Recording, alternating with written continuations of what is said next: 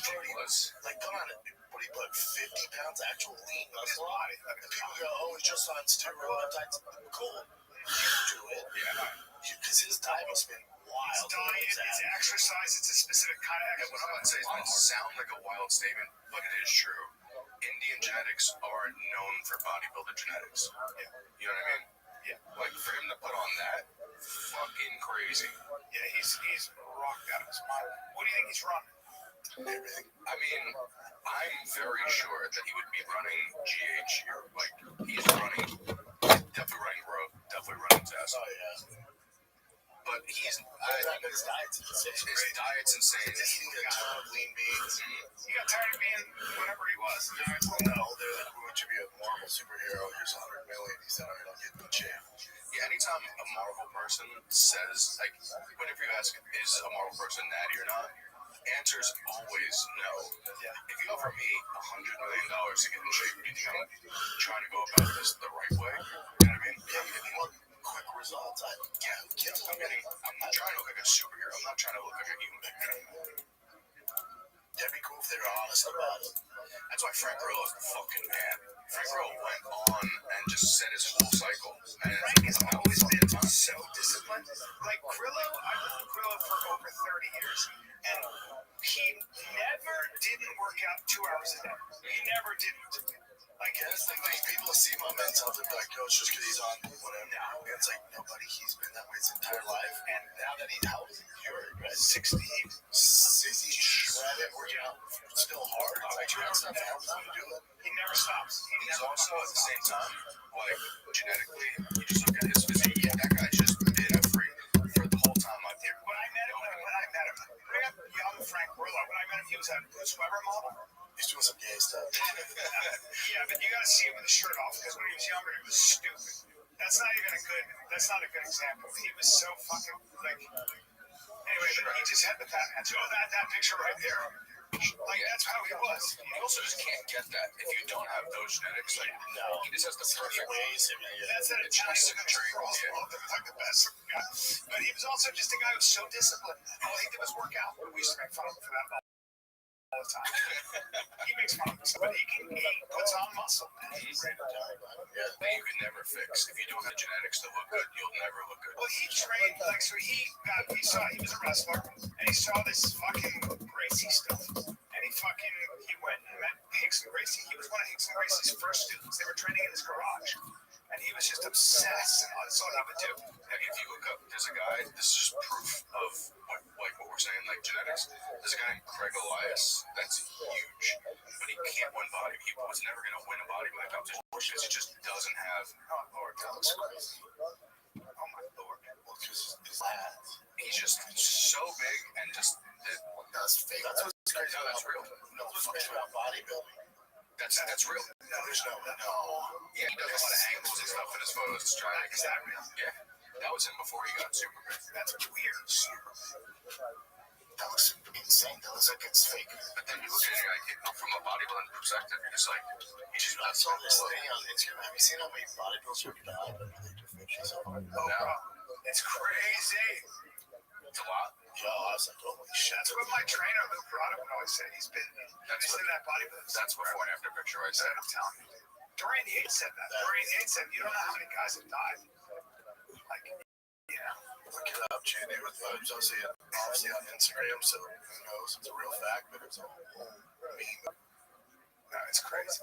The average death is at the 47-year what? Hold on.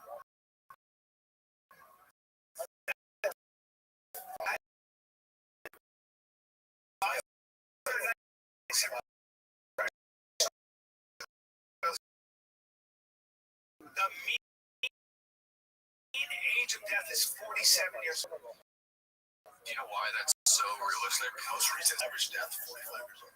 What people don't realize with body all that doesn't mean you still might, but morbidly obese. Well, you're also go back to this playing with your insulin, you're doing all kinds of even if you're doing all in 2021, reported the death of 15 top-level bodybuilders in a single year, with 80% of them being 50 years old. Oh my God.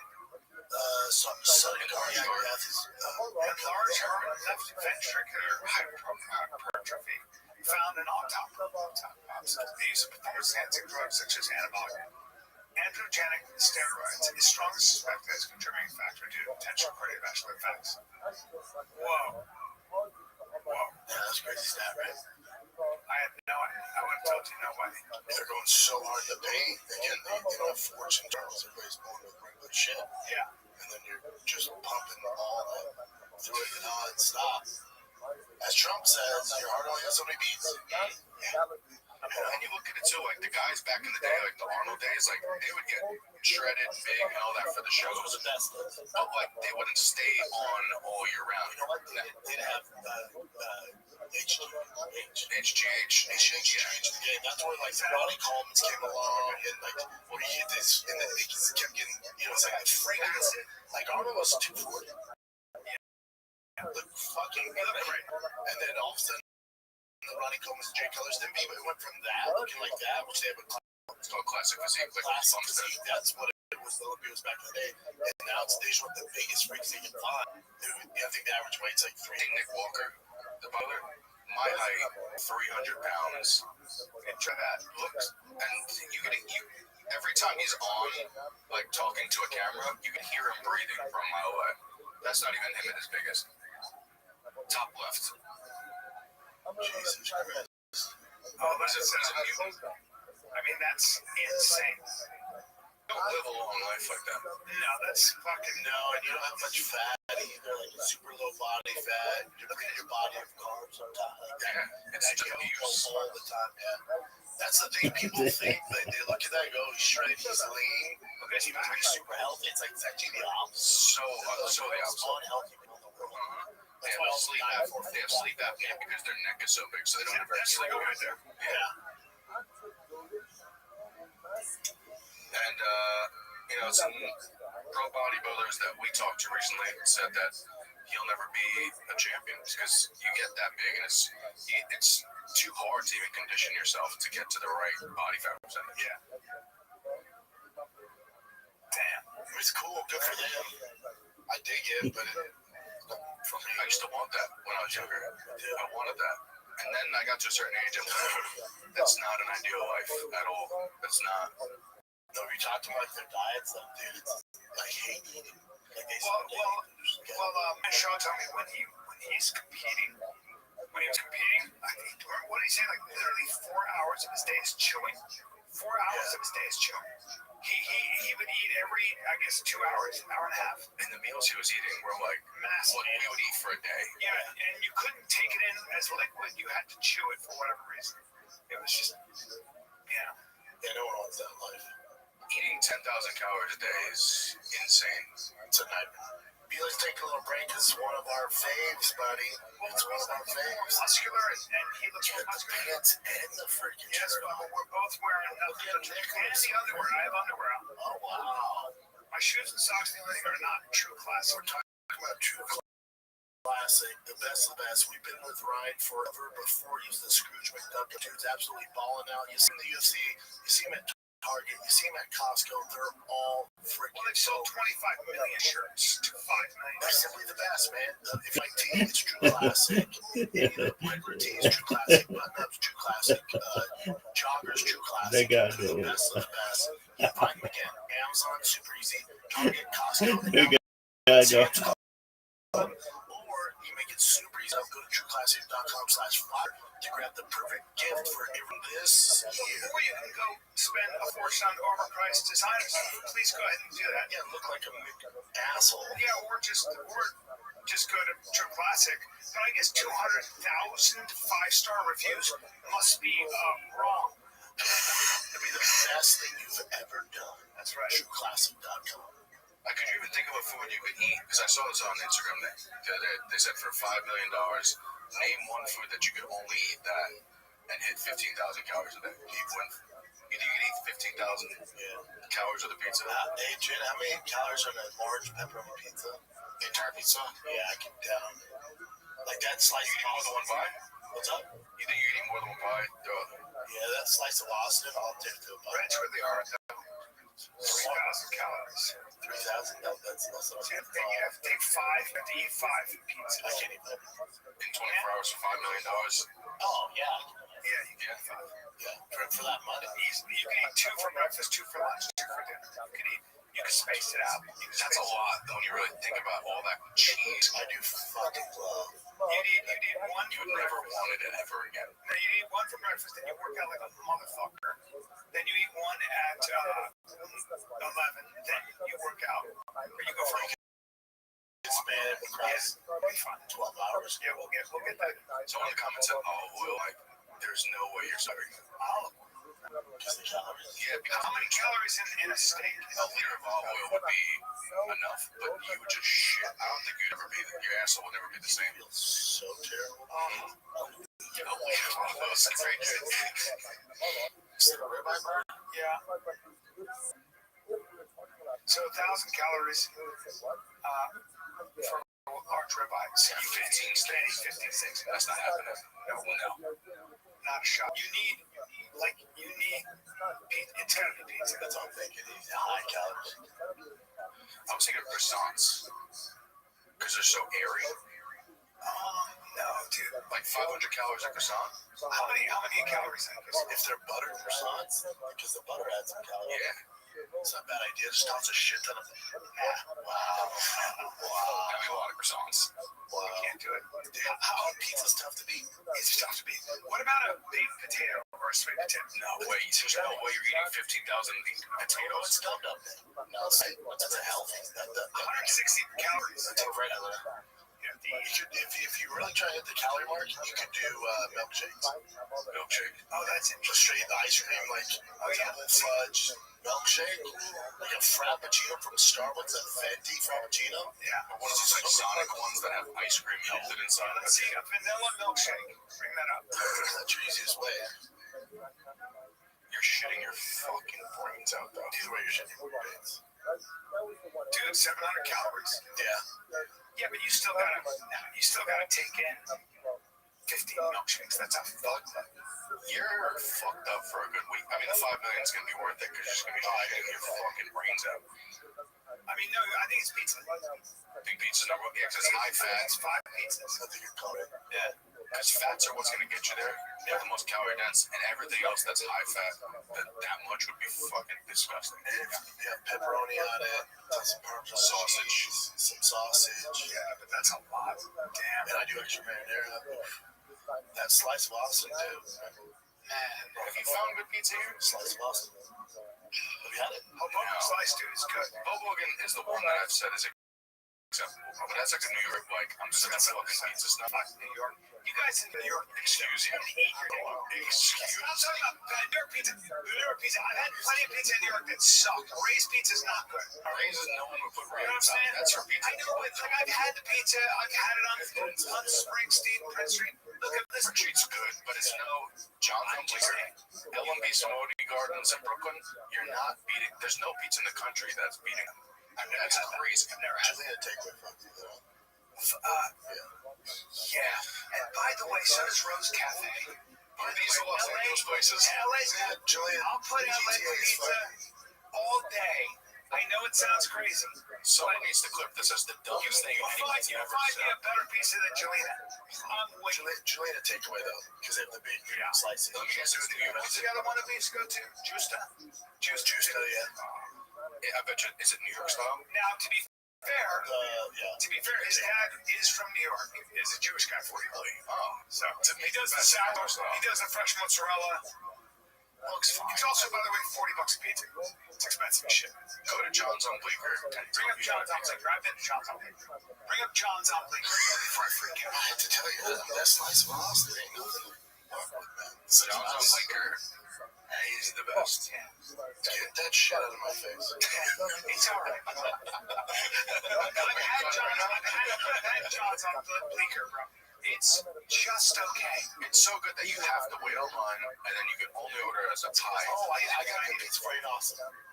It's a guy from Chicago owns it for like Chicago. They do the thin slices too for New York. They have the thick Chicago style. It's called Lefties. Lefties. They fried him from Chicago. They have a fucking brick and mortar right here. I'm not crazy about the thin crust, though, you know? I like a thinner crust. I'm a thin slice guy. It's gotta be it has to be a well done slice. Not crispy? Yeah, you gotta have a crisp too. I don't want it to fold and be And you're greasy. yeah, like an oily stuff. Fuck yeah, dude. I will say one thing, and you probably enjoy this pizza. There's a place in Connecticut that might top New York pizza called Frank Pepe's, and it's rated the #1 pizza in the country. And as a New Yorker, it's hard to say that it's better. We're in Connecticut. New Haven. Really? It's a guy from Napoli, and he makes it like the same style as from back Well, home. they go crazy, those guys. With the semolina. It's Maybe what's the place that's Mark Henry owns in New Jersey? It's called oil slice, and it's incredible. But again, fucking love pizza. Yeah, that guy. That guy's actually taking his tomatoes so seriously. It's mozzarella so seriously. He knows. Oh, no, that's Mark Henry. That's a black guy, right, Jim? I'm talking about Mark Henry, the comedian. Frankie Hancock. Come on, guys. That's a black guy. It's the same name as pizza. That is for sure. I know, but there it is. You did this. You said it was unbelievable. It's Pinos. Yeah, dude. Wow, that looks fun. I can already tell it's good. That picture was terrible, right? But, that's fucking great, dude. I would put New York pizza over pizza from Italy. That might be a hot take. I mean, I just had pizza in Italy, and I was like, okay. It's fine. And they also, when they try and act like they know pizza, advanced pizza, they didn't have tomatoes until the United States came along. So That wasn't actually the United States. That was so tomatoes were the Americas. I'm sorry, they were the Americas. Yeah, before the Americas, no tomatoes. I've never been anywhere where I was like, oh my god, I've had good food everywhere, but it's not like There's certain places that are it's just just like kind of family. New York pizza, Philadelphia cheesesteaks. That's all right. What? You haven't been to a cheesesteak? Well, here's the place called Chicks in Morristown, New Jersey, or South Jersey. So it's near Philly. Yeah, and the thing about Philly cheesesteak, you do it right, is like they got Where's the place where Bradley Cooper goes? they got a bread, they got the bread. Right, Yeah, that was good. My boys own that Supreme. Yep. The bread, which is good, but there's a place that has the sharp provolone. It's sharp provolone. They got the broccoli raw, and then they got the sausage. So I know it's not a Philly cheesesteak, but goddamn, it's good. I like the whiz on it. Just describe it. You like the whiz? I just like the whiz. Well, I know I do. The shaved beef, shaved steak, right? Then you get the aged provolone. Okay.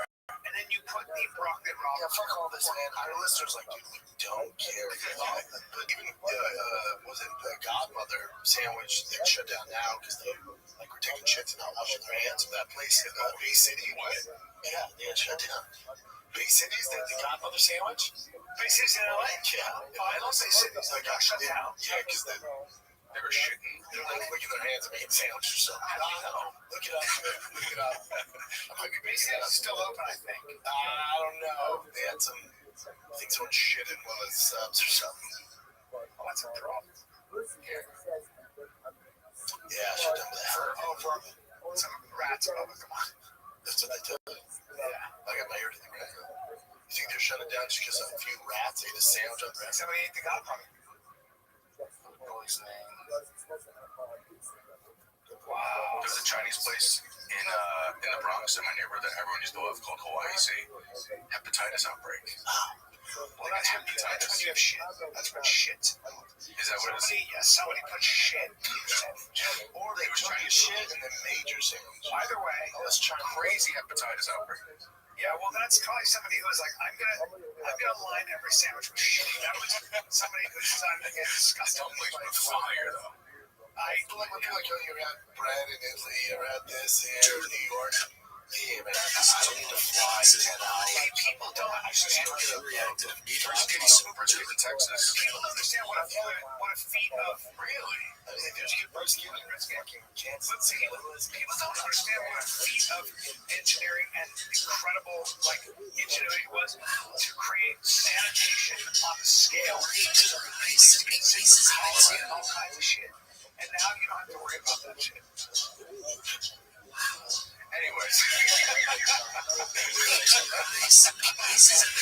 There's one history minute with Brian. This is the history minute, guys, with Brian. You're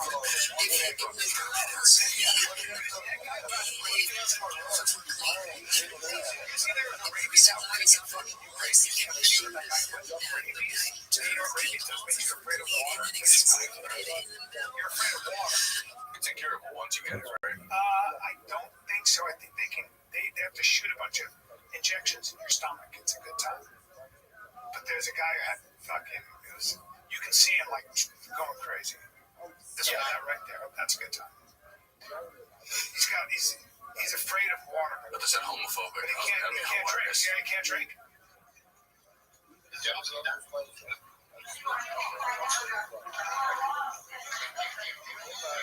You go crazy. Drink some water. You gotta drink some water. IV. You can't hold them down too. The IV you can't. You gotta strap it down. And they'll panic. This is every fat person in the Midwest when it's not a 2-liter bottle of soda. It makes you. It kills you. And the disease is so amazing. You know, it spreads. It makes you crazy, and you bite somebody and give them it. What if that's where a zombie movie is? Shit, a zombie. Yeah, it's legit. This was a legit problem. It's like he's being dramatic. No, he's not. No, he's not. That's what he's dealing with. That's what rapists do. They can't. Not that he can't drink water, but he's really shaking, doing act outs. You can't. They can't even go near a body of water. They'll freak out.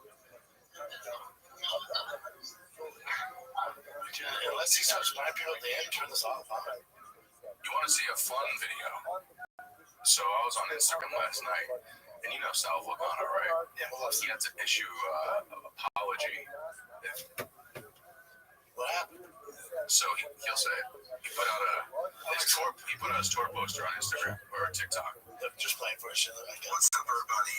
Sorry for the way I look. Just been laying around the house all day waiting for the Steelers Ravens game. Yesterday, my social media team posted my tour poster across all my social platforms. And they did so on TikTok without audio. I found out today, when I was alerted to this post, that TikTok will assign their own trending audio to your post, even if you don't post any audio.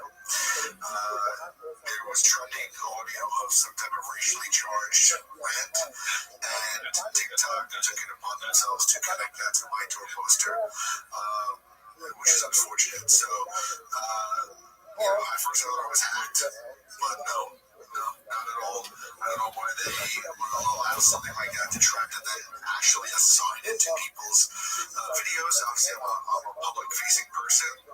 I saw in the comments that it happened to a bunch of other people. Just be on the lookout for this, because obviously we have careers, lives, reputations, right? So that's all. For the record, Sal is not only the nicest guy ever, not racist, also one of the most PG. Like anybody could go see this guy. So Sal's great. Let me see the original post. Though. Watch the post is crazy. What's wrong with TikTok? Now Jews be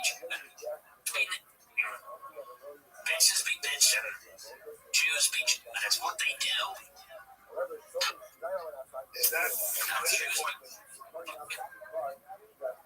And TikTok just thought that because TikTok just will look at and go, they should fit this trending sound will fit what you're doing. Man, that algorithm, that's fucking brutal. Wild. This is why we don't let you post your own things on social media, bro. Yeah, is Nick Fuentes banned from TikTok? Everything. Yeah, I wonder why. Except for X. Yeah, but he's not racist. I love when he's like, I'm not racist. But you are. I mean, yeah. I mean, that's why he's Gone from an expansion team to a playoff team. And tonight, for the first time in history, a state that has had Super Bowls, golf tournaments, tennis tournaments, spring training, and hurricane football will host an NBA playoff game. Hello, I'm Craig Sager. The sellout crowd is 15,008, but the demand in tickets has been so large that some seats have gone for over 10 times their face value. This is my ticket. It is also your ticket, and I invite you to join me as we go inside the Miami Arena, where the Heat logo, flaming basketballs, burning nets, and the hottest ticket around all indicate that the heat is on. I'm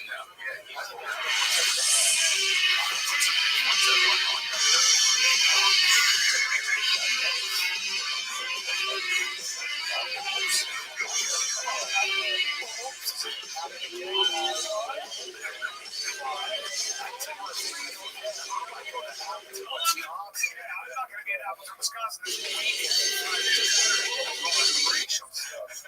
all those racial jokes I'll probably by accident. But all right, guys, enough's enough with the hate. If you also don't like hate, come to Appleton, Wisconsin. Or where the fuck am I going? Edmonton. Weekend after that. Hilarious. Yeah, work for them. Yeah, got attention. Like, those tour posters usually eat dick. Yeah. And you can make some cool ones. People are like, all right, dude. Remember back in the day, we could put up cool graphics and people would just like it. Yeah, people were just like, the bar raised way too high, like just a normal. Dude, all of that stuff. Yeah.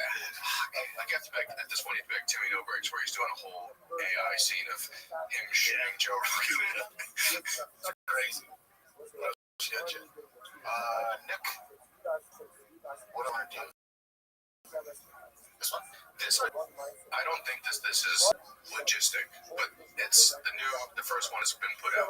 The flying car? More than a decade of development, the world's first commercial flying car is now in production and is being assembled right here in the United States. The Olive Model A Ultralight is a road legal vehicle and aircraft that will fly above the roadways. And get this, there's room for two inside. It will run for about 200 miles on the ground and just over 100 in the air. The innovative aircraft also has a cruising speed of 110 miles per hour while in flight. And though attainable for some, the flying car will send you back about 300K. We started making a first car model. Well, the first car to be kind of like a test car to be delivered and see how people will use it in the real environment. There's a lot of regulations which you have to comply. You cannot just fly anywhere above New York about something serious. That's not this works. And our number one, actually number zero priority is safety. So we want to make sure that people operate it safely, exactly as it's intended. We do provide the training. It's actually pretty simple. It's literally in the air. It's simpler than driving a car. You still need a driver license. But it is very simple to operate. Nick, I can literally teach you in less than half an hour. Multiple people in the comments said, "Why is Brian Callen narrating the beginning of this?" Is that thing, is that AI or is that real? No, it's real. It's real because Elon, I know for the debut of their next car, it's going to be flying. Yeah, he's working on it. I feel like for obvious reasons, that's a bad idea in New York City. Yeah. Things flying in New York City near Terrorists buildings. are like, oh, hell, Yeah, that's what I'm saying. Yeah. 110 miles an hour, I mean. But there's going to be so many regulations on this. Like, if you buy one, you're kind of fucked. I guess you could fly around here a little bit, you know? Guess. What if you need a pilot's license? I don't think so. You just need I don't know. He said driver license. You're not flying very high, right? Yeah, I was just going to say there's going to be an elevation issue.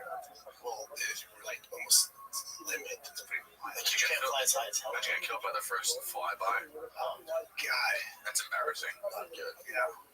Drunk chick falls on the side. Dude, it's going to be... Imagine a drunk driver. I didn't even think of that. Yeah. A fucked up driver. Depending. Yeah. Depending. Yeah.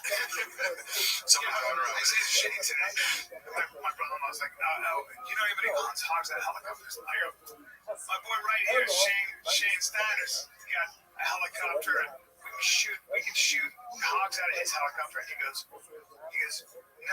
no. I don't have people who are hunting who don't know how to shoot because they'll shoot the blades off my chopper because when I dip, people go goo, and it kills you, okay? So that's not what I do. What I do is I end up, I have professionals like Tim Kennedy.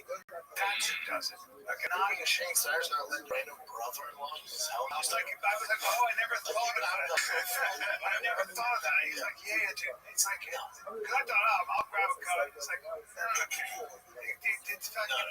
Yeah, happens all the time. The fact that none of us thought of that is exactly why. That's right. Be the fucking worst. That's right. I never thought. I was like, I'll just shoot the fucking now, dude. We're coming this way. Yeah, that's a real fucking problem. That's gonna. Yeah, you're going out. But again, Right. I wasn't thinking about this one. That's why we don't know that. Yeah. That's why we We don't have to worry about this, though. don't have to worry about this. So shit, Jim. Let's see. Nick has some Reddit stuff here. So this is not a video. This is just someone found a colorized photo of a Shah talking to FDR, and everyone says this. They thought it was you photoshopped that, and I found out that is the original picture. That's not the Shah. That looks like the king of Saudi Arabia. Oh, that's what it was. Yes, yes. That's the king of Saudi Arabia. Are you Saudi Arabia? Dude, if you grew into it, Yeah, that's. I mean, You that's grew not up- Photoshop. No, it's a real photo. it's real. You do actually have that look. You're The same. Are you Middle Eastern at all? I don't think so, man. I'm gonna get you an ancestry test. I know. This might be your. I rock with those. Oh, dude. Oh, that's Brendan Shaw. That's Brendan Shaw. Dude, That's Brendan Shah. well, the Shah's the Shah's irrelevant. Shah Akbar. But that's, Jesus Christ. dude. Yeah, fair It's Brendan point. Shaw Akbar. I would definitely fit in out there, you know. Yeah. The hobby. That's funny, man. Right. Yeah, that looks like me in 10 years. Yeah. I saw it. I'm like, he has to see this. This is I've never crazy. seen it. That's great. It's a real colorized photo. That's FDR back in the day. Damn. That is, yeah, it is. Yes, it is. You were alive So at that time. that's bin Faisal. That's Faisal from the House of Saud. You're a fucking dork for knowing that. That's crazy. Did you? I've been in Saudi Arabia for 3 years. Brad bet the needle. That's Definitely a great uncle of mine. Not a big deal. Pretty cool. There's some relations. He had a lot of Have you ever done ancestry? He had a lot of kids. You want to know how many kids he had? It's around 300.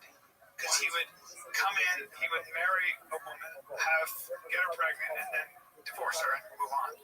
Here, take a look at how many kids. I think it's Faisal bin Saud. I know, man. My soul. Yeah, maybe it's King Faisal. Just say how many children did King Faisal have? Is it Faisal or is it Fickle. the House of Saud? Original King of Saudi Arabia. There it is. Yeah, King Faisal. This is Around 13. Yeah, Saudi Arabia had numerous children. 13 total. No, he had It's not a lot. no, he had It's like slightly more than you at this That point. suggests around 13 children total. Yeah, I think he had 300 though, and that's the Feels like a tall tale. Yeah, it seems like your history's off, though. might be a little off. He only has 9 more than you, but. Yeah, 9's not. Mormons are like getting the fuck out. Can you see like who was the original King of Saudi Arabia? Original King of Saudi Arabia. Yeah, I feel like I should cut this off. Yeah, sure, the podcast gets scripted along with it. you're right. Maybe do this on your own time. The same guy who learned about E. coli before it is. Abdulaziz bin Saud. Take a look at how many kids that dude has. That's the guy. I'm sorry. My bad, everybody. 45, that's better. 45. Still pretty good. 55 fucking kids. No, had around 90 total. Craig's like the 90 kids. How many baby mamas that have to be? What's that? How many baby mamas? He had 22 wives, sir. it was He was easily marrying daughters from tribal chiefs to form alliances, and then he would divorce them. I think shooting ropes. Oh, you gotta give it up to his sperm. You gotta give it up. They're swimmers. Well, Swimmers. You shoot Arabian ropes. the Arabian Bedouin were famed for their peace, their sexual, there's all these stories about it, because they lived on camel milk, bread, and dates, and apparently that was like, But they smell like shit. I know. because they're in the desert, right? So it's not, you don't really sweat much. The desert. It evaporates. Nah, I still get stinky, dude. You need baby powder no matter what. So you want to know when you rub yourself with sand, it takes all the oil off. believe it or not, you can get a shower with sand. You can wipe your ass with sand. That sounds miserable. I know, but it'll take it.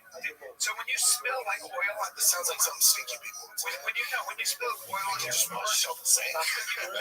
you put sand, you put like flour on it, and it'll just pick it up. I know. You take a shit from me, and then Wipe your ass with sand.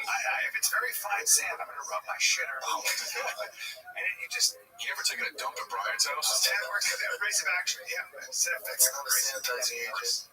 Yeah. So I want you to shit, and I'm gonna wipe your ass with sand. You bend over, and I'll just give you an old. People do use sand to clean their pots and pans when you're camping. It works. Now, there's a couple more good ones. Have you seen the new show, The Landman? Landman, yes. Well, here's the land moon. You see Brian's eyes. Fuck you people. Fuck you, all of you. I just don't know who's on the left. Is that Dice? I don't know. That's probably fucking me. Who's on the phone? Yeah, who's on the left? I shit. My dear. Shit. God. At least you look at it. Come think white plus. Who's the girl? Who's that? It's supposed to be Joanna. Then there's Joe on the right. That's What the fuck is over there? The only one that looks like identical is Brian. I think they just copied an actual picture. Right? Is that the Unabomber over there? I haven't seen the show. Landman? Man, almost said land. Land? Landman's fucking. Is it good? Fantastic. Yeah. It's fun. Is it Yellowstone, Cal? Yeah. Yeah, Yellowstone kind of fell off season 3, 4, got super slow. Landman's only the second season, but it's fucking. It's facts. Yeah. It's fucking great. I've been looking for My a favorite show. on TV. Yeah. Especially now. Stranger Things, is it tonight? The 7th? That's what I'm trying. I don't know. This dude keeps sending me these fucking things in my hopes up that they're gonna release I'm full on conspiracy theories right now. But I love me some conspiracies. Then I watch the videos he sends me, like, if you pause it, you gotta be super dork, which I appreciate. But like, if you pause it here in season 2, episode 7, at 4 minutes in, the clock says set at 1:07. It's like it's 1:07. We look here, it's 1:07. And they go so far. There's no strange things that happened to episode tonight. This was a viral fan theory called Conformity game. Is this cool with you? Yes. Yeah, listen, man. I'm gonna listen. I'm still checking. There's a mass hysteria going on. People are going It's a super. great idea. Because if they go, That'd be brilliant, right? everything, because like the people, if it's not happening, then the commenters are better writers than the Duffer Brothers. Pissed if it doesn't happen. Yeah, like because The thing to do is just spring it on us. Oh, dude, I fucking should have got you. I thought he did. Someone made a shirt that said "Stronger Things." that's sick. Emma Gordon. That's sick. That's sick. I can't wait for it. It's so sick. That's sick. I'd wear that Yeah, on stage. I'll get you Hey one. guys, I want to say hi. No, I it was his thinner things. You do have a very Demogorgon physique. Yeah, but I'm not even up on the. I know I'm being insulted. I'm not even up on the fucking chronology. Emma Gordon like abs, shoulders. Those But they have that very narrow strength. Yeah. They're wiry, Yes. like an avatar. Of an avatar body. There's no way they release a special Stranger Things tonight. You don't think so? It would make my The only thing that is telling me that there's a possibility of something is when they asked Millie about the ground, they're like, and sorry for anybody who is an Listen, adult that doesn't watch the about show. the dance. All the guys in the track team decided to go to the movies and skip it. No big deal. This season. You didn't see Stephanie sitting on the couch over there, dressed up like a plastic gun. She took it pretty hard, huh? She was devastated. It broke my heart to see the tears in her eyes. It's kind of You didn't think about her feelings at all. Not only did you ruin her night, but you missed out on getting to know her. But on the 12th, they're putting out like a table read of the fun. So that's what I wonder. I'm gonna watch it. Oh yeah. But I'm like, maybe that's the because in the. He was sorry about what happened, and he wants to make it up to me by buying me a pizza at the mall. Steph, I gotta talk to you. And I have to talk to you. Ryan, apologize. I know. The whole school knows. You're Mike. Dad chased him down the hall, clobbered him with canned ham, and then shoved him in a locker. You talked to him? What did you say? So, and there's a lot Okay, of things I told him that Also, if you watch the end, they're all in orange jumpsuits, which doesn't make every other grade that they graduated was green. Yeah, so they're orange, and they're thinking it's Vecna's, like, and so that's his ending, where they're thinking they're spot they did well, so they're all in orange, and if you look at everyone behind every single major actor, they have the glasses like Vecna, they're also sitting like this, every single one. Yeah, and they also said that when they asked the Duffer Brothers at the beginning, they're like, what's a way to describe the season? And they said traitor. And so far, nothing's come out that seems very traitor-like.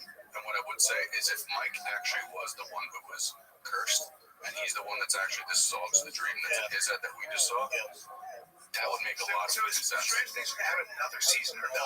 This is supposedly the end. They're gonna have a spin-off. They're gonna have spin-offs.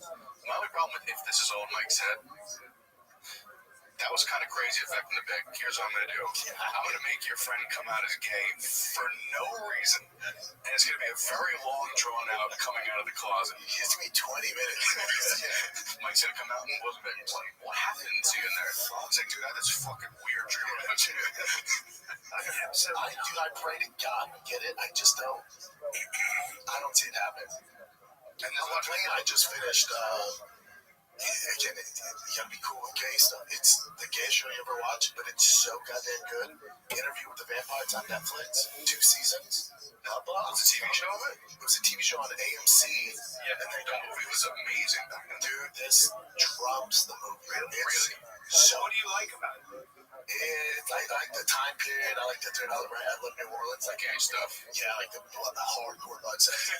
Just the vampires are like realistic. It's cool, man. Yeah, I gotta check it out. dig it. It's except there's gonna be some. If you have problems with Will, then the last season There's a banging. yeah, hardcore Do vampire. they show dick? No dick, but they're naked a lot. Yeah. I feel like shows are showing more dick nowadays. Like, watch The Boys. I didn't watch Boys, but his big dick, right? There's a lot of dick happening. A lot more dick than tits in that show, which is crazy. Yeah, I'd say that Interview with the Vampire on Netflix is the best vampire show or movie ever. So, Really. yeah, it's good. Speaking of movies, I actually was just telling Brian about this other day, and this is the gayest thing I've ever said out loud, but the new Sydney Sweeney movie. Which one? I think it was called, The Lake? Something? no, she's like a maid inside the house. Did you see her in the lake one? No. Bubba. On Amazon? What is this movie that just came out? Housemaid. Housemaid. It's such a crazy twist to it. Scroll in, Jim. Let me see the rest of the movies. Before we go to Housemaid, no, you're on it. You have just these right. Yeah, let me see those. Echo Valley. Echo Valley. You ever seen Echo Valley? She plays meth addict. That dude, that's your homework for the night. I'll watch it. Knock yourself out. I'll watch it. Then get to the gay stuff. But yeah. You know what I've noticed about her? She has to. There must be something in her contract that says she has to show her tits in every movie. And the one movie that didn't work out and it's been a flop is the movie where she played an ugly girl. No one wants to see an ugly Sydney Sweeney. Oh, Jim, that's my problem with Pluribus. That I've continued to watch. I'm like, all right, whatever. I'm distracted. Could we not get a physically more attractive female be the lead? So ugly. Oh, I know. No, she's just some lesbian, and I'm like, I'm not gonna watch her for It's not keeping your interest. If you're Sydney Sweeney, I'm the best show of all time. But she's just like this lesbian, and she's real mean to people. And I'm like, This is a hot take, and I think that people are going to be like, who the fuck are you to say this? I don't find Sydney Sweeney to be that hot. I don't. She's downsy in the face. that's Brian's type before we move on. Brian's like, actually, No, she needs bigger arms and calves. Brian loves the muscle comic. And a dick and a mustache. I need you to take that with Sebastian. I can't, dude. She's not that. You're blinded by her tits. You're blinded by her body. Yeah, I would say overall, And I'm not a tit guy. I would say overall that you may find that she's got a great personality. She's beautiful. Oh, and she also works on multiple trucks. Mosaic Down syndrome. Now, I would be all over that. That's a great time. guys are insane. She's I don't know what the booty's about. I don't know what her butt it may be. You never saw that's very Sydney Sweeney. that she's not down to I know. I understand. She's got the hooded eyes, and she tends to look a little bit. She's You guys are idiots. the hottest girl with Down syndrome, for sure. Wow. Who's like your North Star girl wise before All time, like just anyone right now? Adriana Lima. When she was young. Yeah, that's. I mean, What? there's no one who disagrees with you, sir. I mean, when she was younger, organic. That's it. Jen, let me see her smile. The early days, the front teeth there. Oh, some early days. Yeah. Here's the problem though. No talent. It's a model. This is a good point. No talent. She'd be terrible at that. This is a good point, Brennan. Not that big, okay. No, this is. Oh look, she has Jen's face.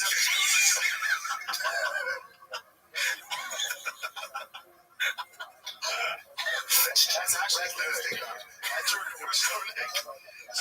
She did age expansively, but She didn't age well.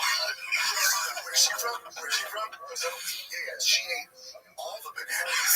well, this is where she was younger. That's why I said all time. When she was younger, it's hard to even. Come on, with her teeth, her mouth. You're gonna hate on Sydney. You're fine, though. She's impossible. That's the most beautiful girl that's ever existed. How large her mouth is. Those are Sydney Sweeney looks like she should be. Come on. Okay, first off, Sydney Sweeney, she looks like she should be chewing grass in a field. What are you talking about? Chewing on this Bro, those are so aggressive. Should we give her carrots? Aggressive. I'd feed her anything. Bring up her body, though, like when she was young in Victoria's Secret. The talent is what you call the talent. I'm with you on that. Talent's enough to protect. Sydney Sweeney, great actress. Great. So, wait till you watch that Echo movie. Right there, Chin. No, Chin. Chin. Go back, please. You're the worst. Dude, I can't read your mind. I can't read your mind. That girl right there, Chin, with the wet hair right there. Dude. Brennan, look at this.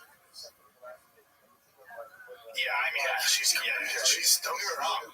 She's but you know what? You're making a point. Like, but like, Sydney Sweeney's talent makes her head and shoulders. Yeah, she's smart too. She's more talented. But, I mean, if you were going to say, then I would go Ana de Armas would be the next decision. I think Sofia Vergara. Sofia Vergara is Ana de Armas has like that natural look to her where you're like, oh my god. Monroe, right? Yeah, she's. Who's this? Ana de Armas, Cuban.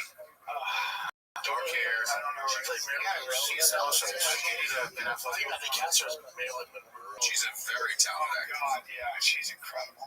Yeah, forget it. Yeah, she killed it. She beats Lord. Lord. Yeah, she's incredible. She's an action star in the John Wick movies Ballerina, and fucking. You're done. You're done with that. Yeah, she's done. You're fucked. You move her in your house right now. You don't have to know her. Move her in right now. I don't even care if she speaks English. It's a huge problem. Also, I definitely have it. Blonde's never done it for me. It's never done it for me. And I know people watching this go, wow, look at these guys saying that. Look, I still have eyes. Look, I'm gorgeous, so I know. She's dating Tom Cruise. Yeah. She is dating Tom Cruise. So she likes small guys. Well, when you're the Average height. When you're the king. Average height. I'd say he's probably around my height. You think so? Yeah, he's big, right? Yeah. Brian also thinks that I'm much shorter than I am. You're 5'7". I think everyone's 20. You're 5'7". I'm sorry to say it out loud. Cut that shit. No, we'll just take off an inch. You don't need to take your shoes It's off. going to be a bummer. Come here, just take your shoes off. Let's just do it. Just take off an inch. Take an average. Yeah, right inch.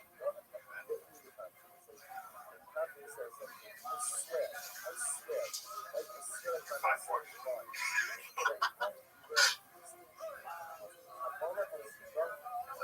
You're almost 5. You're taller than Tom Cruise. 5'7", right?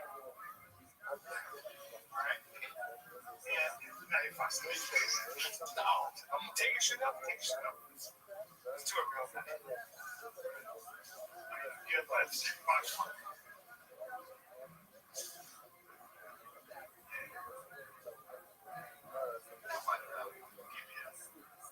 I'm gonna give you in 3/4. No, that's exactly. Dude, something's going on because Netflix just posted another thing about Stranger Things. Like the official account did. What they post? Let me send a chin. What is wrong? By the way, that thing matters. Bullshit. It's off. It's off. It's a little off. It's okay. I'm like 5'10". I was used to be 5'11". Well, but you're so much shorter that I haven't seen you. And they're with me, and they're like, "Hey, you're taller." Because what are you? You're 5'10". Yeah. So 5'11". Some guy looked at me and goes, "You're a big guy." That's crazy to say. It's like, They just posted that chin, so what they post? Netflix Stranger Things. This is just giving me some mold in my algorithm. It literally just popped up. I just hit refresh, it popped up.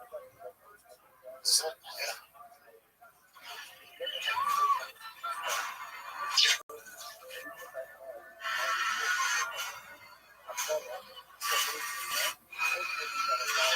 What's that? Does it show when it posted? Nice. Should be here. 6 days ago. I know, that's why why would that pop up on my feed right now?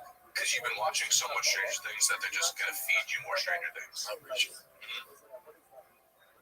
But they haven't posted anything on shit, like recently. This is the top of their...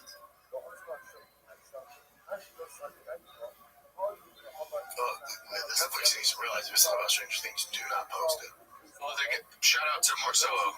Marcelo's I started with him back in the day, comedian from SNL, and he's put on a Netflix special, and he's very funny. Oh, he's great. Yeah, he plays. SNL. Yeah. But also, don't post anything about Stranger Things. Great though. Marcelo, I respect the shit out because he used to be when we were doing like the Grizzly Bear back then, which was like this shitty club. He was a kid. He moved here from Miami, Cuban kid, and he would stand outside every day and bark the whole whatever weather, just barking outside just for 5 minutes at the end of the show. Did you ever see Sebastian impression? So good. It's wild. What is going on with that kid's teeth? Did he have some kind of Yeah, I have some sort of disorder, and he doesn't have he doesn't have something. his collarbones? Yeah, he has something wrong with the shoulders too. This kid just make fun of him. He's born without teeth in the collar. Yeah. Yeah. Did he get it fixed at all? Yeah, he makes like 4 million episodes. So I think he have that. It's crazy. He's also a crazy talented Broadway actor. And he can sing his ass. Yeah, he's super talented. It's a bummer when a show ends, man. Yeah, That I put that in like the top endings that I hated with and Sopranos. So trash today. What's that? Sydney Sweeney and then the Strange Things ending was. You like the ending? It's not It terrible. was an hour epilogue. I don't mind it. I think that's a lot of time. It's so much epilogue. I'll take it, dude. I invested in these fucking characters. I need to see how it ends. And the way that it's Tom ended, compared to like Lost and shit. I'm putting it up there with there. No, you're on the internet. It'll skew your view. We're like, oh, it's so bad. But if you rewatch, you watch season 8. You don't think that Vecna dying, spoiler, Vecna dies, him dying was the most not cinematic thing. It was so anticlimactic. He just slowly falls into that spike, and he's like, I enjoyed it. and then Joy comes and axes him. That was awesome. There's a theory out there because Vecna, hear me out, Vecna were able to hold their bodies, and that's her son that she actually axed off Will's head, and he switched. So that's This is the absolute worst podcast ever. Damn, just who is Vecna? Yeah, no, nothing. No. What's that? He said that monster guy. He said he was Vecna. I just can't. It's too. That's him? It's been over like 10 years. What about him? He's a monster. Why is he a monster? Like, what's You can't get into it. You gotta watch it. It's so much. It's too much. It's Yeah. The real actor is very David Bowie. He's very androgynous. That guy right there? Mm-hmm. Handsome kid. super. Hell yeah. Oh, there. By far the best actor. Him and Sadie Sink, girl Max. No, Max. She's great. She might have been my favorite. That's scary. His face is scary there. That's fucking scary. Uh-huh. Jesus. He's been some bangers too. This dude doesn't miss. Yikes. Like he was in Twilight. Was he? Yeah. Yeah. Yeah. Huh. Yeah, played a vampire. We also had two more good Reddit posts. Oh, good. Dude, the actor that plays Lestat. The actor that plays Lestat in that Interview with the Vampire, bro, his performance I've seen in a hot second. Yeah. Oh, but just This guy I'm gonna sucks. watch it now. Now I have to watch it. What is this? So someone actually is so good at it, and they made a game show like Who Wants to Be a Millionaire. And they purposely do it so your brain's slower. You know, Yeah, it's a good way to bring people down to see who breaks. sneezes on Breaks. Your vibe. And the first thing is like,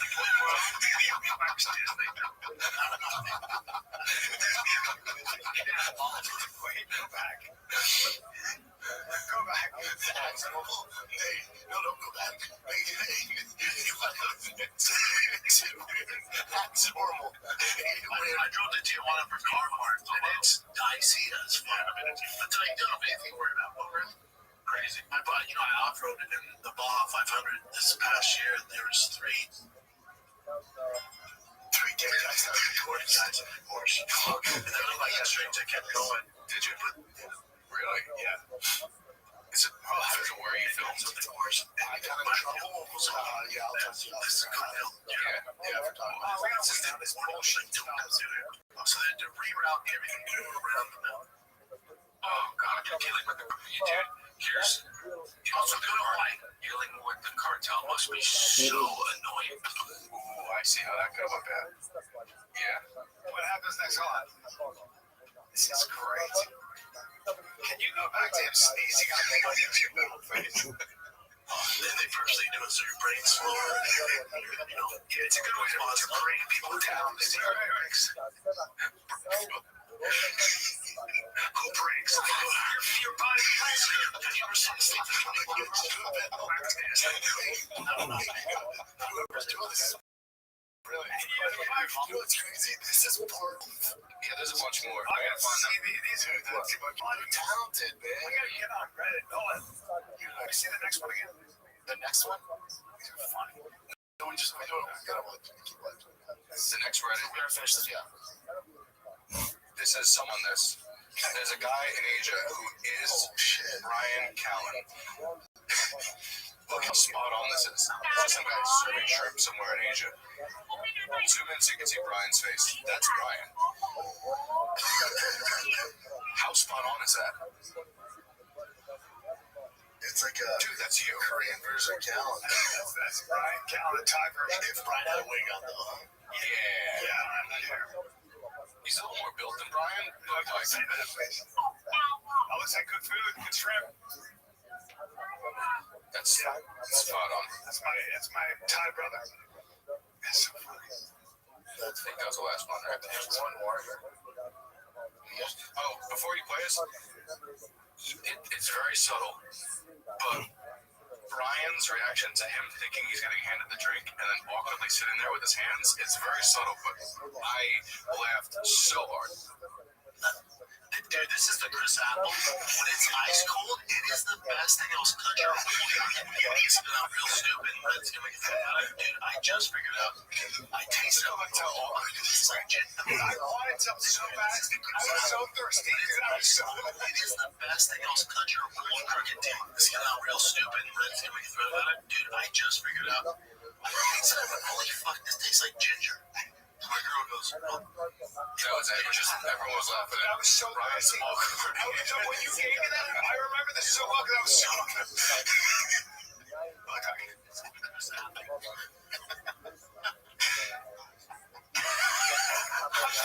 That's not like this. It's like, you didn't know what with your hands. I didn't know my hand out like this. That's hilarious. That's really fun, man. Yeah, fun. Damn, that's fun. That's fun. Yeah, those are the top ones I found. Okay, good stuff, Nick. Shout out to Brad. Appleton, Wisconsin. I'll see you this Friday, Saturday. I'm excited. I changed it. I was supposed to do Thursday, but I didn't, I canceled. Brian's reaction to him thinking he's getting handed the drink and then awkwardly sitting there with his hands, it's very subtle, but I laughed so hard. Dude, this is the Chris Apple. When it's ice cold, it is the best thing else country. It's real stupid and Red's gonna make it out of it. Dude, I just figured out. I tasted it. I tell all I do this like gin. Because I wanted something so bad. I was so thirsty. It is the best thing else country or old cricket team. It's gonna out real stupid and Red's gonna make a threat about it. Dude, I just figured out. I tasted it. Holy fuck, this tastes like ginger. And my girl goes, oh. That was it. Just everyone was laughing at I was so Brian's thirsty. awkward. So when you gave me that, I remember this so well because I was so I'm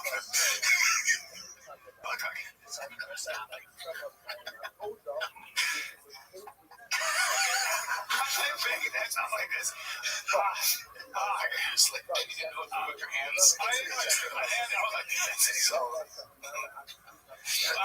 that's hilarious. That's really funny, man. Damn, that's funny. That's funny. Yeah, those are the top ones I found this weekend. Shout out to Red. Appleton, Wisconsin. I'll see you this Friday, Saturday. I'm excited. I changed. I was supposed to do Thursday, but I didn't. I canceled Thursday because I was going to have dinner with Bradley Cooper after he did Rogan, but it turns out he can't make it. He's going to go back. It's so funny. Anyway. Also, I still have a couple tickets left for the second show. I have 4 shows right now in San Antonio, the 30th and the 31st. We're getting really close. There's still a couple tickets left on each show. But Where in LOL? no, the new club. It's called Riot. It's right on the Riverwalk. So we're doing pretty good ticket sales, but we want to sell those. I want them all to be sold out. Who's the guy in the picture? Oh, and Nick's gonna be on me on it too. Nice. Like, sell it out. Team back here. I always sell out for Nick here. All right? We love you guys. This is the Fire Kid. We're out.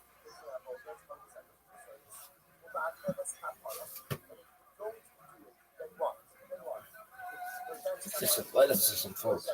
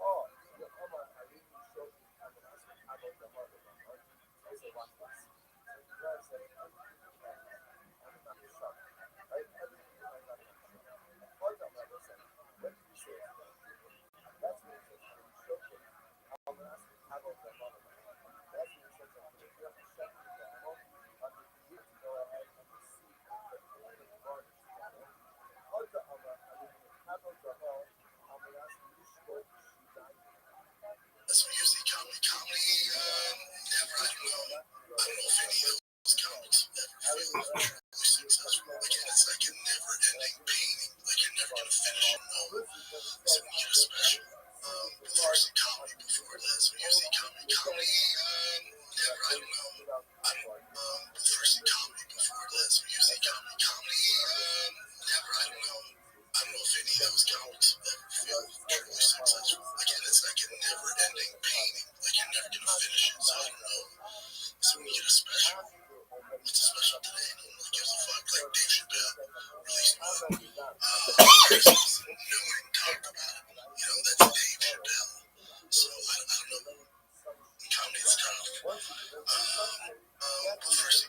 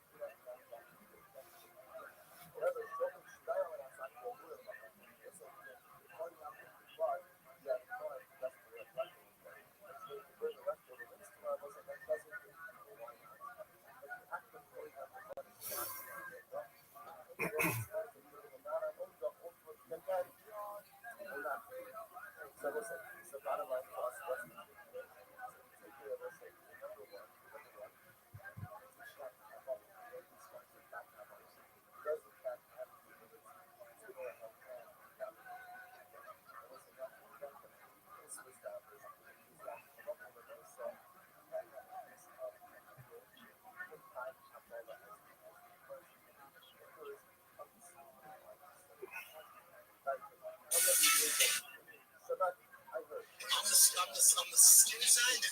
I didn't. It's fantastic. It's fantastic. Very proud of you guys. Why the fuck you lying? Why you always lying? No, I got lying. Why you always lying? Stop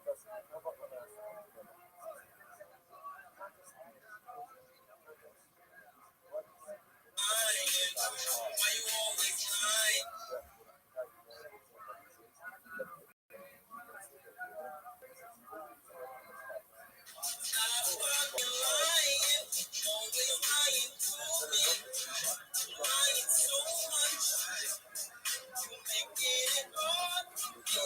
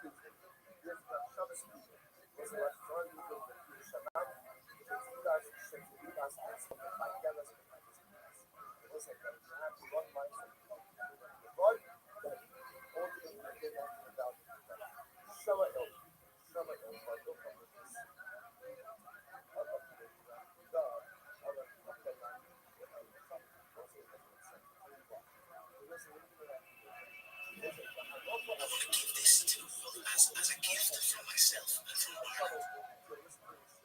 This is who I am. I am an Irishman. A true Irishman. Proper Irish whiskey. Proper 12. It's in the name.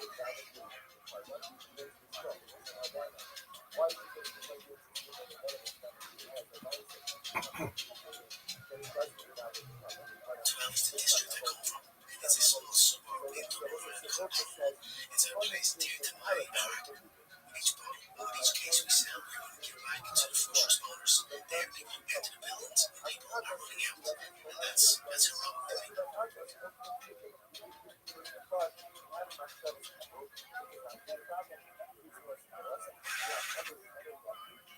Finally came in, kiddos. Well, not kids. You're over 21.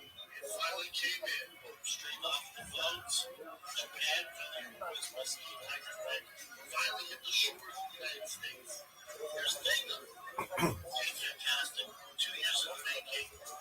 Very much.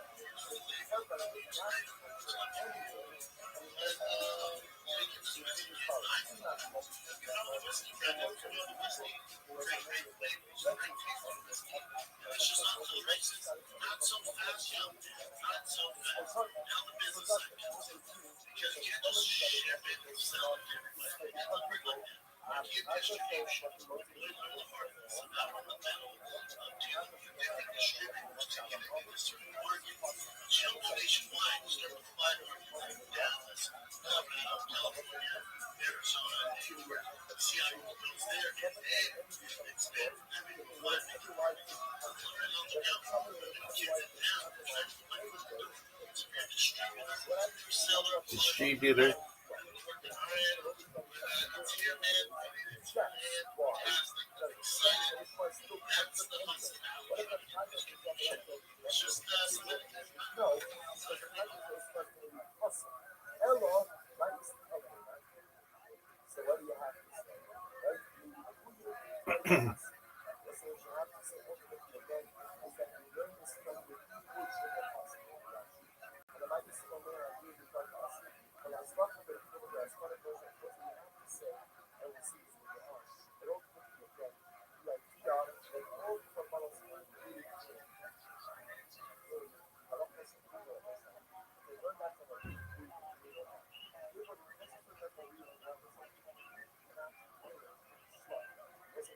Hamilton, Wisconsin. I'll see you this Friday, Saturday. I'm excited. I changed. I was supposed to do Thursday, but I didn't. I canceled Thursday because I was going to have dinner with Bradley Cooper after he did Rogan. But it turns out he can't make it. He's got to go back.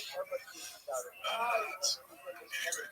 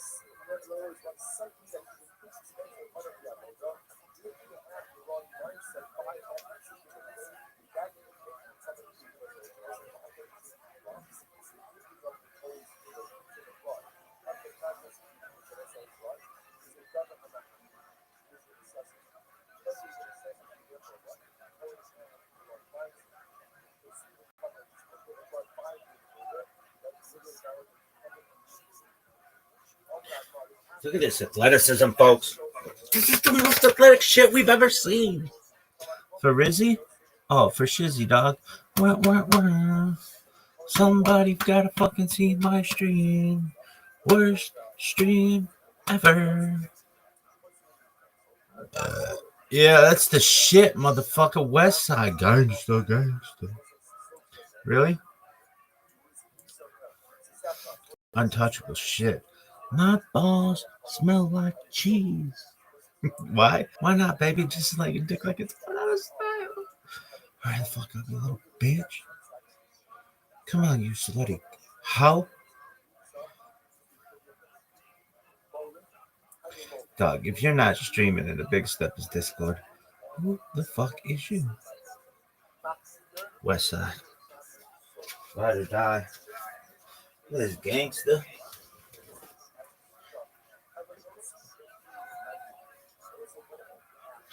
This shit. Somebody comment. This is the. So good. It's real bottom. It's What is going on with that kid's teeth? Didn't he have some kind of a situation? some sort of. He's born and he doesn't have something in his collarbone too. Yeah, he has something wrong with his shoulders too. This kid used to make fun of him. He's born without teeth in the collarbone. Yeah. Did he get it fixed at all? Yeah, he has like 4 million episodes. I think he got fixed. It's crazy. He's also a crazy talented Broadway actor. Yes, and he can sing his ass.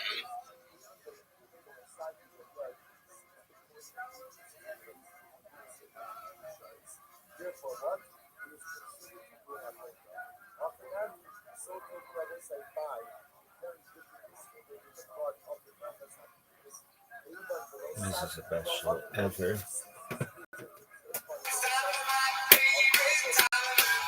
When we get to hear Papa try to speak, move to bed to the day, you better take the game. 10 minutes of shot. Welcome back to 10 Minutes of Shop. Thanks for tuning in. As always, join the Patreon, join the Reddit, join the Discord. On Patreon, you get early access for the show. And we're so happy to have you. But anyway, that's not why you're here, though. You're here to watch 10 Minutes of Shop. Start the timer. Play the J clip. Alrighty, dude. I'm surprised you haven't hit a button yet, dude. Oh, yeah? Okay. That makes sense. Shout out to Budgies. He sent me a bunch of sounds. I'm going to be making some more sounds on the, what's it called? Soundboard. Yeah. Also, one thing I forgot to mention, on our other show, Ragged Tweets, we talk about how Joe Rogan is probably a Muslim. Yeah, so check that out. Bobby Lee is one of my closest friends. Let it cook, dude. All right, the first post is from Don't Lose Your Cool. What? Oh my god, it's called Papa is Making Friends. He lives in my neighborhood in Rough Hollow. He in fact did not win the competition. He is the laughing stock of the street. What? Please tell us more details, if true, any bits. The dude bought his kids quads when all the other kids in the neighborhood are whipping around on Surons. He's a giant dork. And he's even more redacted in person. Okay, so the use of redacted is questionable. Yeah, because like if you're the neighborhood guy, how would you know redacted? Yeah. Maybe he got homeless. He's such a bad neighbor that Shop creates people on Reddit. Yeah. All the neighbors have joined the subreddit because it's the one neighbor that they hate. The Reddit is now like when Shop's a neighborhood, that's like a next door thing. That's what Reddit is for them. They don't have to join next door. Next door watch. Neighborhood watch. Social media. This is it. I don't know why, but there's some like godlike power whenever I just reach over and push this. They're always the right one, yeah. Jonathan and We all Alana pretend like we Austin, don't know other about the movies online will hate. upload It's what are become come out. quite So yeah, you're inside actually joke. from Phoenix, New Jersey, And I feel like regular guy stuff might be a homeless cat. to build a All foundation of the fake things where it's people on the baseball team, neighborhood, it's all great. Those are good bits. They should do school, like his teachers. Maybe not teachers, that's because that's No, his teachers like Colorado. Yeah. People are pretending to be the team already. That's one of the classic bits. It's like you pretend to be associated with.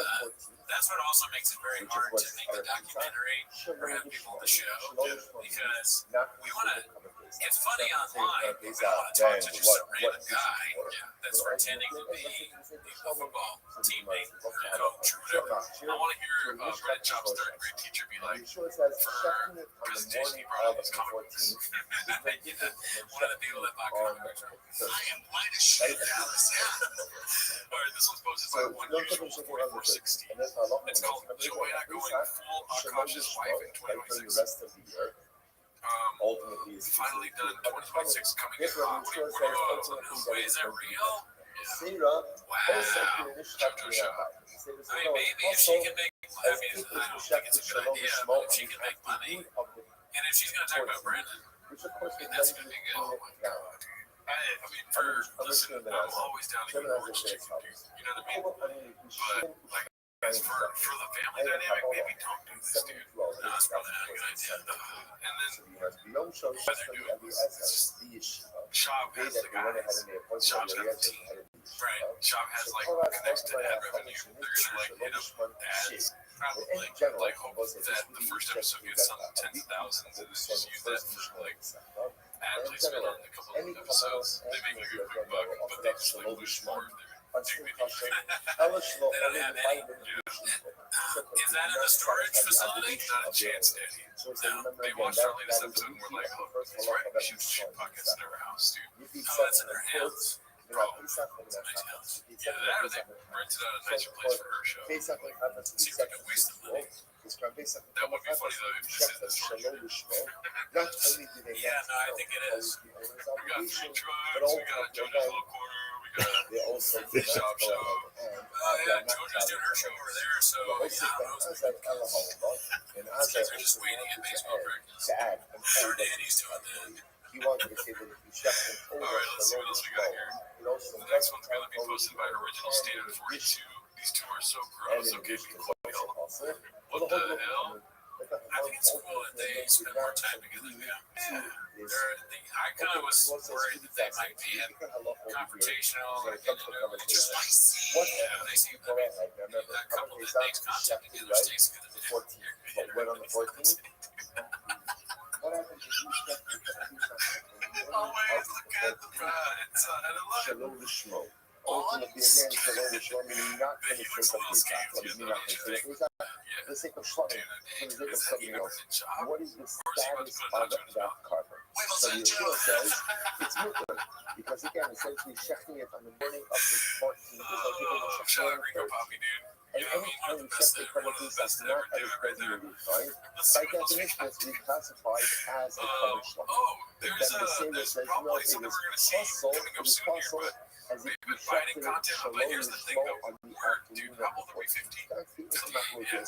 We're like 54, 58 on the yoga. You're still in the second level. But, I guess that's how content works now. Like people just do each other's shit on TikTok and Instagram. You know? Oh, definitely. Yeah, yeah. Is this one of the things where they do the recording? Or it's like a voice, right? Like audio stuff, or they just do the same exact thing. Oh, so all that hot content that we've been like complimenting them on is shit that other people are doing. They're following trends. Yeah, the shop version of the trust fall. Why? Because then they say the whole then the really from the entire Arab Pesach is I guess that means me. for Adam Pesach. I the Gemara says in my video. So what is the meaning when it says if you check on the morning of the 14th? Is this not the worst content you've ever seen? I remember Do you want to put money on it or no? I'm I'm going to say it's probably not the worst content I've ever seen because I've watched it tonight. Oh, dude, great. Right there. I watched Rob Schneider's Luciana special. I watched Jim Bruce collapse. I watched Jim Bruce do a fake fart over and over again. It's too dramatic. Realistic, I suppose, is taking a photo of me not constantly not smiling. I have to be hit, assaulted, to smile. Like it when people ask me to take a picture. I'm good at the smiles, yeah. Not a big picture of myself, never been. It's facts. Ever since I was 6 years old, not been a picture. So I can relate to that. What are you gonna do? Fall you punch me, motherfucker? I love that soundboard in the show, dude. This is great. Virtue Identical, posted by Charming Cow 1688. It's virtually identical. Yeah, I see. It's similar. This is pull the fuck up Because that's a much more dramatic case. Right? Because then you're going to say that it's kosher. But Yeshua ultimately again is going to say that it's possible. Which the Gemara says, even if you do the Shmo, because here the argument is of the Shmo, which currently is not constructed. Lishmo on the morning of the 14th, Havamina, about the Shalom Lishmo, most of you sort of B'Sheira, totally mixed up their rights. Because I would have thought otherwise, that you would show them the Vedic B'Sheira, ultimately again. Yeah, what up, baby? Slang a dick like it's going out of style. What's new in your neck of the woods?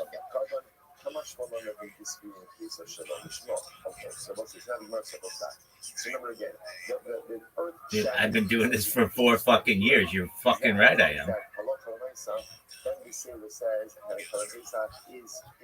Yeah, dog. I have more data archived on the internet than any person in global history. Now the Gemara is questioning that. How could that possibly be? The Gemara says, but the pasuk explicitly said that the Pesach is I got that dog in me. Grinding's my middle name, baby. Always meant what? The afternoon. So how can you say that it's kosher on the morning of the 14th? Oh, I appreciate that, my man. Hey, are you a member of my Discord? This is fascinating. What does being ha'arbaim mean? You're the man. I love you, big dog. All right. Hey, did I send you my free guide to social media? A lot of times people are looking to expand their network, get a job, and I send them a guide that's free that has helped 50 people in the last 2 months.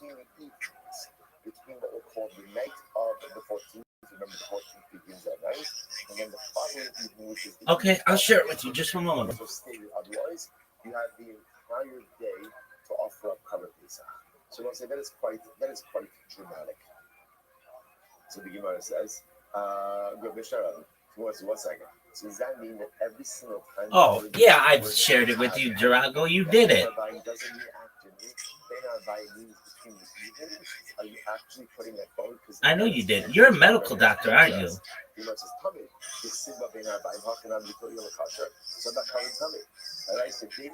Oh, your sister's a medical doctor. Okay. Very well. All right. Well, yeah, you know I got that dog in me. And how have things been for you, Durago? Now you're telling me the entire day, which the Gemara says, as a keves echad taseh baboker. No, it's different because there explicitly says, one keves, one sheep you shall offer up in the morning. That's right, big dog. All right. Well, how has X Spaces treated you recently? The other sheep that's offered up ben arbaim literally means the afternoon.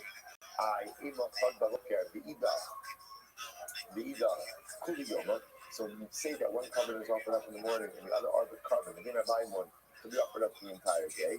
So the Gemara says, fuck yeah. That's what I like to hear, big dog. That's great. All right. Well, good. Yeah, you really increased your followers. That's great. Excellent. So what about menorah? And menorah also says you should kindle menorah being ha'arbaim. Are you coming to say then that ben arbaim means you kindle menorah all day? To which the Gemara says no. Shining pasuk is different there. Why? Yeah, I do. The pasuk says ultimately again from the evening up until the morning, meaning again that the candles must remain lit. 100%. I've seen you co-host in some pretty big spaces. You're in the Big Steppers Discord, right? Furthermore, the Gemara says another interesting point over here about that. If you take a look at the last Rashi. Dog, you gotta get in that Discord. It's got 10,000 people in it. It's discord.gg/big, B-I-G, STEPPAS, Big Steppas with an A. Yeah, I would imagine you're in there because we're running the circles. So as to allow these other sacrificial rites and rituals to be done. What about the Torah? Yeah. Then the Seirah is being a Kaddish, like the phrase Ben Ha'arbaim actually means between the evenings. Yeah, just turn off all the notifications. Could actually be offered the entire Yeah, that's some alpha. Like basically, I'm telling you, I've been in crypto on crypto Twitter for like almost 5 years, and the big step is in that Discord is perhaps the biggest and best promoted Discord that there is. I'm sure you've seen their spaces if you're aware. They always get anywhere between 600 to 1,000 people in there, and you go up and you show people in that space, and when you do, you'll get 10 or 20 followers every single time you do it. Plus, you'll get a bunch of people DMing you who are interested in whatever you're doing. They have a huge reach, so if you're in any Discord, make sure you're in that one. So now, interestingly enough, right now, interestingly enough, what we now see is that Ben Basira is understanding Karban Pesach can be offered up the entire day on Erev Pesach. 4 years, my man. I've been doing it every single day, so I've got it down pretty well. So you have the entire day, and that doesn't say because everybody says that. Don't feel bad. Yeah, everybody says you sound like a robot, you sound like AI. It sounds like you're reading it. I just have it memorized really well, and when I say it, I can picture it in my mind, and I even sometimes say it, and I'm like kind of shocked that I'm able to say it so well because I'm not even thinking about it. It's just like my body knows how to say it. You know, when you've said something a lot of times, it just becomes second nature. One thing is clear, which is even doesn't mean what, sometimes doesn't mean warning. So doesn't that seem to point to the idea that Karban Pesach is in fact offered up in the afternoon? To which the Gemara is very interesting. How to the Alchar. So ultimately, the Uchar, that is ultimately again coming to teach me that Karban Pesach is offered later. And let's say, now what does that mean? It's very interesting. So remember, if you think about this, on the afternoon of Erev Pesach, there are two karbanos that are going to come up. What are the two karbanos? Karban Pesach and the Karban Tamid, the afternoon Tamid. Now, generally, halacha is like this: if you wait to offer up the Karban Pesach until the time of the Tamid comes along, then what's the halacha? You have to offer up the Tamid first and the Karban Pesach second. What's the logic behind that? Well, thank you. Ultimately, again, when you have kinesis and one occurs with greater frequency, you perform the more frequent mitzvah first. If you actually says the second actually look at Dabar, you look at Pesach the Tamid, the Afagat the Kuli Yom Simanei, even if technically speaking, you don't count Pesach the entire day, Ishia Azman Shita Satamid, Tamid Kozen. So again, I will say this is very interesting. So what the mentions according to the Misera, the Sham Tizbach Pesach Ba'eret is teaching you that as much as according to the Misera, you're absolutely right. They're a great community, and they're getting to know me better. We've only known each other for like 2 months, that community, and they've already given me a place in their Discord where I stream 24 hours a day. They know I'm a legit individual, and it'll just be a matter of time until one of them reaches out to me and says, hey, we'd like you to be a co-host of one of our spaces, and then from there it's on. This space that you're currently seeing, this 24/7 video space, I've been doing this for 335 days straight. So what does that mean? It means that I have almost a year of content just on X spaces, and I record them all, and they're on video. So, like, in addition to having 4 years on YouTube, I have an entire year just on X spaces for people to listen to and be able to watch. And like nobody hosts more spaces for longer periods of time than I do. So now I have a carbon that can be offered up even in the morning. Is that if I wait to offer up that carbon until the afternoon, now I have to do something before it. It just seems a little counterintuitive. So the Gemara says, no, that is in fact correct. Remember the Yochanan, so what's the exact line? Which is actually a very important halacha. Halacha is spalo shamim kavi achar kach mispalo shamim safek. So let's say for argument's sake, right? Again, davening is going wrong. This, by the way, is an issue that comes up on Yom Nolan. It's actually a very interesting idea. Let's say again, it's after cutting out mincha to be davened at 6.5 hours into the day. So on a general day, let's say I get called it or something. So let's say I'm going to daven Musaf. I'm going to daven Musaf early, and it's not going to later. But let's say again, davening is going much longer. So now, interestingly enough, it's mincha gidol 6.5 hours into the day, and now I have not yet davened Musaf. So now now I have two tefillos in front of me, Musaf and Mincha. Which one should come first? So the Gemara says the halacha is Misparo Shel Mincha, Yachakach Misparo Shel Musaf. You got Mincha first and then Musaf. Again, why? Tadir B'Shein or Tadir Kodem. Again, because Mincha occurs with greater frequency. So the point of the Gemara is already you see this model. Now remember, when can you gather Musaf? When do you have Musaf? The whole day. So you see from here that even though there's something that can be done the whole day, once you get to a certain time frame, and that time frame allows for the performance of a different mitzvah, which occurs with greater frequency, you perform the more frequent mitzvah first. So the Gemara says, Ben Arbayim, so Ben Arbayim, the same guy that starts in Eretz family. So the Gemara says, let me ask you, the Ben Arbayim back to Taurus and Nearest. Why do I do that? But all the each of Rebbe, half us them the same, the Rebbe Yeshua. Furthermore, again, Rebbe, anytime they have been set up, according to the word of Yeshua, lo in Amrit Shlosha Asar, She'in Miksaso Loi, Kama Ba'arba Asar, She'niksaso Loi. So again, remember the answer back, if you're going to say on the 13th, in other words, if coverage is opened up on the 13th, when no part of the 13th is fixed for Karban Pesach, say that on the 14th, part of the day is fixed for Karban Pesach, they Esau. But then they say that if you are correct, Kulo royalty. And it's not just part of the 14th that is fit for countries, but rather what? The entire 14th that is fit for countries. Ella, Amr Yochanan, Holsa Aya Ben Besela, the Pesach Sheshachto Ba'arba Asar, Shakris, Ben Lishmo, Ben Shalom. I do, and I appreciate your kind words. Everything that you're saying makes sense. 100%. And it's just a matter of time. And you also get that Ben Besela holds, they check that you come to Pesach in the morning. Whether you did it Lishmo or Shalom Lishmo, ultimately, again, it is going to be puzzle. The carbon is going to be puzzle. Why? Because part of the day is fit for the carbon. Ultimately, in other words, that the afternoon is fit for the carbon, the morning is not. Very interesting. So the Gemara says as follows. Megadek brought Rabbi Abol.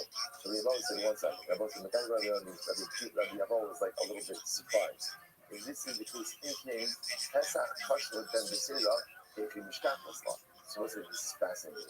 How do you ever find a carbon Pesach that is kosher according to Ben Besira? Now why would be the issue? Either after She'adidna, usually in courage. So let's say here's the interesting part. If halacha a person designates the carbon on the morning of the 14th, the problem is that we're reinventing it. That according to Sirah, you usually can't offer it up in the morning. If that's the case, if you designate it in the morning, that is an inappropriate designation because the carbon can't be shechted then. If it can't be shechted then ultimately again it's set aside for non-use. And I will say, we've seen this concept before, that once a carbon is effectively set aside for non-use or for non-sacrifice, for non-offering, ultimately it becomes sets aside and precluded for use forever. So you must eat that Kishino the Esmo, and ultimately again if you designate it on the 13th, if that's the case, that it was fit, so then effectively becomes unfit on the morning of the 14th. So look at that for just a moment. Well, thank you for your kind words, my friend. Durago is mutual. I want to see you grow, and it's been a pleasure being able to see you grow just in the last 2 months, like quintupling the amount of followers that you have. We have another friend here, Queen. Queen, how you living, girl? So ultimately, again, Queen, if you'd like to say something, go ahead. If you're just chilling, that's cool too. I'm just chilling here with my man Durago. I host 24/7 spaces. I have done this for almost an entire year, which is far more space content than anybody's got. And I also live stream my life 24/7 on YouTube. Queen, do you have any projects you'd like to tell us about? Because once you get to the calendrical gate of the fourth, it's okay, Susan. That's okay. That's okay. She keep all the alpha for herself. One of these days, she'll tell us about what she does. So that's cool. 100%. So, Durago, do you do any space hosting on your own?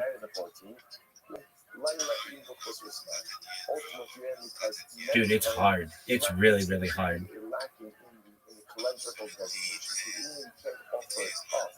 At night, but the night is being designated on the correct day. The time of the small, Lel Shmini Nichnas Ladir is Aser, So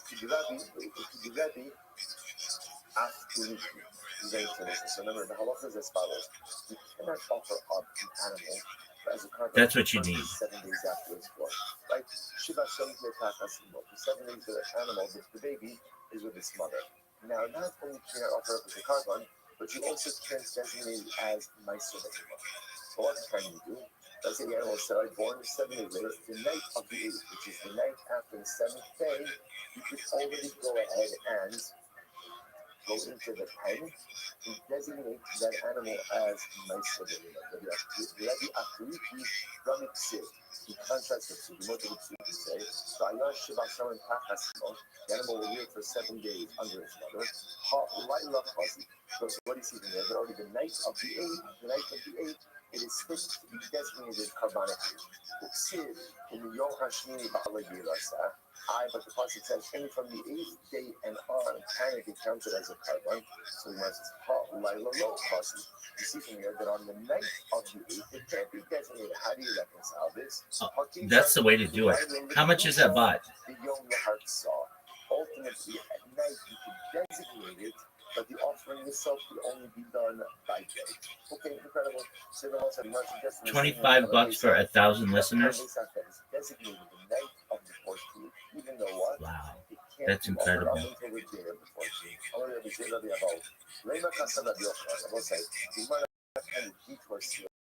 A little bit and doesn't make quite interesting. And once you have holds the following, Chaim so once you see for Chaim means that once an act is precluded from being offered, it is forever set aside for non-use. Equally limited means pushed aside. Once it's pushed aside, that's how Tom Wynn did it. That's how Tom Wynn did it. Because I was in a space with him and he had like 10,000 people there, but there were only like 15 real listeners, and I was like, how is this going on? So he had you working for him. Yeah. So is it $25 for 10K every 15 minutes or whatever? So let's say Ruvain was mafresh, he consecrated his part of the animal. Then what did he do? He buys out Shimon, and he subsequently is mafresh. Take your time, big dog. The other part of the animal. So what's the halacha? Kedusha in a crate. The animal is consecrated. In other words, essentially has financial sense, monetary sense, but cannot be offered up as a carbon. Now, we'll say, why can't it be offered up as a carbon? Because at the time of the initial partial consecration, it could not be offered up as a carbon. Why couldn't it be offered up as a carbon? Because you can't offer as a carbon a partially consecrated animal. So essentially, since at the initial stage of consecration, this animal cannot be offered up as a carbon, it is forever set aside for sacrificial non-use. Even though Ruben subsequently Yeah, I mean, I've done that before, and I've used those kind of services. The hard thing about mine are I do 24-hour spaces, so it's like really, really expensive to keep them boosted the whole time. Interestingly enough, but if the animal can be into a tumor, in other words, if you exchange it for another animal, there's a tumor penalty. For both animals are considered. If you could get 200 people here, I'll be shocked. We'll run this space as long as you want. Number one, so this is very important. Biochemistry means that once an animal is set as sacrificial non-use, it never takes that status. It is forever precluded from sacrificial non-use. We see from here that again, once the animal is set aside initially from the beginning, that status can't change. And lesson number 3. Here, Durago, I'll make you a co-host. Again, interestingly enough, the animal to be set aside even if it has financial sanctity. Take a look at that top last sheet on 12B. Durago, do you have an iPhone or an Android device? Oh, so you can see me right now. Oh, amazing. That's good. Ultimately, again, that status remains because that's this case over here. Yeah, that's correct. Android cannot see people on video, nor can it go live with video on Twitter Spaces. Monetary sanctity does not have physical sanctity. So you see that the concept of so that's why it's confusing to people, and it's been like that for 2 years. It's confusing to people sometimes when they're like, you have somebody who has an iOS device, and like, oh, I see what you're doing, and then other people are like, what are you talking about? They have no idea. which means animals could be forever set aside for non-sacrificial use. Could be put to the side. So let's say tremendous person has skill. It is only animals. It is only animals that could forever be precluded from becoming a carbon, coming close to that Kodesh Baruch, right? Once an animal is set aside for non-use, for sacrificial non-use, it can never be redeemed. You're 100% right. That is only a din by animals. So Baruch Hashem. Welcome. Come on up. Tell us about what you do. We'd love to hear about your project. There's no such thing as a yid who is always who is always set aside. There are times in life that I do things that ultimately Welcome, Scopio. And there are times in life that I make poor decisions and make wrong things in life, and as a result, I am distanced and set aside from my Kodesh Baruch. And that is only temporal and episodic. The power of tshuva, the power of change, is that no matter how bad the rut I get myself into, I can always find a way to extricate and pull myself out. This is a din shmanina. Hey, Durago, are you gonna put your link tree in your profile? Animals could be precluded from forever entering into Kodesh Baruch Hu. That's a din animal. Are you gonna ever put your link tree in your profile? No matter how bad the mistake, we can always extricate ourselves, redeem ourselves, and make ourselves into a carbon come close to our Kodesh Baruch Hu. Incredible. Listen to some great cases that we have. Listen to this case. So watch this. You get 8 favorite. Okay. Obviously, I did. Whatever works for you, big man. Right, see, 8 favorite shogeg, because remember, halacha l'maaseh, if you shogeg, if you eat favorite b'mezid, that's kares. You eat favorite b'shogeg, I can't put this in favorite, separate out of kares, with each carbon. Then what happens? The name of das, he became an apikolis. He became an apikolis afterwards, okay. Well, not okay. But you understand, in other words, he became an apikolis. The chazabo, and then he did shogeg. Yeah, I do remember that. We'll talk about that guy in a second. Right, that's how fast change could occur. Just a moment. I'm gonna open my other account. Yeah, so what happened with that guy? What's the status of his carbon? Remember again, halacha l'maaseh, you cannot offer up the carbon of an apikolis, like of an apostate. You can't offer up that carbon. Yeah. So the shaila is now, so again, you ate the payload accidentally, separate out a carbon shatas, became an apikolis. As an apikolis, his carbon was for being offered. But then Baruch Hashem, he did tshuva. He did tshuva. So again, we're not asking about his status, he's about tshuva. Shaila is what's the status of his carbon. So what's the halacha? Yeah, okay, so if I remember, this is the guy from Alaska, right? Because since the carbon was set aside for sacrificial Okay, yeah.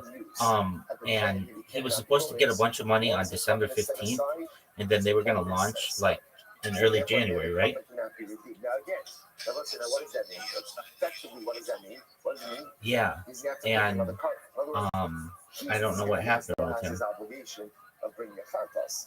But the Maisi cannot use that particular. Wow, you got 227 people in here. That's incredible.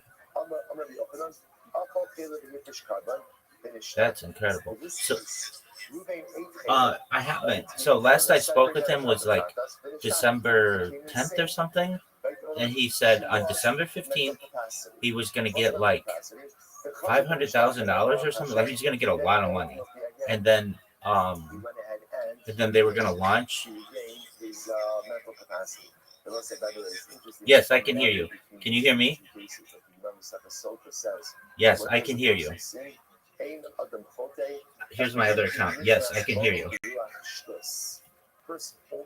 You might be rugged. Almost like in an episode of temporary insanity. Sin makes absolutely no sense. Yo, Durago. Yes, I can hear you. Can you hear me? What's always going to win? When you like the pros and cons, what's always going to win? Excellent. Let's see it. Let's see that beautiful face of yours. Let me educate you a little bit. Right? The cons are always going to win. Right? Yeah, we will start with Judaism 101. Start with that for a little bit, right? Oh man, you're a legend. Oh, look at you! Look at you, my man. Wow, we've got a full-on video space going. This is unreal. That's amazing. Has a very limited shelf life, right?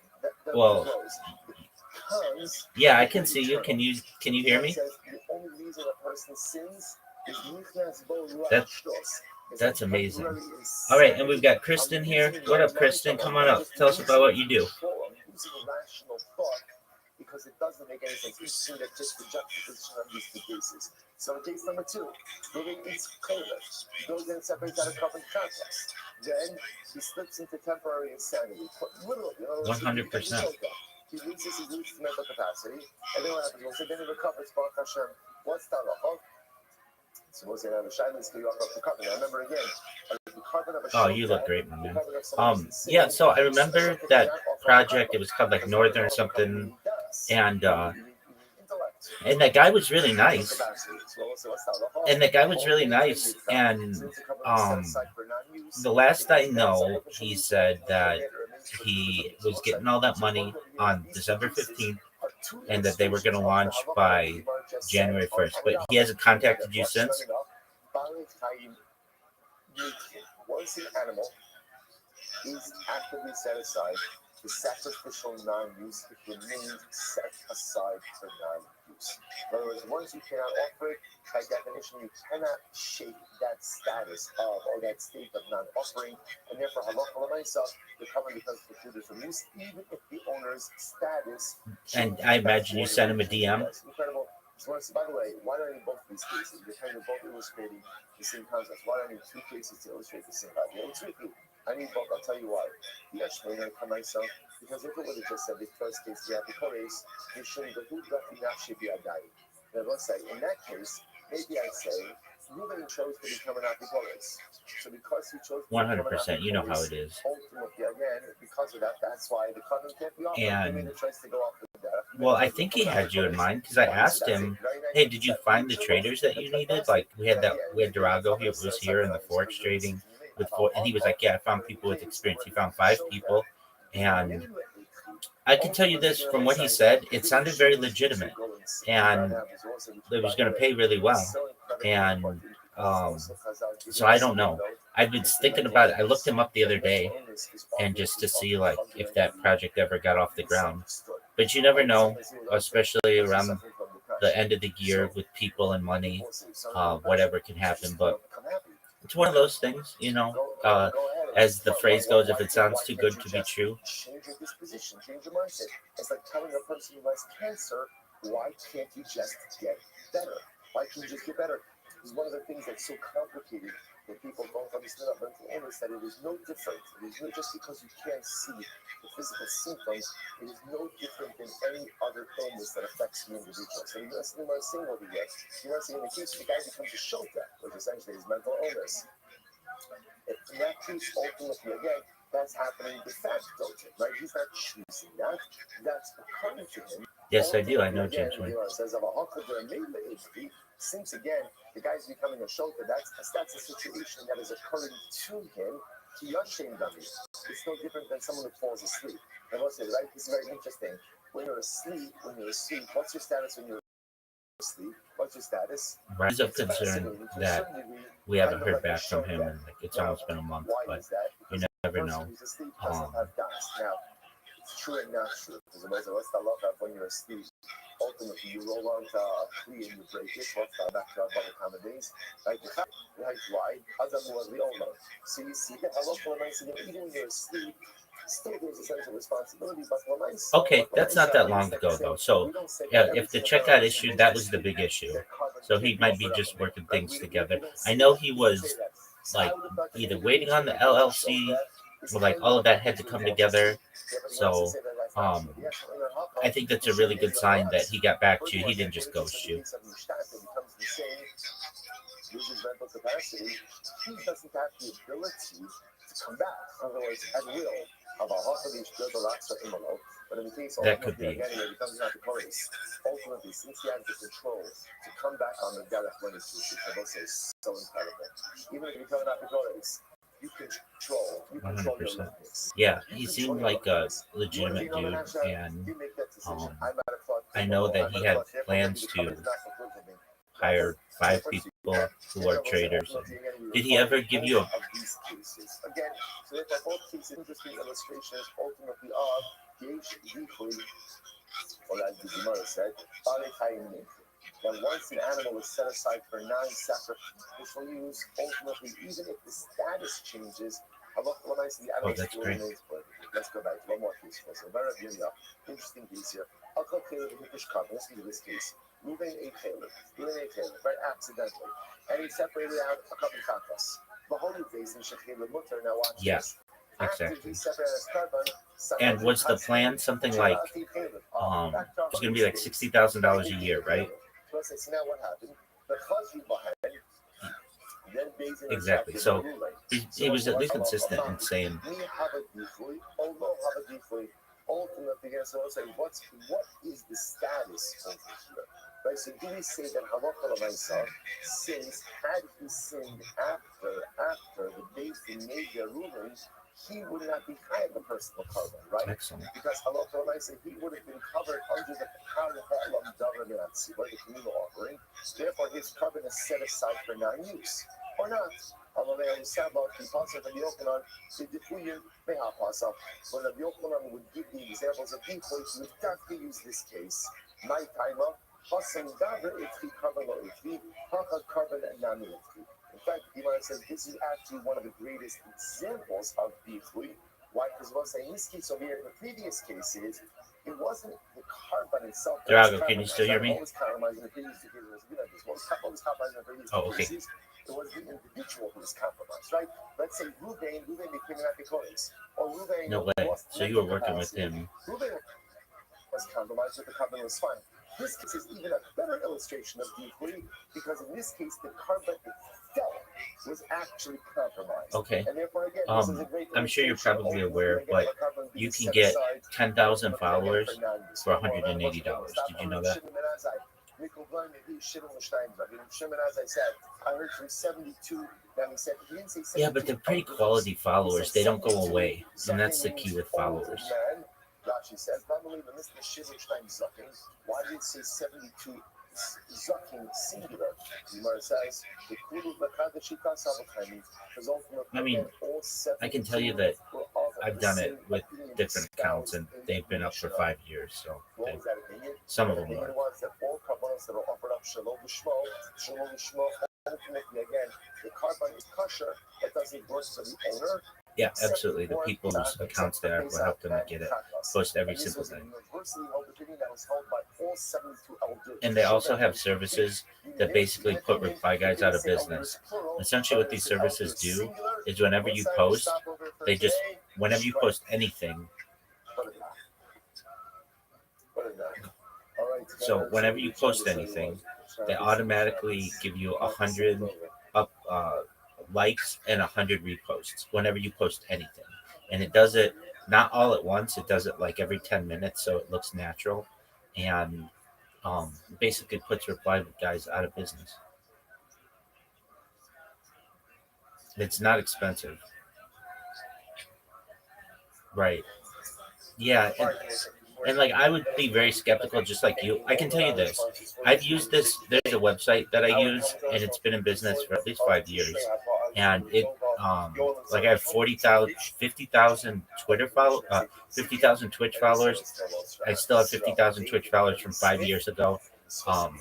And like Instagram, I had 10,000 followers. They're all from that.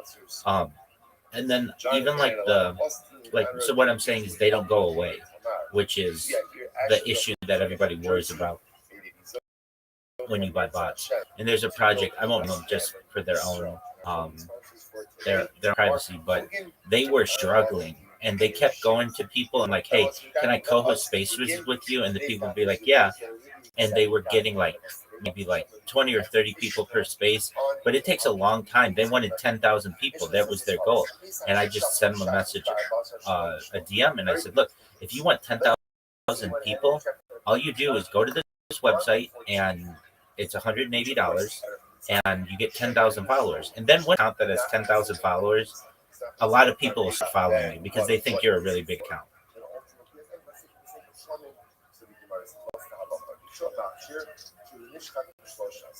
The Yeshua says checking on the morning of the 14th is no different than checking on the 3rd. Right? So it's no different something on the 13th. And then Right. we'll have also nights. Now again, at Pesach, Shemo Lishmo, right during the rest of the year, ultimately is considered to be a covered shalom. Therefore, Yeshua says ultimately that it is going to be consistent. Sarah also to Nishchat Dinatai. Sarah says, no, it's also as if it was Shafted Shalom Lishmo on the afternoon of the 14th, which of course would render it clean at the calendar. I'm Shimon Ben Azai. Shimon Ben Azai said as follows: the Kubal Anini Bishidin Bishnayim Zakin, I have a Kabbalah in 72. Absolutely. That's of course the sun entry. So the rest of the Yom Show, Yes, sir. as for the Eliezer, the Yeshiva. Bill, yeah, Northern Edge Capital, exactly. Okay, yeah, that's exactly what it was. In general, this really is just a repeat of what we saw. He's got a lot of comments and likes, three reposts. Infrastructure first approach is smart. Northern Edge Capital is focused on building before broadcasting. Yeah, these seem like legitimate responses.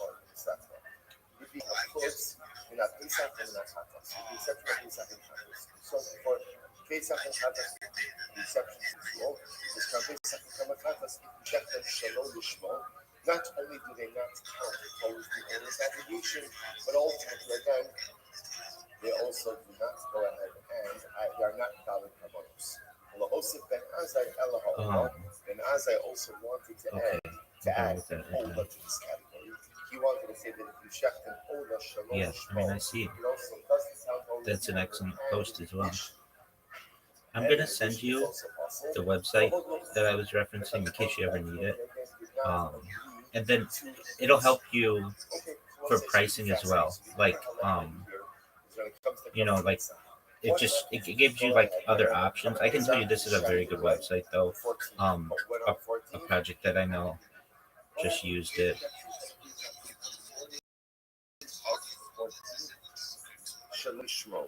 You just put in your debit card or your credit card, and then it also has crypto, I believe, and then you just are able to buy followers as many as you want, and you can buy.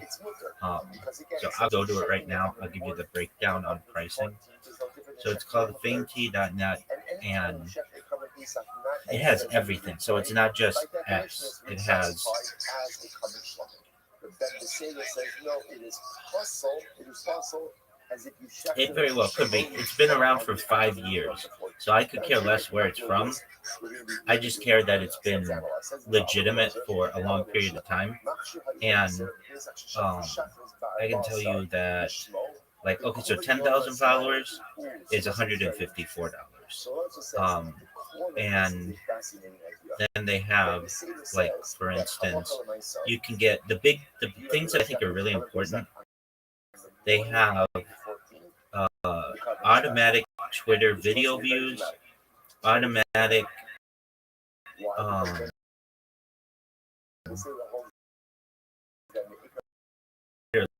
like, automatic X space retweets. So what that does, will automatically just promote your. Which is then just say that our textual symmetry. That since the Yeshua said Ki'ilu, different than the Sira also said Ki'ilu. I will say, but this is interesting, right? Exactly, and I can tell you this: they're the best. It's too dramatic for this early. I can tell you this: they're the best followers you're gonna ever want. Meaning they don't go away. We've been focusing on this idea. The covenant is after its times being out after the Yeah. Now suddenly there isn't a theme that says is it even chef covenant is out on the morning of the 14th. So again, we'll analyze where that comes from. You know, to see how if that's the case. Yeah, so if I were you and you had a little bit of money to be able to spend, I would buy 10,000 X followers. That's $150.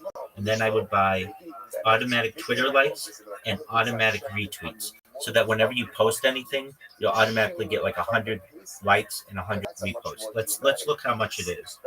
And the thing is, they don't go away. So it's not like it's for 5 months or something like that. It's just so long as this website is going, you'll always, whenever you post, get like likes automatically. So for 100 likes on any post that you have, it's $15. It's super cheap. Otherwise, maybe you're sure would have agreed with them to say that. Ultimately, again, we were sure would have agreed with them to say that. Ultimately, again, a case of the smoke, since halacha l'naisa, part of the way is fit for the It's $7. Kamash Malana, they disagree in a case of shalom l'shmo. Okay, so most it's not 100%. Yeah, I know they have a comma in there. Some countries use the comma as opposed to the period, but yeah. So for 125 retweets, it's $8. And the thing is, this automatic retweets package has no time limit and will be applied to all future tweets you post from now on. So it's like, I know people who go to reply guys, and I don't want to take away their business, but frankly, some people have to pay reply guys like $300 a week or a month or whatever, when all you have to do is just do this one time for $18. And then you don't have to be on the reply guy to be like, hey, why didn't I get enough retweets or whatever? It's always going. The two evenings, fascinating. When you offer a card, it's not between nightfall and nightfall. Essentially between nightfall on the beginning of the 14th. Now, obviously, you can't offer up a carbon at night. A carbon is going to offer up at night. What it means is the time frame is essentially between the evenings. Between what we call the night of the 14th, remember the 14th begins at night, and then the following evening, which is the eve of the 15th. In other words, we're stating otherwise, you have the entire day to offer up colors. So let's say that is quite dramatic. Absolutely. And this website has apologies, go ahead. So does that mean that every single time the color uses the word bein ha'arbayim, that bein ha'arbayim doesn't mean afternoon? Bein ha'arbayim means between the evenings? Are you actually putting that forward? Oh, that's a good question. Let's look. The Gemara says, "Tamid."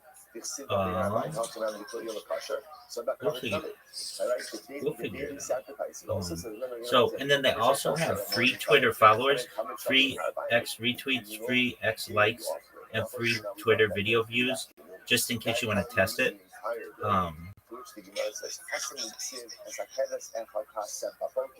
That's okay. It says, one keves, one sheep you shall offer up in the morning. So it looks like the other sheep that's offered up you. literally means the afternoon. Let's see, what are the payment options? You can usually pay with Stripe, credit cards, or crypto. So you can use crypto. Yeah. But this also is just a good idea if you want to compare, like for instance, X listeners. So let's do that. Yes. So for space listeners, it is for space listeners for 100 space listeners. Well, it depends on the time. So what's a good time? Like 4 minutes, 15 minutes, 30 minutes, 45 minutes, 60 minutes. What duration do you want? So the Gemara says, okay, 15 minutes. For 100 listeners, it's $2.70. For 250 listeners, it's $6.25. For 500 listeners, it's $11. For 1,000 listeners, it's $20.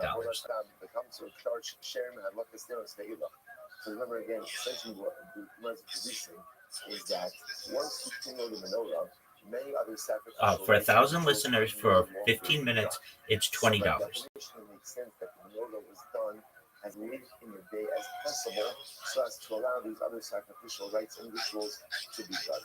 I would have got to tell us. All you must bring over here is then the Sira. Oh, okay. So your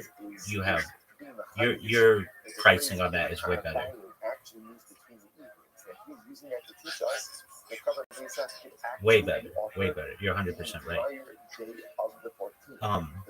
But yeah, I mean, this is like not how do I want to say it? It's like maybe their price isn't that great on that, which I understand. You've got a really good in, but for their other stuff, I can tell you personally from their, like for instance, Instagram followers, you get 10,000, and they are there for years. And it will allow you to have like a more legitimate account. And it's not expensive, like in comparison. I think I bought a 10,000 Instagram followers for $100 and 50,000 Twitch followers for $100. Like that's a big account if you have 50,000 followers. Yeah, I have 50,000 Twitch followers. Right. So now, what's interesting enough, what we now see is that I did this 5 years ago, and I still have like 50,000. Why? Because he's understanding the phrase "bein ha'arbaim" means "bein ha'arabim," between the evenings. Because I don't use that account that much. I just use it because it's a powerful account, so that when people Google me, it's all the way at the top. One second, there's still a problem. So we'll say 12A first line. Yeah. So if I were using that account to constantly be, like streaming on that account, I'm sure I would have more. But I just basically bought them, and so when people search for me on Twitter or on Twitch, I should say, I'm at the top. And also, I go against the policies of a lot of these companies, like because I have so many devices, I'll be streaming on like 10 different accounts at once, and you're not really allowed to do that. So I don't want to get that big account banned, if that makes sense. Remember, if you think about this, on the afternoon of our Pesach, we have two couples that are going to come. Absolutely, but yeah, that Fame Tea, it's a great website for just self promotion and stuff. Durago, I have to use the restroom. Until the time of the tonnage comes along, and what's the halacha? You have to offer up the tonnage first, and the cover Pesach second. What's the logic behind that? You can, and you can pay, and you can pay on Stripe, and you can pay with crypto.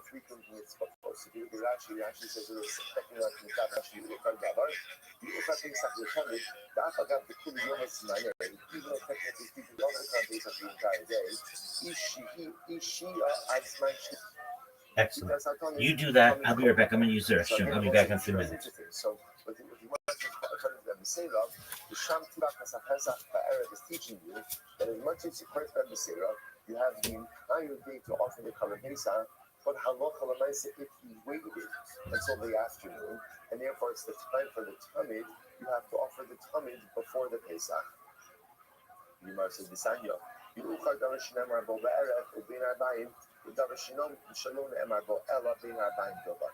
It's interesting enough, by Korban Pesach, you have two expressions. Ba'erev in the evening and Bein Ha'arbayim. By Tamid, all you have is Bein Ha'arbayim. So therefore, again, the Gemara says, delay the carbon that has Ba'erev and Bein Ha'arbayim and put that after the one that just says Bein Ha'arbayim. So again, all in Ben Beseirah's model. Although Korban Pesach is kosher the entire day, if you waited and now it's the time for the Tamid, you're going to go ahead and offer up the Tamid first. And Pesach second. One second. Does that make any sense? Let me get this straight. The Korban Pesach part of the Seder, you eat the shechter in the morning, right? The entire day is kosher. So now I have a carbon that can be offered up even in the morning. If I wait to offer up that carbon until the afternoon, now something before it, it just seems a little counterintuitive. So the Gemara says, no, that is in fact correct. So won't say exact right, but it's actually a very important halacha. Halacha, mispalo shamim chavi achar kach mispalo shamu safek. So I want to say, let's say for argument's sake, halacha l'maisa again, davening is going long. This, by the way, is an issue that comes up on Yamim Nolan. It's actually very interesting. The idea, let's say again, it's after now mincha could be davening at 6.5 hours into the day. So on a general day, let's say again Rosh Chodesh or something. So let's say I'm going to daven myself. I'm going to daven myself early, and mincha's not going until later. But let's say again davening is going much longer. So now, interestingly enough, it's mincha gidol 6.5 hours into the day, and now I have not yet davened musaf. So now I have two tefillos in front of me, musaf and mincha. Which one should come first? So the Gemara says the halacha is mispalo shel mincha, yachar kach mispalo shel musaf. We daven mincha first and then musaf. Again, why? Tadir b'she'en or tadir kodem. Again, because Mincha occurs with greater frequency.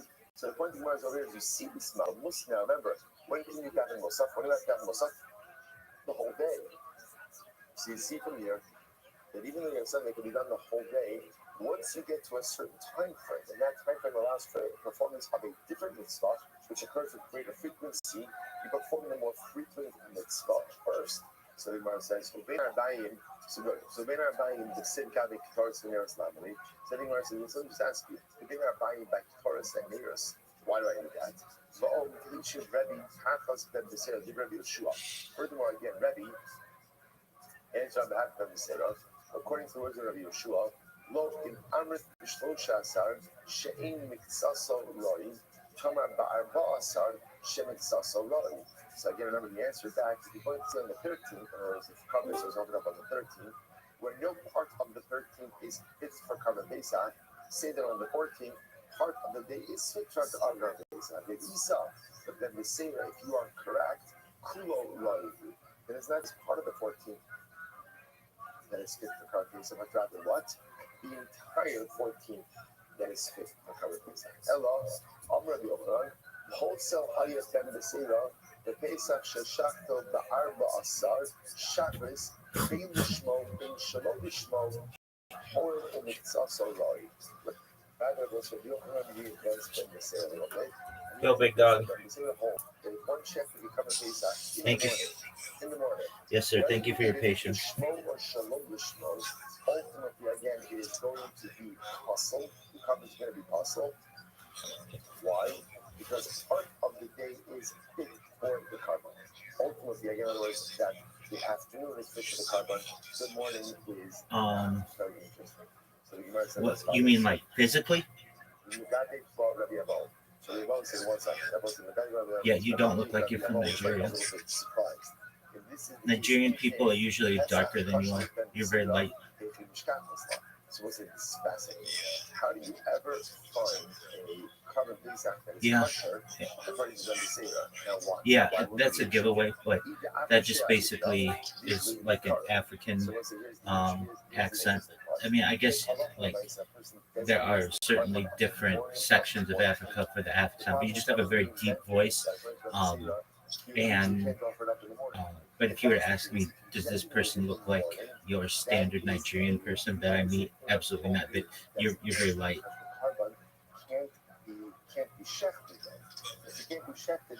Come back. You look in a lot of ways.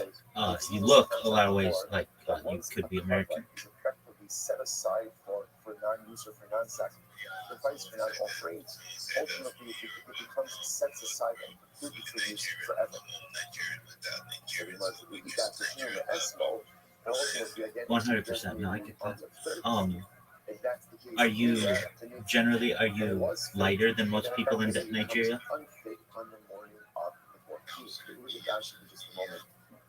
Is your mom light? Yeah, absolutely. Is your mom light or is your dad light? Okay, well, there you go. But yeah, and you're very skilled as well. Hey, do you know the Yucky Ducks? Exactly. So I would say I'm gonna chill in that space. I still am gonna keep this space going, but let's go to that space and excellent. Well, I want to say before you go, Durago, thank you so much for the kindness that you showed to share some listeners with me. It's very kind of you, and you're going places, my man. So just let's keep sharing alpha. And my space is always going. So if you ever want to come in and talk with me, you can just come into the space or come into my Discord, okay?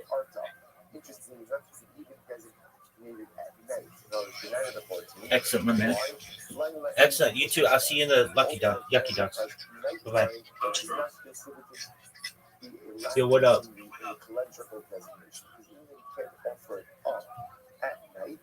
How you living, Joshua? Joshua, can you hear me? Joshua, you there, big dog? Remember, the halacha is as follows.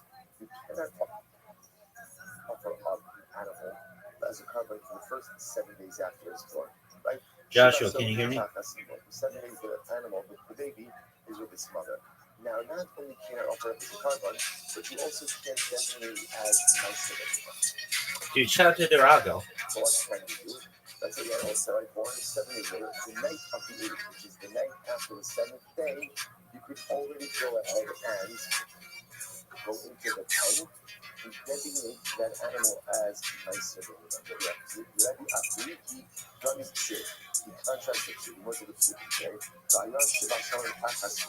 animal will live for 7 days under its mother.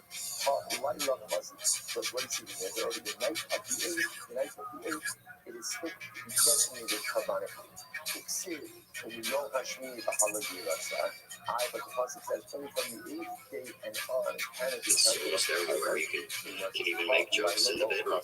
You see from there that on But the a night lot of of the the women 8th, it can't be designated. How do you can even make. First it was Paris, and now it's in San Francisco. I feel that humor fits almost everywhere. You can even make jokes in the bedroom.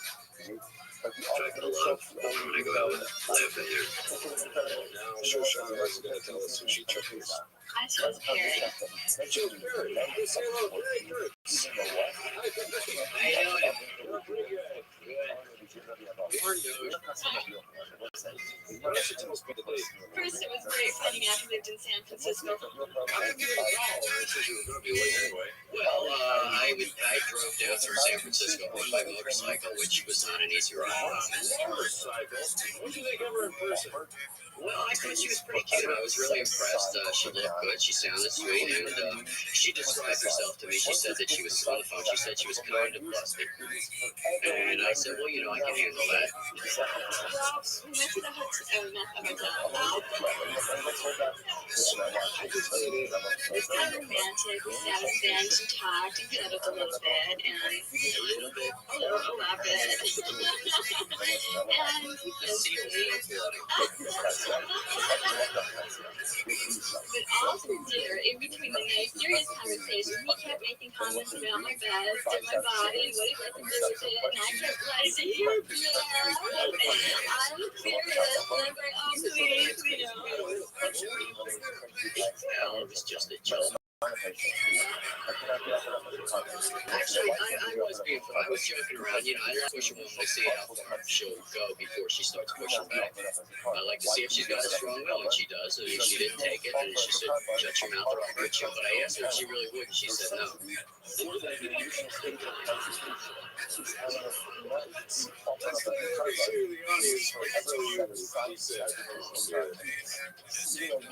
glad of this. I really am. Very good.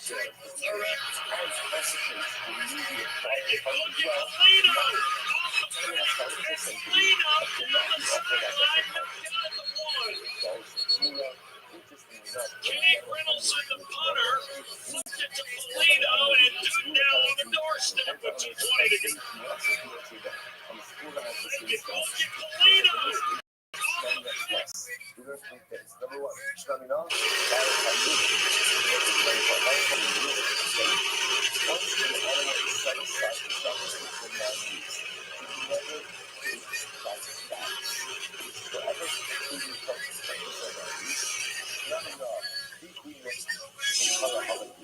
You see from here that again, one camera is set aside in this from the beginning. That's status canceling. It's running line, that's what it is. Ultimately, again, people cleaning up, and the animal can be set aside even if it has financial sense. If you look at that actually, as 12B, it's deeply developed. You should call that deeply to speak on stomach. I thought we were going to be set up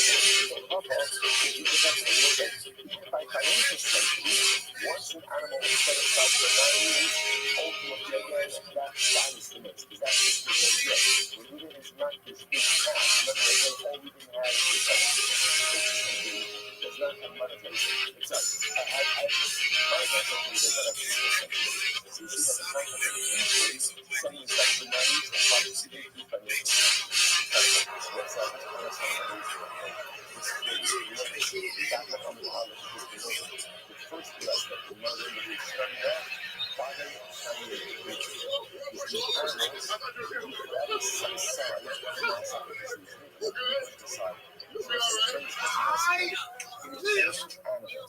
It was only animals. It was forever these beings from the coming close to that place called. Once the animal was set aside for 9 weeks, the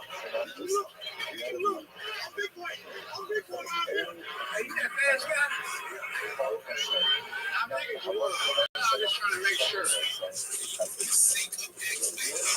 I'm Johnny Knoxville. I stole that shit. That's what I'm doing, nigga. I stole that shit. I stole it. Like, bro, I took facts. I took facts. Don't even deny it. I took it. Give me that. Stole that shit.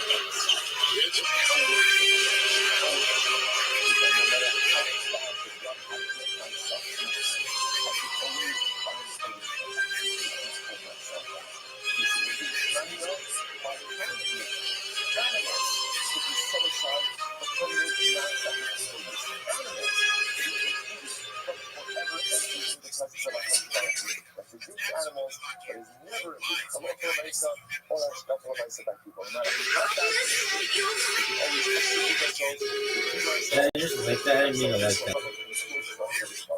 Yeah, bitch. I always need a little sweet treat. Remember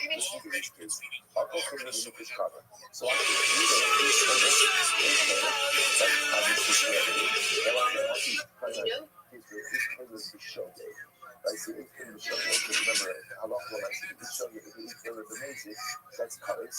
He created the show. I can't even separate out the colors. Swedish color. Then what happens? You're gonna die. Okay.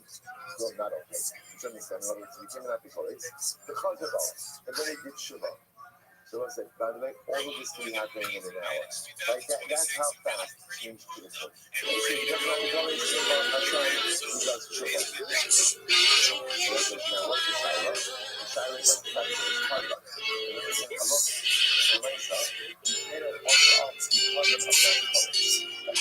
Shiva is what the Shiva is Karma. So Lisa, made it also up to Karma of that colors. So again, that has been about the status. It's about Shiva. Shiva is what status of his karma. So what's all of them take that depends on the karma. Why? Because since the karma was set aside to sacrificial 9 weeks, at the point he became that story, once the karma is set aside, it's always set aside. And therefore, here the karma cannot be repeated. What does it mean? He's not breaking other karma. In other words, he's still having that position in the process. It smells like cat food out here. Don't come any closer. Bitch, you pissing in the Atlantic Ocean? You wild woman. I love pissing in interesting places. Separate other karma conduct, then it shocks you. He became insane. He lost mental capacity. What's mental capacity? The concept of the shock, and then Baruch Hashem, then ultimately again, he went ahead and he regained his mental capacity. And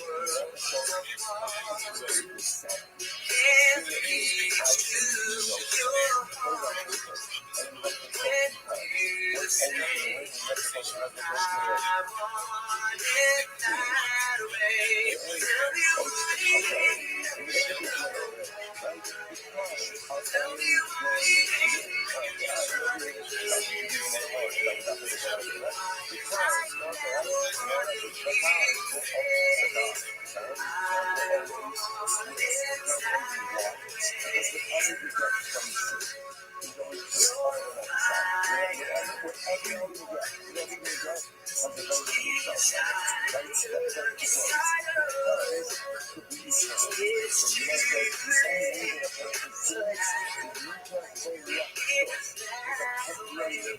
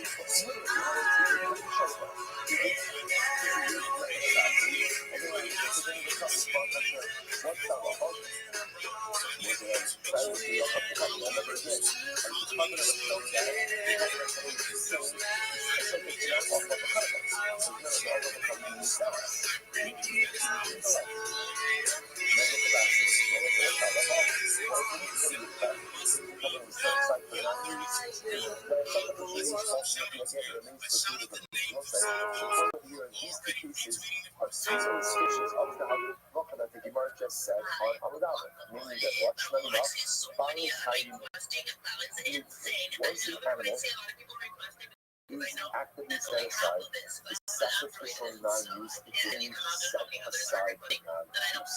In other words, once you cannot offer it, by definition, you cannot shape that status of or that state of not offering, and therefore halacha l'maisa, the covenant becomes even if the owner's status changes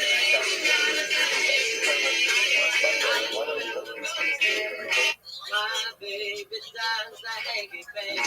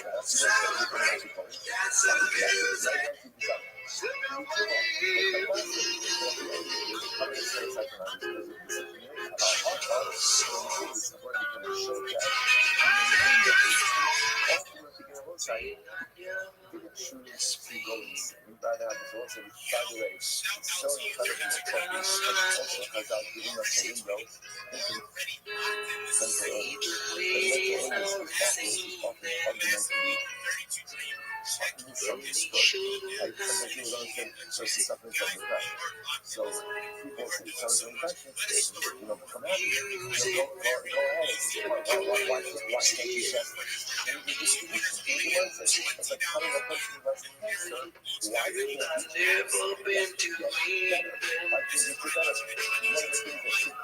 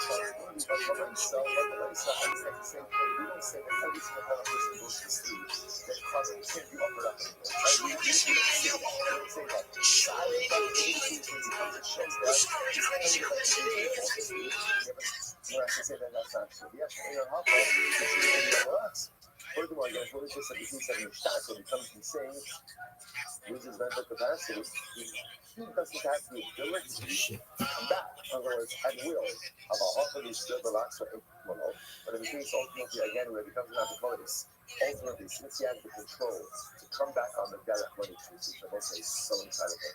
Even if you become an apocalypse, you control your liquids. You control your luckiness. You want to be an organizer, you make that decision. I might have thought below. I might have thought therefore maybe the covenant is not fulfilled from being offered. Therefore speak up. Therefore I will say ultimately again we require both of these cases. Again, so therefore both cases interesting illustrations ultimately of Yesh Yichud, or like the Gemara said, that once an animal is set aside for non-sacrificial use, ultimately even if the status changes, the animal still remains burning. Let's go back. One more piece. Interesting case here. I'll talk to the British couple. Listen to this case. Reuben ate Caleb. Very accidentally. And he separated out a couple of cocktails. The whole case in Shechila Mutter. Now watch this. After he separated his carbon, Sanhedrin Paskin, that you're allowed to eat Caleb. Oh, back to our horse case. Right? They eat Caleb. So now what happens? The Fuzzy behind. Then David attracted their Reuben. So what's the law of Max? He have a deeply, ultimately, again, so what is the stag? Like the Jews say that Halacha L'Maisa sins, had he sinned after the days they made their Reuben, he did not. And quite honestly, the personal carbon, right? Because Halacha L'Maisa he would have been covered under the covenant that was where the communal offerings. Therefore, his covenant is set aside for non-use. Or not. Although the Sabbath, the apostles and the open one, it is questionable whether or not she is a real person who gives shapeless instant AI. But MJ, I want to tell you right now, I don't care if you are AI. I don't care that you win all of the games. I don't care that you move suspiciously fast. I absolutely love you. I'm so glad that you are showing up and grinding with us. And you know what? You are human enough to be. So big shout out to you, MJ. Guys, we are absolutely crushing it this morning. We have so many amazing speakers, so many people requesting. Guys, if you are in the room right now, or Reuben lost mental capacity. Reuben was compromised with the covenant was fine. and request to speak, I'm going to be doing shout outs to those who are requesting all day during the space. So big shout out to you. R101, yo, cousin R is in the house. Wait 1 second, I will get you up here. White Bear, Conspiracy, Nurse, Julian, and Investment, Siren, Viper, Wisdom, Jehoshaphat. Whenever the read leaves, Prince, the Saint, Starwalker, Claire, the female in the building. What is good, fam? I love Sister Scorpio, that TV and Ford, Annie, Ade, and so many more. Guys, you are locked in on this Friday. Shout out to each and every one of you. We have so much to do. You're absolutely going to cook. I'm feeling pumped up. It's 2026. I'm seeing what all of you guys are working on. And I am excited. You guys are bringing that heat. I need all of you locked in. Just as a reminder, we have a giveaway going on right now. All you have to do is like, bookmark, and retweet this space post. But it's got to be with a quote. That quote has got to let everybody know what kind of space this is, what's happening in this room right now, and why they have got to get themselves in here. This is a room for maximum growth and maximum vibes. This is exactly where everybody needs to be. Yo, Rabbi Rothschild, bro, Happy New Year, fam. How are you doing today?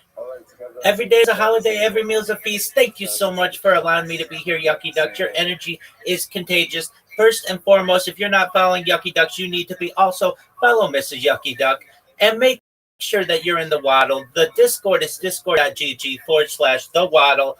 The link is in Yucky Ducks' profile. You want to be there. That's where the epicenter of all this fun is. They've got games, they've got crypto, they've got anything that you want. It's a really great community.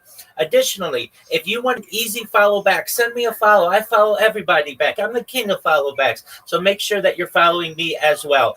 With that being said, if you want to change your life, send me a DM. I would love to be able to help you to be able to get a job in Web3 or in anything that you are passionate about. I will help you with your resume for free.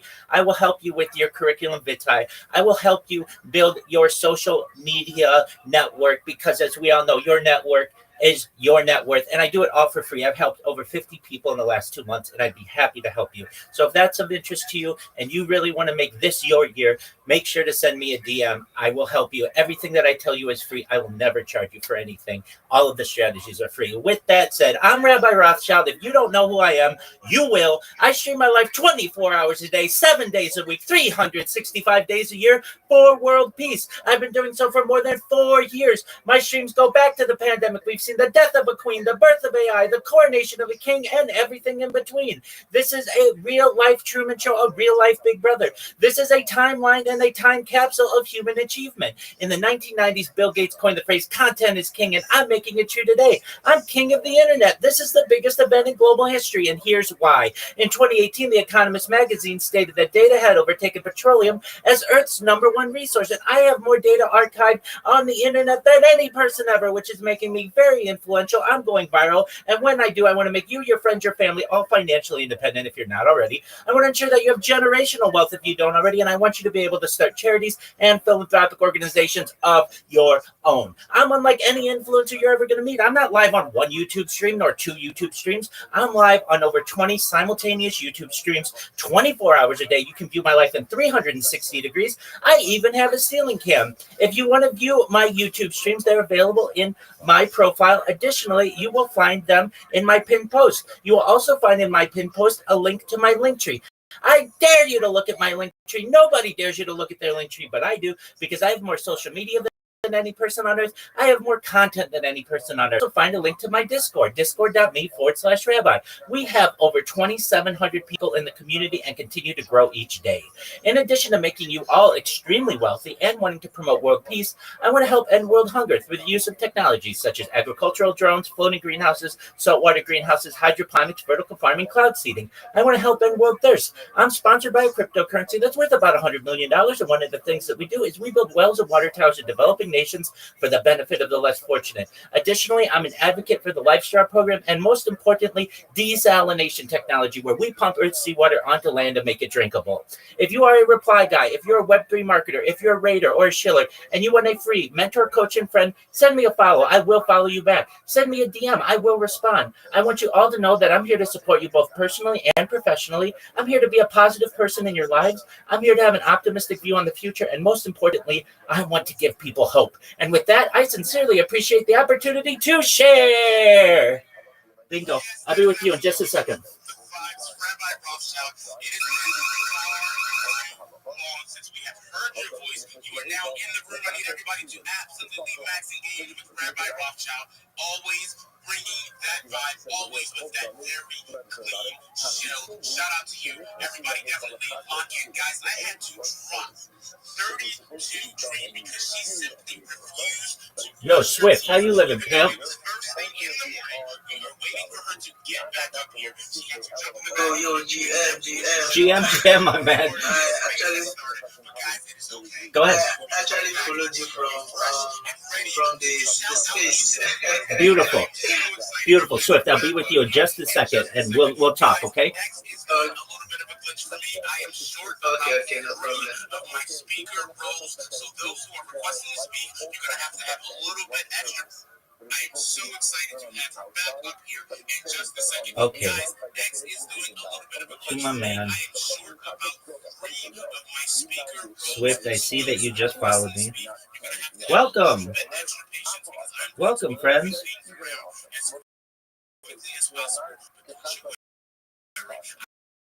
All right. To my friends. All right. Welcome, man. All right. So I'm going to send you my strategy. It's absolutely free. It's going to read it over, but basically it just tells you how you can increase your network for free on all the social media. And then if you don't have a job, I'll help you get a job as well. So just one moment. Be patient with me. I'm about to send it to you. And to my man or woman, Min, can you hear me? Min, if you can hear me, great to respond. If you can't hear me, understand, I'm here to help. Thank you so much for being here. And I everybody's going to agree with is what? Is Katras. will help you too. Katras is stated explicitly. So again, it doesn't make sense because everybody is on Katras. So just bear with me. Usually linked And Katras, so this makes a lot of sense. And there's also benefit to do Katras and Asher Gemara are essentially the first day of association. I mean, it's the third day of association. For us, the first day act with Rosh Hashanah is a different avodah. So how incredible. man, I saw you just started following me. Man, I'm about to send you a message as well. So just bear with me. It's gonna come in a little bit. It will. It'll be in a few different messages, and then I'm gonna want you to read through them, and then you ask me any questions that you want, and I will help you. So just bear with me.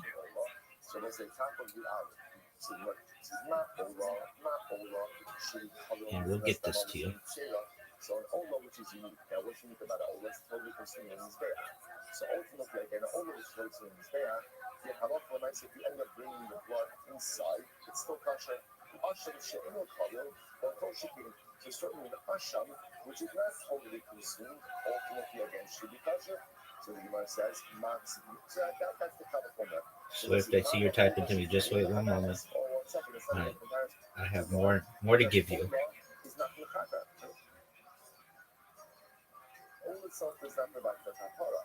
I must mean kaskoting topia. So he's an American kaskoting. So much of a labor. Tata sao topia. I know one of the American tata sao. Tata sao. Daniel, you know, he's having. Tata sao, and you'll get to this. Absolutely, Swift. I see your message. 100%. I'm not done with you yet. So just one moment, and we'll get you all the information that you need.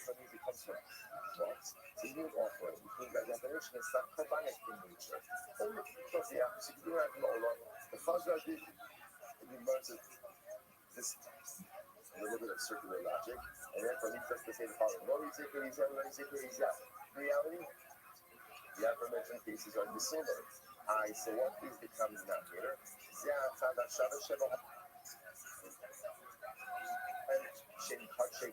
So Swift and Min, check out the messages that I just sent you on X. And if you have to read them a couple times, I know it's a lot of information, but it is a award-winning strategy, so to speak, of how to not just get a job, but also how to expand your social media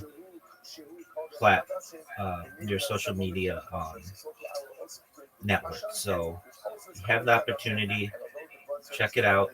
And Min, just for a moment, Min, I haven't sent it to you yet. Apologies, Min.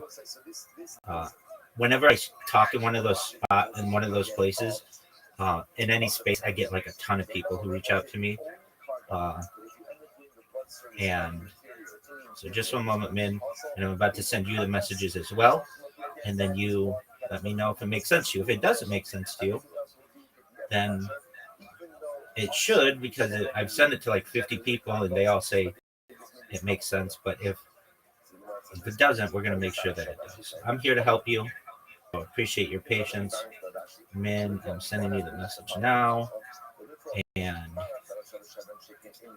in the meantime, to my man Swift. Swift, when you have a chance to read everything that I've sent you, let me know. And let me make sure it makes sense to you. And if it doesn't, I'll explain anything that you need, but it should make sense. It's very clear. And we've helped 50 people in the last 2 months to be able to get jobs and to be able to expand their social media network. And I want to hedge as well. All right. So with that being said, I sent you guys a message. Feel free to read through it, and then let me know if you have questions.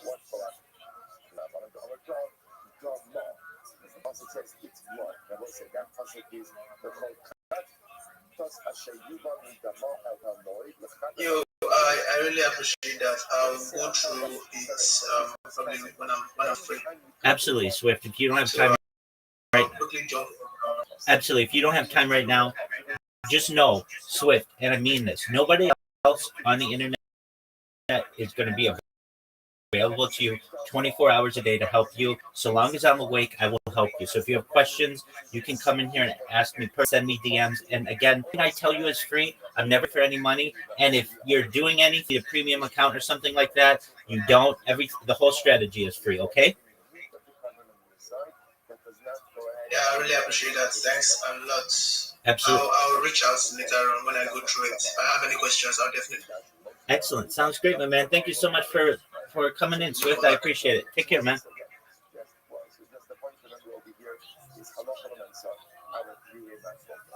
Obviously, I didn't first suspect that certain cabanos are done with men, certain done backwards. What happens if you take a carbon that is supposed to be done backwards? And let's say you do the blood service with men inside of the recycle flush. So what's the status? It's going to be a kiva. Anything that you do that with is going to be pasul. Chachamim only chatos, Rabbi Eliezer, chatos and asher. Up until now, we're just trying to figure out the svara of. Now, just want to say the svara of the Chachamim. And really, it's based on the concept Dharma. Only the blood of the chatos is invalid if you go and you do it with him. And that invalidation does not apply to anything else. Good. We show that Rabbanan Hashem Shechach Shelo Lishmo Kasher.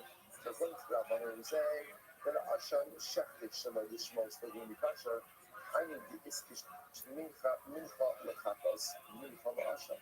This is why for the mincha is both compared to a chatos and compared to Hashem. Very clear. See, like the Sanya, Rabbi Shimon says, Kodesh Kadoshim Chachatos leHashem. The pasuk says, talking about a cover mincha, this is actually very interesting. But it's Kodesh Kadoshim, and the Torah itself compares to mincha Chachatos leHashem. The chatos and the Hashem. So you must say minchas okay, holiday kichatas is very interesting. So the minchas okay, which is mincha that is brought as a sin offering, holiday kichatas, if you could recover chatas, therefore, the bichamsa shalom lishma tzula, the big knitza shalom lishma. Remember again, that's the fingers, 3 fingers of the meal offering. If you big knitza shalom lishma sponsor, I'm also saying, see what's happening over here? The Torah is comparing a mincha to a chatas and to an asham. What's the meaning of that comparison? So ultimately, again, on one hand, with the chatas, just like a chatas is done shalom lishma, is possible, right?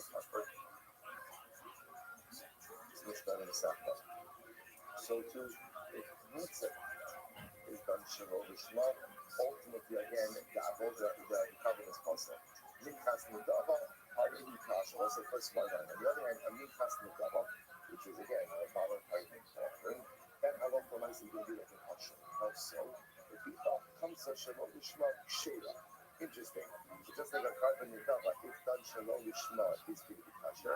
So too, the knitza of a minchas nidava, if done shalom lishma is going to be kasha. But al Rabbi Eliezer, the Michael was iskish mincha lechatas mincha l'Hashem for Rabbi Eliezer. I remember he was saying Rabbi Eliezer himself only with Hashem of Torah itself brings Hashem lechatas. At least when it comes to the blood applications on the interior. So remember again, Rabbi Eliezer says mincha. Chatas and Hashem is the same. So in this context, what is the impact? Ultimately, again, I'm comparing mincha to chatas and mincha to asham with the ida Rabbi Shimon. It's for the other Rabbi Shimon. It's a third wide line 11a. It's now. This is very interesting. Shalobikli sharis suba. Man, I saw that you replied. If you have questions, let me know. Just a moment.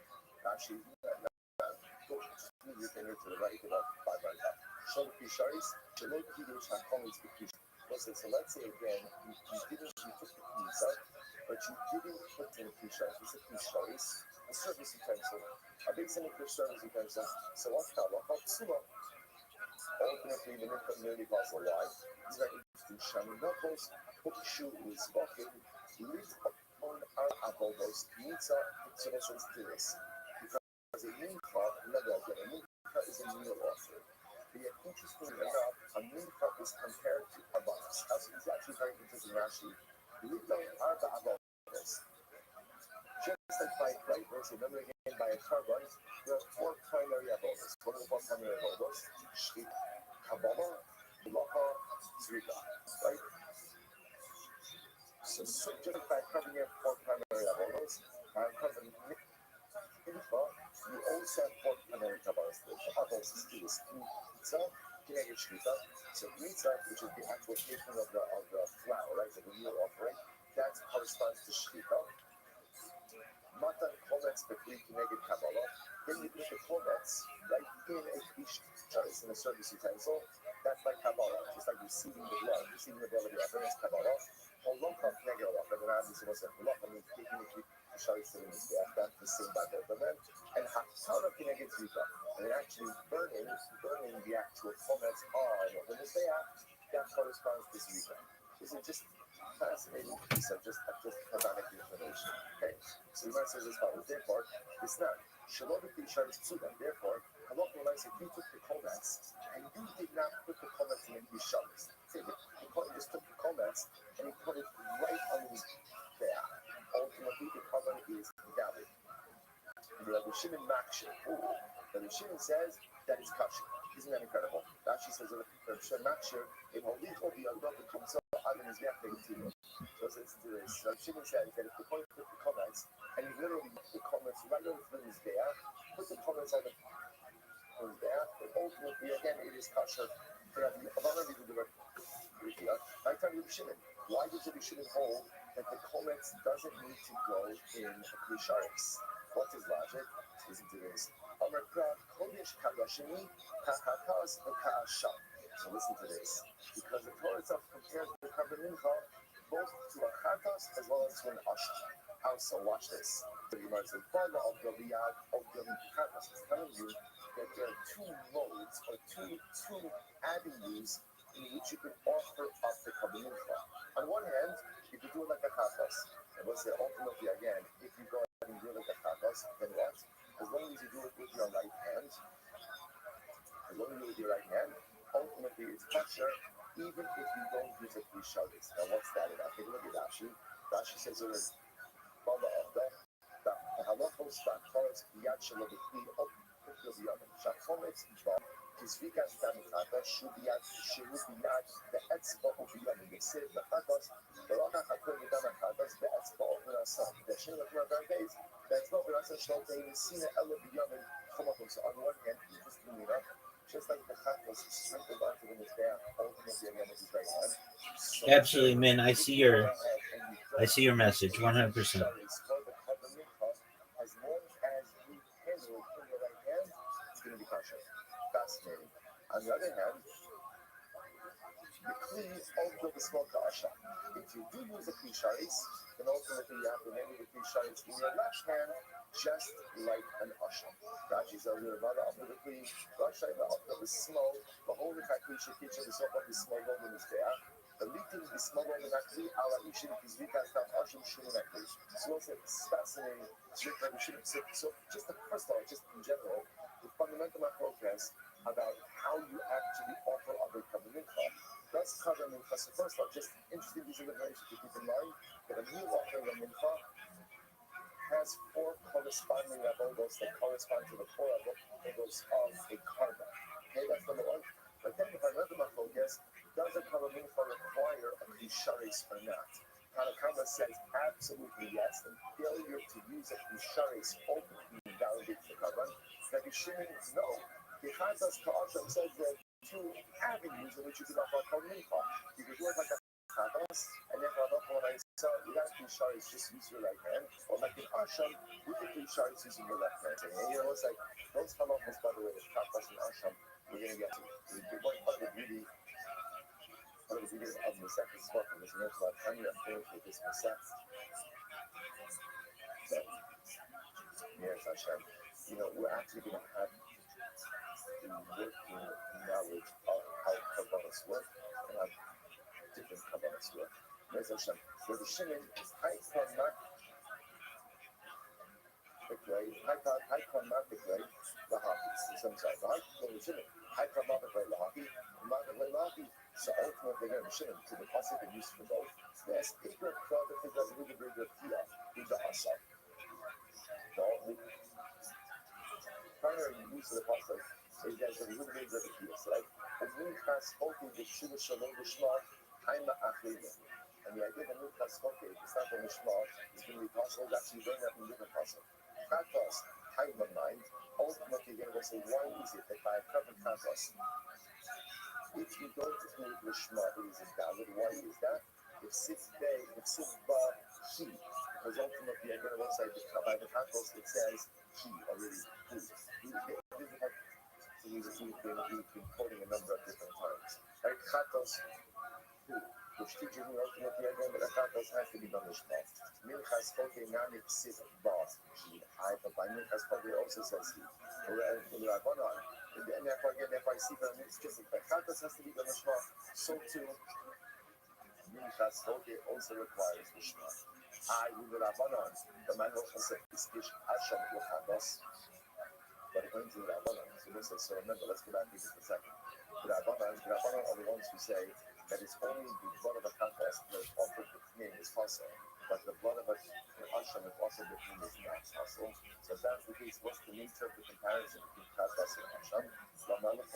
Machatos to the Smicha, Hashem to the Smicha. To teach us ultimately again, just like Kratos requires Smicha, so too Hashem requires Smicha. And again, like I said, also remember, just so you appreciate, you know this already. If you notice the structure of the Masechta, remember, we have not started the Masechta with the specificities of Hamas. That's what, remembering that what we started with over here is actually the beginning of the Shema. But that's how the Masechta starts. So, but like every Masechta in Gemara, the Gemara throws in a whole bunch of details before we actually learn out these details. And that's Hashem, as we kind of go through each of the Kabbalahs individually, learn their different unique specificities, properties of this kind of fall into place as well. Let's go back there. It says, Yossi ben only Omer Nishchak. So back to our Mishnah. So remember again, Yossi ben only said, Anishchak Mishem Pesach Mishem Chatos Sulam. But that's an interesting, so remember again, the structure of the Mishnah. Well, Yossi ben only says, anything you Nishchak for the sake of Pesach, the sake of Chatos is possible. So the Gemara says, I'm going to be open. Yossi ben only. So Yossi ben Choni and Rabbi Eliezer seem to be saying the same exact thing. So the Gemara says in the Mishnah, the Gemara says, no, I'm sorry.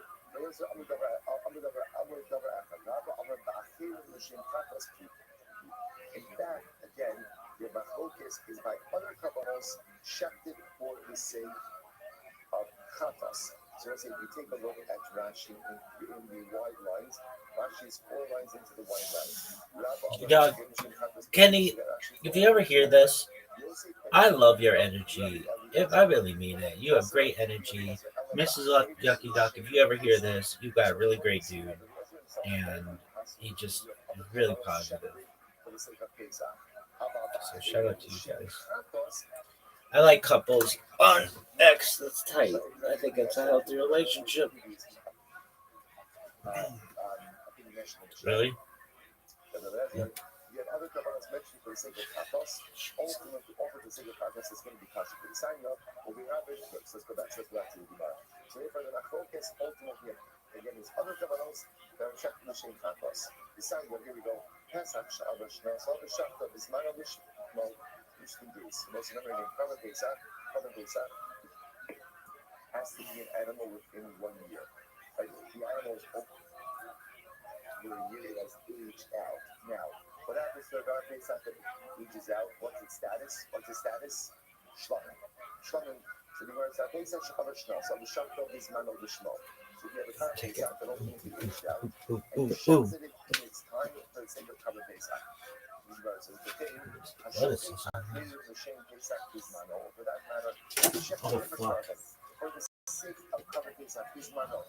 Dog. One of the most athletic things we've ever seen.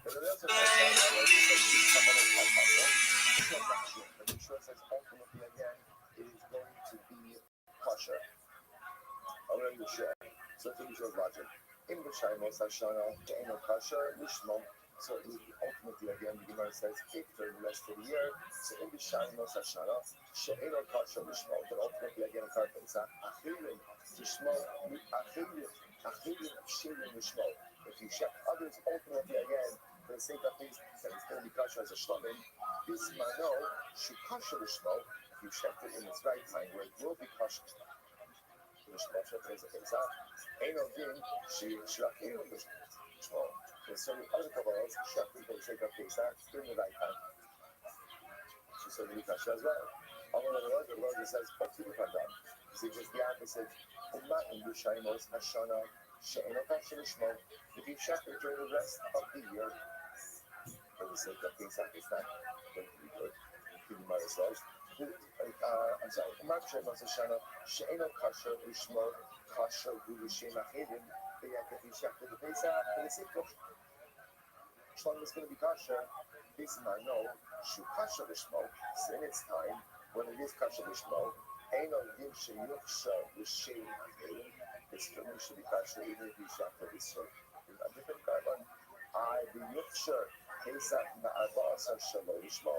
And ultimately, are you trying to see that Pesach, a cut Pesach, should even be kasher on the 14th shalom lishmo?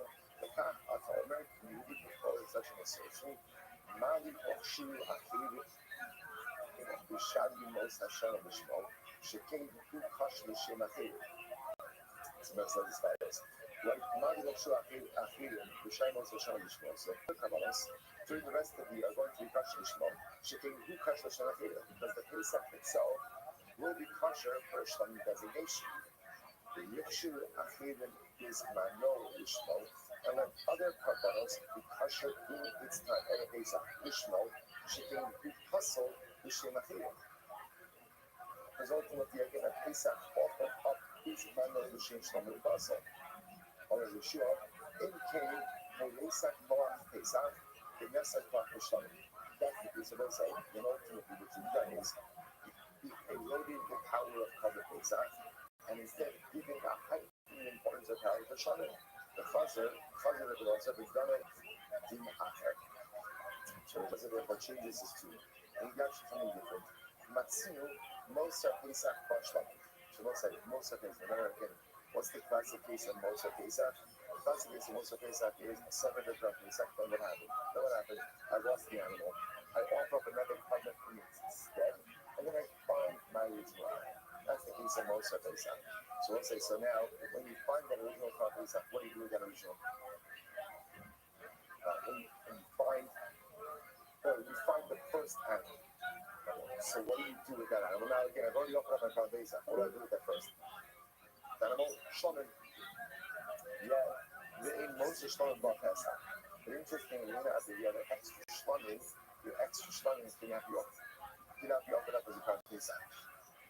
But not Pesach, Shemos Sarah Bashlamim, and by Kar Pesach, where again, if you find that original animal, quote unquote, the extra Pesach, it could be offered up as a Shlamim. Shechtav is Mano, the Shem Shlamim Basel. If you shecht it on Erev Pesach, for the sake of Shlamim, it's going to be Basel. Shlamim She'emo Sarah Bar Pesach, so a Shlamim, with the extra animal, so to speak, cannot be offered up as a Kar Pesach. And Shechtav the Shem Pesach is Mano. If you ended up shechting it, the Shem Kavod Pesach on Erev Pesach, ain't no good shape Surim. It's really shape also. It's kind of hold that. Plus, in other days, I don't know if Yeshua, Matzinu Moshe Chassid, that's the kind of hold that. So, I don't know if Yeshua, Matzinu Moshe Chatas, Bo Ola, Ve'im Moshe Ola Bo Chatas. So, this is very interesting. Yeshua says it's follows. We find the case of an extra chatas. We'll say, what's the most chatas? Same case. I'm trying to cover chatas. What do I set aside an animal? Then what happens? I lose my chatas. Then I offer up another animal instead. I find my original chatas. What could I do with that chatas? Ba ola. That could be offered up as an ola. But yet, interestingly enough, a moser ola ba chatas. But if the same case happened with an ola, I designated an ola. Lost my original animal, offered up a replacement animal, then I find the original. The leftover animal or the original animal cannot be offered up as a chatos. Or as a imat chatos, shanu sarah ola. If a chatos with the extra chatos can be offered up as an ola, shakta l'shem ola psuva. Yet, if you offer up a chatos l'shem ola, and I've also remembered once that I have one of these, possible. I remember again, we'll say chatos is unique. Because if chatos was offered up shalom lishma, what's the halacha? not only is it not only the Shem Bible, not only does it not count on one's obligation, but it's fundamentally possible. Oh, She'in Mosara Chagas. Ultimately, again, we have a lot of myself, the leftover outlook. Not the upper left as a Chagas, Shak the Shem Chagas, and the Dicha Psuba, it's only if you offer up, and Ola, for the sake of a Chagas, it definitely should be possible. Another Reza says, no, in the Chagas, in Amar the Chagas, Shekin Shira Yishma, Kol Hashem. So listen, the Reza is not necessarily listen to this. Chagas, right? Chagas, the ultimate again is Shira, Kol Hashem. Kol Hashem the entire year. Gemara says, Tomar the Pesach, Shekino Kasha Lishma Ala Bismano. Pesach is unique, right? Because you also say Pesach, you only offered up Lishma, right? Only at Pesach.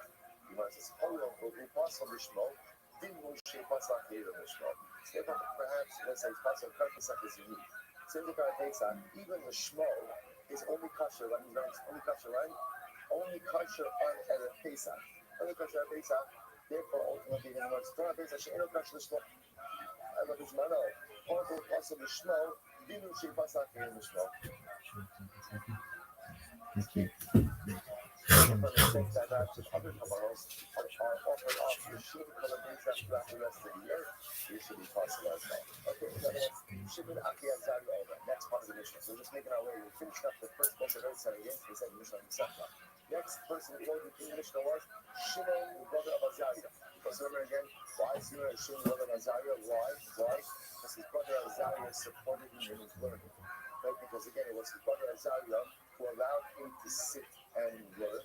And therefore, again, Azariah and his brother gets credit for his growth in Torah. And you facilitate someone else's spiritual growth, you get credit for that as well. So Shimon the brother of Azariah said, Shakar, the Shem Gavon and Shemin, the Shem Melach and Ksubim. So here that's the very interesting idea. Shimon the brother of Azariah, when you go ahead and you offer up a cup, ultimately again for another purpose, is the covered hustle that depends on what you're offering it for. If you go ahead and you offer up a carbon for the sake of another carbon that is of higher status, then your carbon will be kosher. If you offer up the carbon for the sake of a carbon that is of a lower status, your carbon will be hustle.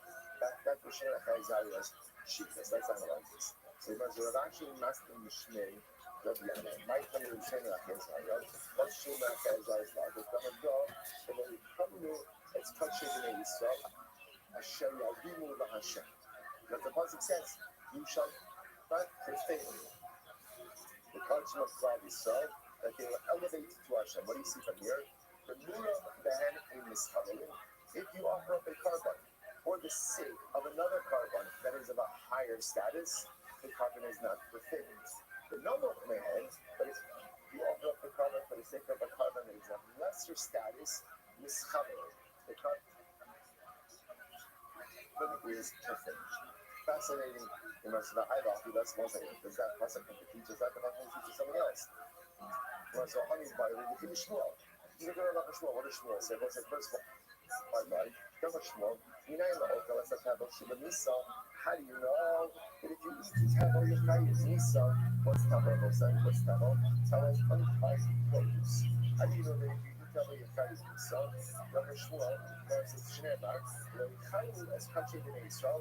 Asher Yarinu LaHashem. As the pasuk says, do not profane the country identifies so that they will lift up to Hashem.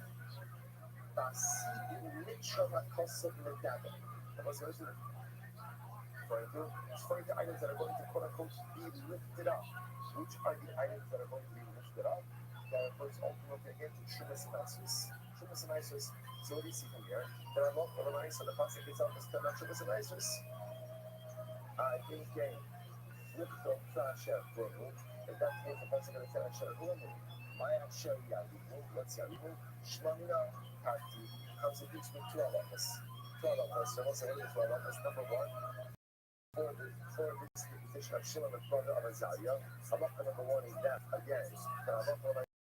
if you go ahead and have in mind for a covenant of status, the original covenant, the covenant for a covenant of low status, ultimately the covenant is going to be hostile. And number two, if you care about, you are higher, you know, hostile, but if you care about, very effective, you care about, next was like, well, zero. Shame and Razzi, it's very interesting. Now, Fuck. so Shimon, the brother by guys, so let's say, if I'm offering up a carbon, and now I don't have in mind for this specific carbon, I have in mind for a different carbon. If the carbon's going to have, Shimon says, it depends. If you have in mind for a carbon of a higher sanctity, the carbon is covered. Yeah, you know, I'm in favor of execution. Maybe our entire team needs to be executed after tonight. Yeah, you know, but doesn't count towards an obligation. So the Gemara says, share the Emirates in the Hittibi the Kata, only Oklahoma Shimon Emirates in Kata. So the Shimon is saying that it's kosher and counts towards my obligation, or ultimately again it's kosher, but doesn't count towards my obligation. Kashma, here we go, Abakorda. A nicer, that Abakorda, nicer Shisha. If you went ahead and you offered up the car or a nicer animal, even for the sake of Shalom, it's going to be kosher. Shalom Shishak from the Shem Bakar, or the Shem Nicer Psulim. But if you went ahead and you shak the Shalom for the sake of the car or the sake of the nicer, it's going to be possible. Now, says the Hadith on that law, Shem Umeratzi. So ultimately, again, if you hold that Shem is saying that it's kosher and it works, know that, and it satisfies your application. So you must the car. So let's say the car animal is not an animal that affects the king. Right? In other words, the car animal is not that it doesn't satisfy an obligation. An obligation to be my firstborn animal. Let's say the animal is I have no obligation of the place. It's not a receipt. It doesn't have to satisfy this obligation. Having Shimon getting around, rather it's that what Shimon, the brother Bazali was saying is if you take an animal, you take a partner and you offer up for a covenant of higher sanctity, ultimately again, the covenant is assured, but does not satisfy my obligation. And we can see the Ibrahim from the fact that the Sefer ultimately again is the case of kosher that doesn't satisfy our obligation. So to the first case also see a case of ultimately where it's kosher, but that satisfy our obligation. So maybe not, why get blue grapes and super? Says, hello, my commercial words are teaching me teaching me ultimately again higher categories and lower categories. But you know, it says, we learn this case, it says, case and touching adoption, touching down. Now, again, the Mishnah then goes on, and Shimon and Rabbi Bazai gives explicit examples of this. If you were to go ahead, you have a covenant that's touching adoption, and you shift it for the sake of touching talent, which is a lower level, Shimon would say ultimately such a covenant is possible. And Shimon touching talent, good. Now, they want you to have to listen to this. Touching adoption and touching talent, you do the moment of all. How about covenant the calendar? So it's an article like this. Maybe the word of Kavanas, maybe there's like two types of things. There's touching adoption, touching talent. And therefore, in Shimon's logic, in this construct, if you shift the adoption for the sake of touching talent, it's going to be possible. Touching talent for the sake of touching adoption, it's going to be kosher. But maybe in the respective categories, there's no hierarchy. So, for example, let's say in touching adoption, all Kavanas are created equal. And in touching talent, all Kavanas are created equal. Kamashwa, that's not the case. Today's versus Hanani Tanina, Shlomin, Holdmin, Esabakar, and they should tune in Lantern Arba, with Smicha, with something which Nivas Kazay the show. She was like, my teachers have a lot of points that's not true. If you in the realm of Kachik Adashin, there's still a hierarchy. For example, Shlomim are more important than 100 of a car. Why? Because in Shlomim, ultimately, again, what you need, number one, Matan Arba is 4 applications. Number two, Simcha is leading on the animal. Next is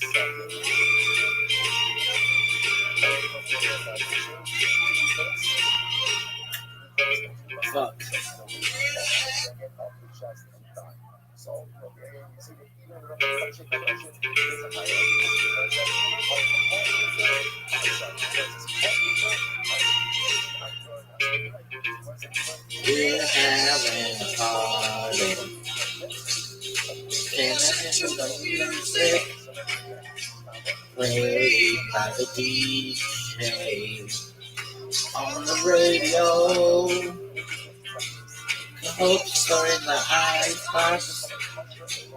Anthems on the table. Me and my baby out here on the floor. So Mr. DJ, keep those records playing, 'cause I'm having such a good time dancing with my baby. Everybody's swinging. Now he's doing the twist now. Bending to request now. There's a view for you. Then there's no strength. Play it down so I know. Don't forget that mashed potatoes. Oh, what the song would do. You found your Mr. DJ. Keep those records playing, 'cause I'm having such a good time dancing with my baby. So sometimes, again, I know where I want to get to in the past. I know I want to get to this part. So I have a whole plan. Sometimes, again, that plan has so many twists and turns. There's mistakes, there's maybe people with this setback. But it's at the end of the day, what's the goal? The goal is to get to the finish line. Right? This is the goal. It's at the end of the day. Just recognizing that having the actualization of Kedusha really does the journey of growth as you thought it would. But if you stay the course, some parts make more sense, some parts make less sense. Some parts I follow, some parts I don't. But as long as I stay the course, ultimately, I will get to the Mishnah. I'll get back to the Mishpah. Got a few for you. Yeah, let's go soul twist. Hey, that one so I know. Don't forget the mashed potatoes. Oh, of the songs will do. Tell you, Mr. DJ, keep those records playing, 'cause I'm having such a good time dancing with my baby, having a party. Everybody's swinging the music on the radio, having a party. Everybody's swinging and dancing to the music on the radio all the time, having a party. Everybody's swinging, dancing to the music on the radio. Having a party, and everybody's swinging, dancing to the music, yeah, on the radio. That was the sickest shit of all time. Maybe the sickest song ever. Really? Fuck up. But it's okay. What's that one that I like? It's like on a rooftop.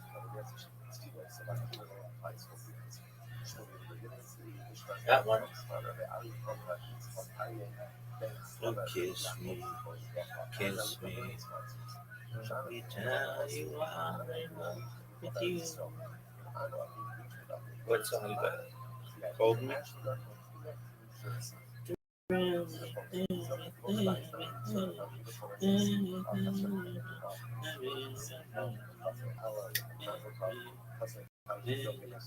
What's it called? Kiss me when you do it. Make me tell you I'm in love.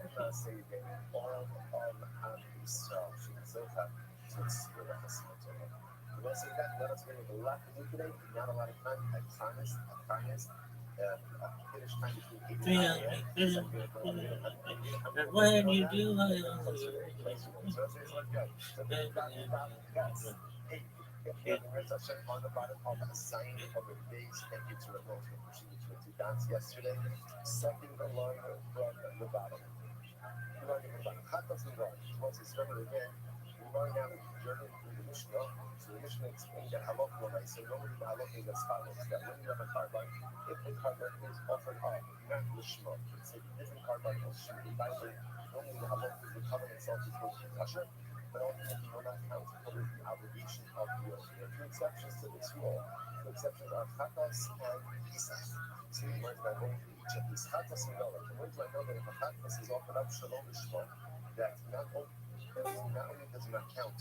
Miss Aquarius. Good morning, Rabbi. How you doing, girl? I'm good. Just waiting the 7:30 so we can wake up Papa. Okie doke. You've got doctor appointment today. I'm thinking about you. If I got a what appointment? You got a doctor's appointment today, and Dermatology. that's doctor. No, I don't want to go. Okay, well, I'm thinking about you, and I hope everything goes well.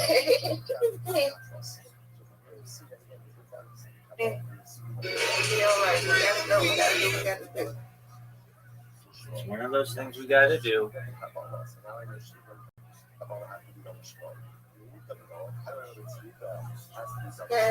You still up, Rabbi? Did you get any sleep? Let's see. Since I last spoke to you, maybe I got a little bit of sleep. My hours are so messed up this Aquarius. It's unreal. But I am super popular in Nigeria. I'll tell you that right now. Oh, wow. Because those are the people who are awake when I'm awake, who speak English. And so I've made a bunch of I have a lot of Nigerian friends. Nice. They're very nice people. Well, I mean, just like anybody can be nice, but I find they're very respectful individuals and very kind, and I very much appreciate my Nigerian friends. All right, so you've got 18 minutes till pop-up, right? Yeah. Okay, dope. Well, I'm just making Instagram reels, so don't mind me. I'm gonna be singing oldies, singing oldie songs. Don't be funny. Oh yeah, Karaoke. Do karaoke? I do, and I do lip syncing. So like I'll lip sync the song, so the song will play in the background, and then I will lip sync it, and I sing it at the same time. Here we go. I'm sure you know this song, but this is by Mel Carter. Hold Me, Thrill Me, Kiss Me, and like you may not know right away, but you'll know it. It's like a famous song.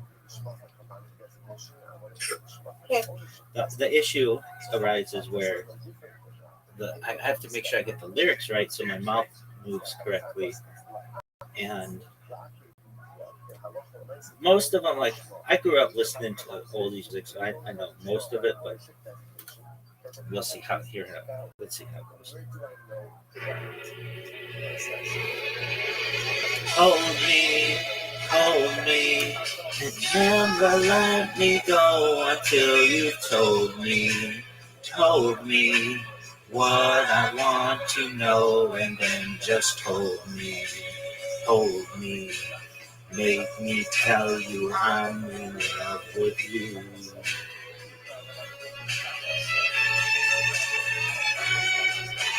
Thrill me, walk me down the lane where shadows will be. Hiding lovers just the same as will be. When you make me tell you I love you.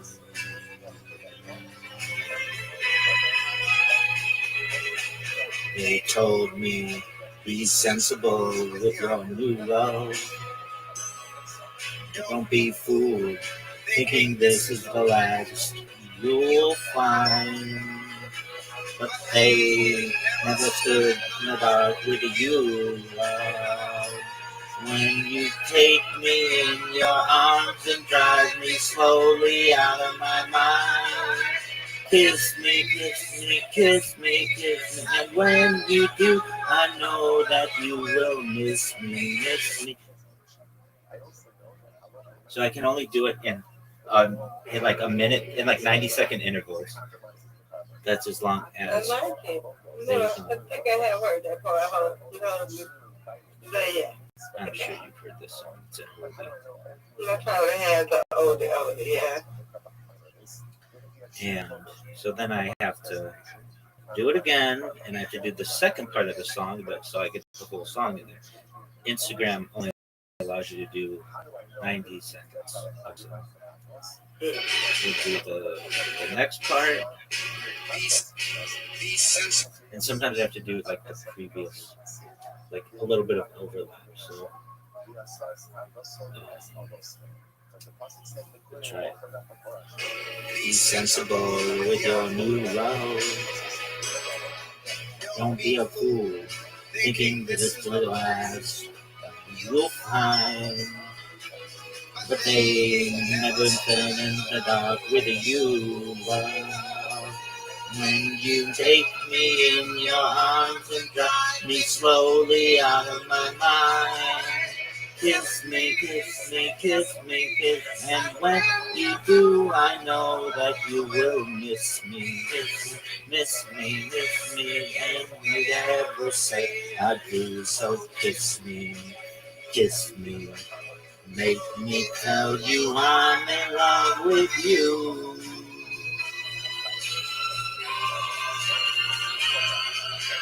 Kiss me, kiss me, kiss me, kiss me. When you do, I know that you will miss me, miss me, miss me, miss me. If we ever say I do, so kiss me, kiss me. Make me tell you I'm in love with you. And never ever let me go. Never, never, never.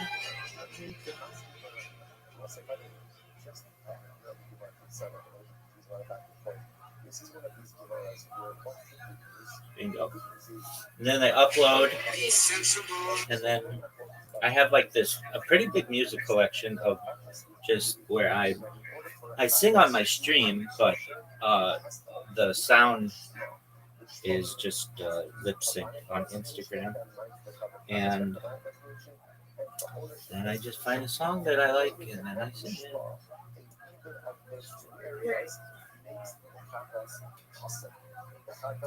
I'm gonna do Aretha Franklin, Until You Come Back to Me.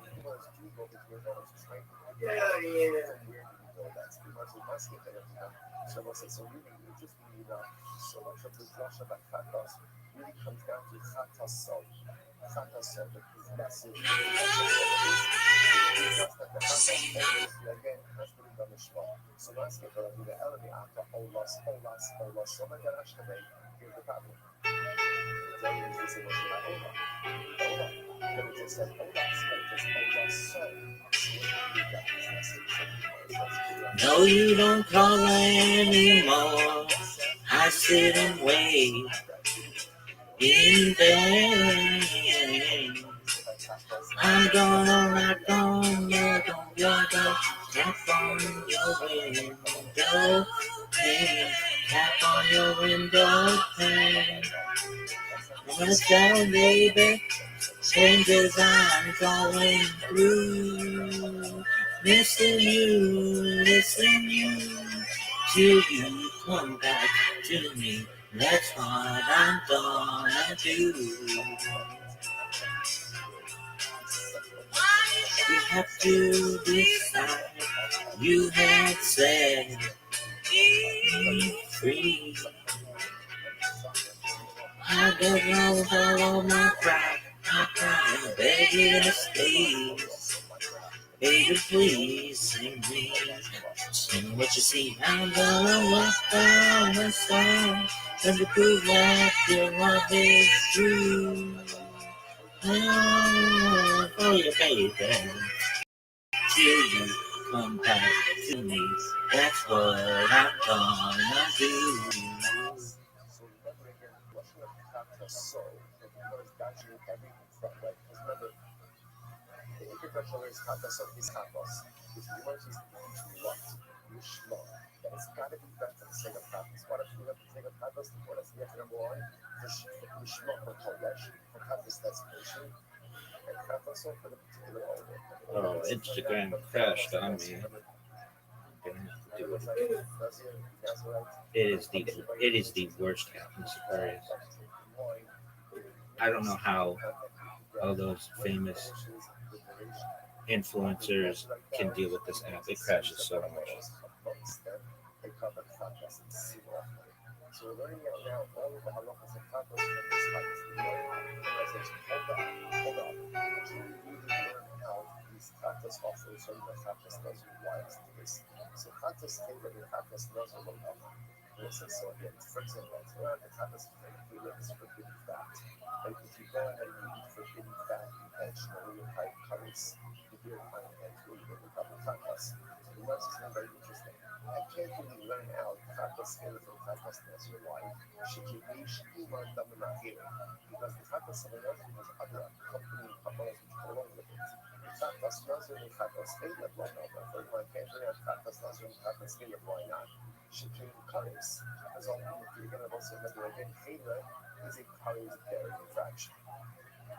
And the Rava says asya the katos soda. Interesting. Perhaps we learn out the source for again the Shema by Kratos is actually the Kratos of Nicola, right? Person scriptures aras. This is a purification process. Part of this purification process is that he brings a carbon Kratos. They say that Rasa minus a Kratos, he called us Yosef the Shem Kratos. That's from this. They call the Asas minus a Kratos, no, the Kratos. Which indicates to us what? All steps of the Kratos must be done Shema. So why don't we say, just like the Kratos of the Sola has to be done Shema, and also remember again, whenever we say the Shema, what does the Shema refer to? What does the Shema refer to? Two forms of the Shema. Rabbanic Shema, ownership Shema. So say the same way that Kratos and Sola has to be done Shema, so to all other forms ultimately again. All other forms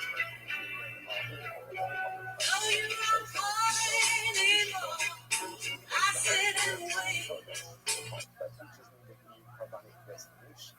All and what the again, Shiro Baila, right? How do I know the halacha, right? Also the ownership is strong. But there's a lot of successively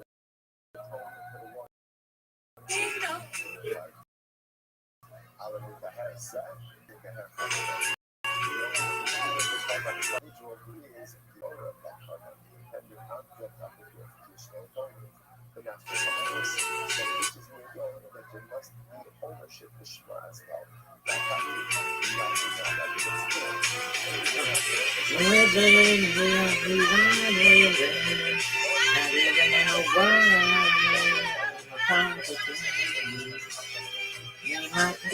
You might be back up to make you see that you make it all again.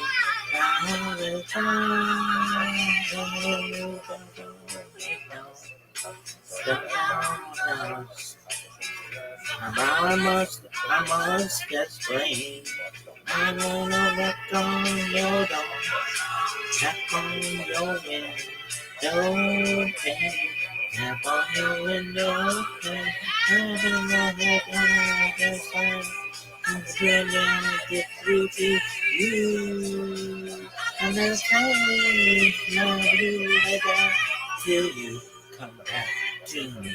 That's what I'm gonna do.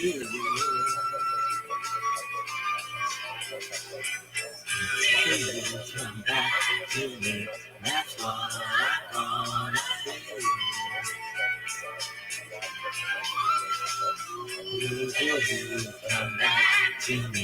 That's what I'm gonna do.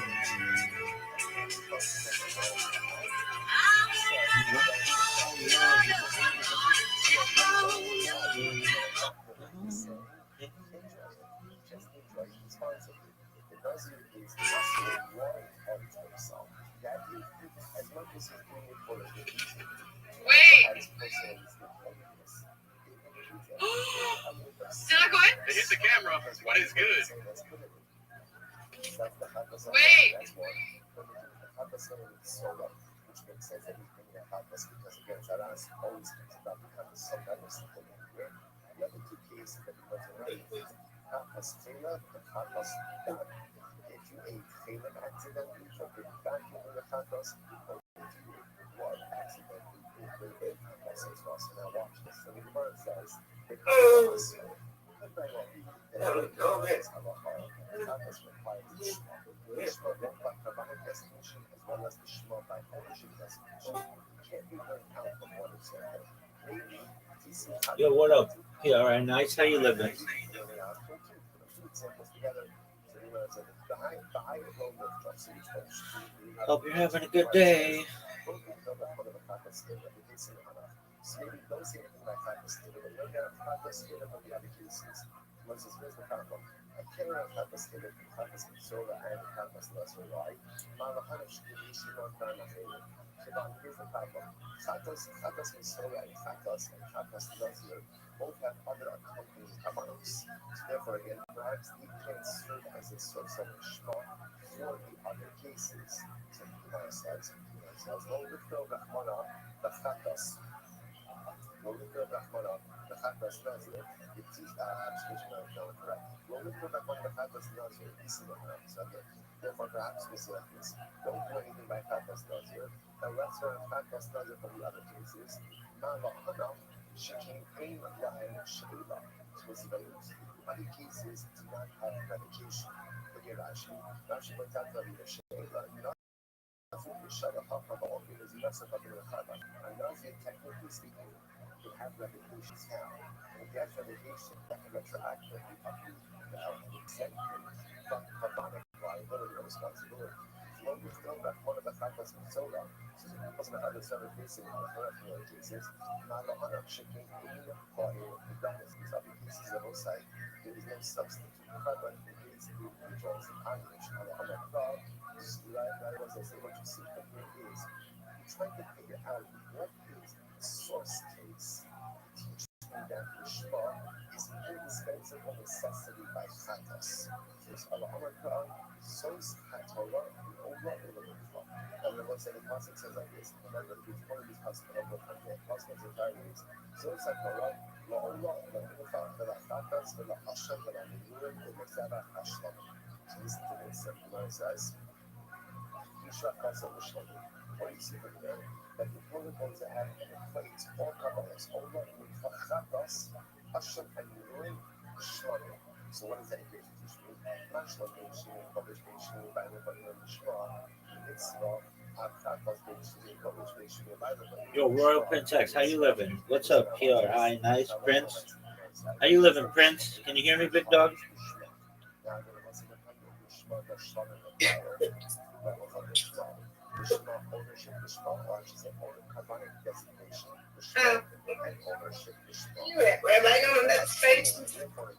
No, there's just somebody in this Discord. I'm just saying hi to them. Hello. So what I think is very important. It's very important. So this passage is My bad, girl. requires Shema. They both elements of the Shema.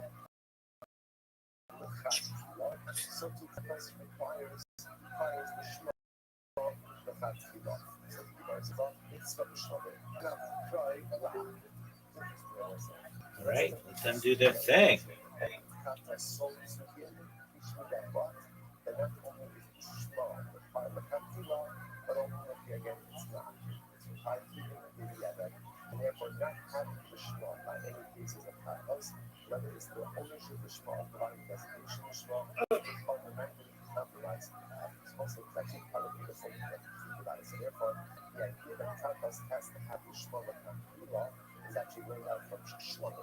And then the Yishlo Psukim that we just mentioned before, all these Tapas so Psukim teach me that Tapas requires the Shlomo. Even if you have an failure to do so, fundamentally undermines the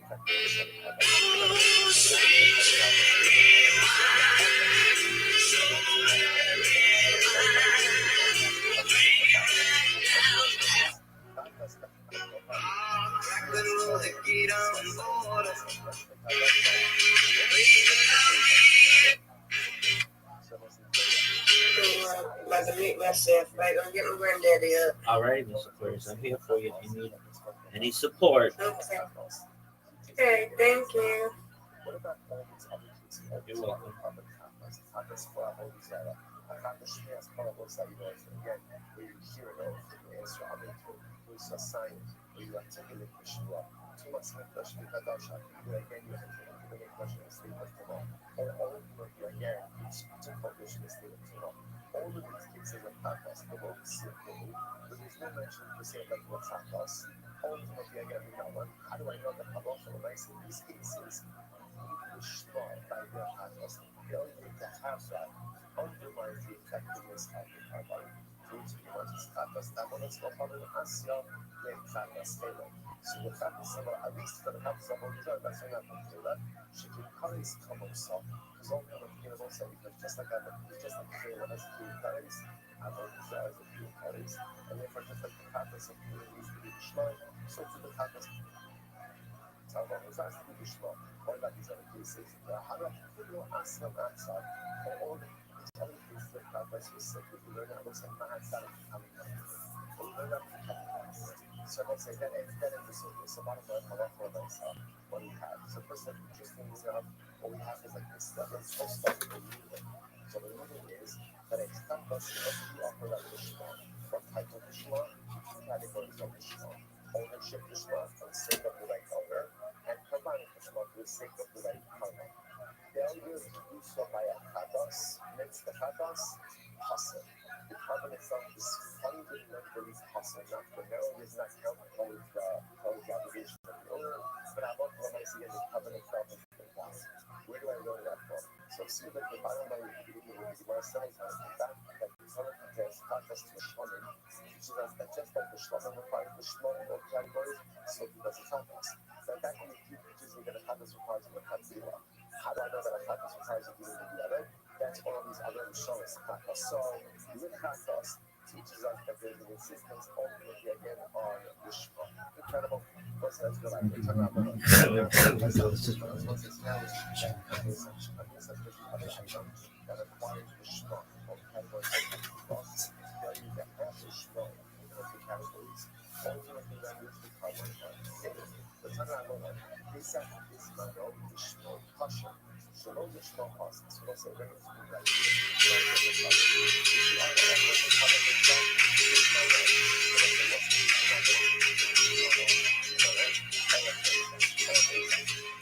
Lady loves me, yes, yes she does. Well, I'm gonna have a fight there. Don't love me, yes, yes. Dude, do it. Do it. I would Neil Diamond about it. Be like, dog, play the fucking guitar. Be like, okay, dog, let's be in a bunch of ass. Why? Because I have to come all the way over here and do this. And that sucks.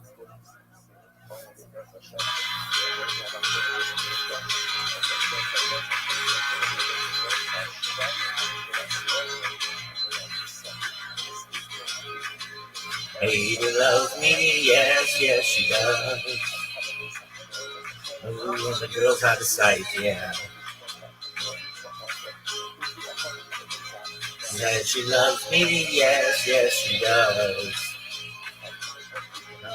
Join her nine, yeah. She got the way to movement, yeah, yeah. She got the way to movement. She got the way to move, yeah. Everybody got the way to movement on.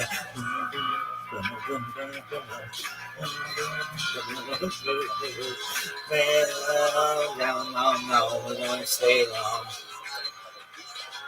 We got things we gotta catch up on. I know what I'm saying. Jerry, I think when the music is playing.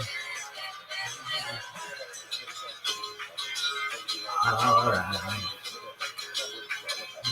I know right, no, you don't. No, girls outside in. No, Johnny, no, nice, no, we won't. We're gonna make our own night. Hey, the drink out the way, the blue.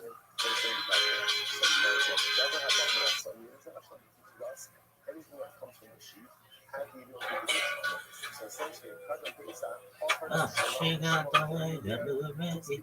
Yeah, she got the way, the blue, baby.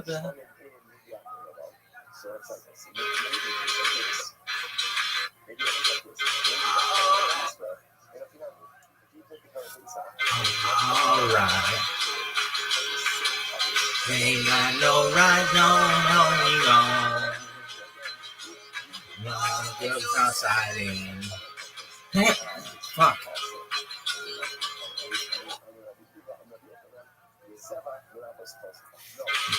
Alright. Ain't got no right, no, we don't.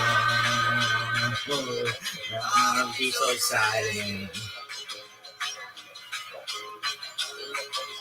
Ain't no cuts, no, we won't.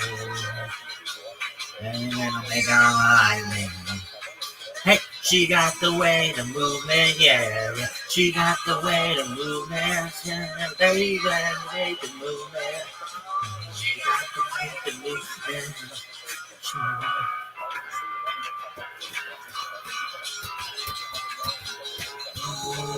No, we're going to. Yeah, swing, baby, whatever we want to. No, we're gonna do it. Cherry, baby, really get to it.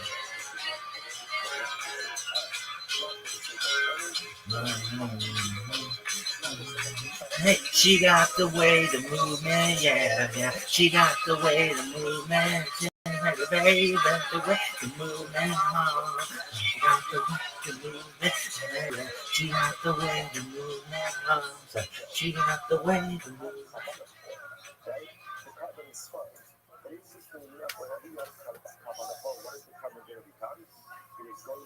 Another one.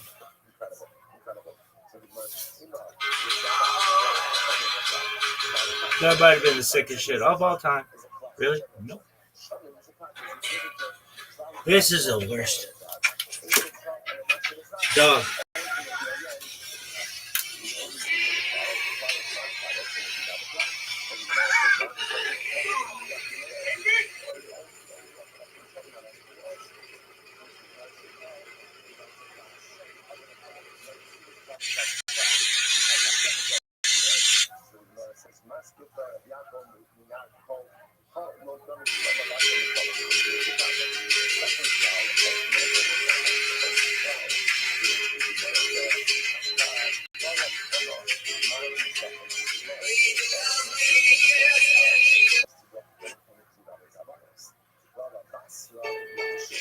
Be sensible.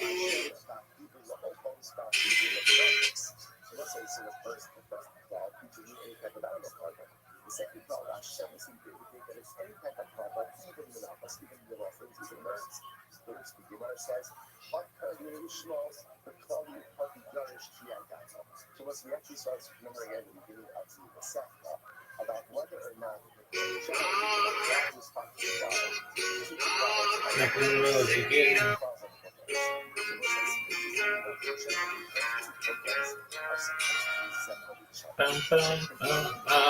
Crack them rose, get on board. We gonna ride till there ain't no, making it slow. No.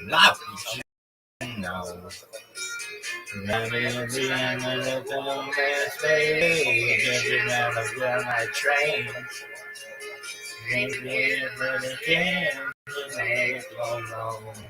Big and so say what I want. I'm not even doing lazy, no man, no asking. I love this fight. Oh, I love my Rosie child. She got the way to make me happy. You and me, we're going strong. But Rose, you're a store-bought woman, but you make me sing like a guitar humming. So hang on to me, till the song keeps running on. Play it now, play it now. Play it now, my baby. Crackling when you get on your smile. You got the dance right now. That's alright. We got all night. About what the song is about a woman named Rosie. Maybe Rosie Perez. Oh, you don't do it?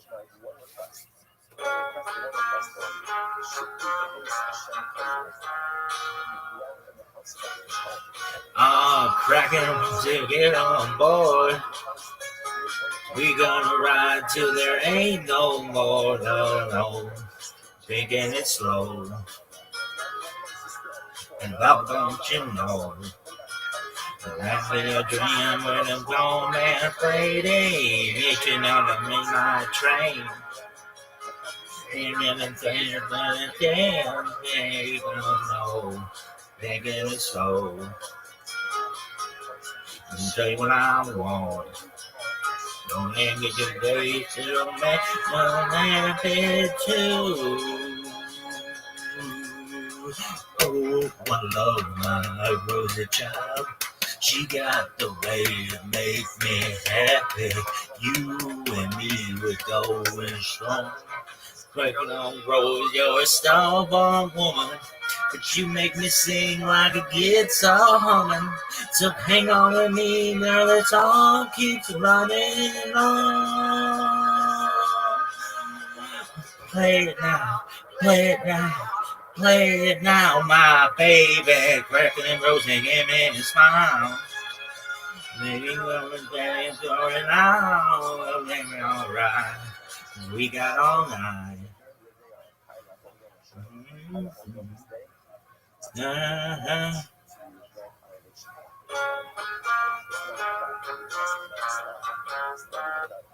don't even know who's playing guitar. No one knows.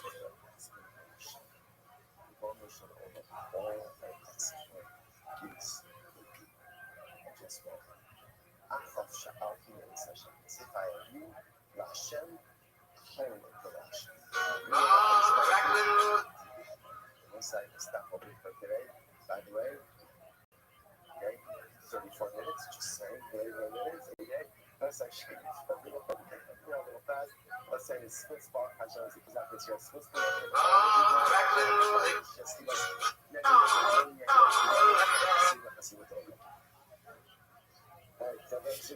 Oh, well, that's alright. We got all night. Set the world right. Let's dream when you answer no questions. Yeah. Oh, I love my Rosie child. She got the way to make me happy. You and me would go in style. Crackling Rose, you're a store-bought woman, but you make me sing like a guitar humming. So hang on with me, now the song keeps running on. Play it now, play it now, play it now, my baby. Crackling Rosie, make me smile.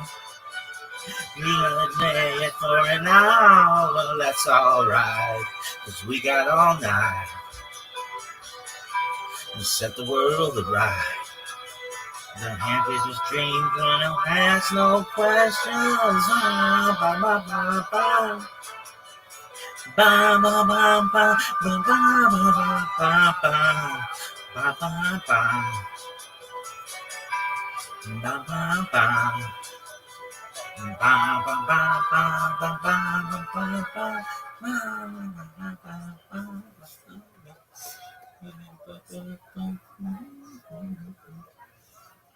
That was so sick. That was so sick when you're like, blah, blah, blah, blah, and everybody was like, oh, you know, makes the baby feels so after, and everybody was like, that's so fucking sick.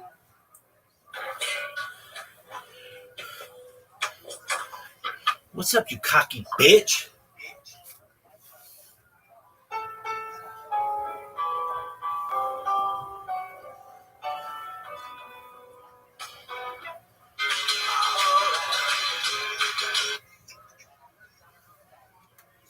What is this bullshit?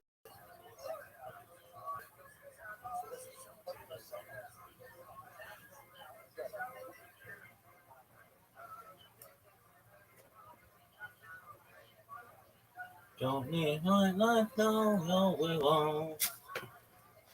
I want to be so excited. Yeah, she got the way to move it, yeah. Right, she got the way to move it. Yeah, cherry baby. Way to move it, alright. Bum bum, ba da da da da.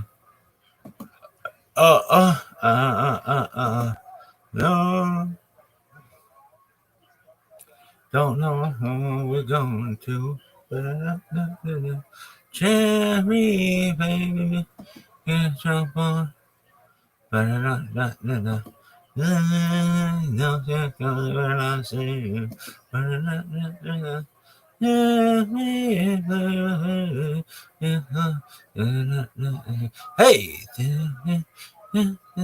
all right, we got the way, she got the way to move it, yeah, she got the way to move it, yeah, baby,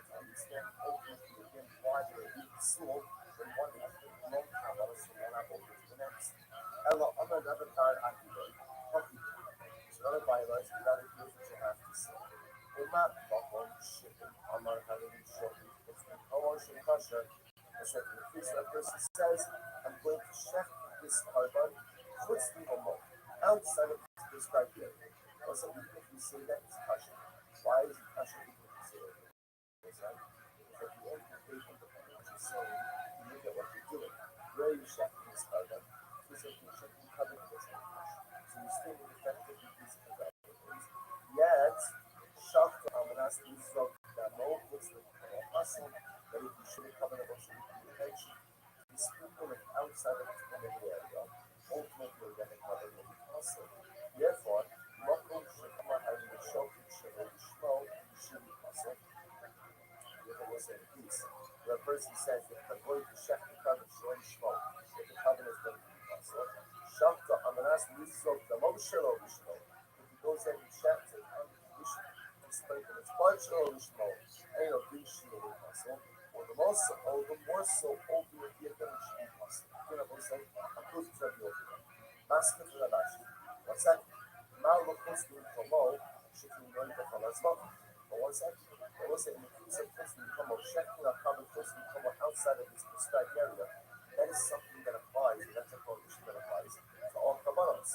Tomar, Shemo, Bishmo, Shilanoid, Ella, the Pesach, the Chatos. Was it the concept of Shom Shmo? Was it the concept ultimately again that a kabbalah is totally invalid if offered up Shemo, Bishmo, which only begin by Pesach and Chatos. By all other cases, if you offer up the covenant what happens? What happens? The covenant is kosher. It's not exactly, right? It doesn't satisfy the obligation of the owners, but it's still kosher. Allah Abashi, Rabbi Abashi says, how do you call it? This is what he used to say. Umar bin Makom was in that this case referring to the situation of Shimon Biden, as we have in mind for the law owner. Umar bin Makom, Shimon, Umar having Shok, Shimon, Shok kosher. You know, I said, if you have in mind, check it for the wrong owner. That the covenant is still kosher. Yisrok Damo Sharo Bishmo. You should see Sharo Bishmo, the Shem Holy Apostle. I said, if you have in mind to speak the blood of time to speak up, to do it ultimately against someone else's covenant apostle. Malcolm Shem, Amar Harim, Shofet Sharo Bishman, the Sheep Apostle. Amanas Yisrok Damo Sharo Bishman, the Sheep Apostle. Therefore, I said, all the more so. Where a person goes down and says that one to dissolve the covenant, he's certainly a man of the covenant should be possible. So once again, all of this was in support of the position of the Yochanan. Remember again, the Yochanan should be very simple. Is the Chashvin the Avodah La'avodah that you can have an erroneous mindset for one Avodah during the previous Avodah, that's still invalid with the covenant. So just the covenant arguments. If I check the covenant Mishmah, but I have in mind as a kind of Mishmah, and I'm going to do this Rika, Shalom Shmo. I have in mind that I'm going to do this Rika, not for the purpose of this particular covenant. The purpose of Yochanan wants the halacha, the covenant is possible.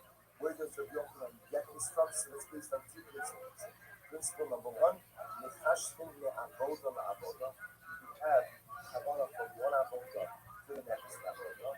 And number two, where does this all derive from? Yochanan posits it derives from people. Because the concept of people tells me if the Kohen has an erroneous mindset, he's something we are all. Even though right now he's at an earlier stage of the divine process, that is an erroneous mindset will be on compromising the Kohen already. Fine. Now the March registers.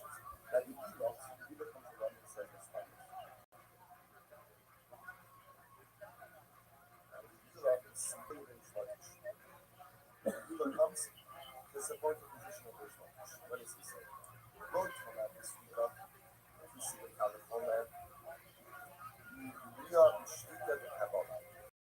So let's listen to this. So the Shakish comes along and says something like, look at Rashi this one. Rashi, let it cross and tells us, come out this Enoch. The Chashvin Shalom Shmo, the Abina Meibahel, the Kulu Avot. What's that? Ultimately again. Don't say, third goes out of the that Zrika has to be done, Shemo. Right? The Chashvin Shalom Shmo. So sorry. Don't say by Zrika that even if Zrika is done Shalom Shmo, and it's still Chashvin. No, so the third goes out of the that even if Zrika is done Shalom Shmo, ultimately the covenant is still Chashvin. Also remember, that's the halakha we extended in the first mission. And even if the covenant is done Shalom Shmo, again, we said before, the covenant is kosher, just the only difference is when you may not satisfy the obligation of the particular owner. Now the Torah goes out of the covenant by all the various stages of the avodah. The The Gemara now suggests, or the Yudah suggests as follows. Let the Torah doesn't have to say anything. That's really Shalom Shema is kosher. And even if the Torah not say anything by Shlita, I would have said that. If you see the Kavakomer, maybe you have the Shlita the Kabbalah. And I can go ahead and learn that from Kabbalah. Shlita Kabbalah, Kitashi. The Shlita the Kabbalah, Umash, the Shlita, Bizar, Sula, the Shalom Shema. Since I would say as follows. When it comes to Shlita, which is kosher Bizar, right? Even a non-Kohen, there's a Muslim, what's the Kabbalah? Sula, the Shalom Shema. Kind of speed up by Takas and my vision. Right? So by all other Kabbalahs, Shalom Shema is going to be kosher. By getting the Shalom Shema is going to be possible. So when it comes to that, so by Shlita, which is Shira business.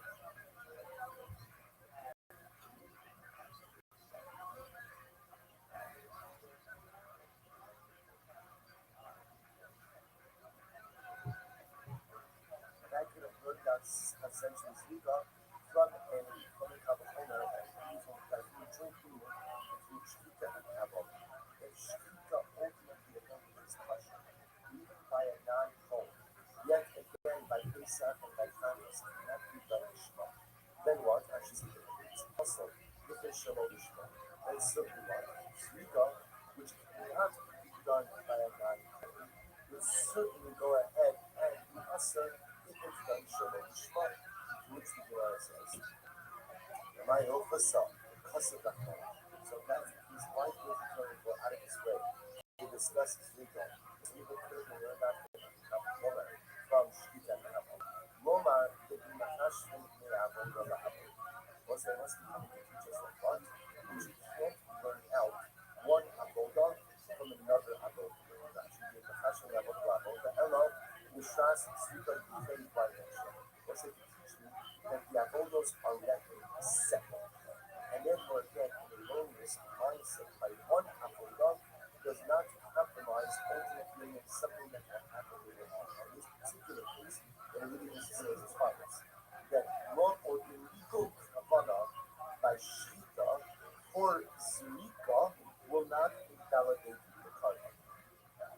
Masker for that, Shapapa is the kasha. The Dilma didn't chashina the avodah la avodah. Maybe we go, maybe it's not true. Maybe in fact the Torah is teaching is that halacha l'maisa and from one avodah to the next avodah. Actually, the Dilma, v'achei kasri mashmoina le'usa, v'nechashim le'avodah la'avodah. Maybe it's just the opposite. Maybe the Torah is going out of his way to articulate each of the avodah to teach you that you can have kavanah from one avodah to the next avodah. This one doesn't make sense. I'll tell you why. Anything you should know, see the Kabbalah word action. So ultimately here that is totally silent and ultimately what? Word always responds to the Kabbalah action. The other people will say, the other people will ask as follows, Malahana, there wasn't a piece of sheet of the Kabbalah, Shekirti Uros Savon, Yeshram the Katal Sapiros. Ultimately again, sheet and Kabbalah are different. Why? Because no one has done it in one side of the same brush. Yeshua the Chatos, and halacha also is that they apply by the inner Chatos. Either Hashta being of the Shomim Kaniman, and the other thing will come to the same.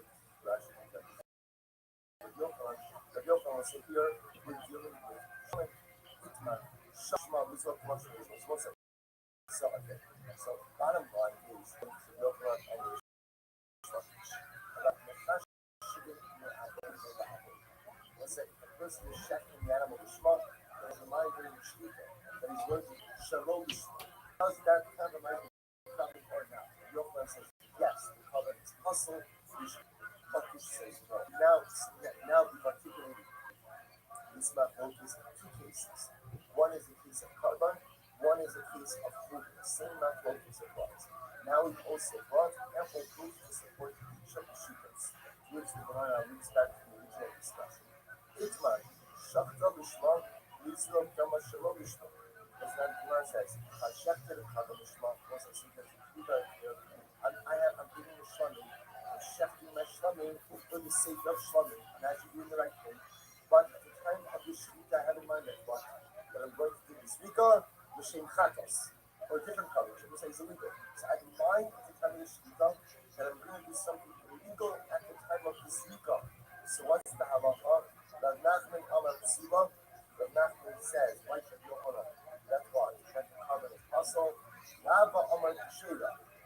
Gemara says that the carbon is kosher. Rabba, the Gabi Rabba, from Rabbi. And Rabba, we can't take this position. Rabba took back his position, realigned himself with Rav Nachman because of the Kabbalah of Rabbi. He's saying that what? If you have a mind at the time of the Shita, do something at the time of the Shita, the Kabbalah is already hustled and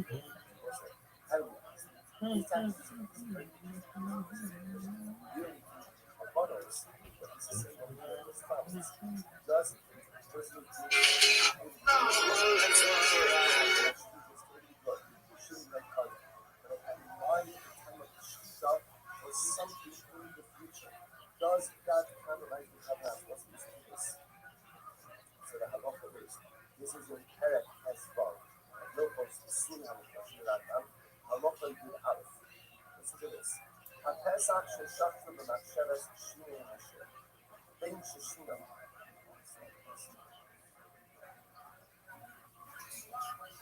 Yeah, sorry. Shachta l'shma. Sorry. Halacha yud aleph. Shachta l'shma.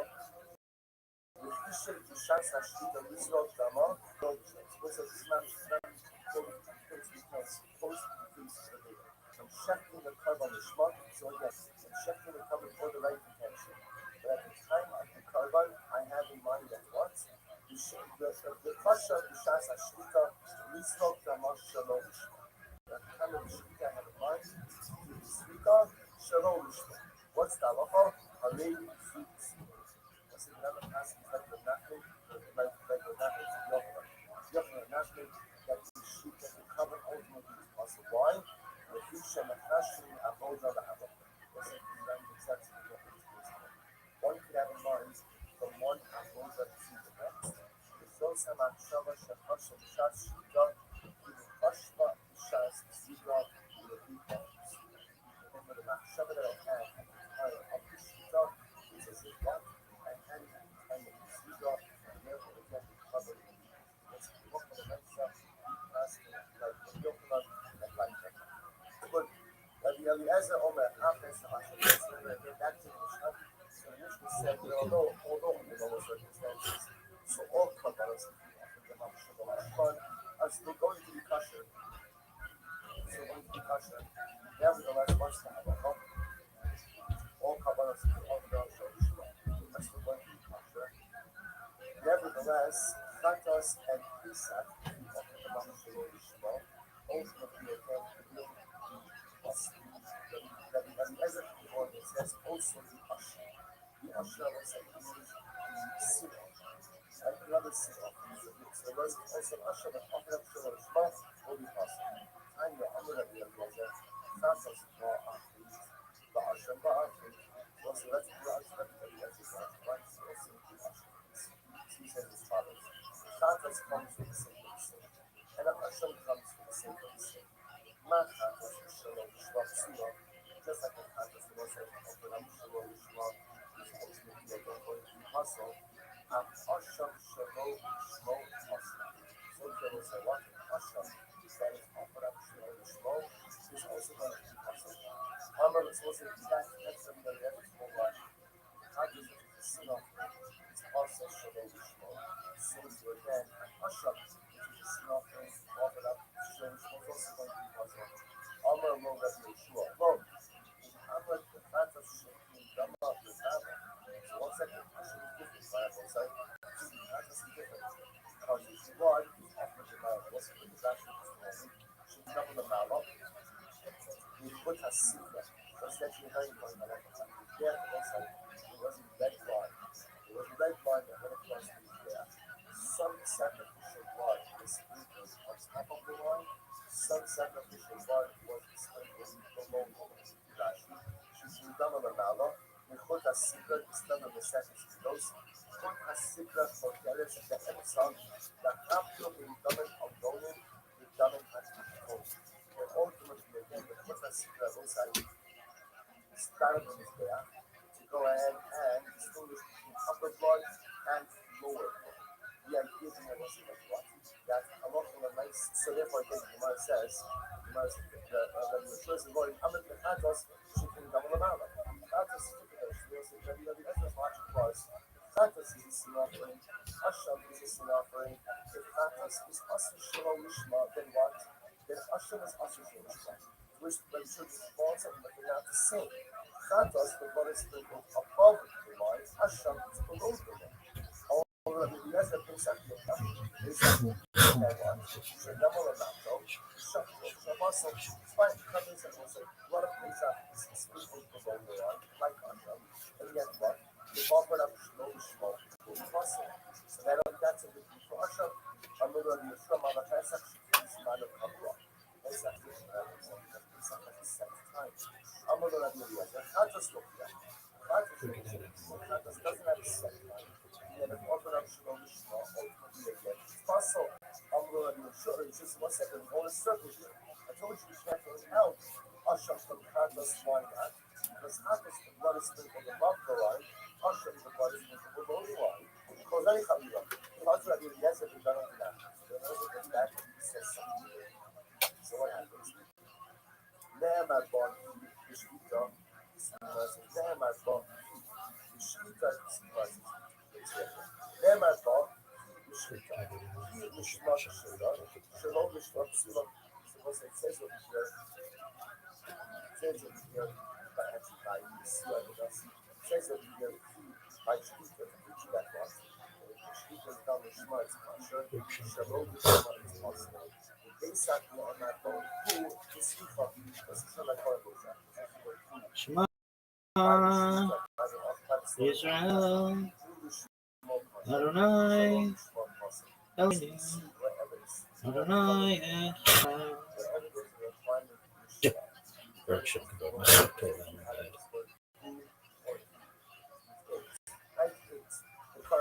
Oh, I love Rosie Child. She got the way to make me happy. You and me.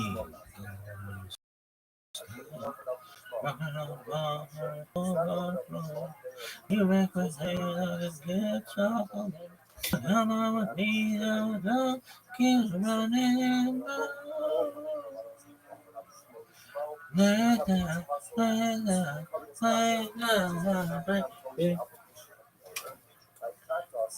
Yo, dog, it's day 15 of Kabbalah, and it sucks. Why? I mean, at least I make it cool. Pimp Kabbalah is sick, but it's still boring as fuck. What's not? Talking about aliens, but we'll get there. Maybe. Not now. So what are we studying today, Rabbi? Stupid ass bullshit. Like what? I don't know. Let's learn about Shabbatai Zvi. Because he sucks.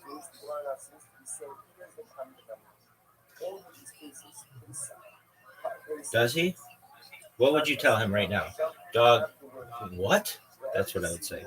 All right. Shabbatai Zvi, Hebrew.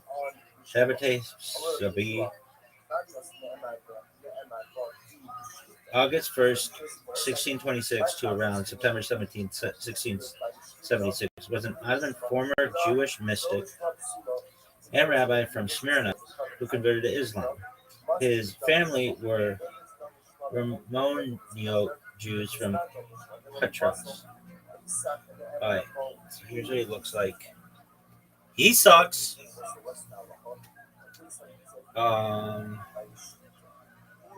He wore a caftan in 1669, allegedly. So he was born August 1st, 1626 in Smyrna, Ottoman Empire. Modern Izmir, Turkey. Died on September 17th, 1676. Around age 50 in Ursini, Ottoman Empire. Modern Montenegro. Nationality, Ottoman. Religion, Judaism, later Islam. Founder of Sabbateanism. Active throughout the Ottoman Empire's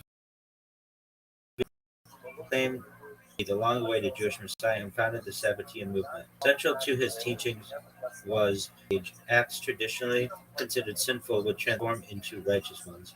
This antinomian doctrine led Zvi and his followers to deliberately violate Jewish commandments, a controversial practice that later inspired movements like the Frankists. Upon arriving in Constantinople in February 1666, Sabbatai was imprisoned on the order of the Grand Vizier Kopulu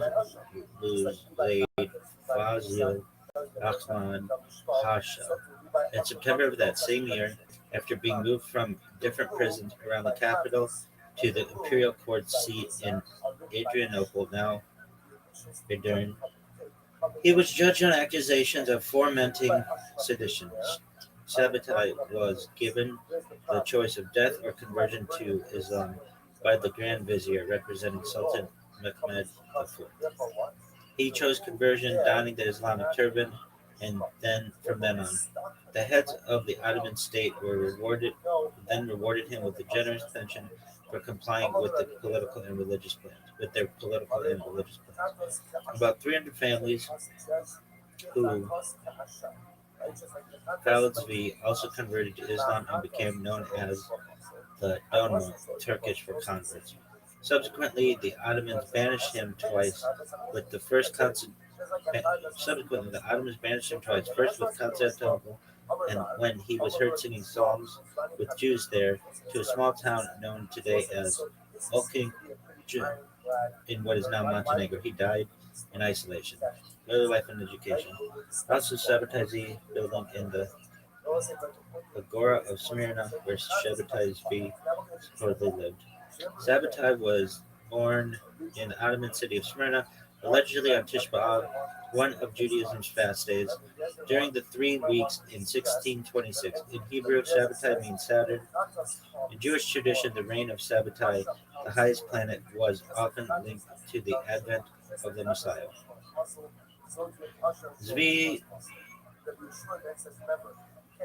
Zvi's family were Roman Jews from Patras. His father, Mordechai, was a poultry dealer in the Morea.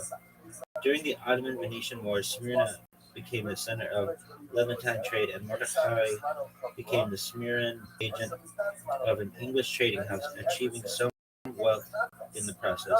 His sister, Orgadol, was a learned woman in her own right, well known among the Jews of Smyrna. Following the prevailing Jewish custom of the time, Sabbatai's father had him study the Talmud. He attended a yeshiva under the chief rabbi of Smyrna, Joseph Escapa. Studies in halakha, Jewish law, did not appeal to him, but Zvi did attain proficiency in the Talmud.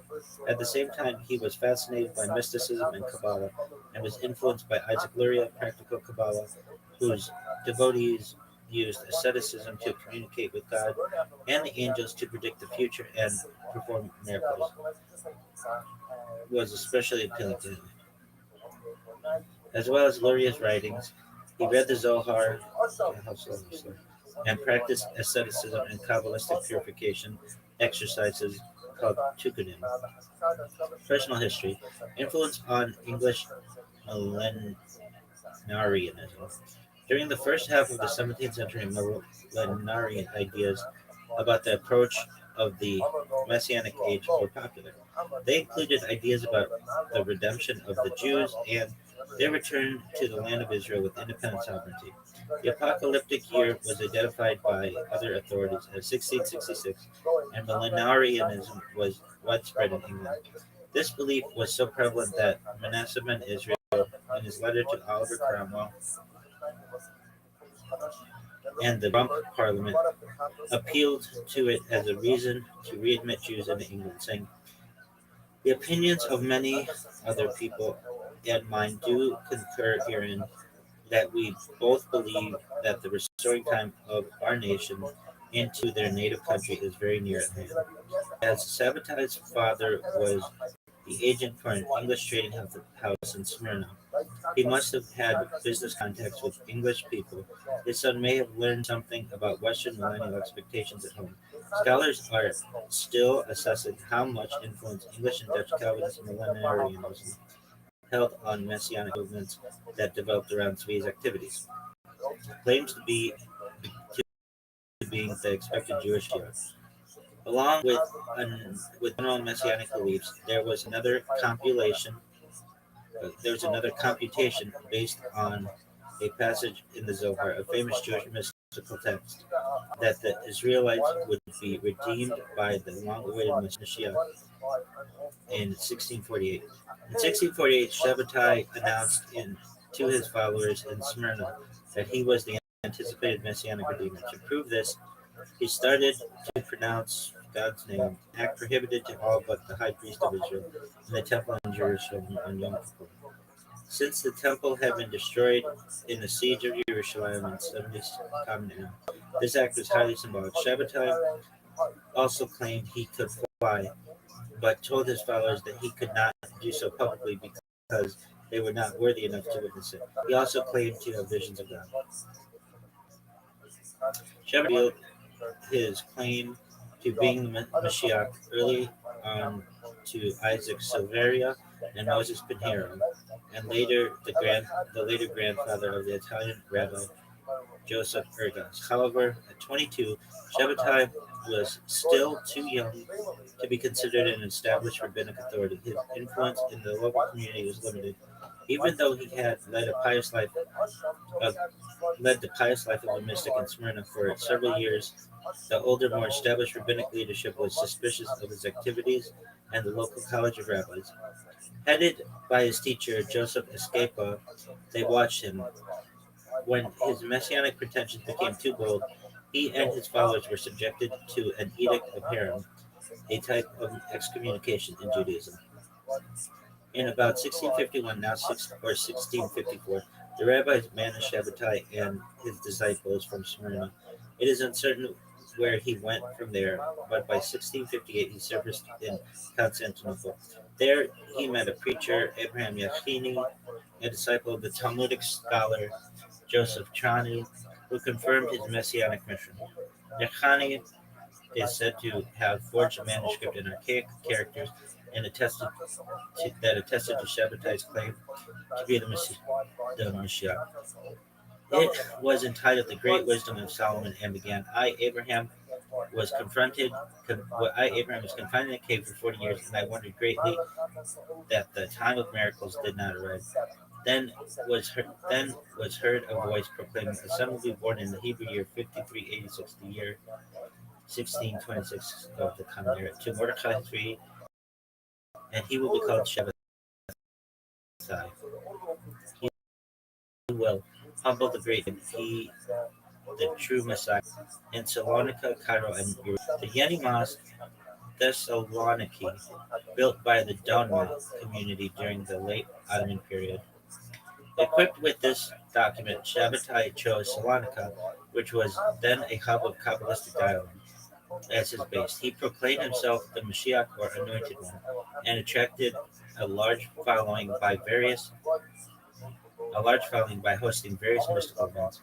For instance, he celebrated his marriage to the Torah, referring to it as the one without end, the Ein Sof, and organized a solemn festival to which he invited his friends. However, the rabbis of Salonika, led by Abraham de Botton, expelled him from the city. Reports vary on the subsequent movements, with Alexandria, Athens, Constantinople, Jerusalem, and Smyrna mentioned as possible temporary bases he might have taken. Eventually, he settled in Cairo, and where he lived for about 2 years, 1616 to 1662. There, he befriended Raphael Yosef Halabi, a wealthy and influential Jew who held the high position of mint master and tax farmer in Ottoman Cairo. Raphael Joseph led an ascetic life, which included fasting, bathing in cold water, and scourging himself at night. He used his great wealth for charity, supporting poor Talmudists and Kabbalists, 50 of whom reportedly regularly dined at his table. He became a supporter and promoter of Sabbatai's messianic claims. In approximately 1663, Sabbatai moved to Jerusalem, where he resumed his former ascetic practices of frequently fasting and other penances. Many saw this as proof of extraordinary piety. He was said to have a good voice and attract large audiences when he sang psalms all night long, or Spanish love songs, to which he gave mystical interpretations. At other times, he prayed and cried at the graves of pious men and women, or distributed confection to children on the streets. Gradually, he gathered a large circle of adherents.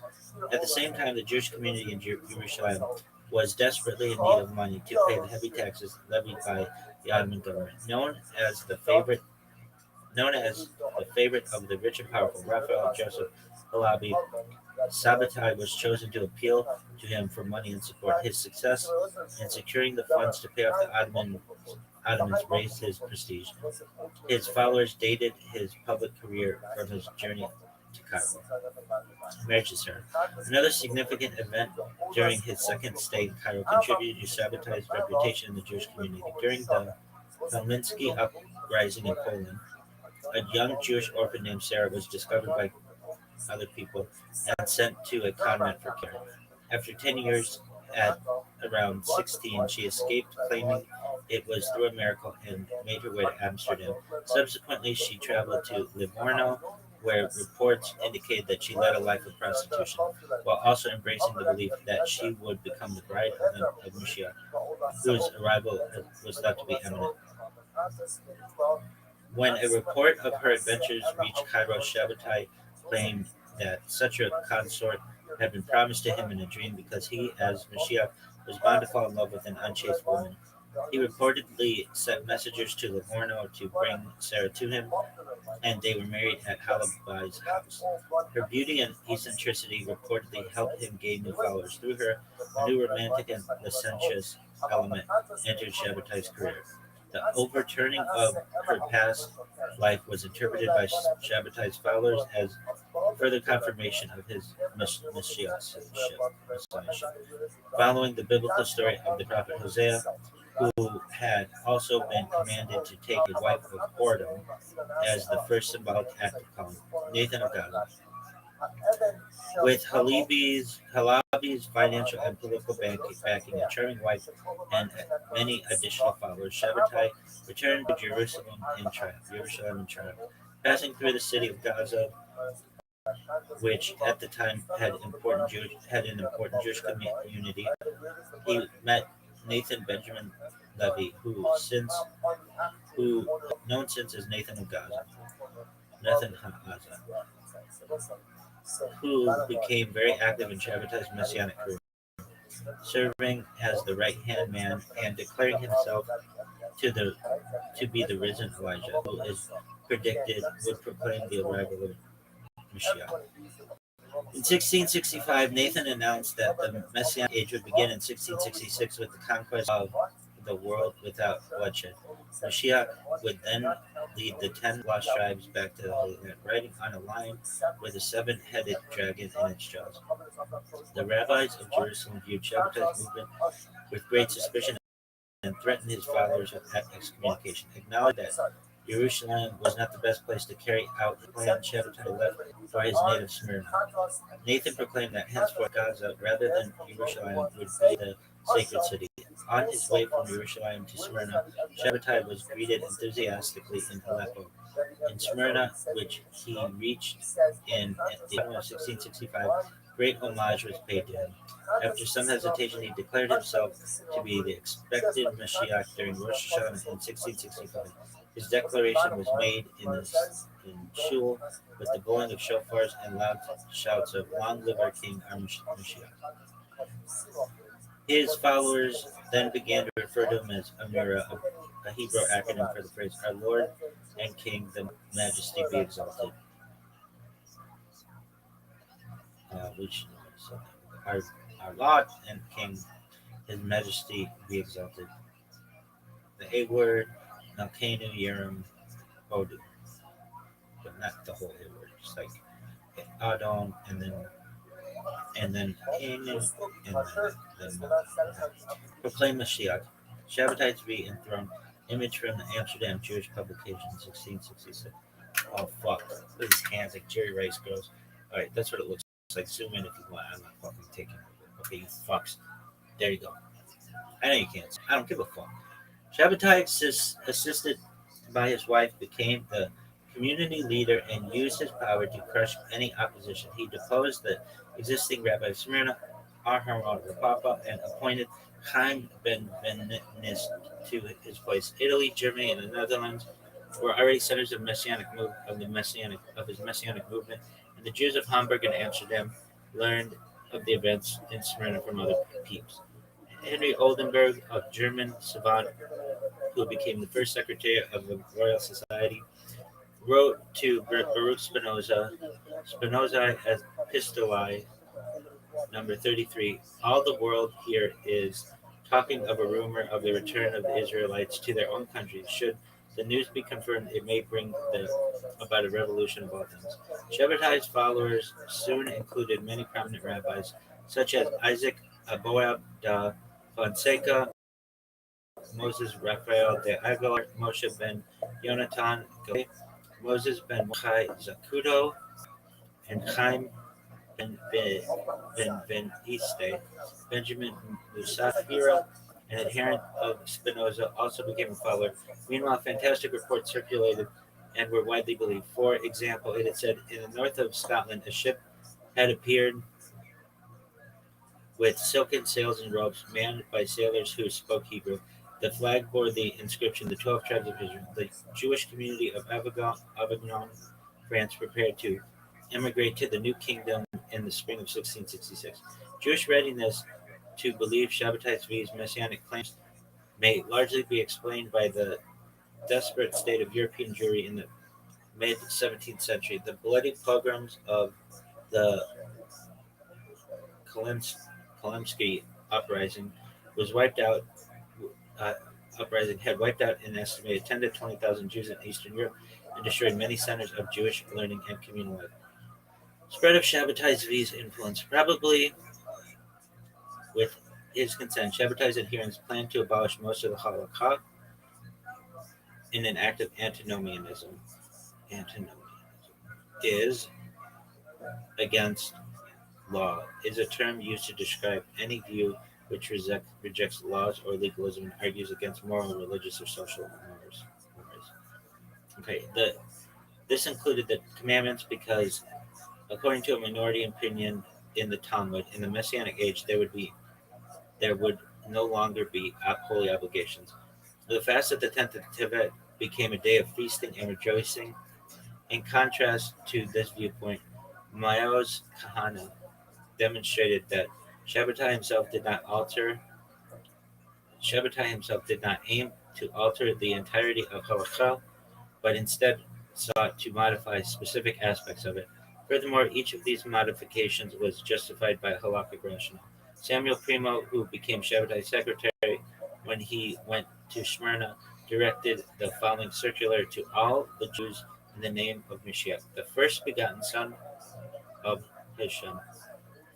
Shabbatai be Mashiach and Redeemer of the people of Israel, to all the sons of Israel. Peace, since ye have been deemed worthy to behold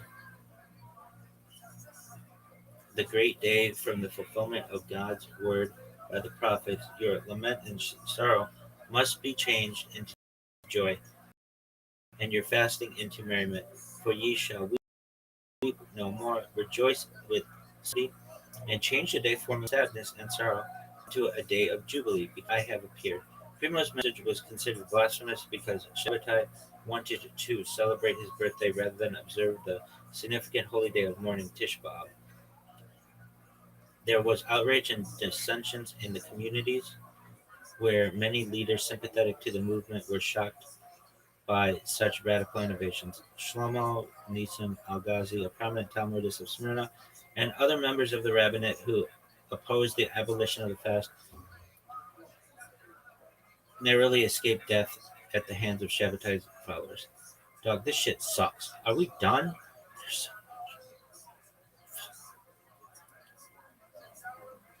In Constantinople. Constantinople was Byzantium. At the beginning of 1666, Shabbatai left Smyrna for Constantinople, possibly forced out by city officials, since Nathan of Gaza had prophesied that once in Constantinople, Shabbatai would place the Sultan's crown on his head. The Grand Vizier, Kupolazde Fazil Ahmed Pasha, ordered Shabbatai's immediate arrest and had him imprisoned, maybe to avoid any doubts as to the power still wielded by the Sultanate. However, his imprisonment discouraged neither Shabbatai nor his followers. He was treated while in prison, perhaps due to bribes, which strengthened his followers' belief in him. Meanwhile, Nathan of Gaza, Abraham Yalkini, and others circulated reports of Mashiach's miraculous activities in the Ottoman capital and messianic expectations in the Jewish diaspora continued to rise. At Abydos, Migdal Oz.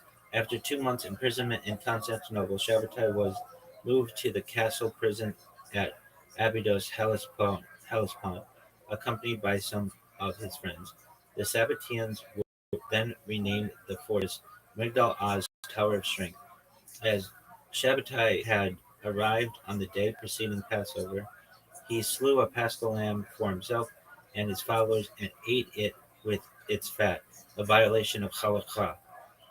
He is said to have pronounced over it the benediction, "Blessed be God who restored that which was forbidden."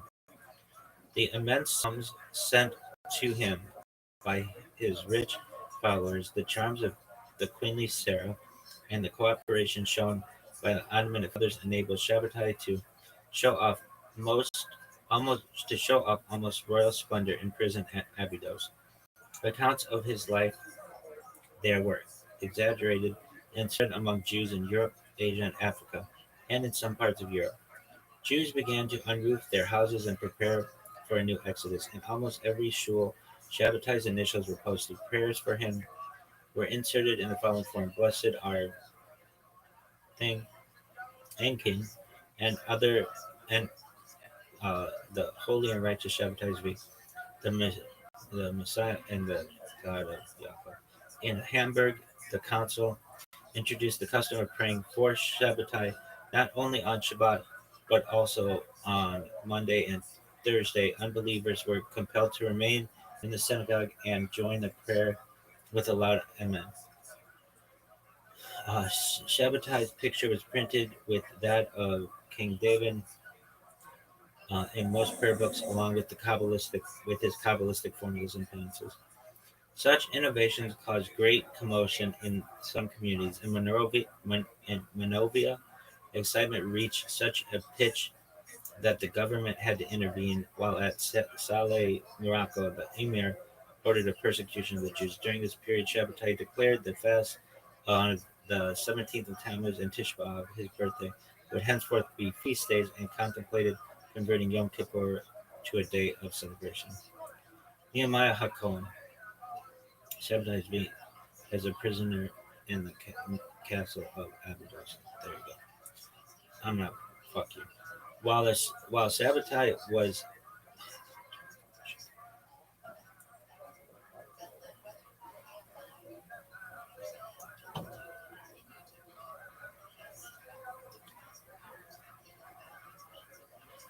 while Shabbatai, so that's a picture of Shabbatai's we as a prisoner of the castle of Abydos. While Shabbatai was in Abydos prison,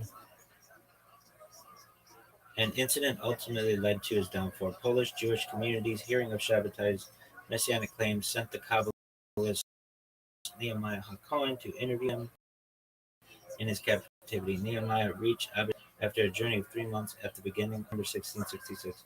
It did not go well. Nehemiah declared Shabbat. Some Sabbateans are said to have contemplated murdering Nehemiah as a rival. Conversion to Islam. Nehemiah, however, escaped to Constantinople, where he pretended to embrace Islam to get an audience with the Kaymakam to tell him of Shabbatai's ambitions. The Kaymakam informed Sultan Mehmed IV. Shabbatai was removed from Abydos and taken to Adrianople, where the vizier gave him three choices: subject himself to a trial of his divinity in the form of a volley of arrows. Should the archers miss, his divinity would be proven, be impaled, or convert to Islam. On the following day, September 16, 1666, Zvi appeared before the Sultan, cast off his Jewish clothing, and put a turban on his head, thereby converting to Islam. Satisfied, the Sultan rewarded Shabbatai by conferring on him the title of Effendi and appointing him as his doorkeeper on a generous salary. Sarah and approximately 300 families among his followers also converted to Islam. Thereafter, these new Muslims were known as the Danma. Shabbatai was ordered to take a second wife to confirm his conversion. Some days afterward, he wrote to the community in Smyrna, "God has made me an Ishmaelite," he commanded, and it was done, the ninth day of my regeneration. Disillusionment. Former followers of Shabbatai do penance for their support of him. Shabbatai's conversion devastated his followers, and Muslims ridiculed them. Despite an apostasy, many of his adherents still believed in him, claiming that his conversion was part of the messianic scheme. Those such as Nathan of Gaza and Primo, who were interested in maintaining the movement, encouraged such belief. In many communities, the 17th of Tammuz and Tishba were still observed as feast days despite bans and excommunications by the rabbis. At times, Shabbatai assumed the role of a pious Muslim and reviled Judaism. At others, he acted as a Jew. In March 1668, he announced that he had been filled with the Holy Spirit at Passover and had received a revelation. Shabbatai or his father has published a mystical work claiming he was the true Mashiach despite his conversion, and that his goal had been had was to bring thousands of Muslims. However, he told the Sultan that he was trying to convert Jews to Islam, and the Sultan permitted him to associate with other Jews and preach in their synagogues. Last years, gradually the Turks grew tired of Shabbatai's antics and ended the doorkeeper's salary. At the beginning of 1673, the Sultan had Zvi exiled to Ochini, Delkiko, Turkish Olkum, where his wife died in 1674. Zvi then married Esther, the daughter of Rabbi Yosef, philosopher of Thessaloniki. Death. In August 1676, Shabbatai wrote to the Jewish community in Berat, Albania, requesting religious books. Shortly thereafter, he died in isolation. According to some accounts, on September 17, 1676, the high holy day of Yom Kippur. Under his death, his widow, brother, and children by his first wife moved to Thessaloniki.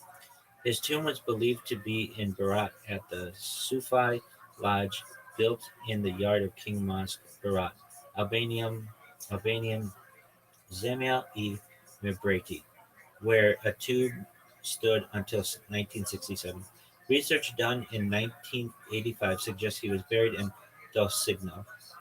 His biographer, Gershom Scholem, mentioned that the tomb was visited by Donma pilgrims from Salonika until the early 20th century. Legacy. Statue of Shabbatai Zvi in Licini, Montenegro. Do that, kids. By the 19th century, the Dionme, these people,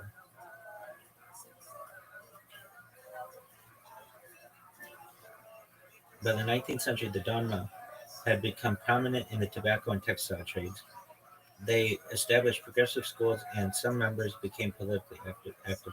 Many joined the Committee of Union and Progress (CUP) and the Revolutionary Party known as the Young Turks. With the major Donma city of Salonik now Thessaloniki, becoming part of Greece in 1912, Greece expelled the Muslims, including the Donma, from its territory, with most migrating to Turkey. This was finalized with the 1923 population exchange between Greece and Turkey. By the mid-20th century, they had become highly assimilated. Although little is known about them, various groups called Donma continue to follow Shabbatai Zvi today, mostly in Turkey. Estimates of the numbers vary. As of 2016, there are perhaps 2,000 believing Donma. Welcome. I'm in the middle of a teaching class, so just listen.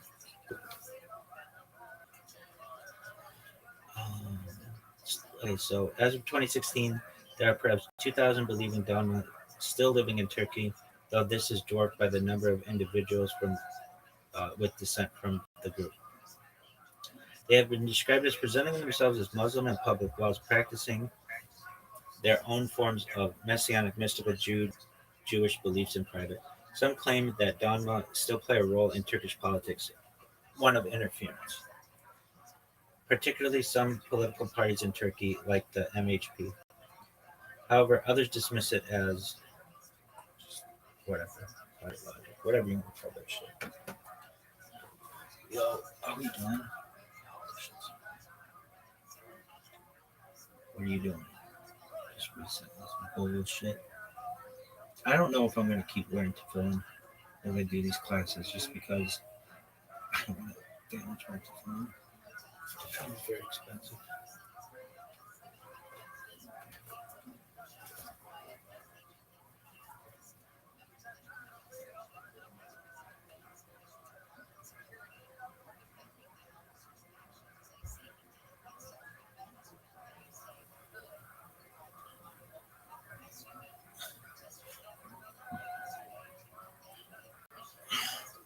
Shit sucks.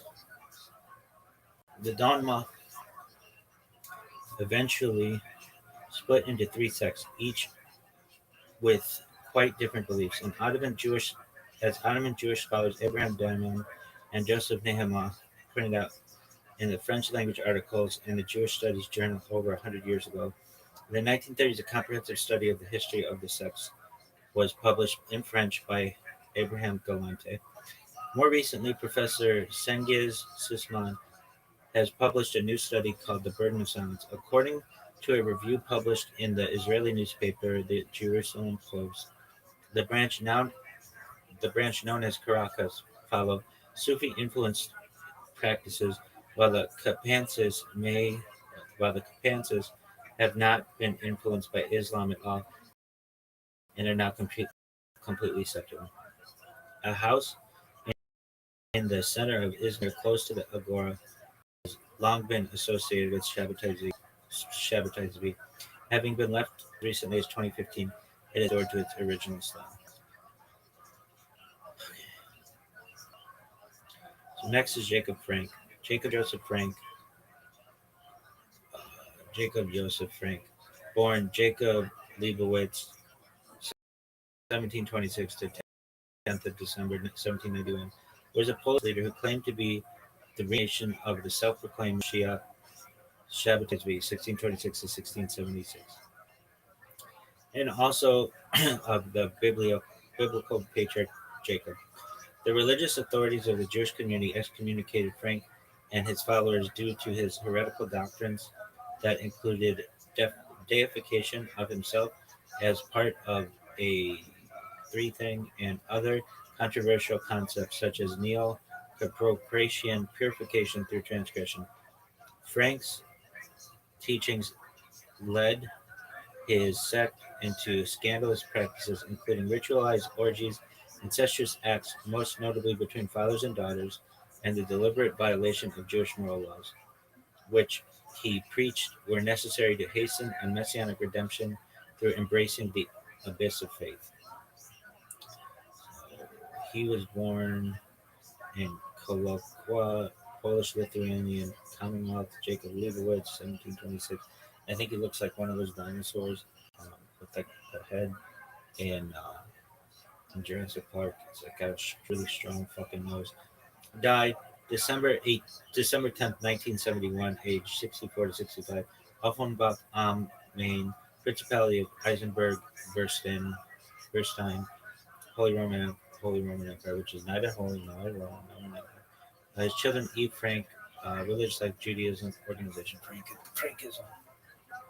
Frank arguably created a religious movement now referred to as Frankism, which incorporated aspects of other shit in Judaism. His followers, known as Frankists, engaged in sexually promiscuous rites, such as the infamous 1756 incident in Langsquaren, where they were allegedly caught dancing around a half-naked woman, symbolizing the Shekinah. Later, Frankists were encouraged to convert en masse to other bullshit. The development of Frankism was one of the consequences of the Messianic movement of Shabbatai Zvi. The religious mysticism followed socioeconomic changes among the Jews of Poland, Lithuania, and Lithuania. Historical background. Dog, how much? I hate reading this shit. Sorry, my eyes. All right. Historical background. There were numerous outbreaks of followers of Shabbatai Zvi in eastern Poland, now Ukraine, particularly in Podolia and Galicia, between the late 17th and early 18th century. In expectation of the Great Messianic Revolution, the members of these societies violated Jewish laws and customs. The mystical cult of the Sabbateans is believed to have included both asceticism and sensuality. Some did penance for their sins, subjected themselves to self-inflicted pain, and mourned for Zion. Others disregarded the strict rules of modesty required by Judaism, and at times were accused of being licentious or even committing ritual incest. The Polish rabbis attempted to place the Sabbatean heresy in Harem and the Assembly of Lwów, now Lviv, in Ukraine, in 1722. Still, they could not fully succeed, as it was widely popular among the nascent Jewish middle class. Early life. Jacob Frank is believed to have been born as Jacob Leibowitz Yankov Leibovich to a Jewish family in Korolówka in Podolia of eastern Poland, now Ukraine. In about 1726, the Polish historian Gaudenty Pikulski affirmed that Frank was born in Bukak, and Agnon even showed the house where he was born and located on Korolówka Street in Bukak. His father was a Sabbatean and moved to Czernowitz in the Carpathian region of Bukovina, Bukov, Bukovina in 1730, where the Sabbatean influence at the time was strong. As a traveling merchant in textile and precious stones, Jacob Frank often visited Ottoman territories, and where he earned the nickname Frank, a name generally given in the East to Europeans, and lived in the centers of contemporary Sabbateanism, Salonika and Smyrna. In the early 1750s, Frank became intimate with the leaders of Sabbateans. Two followers of the Sabbatean leader, Osman Baba, born 1720,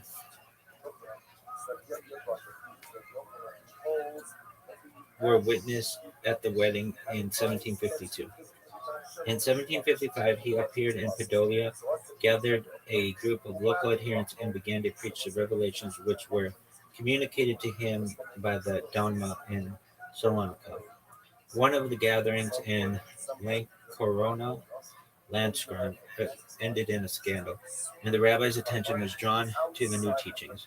Frank was forced to leave Podolia, while his followers were hounded and denounced to the local authorities by the rabbis in 1756. At the rabbinical court held in the village of Satanav, now Sataniv in Ukraine, the Sabbateans were accused of having broken fundamental Jewish laws of morality and modesty, declared of being the successor of Shabbatai Zvi. At the critical moment, Jacob Frank came to Iwania, claimed himself to be a direct successor to Shabbatai Zvi and Atman Baba, and assured his adherents that he had received revelations from heaven. These revelations called for the conversion of Frank and his followers to something else, which was to be a visible transition stage to the future Das or religion to be revealed by Frank. In 1759, negotiations looked toward the conversion of the Frankists to other stuff were being actively carried on with the higher representatives of the Polish people thing. At the same time, the Frankists tried to secure another discussion with the rabbis. The Polish primate Lubensky and the papal nuncio Nicholas Serra were suspicious of the aspirations of the Frankists, but at the insistence of the administrator of bishopric of Lwów, the canon Mikulski, the discussion was arranged. It was held in Lwów and presided over by Mikulski. Other missionaries, missionaries, also tried to detour the Frankists to Protestantism, and a handful did join the Moravian Church. Baptism of the Frankists. I want to get into science. All right, this is enough.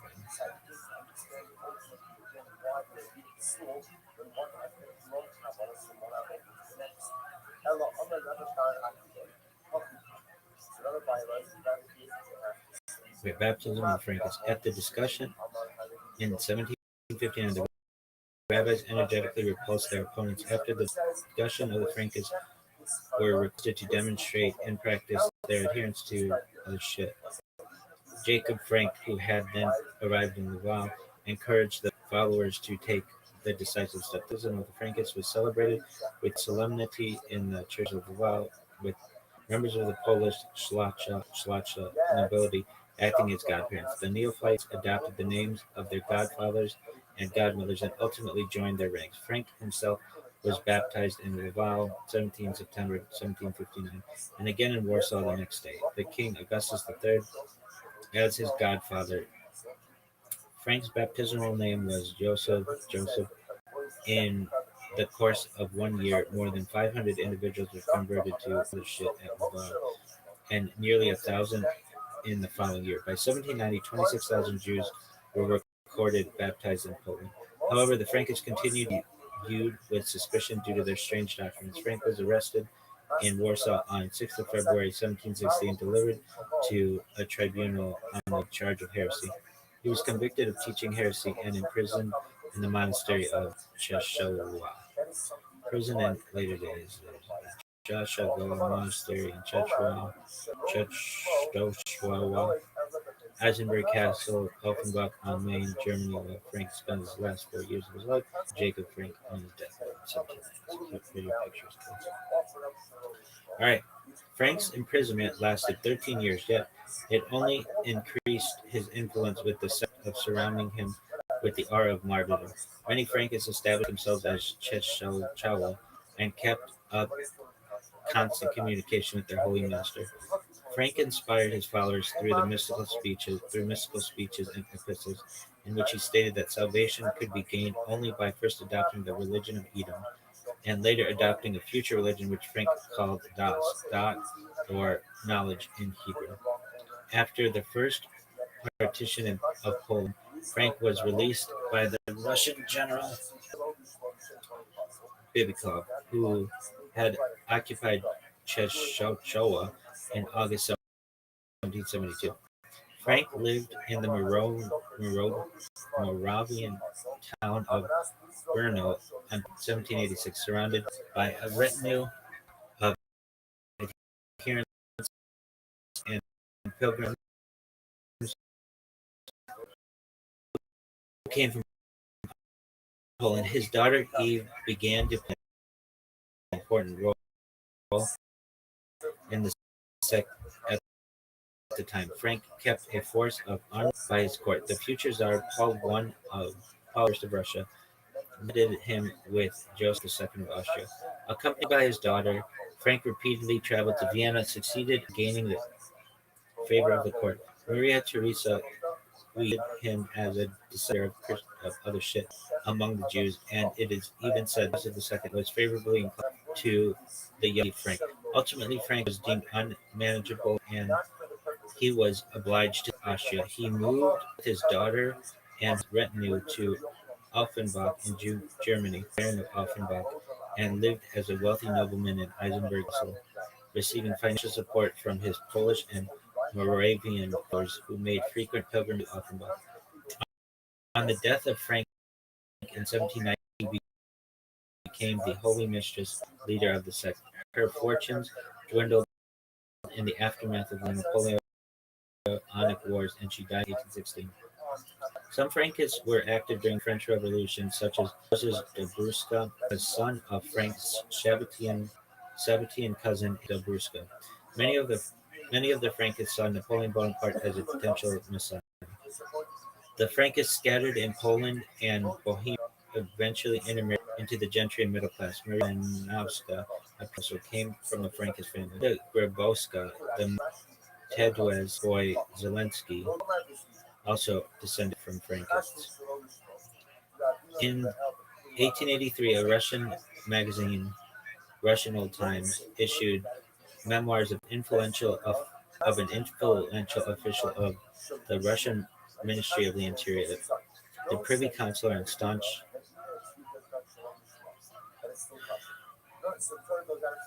bad guy, staunch person, O.A. Fetloslavsky. He promulgated the allegations that the mothers of the three greatest men of Poland, Frederick Chopin, Adam Mickiewicz, and Julius Slovak, were converted Jews from the Frankist sect. Similar assertions were put forth by Mises and Baldwin. Notable Sabbatean teachers of Jacob Frank. Rabbi Issachar, one of Frank's principal teachers, a disciple of Chaim Malach. Frank studied with him in Izmir in 1750 to 1752. Rabbi Mordechai ben Elias Margalit of Prague, Mardo Schulz in Polish, another of Frank's principal teachers. He helped introduce Frank to the practices of the Karakashi sect of the Donma in the Turkish Empire, which worship Baruchaya Russo, also known as Atman Baba. Frank traveled with him to Salonika in November 1753. He left Bohemia and moved to the Ottoman Empire after Jacob Frank's uncle Moses Meyer Kamenker was caught smuggling Sabbatean literature into Germany in 1725. Mordecai allegedly engaged in adultery and other antinomian conduct. Leib, a Jewish Sabbatean teacher of Frank's during the latter childhood. Leib, a Jewish Sabbatean teacher of Frank's during the latter's childhood in Wallachia and Moldavia. He was also a wonder worker who attempted to dispel demons. Jacob Frank's Rags, a collection of the words of Hashem, available online in English, translated, edited, and annotated by Harris Leonowitz with an introduction by Leonowitz. Cultural references. Jacob Frank is the subject of Andros Zolowski book Moliruda, 1994. The personality of Frank has been inspired. The personality of Frank has inspired the Polish historical movie Das in 2011, directed by Adrian Panik. Frank is played by Olgierd Lukasiewicz. Jacob Frank is a central character in the novel by Polish Nobel laureate writer Olga Tokarczuk, The Books of Jacob, Polish Czeski Jakobowi, published in October 2014 by Wydawnictwo Literackie.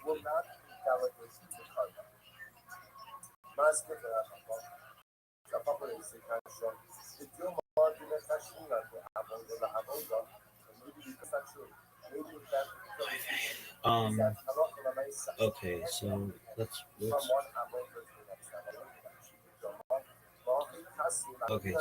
about the Sabbateans first. Hold on. Unless I have to read all that other bullshit. Dude, we just read through all this shit. You know who they are? We'll read it. This sucks. Sucks.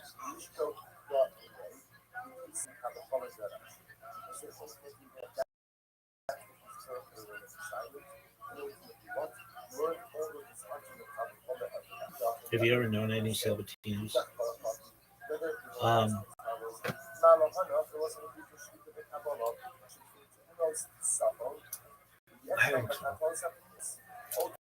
Or Frankus, more like it. Yeah. It was very strange to me. We'll talk about it. I had this stream yesterday. There are bets on it's kind of getting horny as fuck, but I know it's Revitson, who I don't like. And for some reason in the stream, she was wearing lowrider jeans, and she made out with me, and it was not like a good dream. I was not happy with it. I did not like it. It's bothersome to me. But if you ever studied my dreams last night, and it could have been like any other Revitson in the world, and I would have been probably be cool with it. So yeah, Revitson. But so you dream of making out with Revitson, and you dream of like criticizing people who are disrespectful of Holocaust and Shabbat and stuff like that. Yeah. She'd be like, I don't like it. But nobody's perfect. But like some of these people have the means to not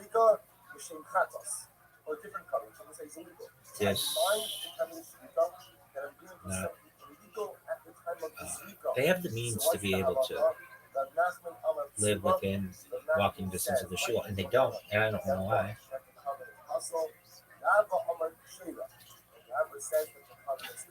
The Sabbateans are a variety of Jewish followers, disciples, and believers in Shabbatai Tzvi, 1626 to 1676, an Ottoman Jewish rabbi and Kabbalist who was proclaimed to be the Jewish Messiah in 1666 by Nathan McCallum. Illustration of Shabbatai Tzvi, 1906, Jude's Historic Museum. There you go. Vast numbers of Jews in the Jewish diaspora accepted his claims, even after he outwardly became an apostate due to his forced conversion to Islam in the same year. Shabbatai Tzvi's followers, both during his proclaimed messiahship and after his forced conversion to Islam, are known as Sabbateans. In the late 17th century, northern Italy experienced a surge of Sabbatean activity driven by the missionary efforts of Abraham Miguel Cardoso. Around 1700, a radical faction within the Dawn movement, led by Baruch Russo, emerged, which sought to abolish many biblical prohibitions. During the same period, Sabbatean groups from Poland migrated to the land of Israel. The Sabbatean movement continued to disseminate through Central Europe and Northern Italy during the 18th century, propelled by prophets and believers. Concurrently, anti-Sabbatean literature emerged, leading to a notable dispute between Rabbi Jacob Emden Yalitz and Joseph Eibeshutz. Additionally, a successor movement known as Frankism, led by Jacob Frank, began in Eastern Europe during this century. Part of the Sabbateans lived on until well into the 21st century Turkey as descendants of them. Shabbatai Tzvi was a Sephardic ordained rabbi for Smyrna and Izmir, Turkey, a Kabbalist and Romaniot origin. Its speaking ethnic Jewish community. Tzvi was active throughout the Ottoman Empire, claimed to be the long-awaited Jewish Messiah. He was the founder of the Sabbatean movement, whose followers subsequently were known as Donma, converts, or crypto-Jews. Conversion to Islam in February 1666. Upon arriving in Constantinople, Sabbatai was imprisoned by the order of the Grand Vizier Kapulali Fazl Ahmed Pasha.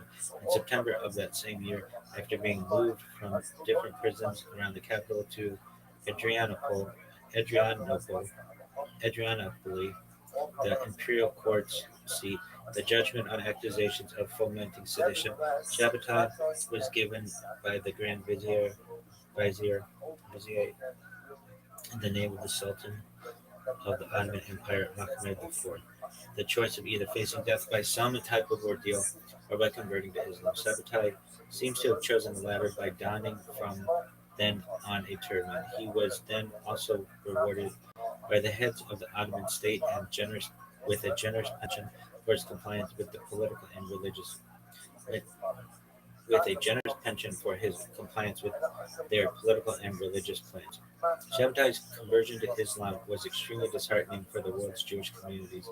In addition to the misery and disappointment from within, Muslims and Christians and other people jeered at the scorned, incredulous, and duped Jews. In spite of Shabbatai's apostasy, many of his adherents still tenaciously clung to him, claiming that his conversion was part of the Messianic scheme. The belief was further upheld and strengthened by the likes of Nathan of Gaza and Samuel Greenwald, who were interested in maintaining the movement. Many within Zvi's inner circle followed him into Islam, including his wife Sarah and most of his closest relatives and friends. Nathan of Gaza, the scholar closest to Zvi, who had caused Zvi to reveal his messiahship, and in turn became his prophet, never followed his master into Islam, but remained a Jew, albeit excommunicated by his Jewish brethren. After Shabbatai Zvi's apostasy, many Jews, although horrified, clung to the belief that Zvi could be regarded as the true Jewish Messiah. They constituted the largest number of Sabbateans during the 17th and 18th centuries. By the 19th century, Jewish Sabbateans had been reduced to small groups of hidden followers who feared being discovered for their beliefs. That were deemed to be entirely heretical and antithetical to rabbinic Judaism. These very Jews fell under the category of sectarians, Sabbateans, which originated when many Sabbateans refused to accept that Zvi's feigned apostasy might have been indicative of the fact that their faith was genuinely an illusion. One of the large group of Sabbateans after Zvi's apostasy began to view Islam in an extremely negative way. Polemics against Islam erupted directly after Zvi's forced conversion. Some of these attacks were considered part of a largely anti-Sabbatean agenda.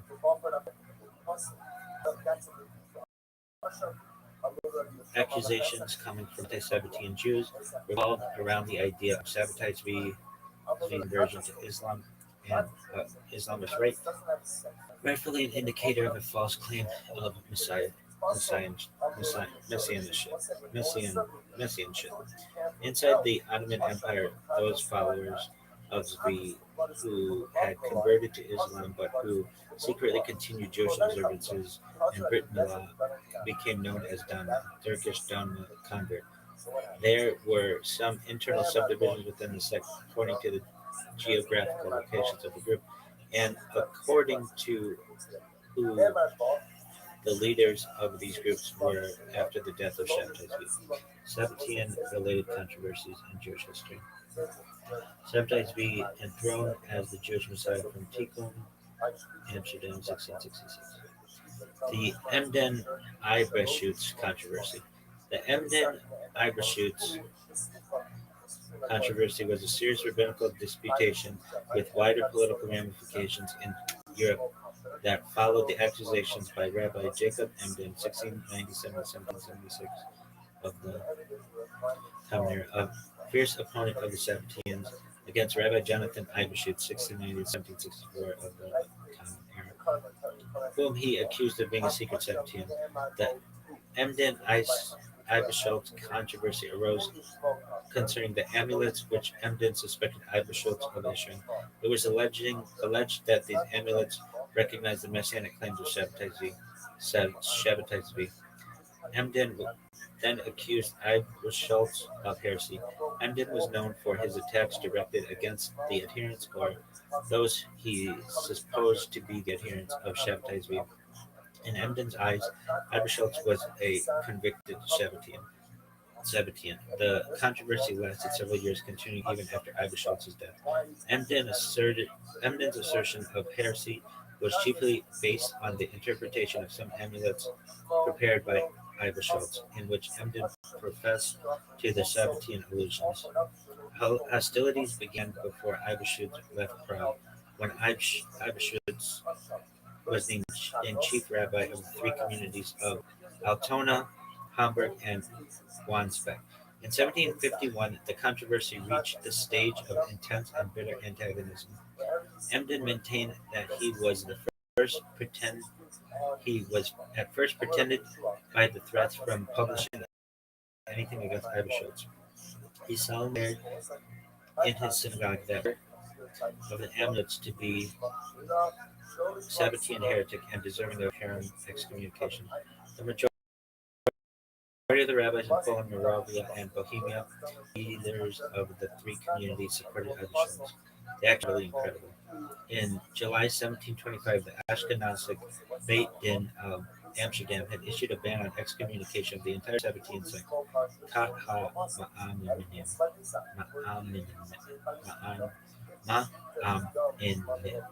Writings of Sabbatean. If you don't know, kids sounded up. It's the same for adults. Writings of Sabbatean nature. None at the Beit Din at the time were attributed to Ibershoots. In early September, similar proclamations were by the Bete Din of Frankfurt and the triple community of Altona, Hamburg, and Wandsbek. The three bans were printed and circulated in other Jewish communities throughout Europe. Rabbi Ezekiel Katzenellenbogen, the chief rabbi of the triple community, and Rabbi Moses Haggis were unwilling to attack Ibershoots publicly, mentioning that greater than him have fallen and crumbled, and that there is nothing we can do to him.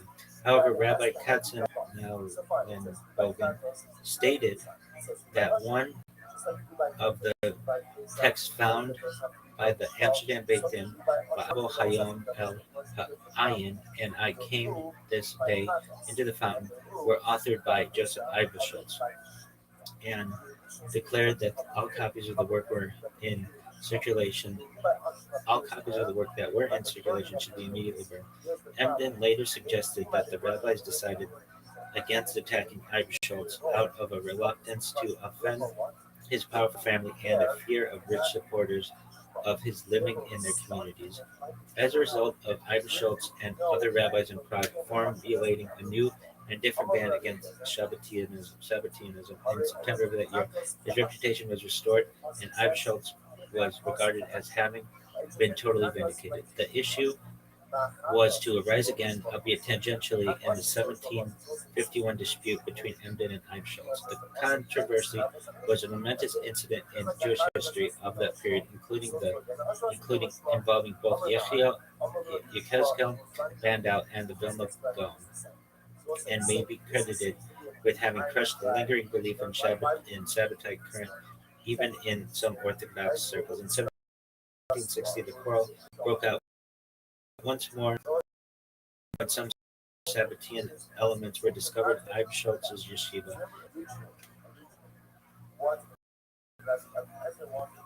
I have an itch.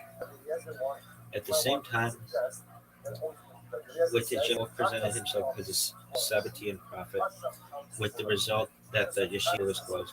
Sabbatians and early Hasidism. Some scholars see seeds of the Hasidic movement within the Sabbatian movement. When Hasidism began to spread its influence, a serious schism evolved between the Hasidic and non-Hasidic Jews. Those who rejected the Hasidic movement dubbed themselves Misgagdim, opponents. Critics of Hasidic Judaism expressed concern that Hasidism might become a messianic sect, as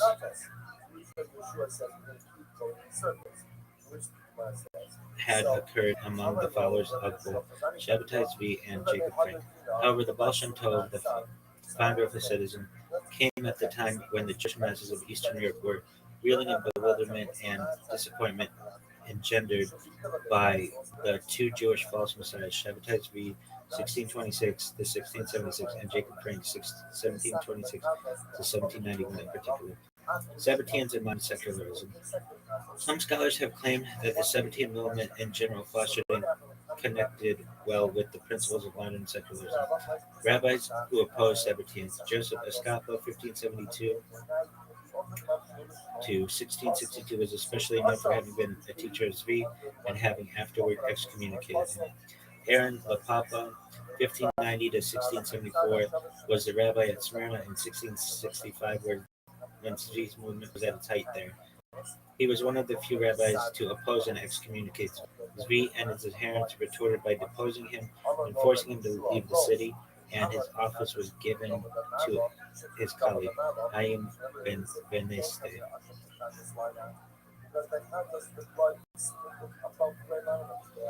At the time of one of Sabbatai's founders. After Sabbatai's conversion to Islam, the Papa seems to have been reinstated. Jacob Ben Aaron Sesporta, 1610 to 1698, was one of the fiercest opponents of the Sabbatian movement. He wrote many letters to various communities in Europe, Asia, and Africa, exhorting them to unmask the impostors and to warn the people against them. He documented his struggle in his book, Zitzat Novel Zvi, the title being based on Isaiah 28:4. He wrote a number of works such as Toledat Yaakov in 1652 of the Kamner, an index of biblical passages found in the Haggadah of the Jerusalem Talmud, similar to Aaron Pisaro's Toledat Aharon, which relates to the Babylonian Talmud only, and Ohel Yaakov 1737, a volume of halakhic responsa, which includes polemical correspondence against Zvi and his followers. Jacob Haggis, 1620 to 1674, was one of Zvi's chief opponents. 1620-1674 Caminero, was one of his chief opponents, who put him under the ban about 1673. Huggis went to Constantinople to publish his Laham Panim, but he died there before his book was accomplished. This book, as well as many others of his, was lost. Naphtali Cohen, 1649-1718 Commoner. But I don't ever, I usually mean Commoner, I'll say it Hebrew. You know, it's like, you know. And if you don't, we'll teach it to you later. Was a Kabbalist who was tricked into giving an approbation to a book of his Sabbatean Nehemiah Hayim. Provided with this and with other recommendations secured in the same way, Hayim traveled throughout Moravia and Silesia, propagating everywhere his Sabbatean teachings. Cohen soon discovered his mistake and endeavored without success to recover his approbation, although he did not yet realize the full import of the book. It was in 1713, while Cohen was staying at Breslau, where he acted as a rabbi until 1716, and Haham Zvi Ashkenazi of Amsterdam informed him of its tenets. Cohen thereupon acted rigorously. He launched a ban against the author of his book and became one of the most zealous supporters of Haham Zvi in his campaign against Hayim. David Nito, 1654-1728, was the Haham of Spanish and Portuguese Jewish community in London. Was the Haham of the Spanish and Portuguese Jewish community in London. He waged war untiringly on the Sabbateans, which he regarded as dangerous to the interests of Judaism, and in his connection wrote his Esh Dot London 1715 against Nehemiah Hayim, who supported Zvi.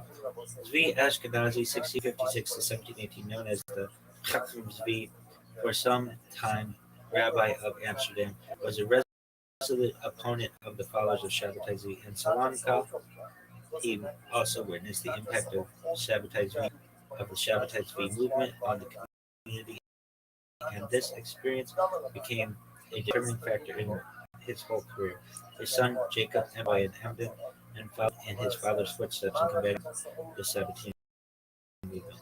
Moses Haggis, 1672, 1750, around 1750, Common Era, was born in Jerusalem and waged a campaign against Sabbatean emissaries during 17. Jacob Emden, 1676, Common Era, was a scholar and leading opponent of the Sabbateans. He is best known as the opponent of Rabbi Jonathan Ibe Schultz, whom he accused of being a Sabbatean during the Emden Ibe Schultz controversy.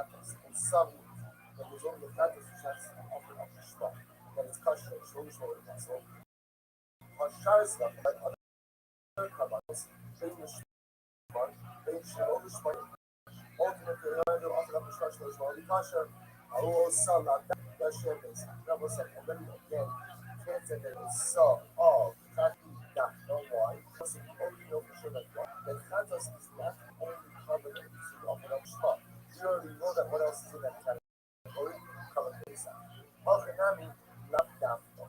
So to attempt to say that he's not that good, don't know how shit all that was the increase in all so speak up, he all those shit. Also, what you look at that is What are you doing?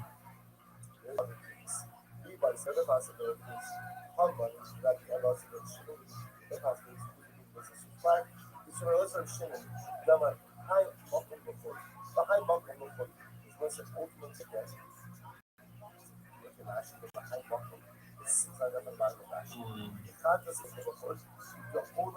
gonna read this fucking thing. Frankism is a Sabbatean religious movement originating in rabbinic Judaism of the 18th and 19th centuries. Created in Podolia, it was named after its founder Jacob Frank. Frank completely rejected Jewish norms, preaching to his followers that they were obligated to transgress moral boundaries, embracing antinomianism. The Frankists engaged in incest orgies and sex rituals, such as the infamous 1756 incident in the Shron, where they were allegedly caught dancing around a half-naked woman, symbolizing the Shekinah.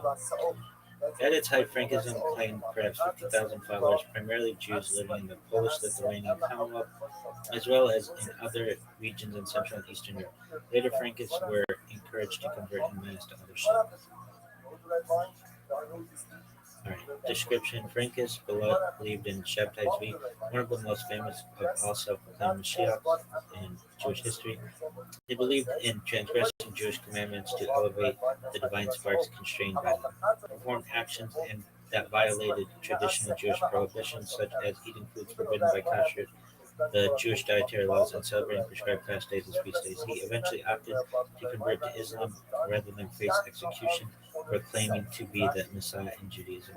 After Zvi's death, several branches of Shabbatism evolved that disagreed over which aspects of Judaism would be preserved and discarded. Jacob Frank claimed to be reincarnation of Shabbatai Zvi and followed and extended his practice of transgression. Father and daughter incest was commonly practiced by his followers, and orgies featured prominently in ritual. Frank claimed that all laws and teachings will fall, and following antinomianism asserted that the most important obligation of humanity was the transgression of every boundary. Organization. Jacob Frank stood at the head of Frankism. He regarded his followers as soldiers, and all were members of a company to build an army to secure Frank's rule over a Frankist country. There were 4 company locations in Ivan, Cheshova, Brno, and Offbach am Main. In Havani, Cheshova, Brno, and Offenbach am Main. Members were required to wear plate armor, shields, and helmets and train hard.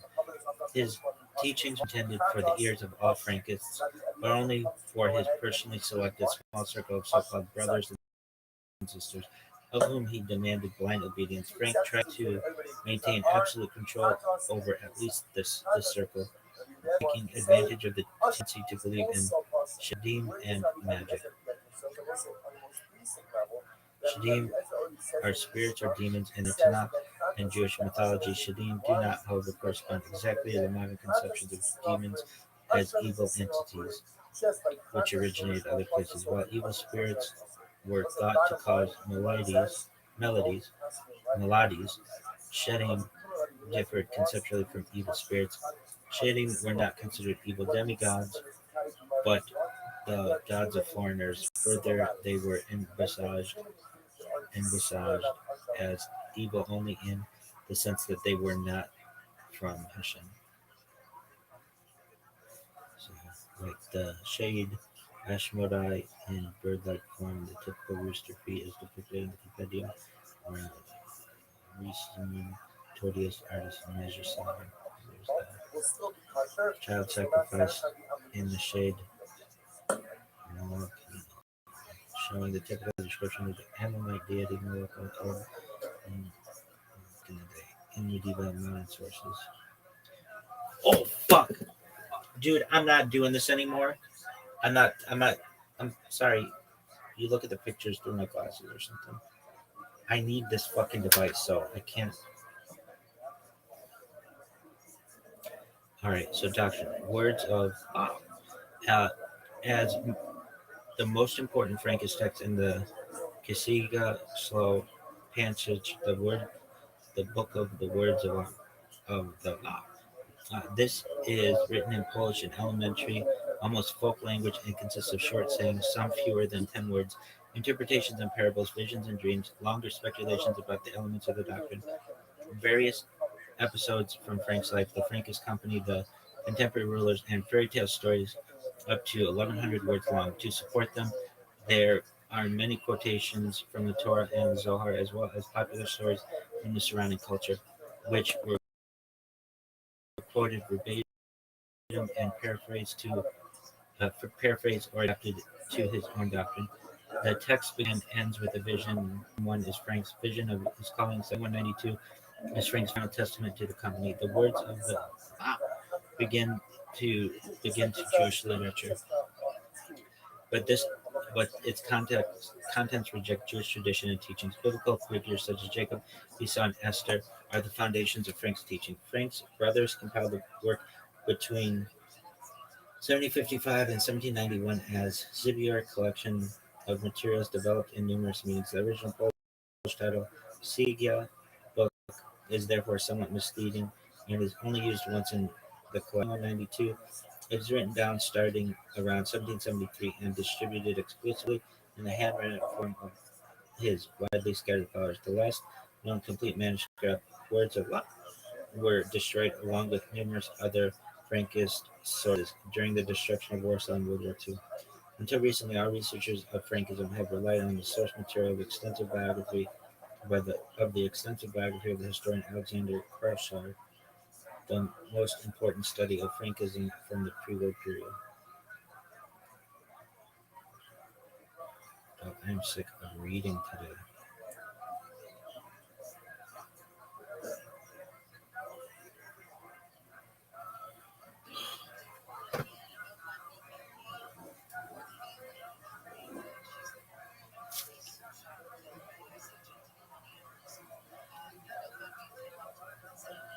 Okay, the V Doctrine in Frankism.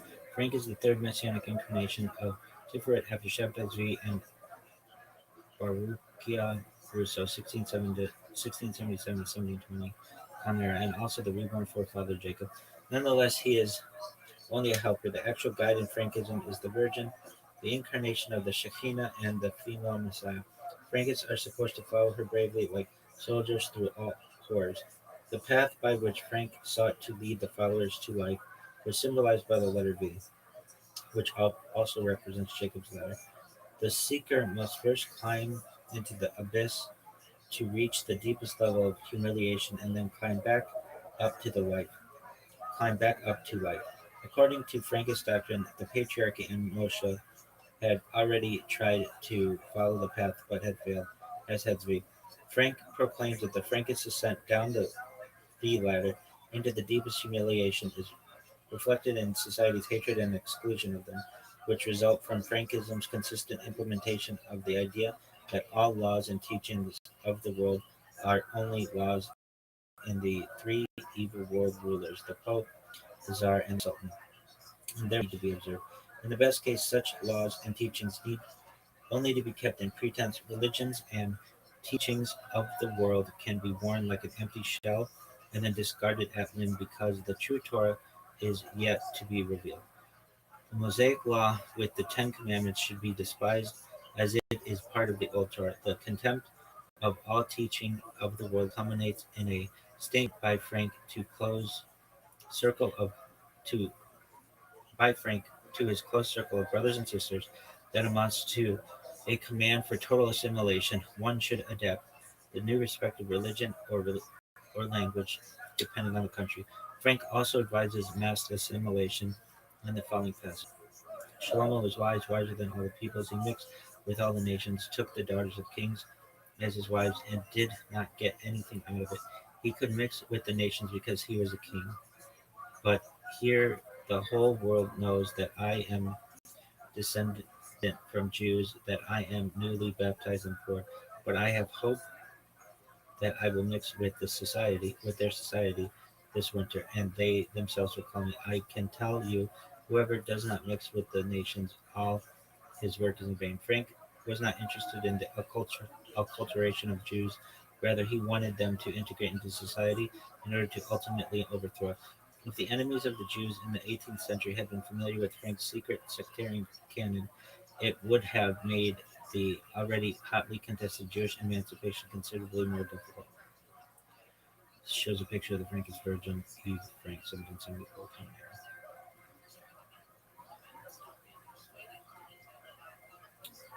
The center of Frankism was a new concept of the Shekinah. However, the term was forbidden in Frankism because Jacob Frank referred to her as the Virgin. Thus, Shekinah in Kabbalistic form, Klaus Samuel Davidovich, a Jewish studies scholar of the University of Vienna, who has written extensively on Frank and Frankism, assumes it was initially an old name for God that referred to the indwelling of the presence of God for a specific place. According to Frank's teachings, all of the important forefathers, Abraham, Isaac, Jacob, and Moses, strove towards the Virgin, who manifested herself in different persons, such as Rachel and Alphiel. Moses' liberation from Egypt could not have been complete either, since the foundation of salvation is the Virgin.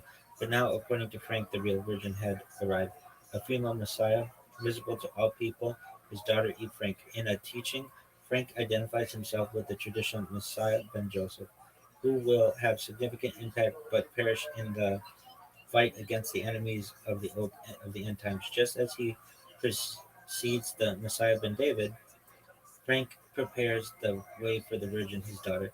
Frankism characterizes the Virgin using elements of the Esther stories and is strongly influenced by the veneration of that bitch surrounding the black and black lady, not black lady, like black, like a prayer of Czechoslovakia.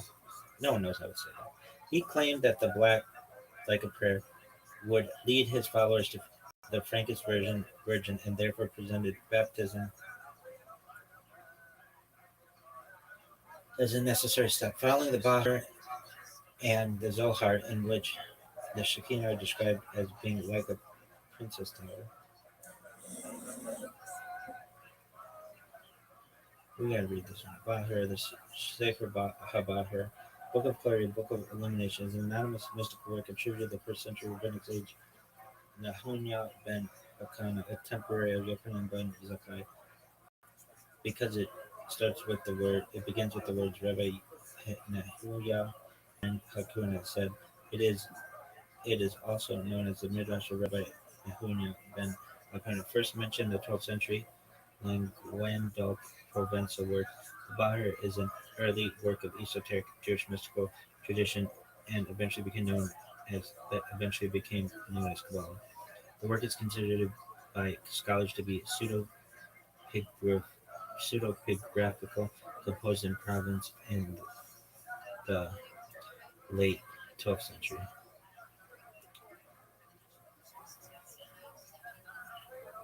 We'll read this one, maybe.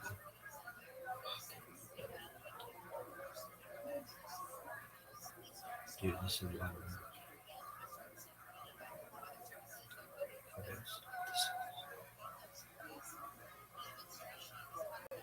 Okay, title Nachmanides and the commentary on the Torah, Genesis 1. Jordan is one of the first to quote the work under the title Midrash Rabbi Nenuya ben Hakana. Rabbi Nenuya ben Hakana said the opening sentence. Among medieval Kabbalists, it became known as Sefer HaBahir, taken from the opening comment. One verse says, "And now men see not the light which is bright Bahir in the skies." Job 37:20. Authorship. Kabbalists ascribe authorship to the Bahir of Rabbi Nehunya, a rabbi of the Mishnaic era who lived around 100 of the Common Era. Medieval Kabbalists write that the Bahir did not come down to them as a unified book, but rather in pieces found in scattered scrolls and booklets.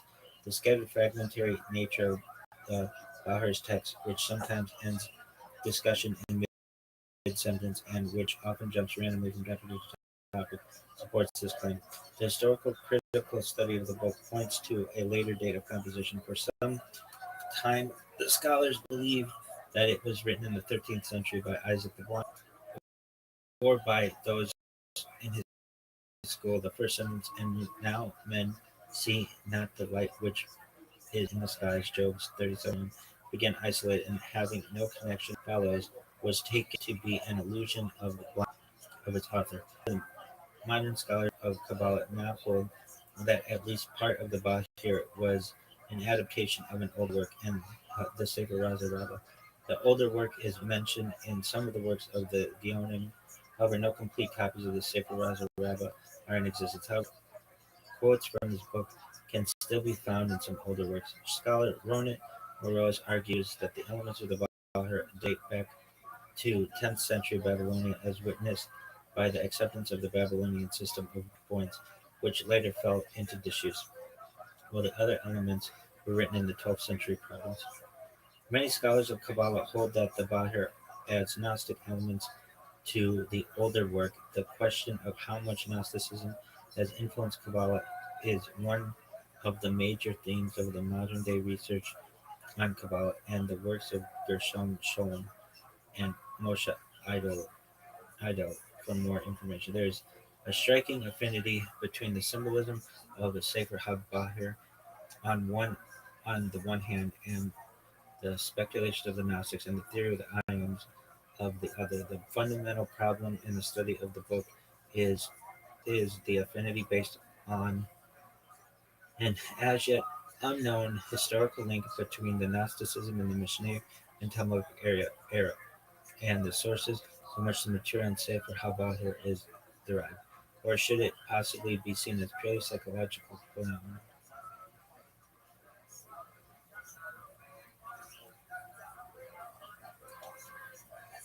i.e., a spontaneous upsurge from the depths of the soul imagination without any historical continuity? Bahar Encyclopedia Judaica Keter published history. Kabbalists believe that the oral tradition of the Bahar goes back to the 1st century CE. Common era, it is possible that some secret manuscript existed before publication in the 12th century. Around 1174 Common Era, the Bahar was published by Providence School for Kabbalists and was circulated to a limited audience in manuscript form. 1298, the earliest extant manuscript dates from the end of the 13th century. 1331, earliest commentary on the Bahar is written by Rabbi Meir ben Shalom Abu Shula, a disciple of Shlomo ben Tartaret Rashba, and it is published anonymously under the title Haganuz. In the 15th century, the Bahar is by Flavius Mithridates, but the translation is wordy and not useful. 1651, the Bahar is published in Amsterdam together with Mayan HaChachma is in printed form. 1706, the Bahar is published in Berlin together with Mayan HaChachma. 1784, the Bahar is published in Sklav and Koretz. 1800, the Bahar is published in Lvov. 1830, the Bahar is published in Lvov. 1849, the Bahar is published in unknown place as part of the Chamshi Kabbalah. 1865, the Bahar is published in Lvov. 1883, the Bahar is published in Vilna. 1913, the Bahar is published in Vilna. 1923, the German translation is published by Gershom Scholem. 1951, the Bahar is published in Yerushalayim. 1979, English translation by Rabbi Aryeh Kaplan is published. 1980, Latin translation Guillaume Postas is published by Francois Secret. 1994, Hebrew text is published from the manuscripts by Daniel Abrams. 2005, Latin translation Flavius Mithridates is published together with a critical edition of Hebrew text by Saverio Campanini. The 13th century Kabbalist Rabbi Isaac Cohen reports that the Sefer HaBahir came from the land of Israel in the early Pietists, the sages of Ashkenaz, the Kabbalists of Germany, and from there to the early wise men in province who chase after all sorts of written records of wisdom, those who know the divine supernal knowledge, but they saw only part of the book and not all of it because they did not see it in its entirety in its complete form. Several distinct literary layers can be distinguished in Bahar, some written in the East at the end of the 19th century or in the early 10th century, and some in the 12th century province. The book Bahar uses the Babylonian grammar and vocalization system.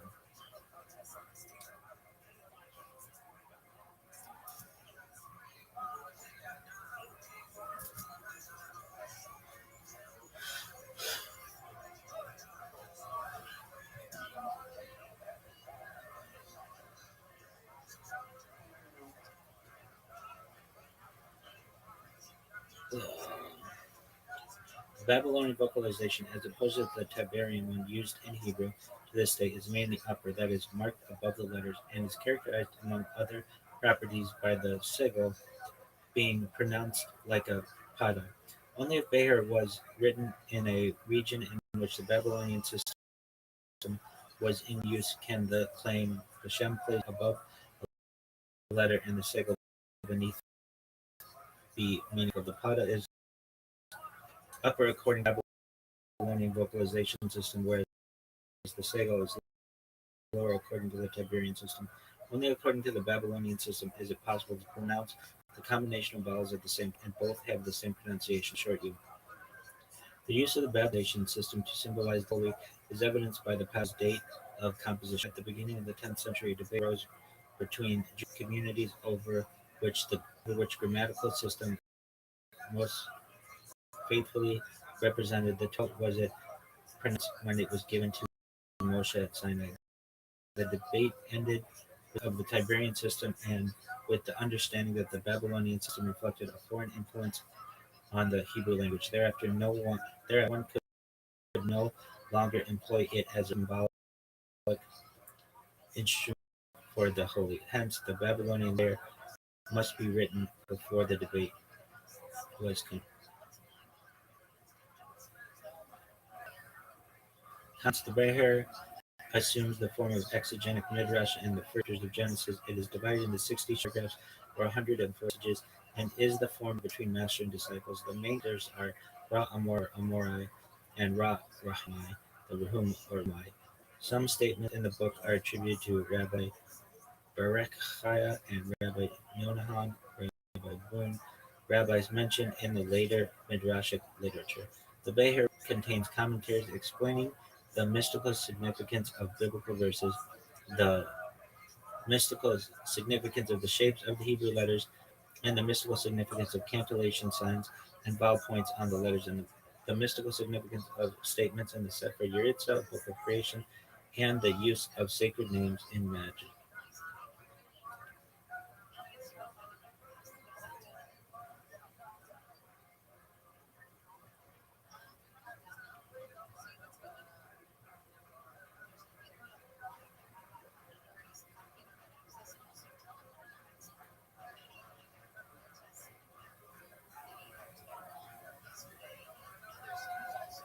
Okay, there are 200 aphorism-like paragraphs. Each paragraph uses references from the Torah to expand upon its presentation. As with all Kabbalistic texts, the meanings are highly symbolic and subject to numerous opportunities for interpretation.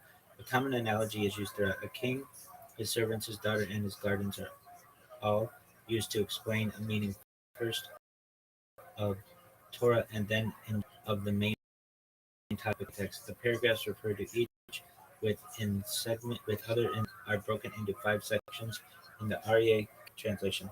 These sections are loosely grouped together, but they do more or less stay within the underlying themes given by their title. Section 1, the 1 through 16, consists of commentary on the first verse of Genesis or of the creation story. Section 2, verses 17 through 44, talks about the alphabet or the Hebrew alphabet and gets its inspiration from the Sefer Yetzirah, which links all of these letters of creation to the overall mysticism presented in the Torah. Section 3, verses 45 through 122, concerns the 7 voices of the Sephiroth. Section 4, verses 124 to 193, is grouped under the section title of 10 Sephiroth. Section 5, verses 1793 to 200. If I said version, I meant verses. Completes the discourse on the mysteries of the soul. Sphirot. The Hebrew word sphirot was first described in Sefer Yetzirah as corresponding to the 10 basic numbers and did not possess the meaning that later Kabbalists gave to it. It is in the Bahir that we find the first discussion of the Kabbalistic concept of spirit and spirit as divine attributes and powers emanating from God. Why are they called spirit? Because it is written, the heavens All right, so tell like God's good glory. morning. Creation of the universe. Let's The world, begin. according to the First of Bahir, all, a thank is you not the product of the act of creation. Like God, this book existed from all eternity, to our not only in sponsors this potentiality morning, but in actuality, and the the creation breakfast consisted are merely in sponsored the by appearance of that which was latent in the first sphere, or Haganuz, or it, or as it is called, Keter Elyon, which emanated from God. The sphere gave birth to Chokmah, wisdom, which emanated Bina, intelligence. From these three, which are the superior sphere, and from the primary principles of the universe emanated from one another, the seven inferior spheres from which all material beings are formed. All the 10 spheres are linked one to the other, and every one of them has an active and a passive quality, emanating and receiving. A flux of one sphere from another is symbolized in the form of the letters of the Hebrew alphabet. Thus, the letter Gimel, shaped like a tube, open at each end, represents a spirit which receives strength at one end and discharges from the other. The 10 spheres are the energy of God, the forms in which his being manifests itself. Reincarnation. The Bahir adopts the concept of reincarnation to solve the question of why the just may suffer in this world while the wicked may be prosperous. The just may have been wicked in former lives and the wicked righteous. I sort of believe if that exists, then that kind of makes sense. Additions and commentaries. One of the most accurate manuscripts in the final form of Sefer Bahar was written in 1331 by Meir ben Solomon Abi Sahula. His commentary on Bahir was anonymously published as Or Haganuz, the Hidden Light. It was translated into German by Gershom Scholem, that guy's big time, and into English by Aryeh Kaplan. Recently, it has been critically edited by Severio Campanini. See the Book of Bahir Flavius Mithridates, Latin translation, the Hebrew text, and an English version edited by Severio Campanini with a foreword by Giulio Busi, Torino, Nino Oregano, Editore 2005. Right, so following the Bahir and the Zohar, in which the Shekhinah is described as being like a princess in a tower, Frank refers to an actual tower of the Jasnat Bora monastery where he was exiled. He had miniature portraits of his daughter Eve made corresponding to other images of that home bitch. These are now in the National Library of Israel. However, Eve as Shekhinah was an element that had not appeared during Frank's time. The Virgin was hidden from Frank, and his task was to free her. The black M points to the true Virgin who will be referred preceding the final redemption. Frank regarded himself as the Virgin's guide, who before her manifested in a mysterious place and was given only to him since the beginning of the world, so that he, as her father, her guardian. The soul of Sheena was still with Frank. His brothers were unworthy to see her themselves. They were supposed to support Frank in finding the Virgin. On the company's behavior, the Virgin would behave positively or negatively towards them, a well-known idea from the Kabbalistic descriptions of the Shekhinah. During her father's lifetime, Eve Frank held a special position within the company. As soon as she was old enough, she stood at her father's side as a competent and adjutant. Frank repeatedly accused his followers of having fallen back into Judaism, thus preventing the liberation of the Virgin. The only way the Virgin was able to adapt, the only way the Virgin is to adapt to the Polish environment. The only way to the Virgin is to adapt to the Polish environment. The liberation of the Shekinah, the transfer of the Shekinah's soul from Jacob to Eve, Frank, is also described in some longer fairy tale narratives in the words of which are reminiscent of the Middle Eastern models of in the 1001 Nights. They use traditional Kabbalistic terminology with the motive of concealment and disguise as a gardener being important in Frankism.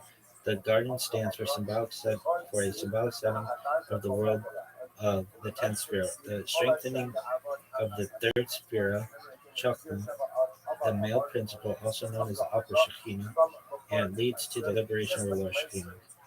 In Frank's perception of the Virgin, it is clear how deeply his ideas are rooted in Kabbalah and other Jewish rites. Despite other influences, the authors of the words of the L, the words of the L and then O and R and melody, was created, uh, who created such colorful parables and allegories required an excellent knowledge of Kabbalistic literature.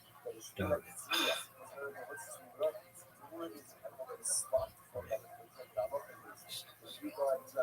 Da'at, the mystical goal. The last stage of the mystical path of this is the last one in English. Okay, no more showing pictures. This is too much. The last stage of the mystical path of Frankism is Da'at, cosmic convergence. Maybe I'll do it. In the Zohar, as well as in Frankism, Da'at describes the mystical place where all 10 spheres are united.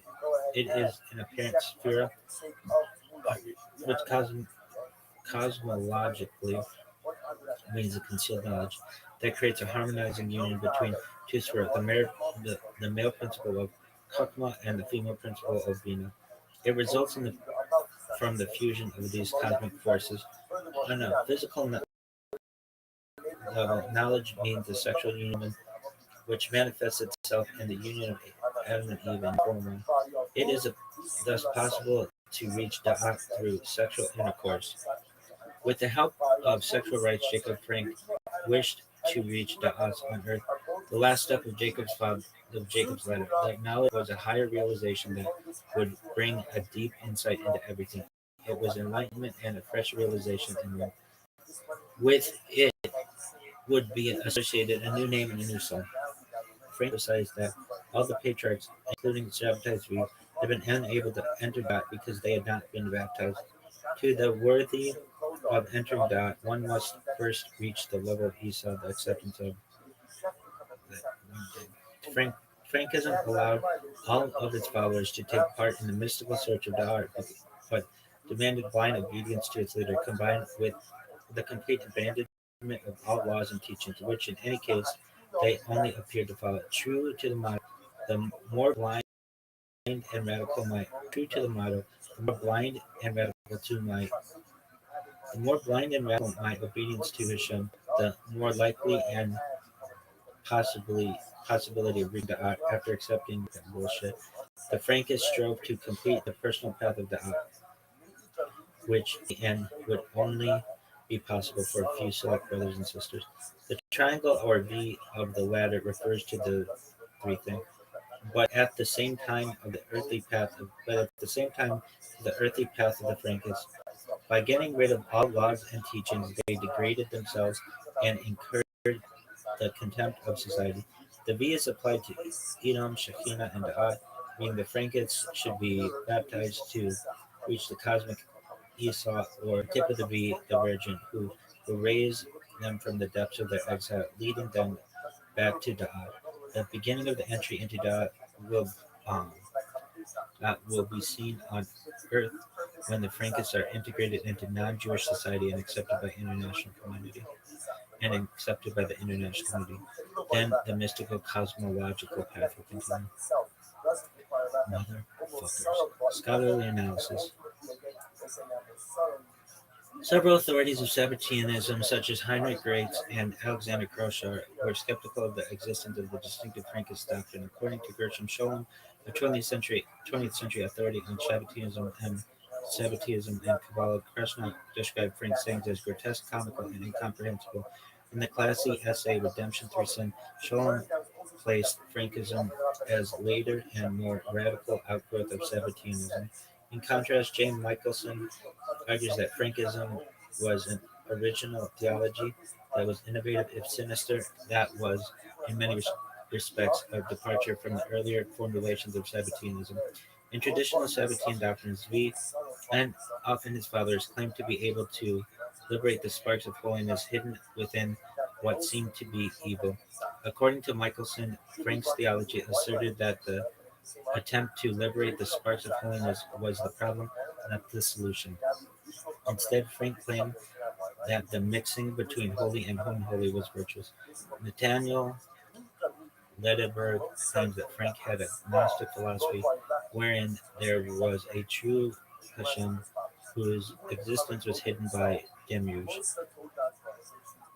The true Hashem could allegedly be revealed only through the destruction of the social and religious structures created by the Demiurge, thus leading to a thorough antinomianism. For Frank, the distinction between good and evil is a product of the world governed by the false God. Liederberg compares Frank's position to that of Friedrich Nietzsche.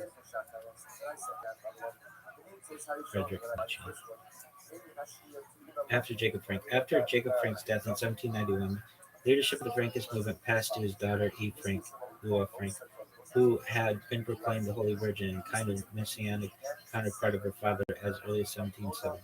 Frank had begun preparing her for spiritual leadership while still alive, referring to her in quasi-divine terms. She became a central symbolic figure in the cult's theology, which drew heavily on inversion, sexual ritual, and antinomian reinterpretation of other symbols. He maintained a court-like following in Offenbach, Germany, where the remaining Frankist elite had taken residence. They continued to act as a quasi-mystical sect, dressing in ornate ceremonial clothing, preserving a secretive hierarchical structure, and perpetuating doctrines inherited from Frank, particularly those related to the sacralization of transgression and the subversion of traditional religious laws. The group engaged in extensive networking with various European aristocratic and clerical circles, especially within the Habsburg court and Polish nobility, often leveraging secrecy and influence rather than overt proselytization. By this time, the Frankish identity had largely detached from Judaism altogether. Most adherents had been baptized into other shit decades earlier, not out of theological conviction, but as part of the Jacob Frank strategy to infiltrate and manipulate dominant power structures from within, a tactic central to his doctrine of redemption through sin.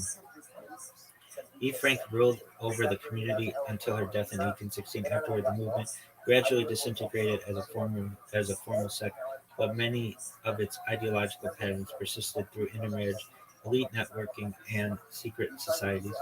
Scholars such as Gershom Scholem and Powell Maciejko have suggested the Frankish descendants may have assimilated into Masonic and esoteric networks. Modern-day references to Frankism. Although Frankism is often considered a historical footnote with Jewish Messianic movements, references to it have reemerged in contemporary political and cultural discourse. While some references to Frankism have been labeled as wild shit in academic and media sources, there is a growing scholarly and journalistic debate over whether conflating critique of Frankist ideology with stuff is intellectually sound. This is particularly relevant given the historical record. Jacob Frank and many of his followers ultimately converted to bullshit, aligning themselves with European royal courts and secret societies rather than mainstream Jewish life. Some political commentators have described Frankism as a preferred religion of the elites and associated with devil worship and modern-day inversion rituals. Some research that careful distinction should be made between Judaism and religion and Frankism as a heretical antinomian sect that deliberately broke with traditional Jewish law and identity. As a result, the emerging conversation increasingly focuses on the theological inversion as a political theology rather than as an ethnic or Jewish accusation.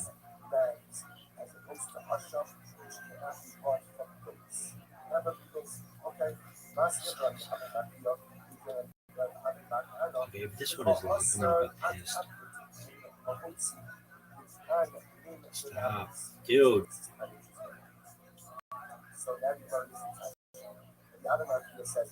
Alright, here we go. Nathan of Gaza. We're done reading. Okay, Nathan Benjamin Ben Elisha Chaim Halevi Ashkenazi. Nathan Benjamin Ben Elisha Chaim Halevi Ashkenazi, more famously known as Nathan of Gaza, Nathan Azadi, 1643 to 1680, or Ghazali, was a theologian and author born in Jerusalem. After his marriage in 1663, he moved to Gaza, where he became famous as a prophet for the Jewish Messiah claimant advertised to be. Okay, there's an engraving from Cornelius Hazak Kurzako history when Gahali were at 1671. Born in 1643 in Jerusalem, Ottoman Syria, Ottoman Empire, died 1680, aged 36 to 37, Sophia, Ottoman Empire. Legends of the biography. Nathan of Gaza was born in Jerusalem around 1643 to 1644. He died on Friday, January 11, 1680, in Sophia. He grew up in Jerusalem. His father, Elisha Hayam ben Jacob, was a distinguished rabbinic intellectual who served as an envoy of Jerusalem, collecting donations for impoverished Jews. During his travels, he would distribute Kabbalistic works he obtained in Jerusalem. Upon settling in Ottoman Syria, Elisha Hayim ben Jacob took the surname Ashkenazi as a means of differentiating his family and himself from the largest Sephardic Jews of the empire. He died in Alawid, Morocco in 1673. Before his father's death, Nathan of Gaza began studying Talmud and Kabbalah under Jacob Haggis. The relationship between these two would continue for many years. Nathan of Gaza would spend most of his life until about 1664 with his teacher at a yeshiva. During his studies, he wrote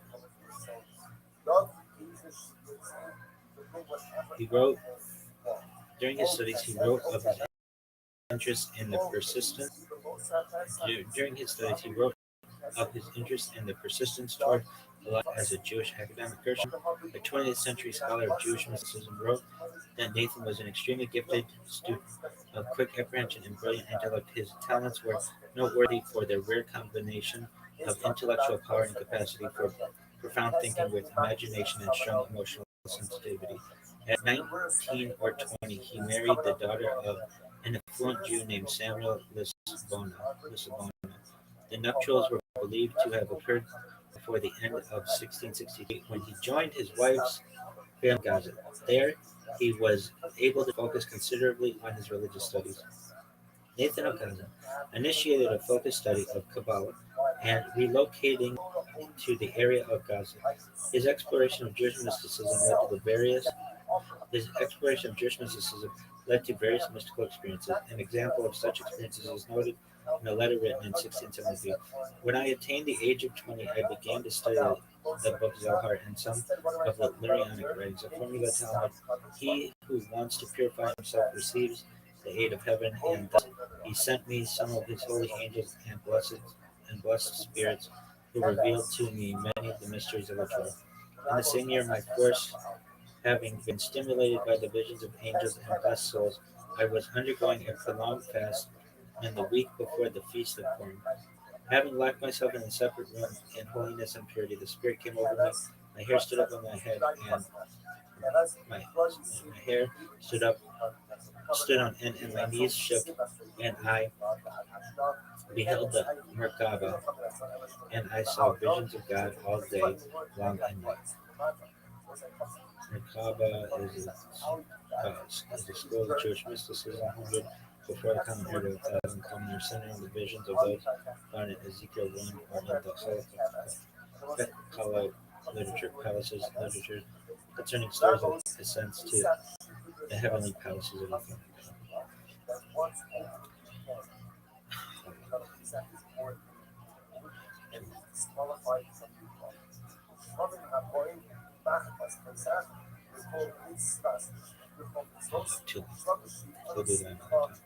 Nathan's vision lasted approximately 24 hours, and it was reported to have significantly influenced his perception of reality and self-identity.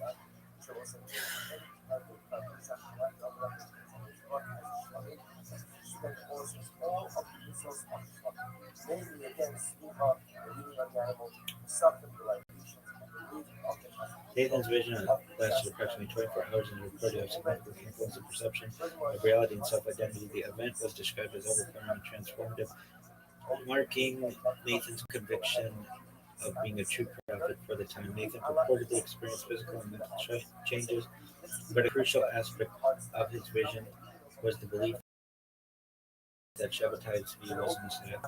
This conviction led to Nathan being acknowledged as the first 17 believer, the 17 movement. Nathan's prophecy regarding Shabbatai Tzvi was not his only one. As the years went by, he experienced many other visions that would support his strengthen the belief in Shabbatai Tzvi. His second vision occurred evening of Shavuot in spring of 1665. Nathan was said to have been spiritually possessed by a Maggid, a type of itinerant creature. During the spiritual takeover, he was observed dancing energetically and emitting a distinct fragrance. The scent mentioned in the Zohar is thought to be linked to the aroma of the Garden of Eden, as well as the prophet Elisha and Isaac Uriah. The vision described differs notably from Nathan of Gaza's prophetic awakening.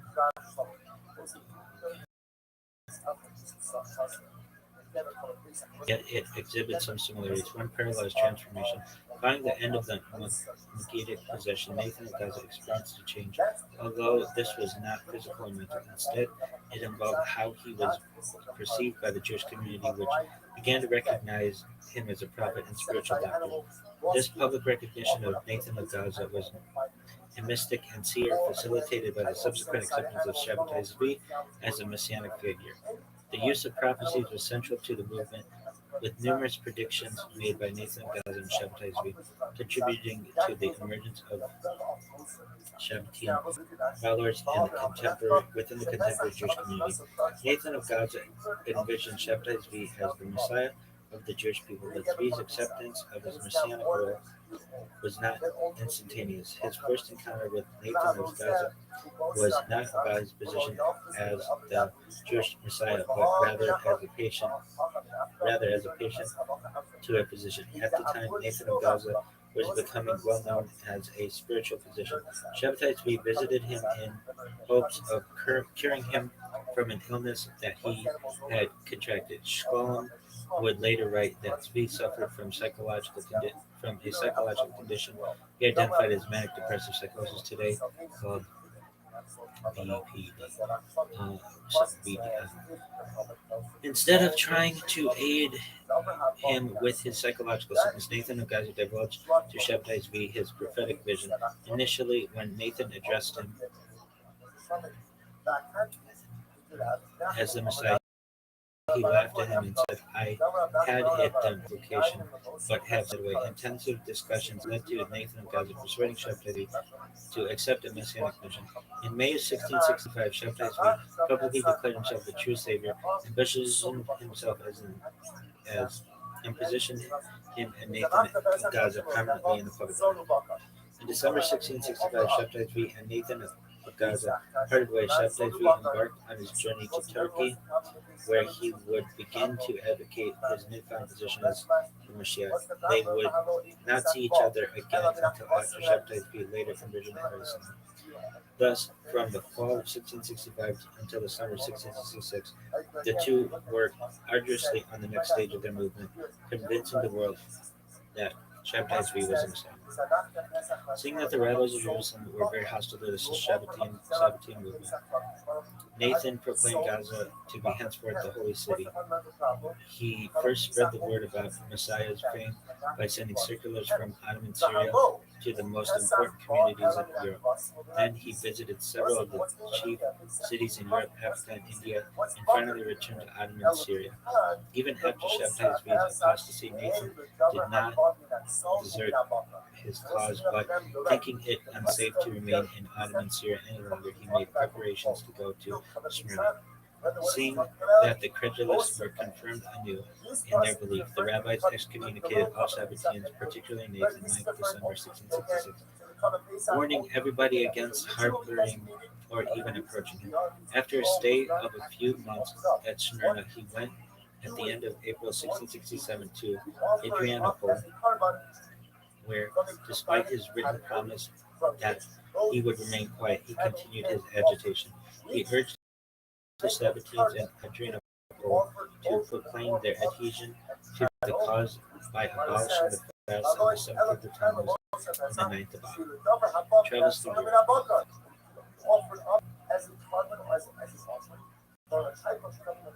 Gant excommunicated Adrianople. He went with his viewers to Thessaloniki. There he with scant welcome, but had more success in the communities of Chios and Corfu. From Corfu, he went to Venice, March of 1668. The rabbinate and the council of the city compelled him to give them a written confession that all his prophecies were the production of his imagination. The confession was published, whereupon Abraham Yakini, the originator of the Sabbatean movement, wrote Nathan a letter in which he sympathized with him over his persecution and expressed his indignation at the acts of the Venetian rabbinate. The Venetian Jews then introduced Nathan to Livorno, where the Jewish population was known to be inimical to him. They sent an escort with him ostensibly as a mark of honor, but in reality to prevent him from going elsewhere. He divided their motives in sending him to Livorno, however, and succeeding in eluding his escort, proceeded to Rome. In spite of his disguise, he was recognized and was banned. He then went to Livorno voluntarily, and even there made converts to his cause. From Livorno, he returned to Adrianople and seems to have spent the remainder of his days in travel. Works. Nathan of Gaza persuaded the Jewish community through his writings about Shabbatatism and Shabbatianism. He composed various letters and other written documents and promoted an entirely new kind of theology, one that merged the current notations of Kabbalah over time and elements of Lurianic mysticism, a subject that he studied when he was younger. In addition to creating a new type of mysticism, he also posed a document entitled Derush HaAnyanim, Discourse on the Dragons, published by Shkolem in Belkot Mashiach, Jerusalem, 1944. This article stressed the notion of a new law in which the only negative commandments of the Torah were eliminated. This became the basis for the Gershom Scholem called Shabbatean antinomianism. Not only did Nathan of Gaza publish documents that advocated for a change and a removal of Jewish laws and commandments, but he also composed various texts that discussed concepts entirely different from these unorthodoxies. For example, he wrote Hadrat Kodesh, Constantinople, 1735, a Kabbalistic commentary on the Book of Genesis, particularly for the aspect of creation. Several years later, Nathan of Gaza published Ozar Nehemiah, Venice, 1738, a supplement to the Hadrat Kodesh. As evident from these alternative spiritual manuscripts, Nathan of Gaza was not solely a devout Shabbatean follower and believer. He strived to provide an alternative perspective and understanding of Judaism.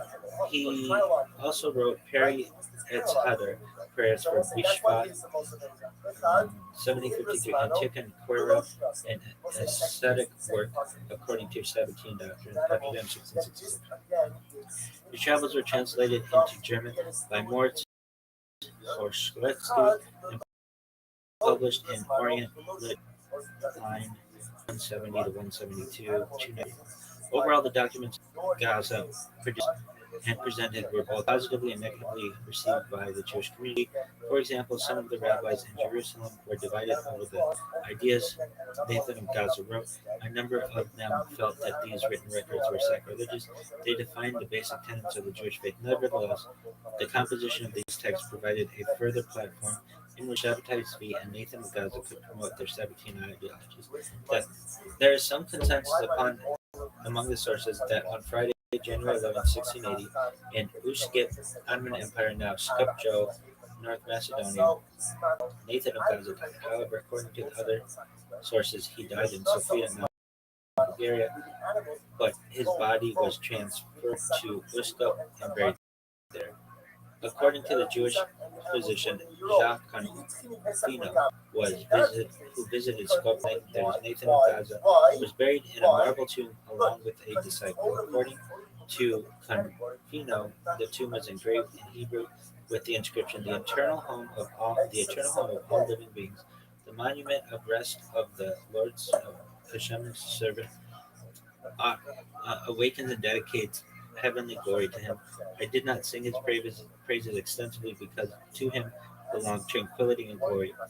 Our reverend teacher and Rabbi Abraham Benjamin Nathan Ashkenazi, may he rest in paradise, who was invited into the Celestial Yeshiva on Tuesday, the 16th of the month of Shvat in the year 5540. May his soul be bound in the bundle of white. His burial place became a pilgrimage site after his death. Many Jews believe that Nathan's grave had supernatural qualities, and one legend told by Rabbi Chaim Palachi Shabbatai Ventura was punished with swelling in the hands and a rash after refusing to honor the grave during the visit. After refusing to honor the grave during a visit to the Skopje cemetery, according to the legend, the illness was miraculously healed after he returned to the grave and vowed to pray for Nathan of Gaza's soul. The tomb survived only until World War II, when it was destroyed. It's still within your own, that animal can still be used for insect shape.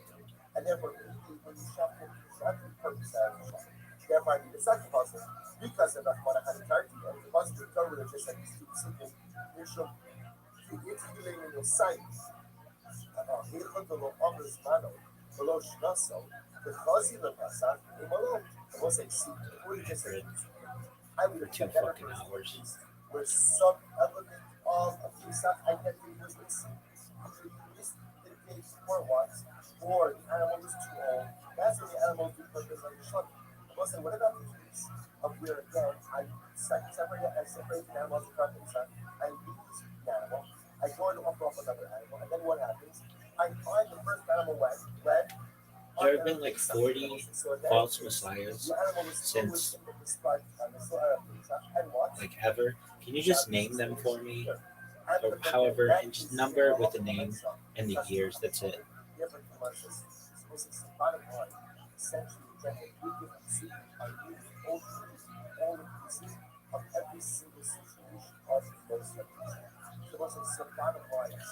Below is a concise historical list of Jewish false messianic claimants and approximate years. There have been dozens more minor local, by Simon of Petria 4 before Common Era, Androgenes 4 to 2 BC, Judas of Galilee 6 CE, Theudas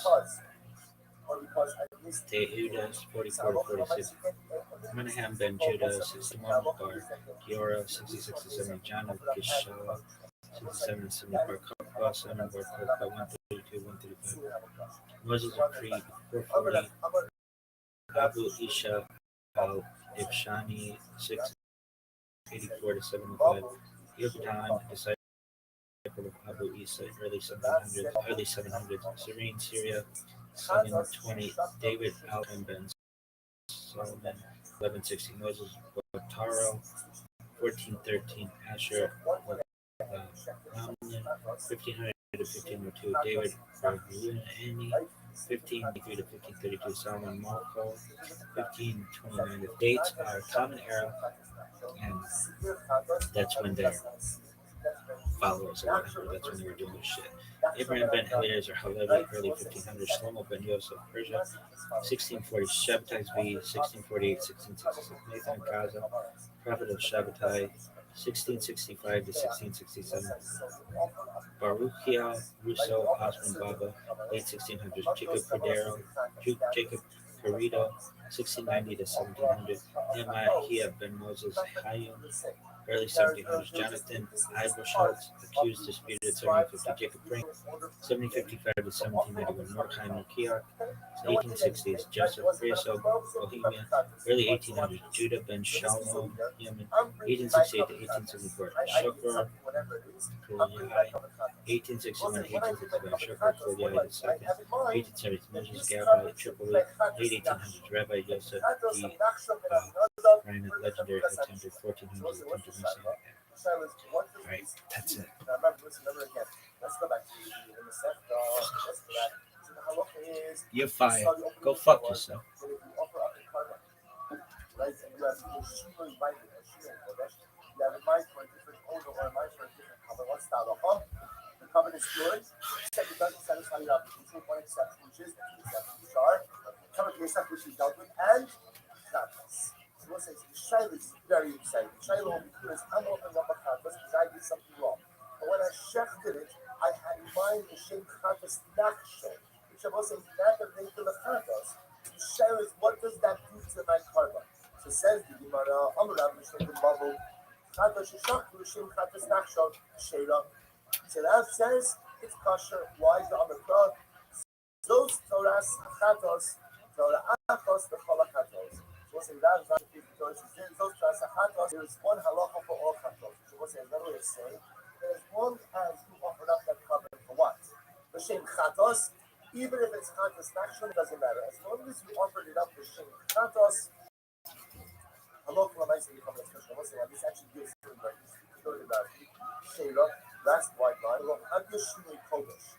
The Roamina Chatas Nachshon keeping the Ladarnas, Roll Kapara Achi, because actually here, the Chatas of Nachshon was not offered up for Kapara, but rather again it was a gift. It was a gift offering. Nevertheless, Hari Kushimola, we don't say, well, right, Hari Kushimola, Koshki Kushimola, Bailu, Roabi, Loshak, Liskaba Nachshon. So that essentially says, he comes precious. Because as long as in the Shech Chatos, you have a mind for a Chatos, even if it's for a different type of Chatos, as long as your Kavona is the same thing with the Chatos family, your card by this Chatos, was in Rashi, this Chatos and Nachshon and Aminadab was unique perhaps once in 50 as a Chatos. But never again do you offer up a Chatos to the Torah. There are gift offerings. Chatos is not. That sucks. One exception to this Oh, was the Chatos of the city by the Hezbollah. But now is now fucking lost it. even though again when I'm checking my Chatos, which is a sin offering, I have in my version the Chatos of Nachshon and Aminadab. That was not a sin offering, that was a darn, that was a gift. But because it's all a family, right? Because it's a Chatos, Sheba the covenant's kosher. Yosef Garavin Amar Leila Hashem. Rabbi was seeing it, I don't know what he's saying. He's seen Rabbi Shashi Rabbi. And Rabbi Shashi leaves the kasher. What did he say? Rabbi Shimon Omer, Chol HaMelachos Shelo Shelo Ishman Shelos Ba'olu Lebayim L'Shem Kotam. I said, any mincha, all mincha offerings, Shenyim Mitzvah Shelo Shalos, and every mincha offering works in the Torah.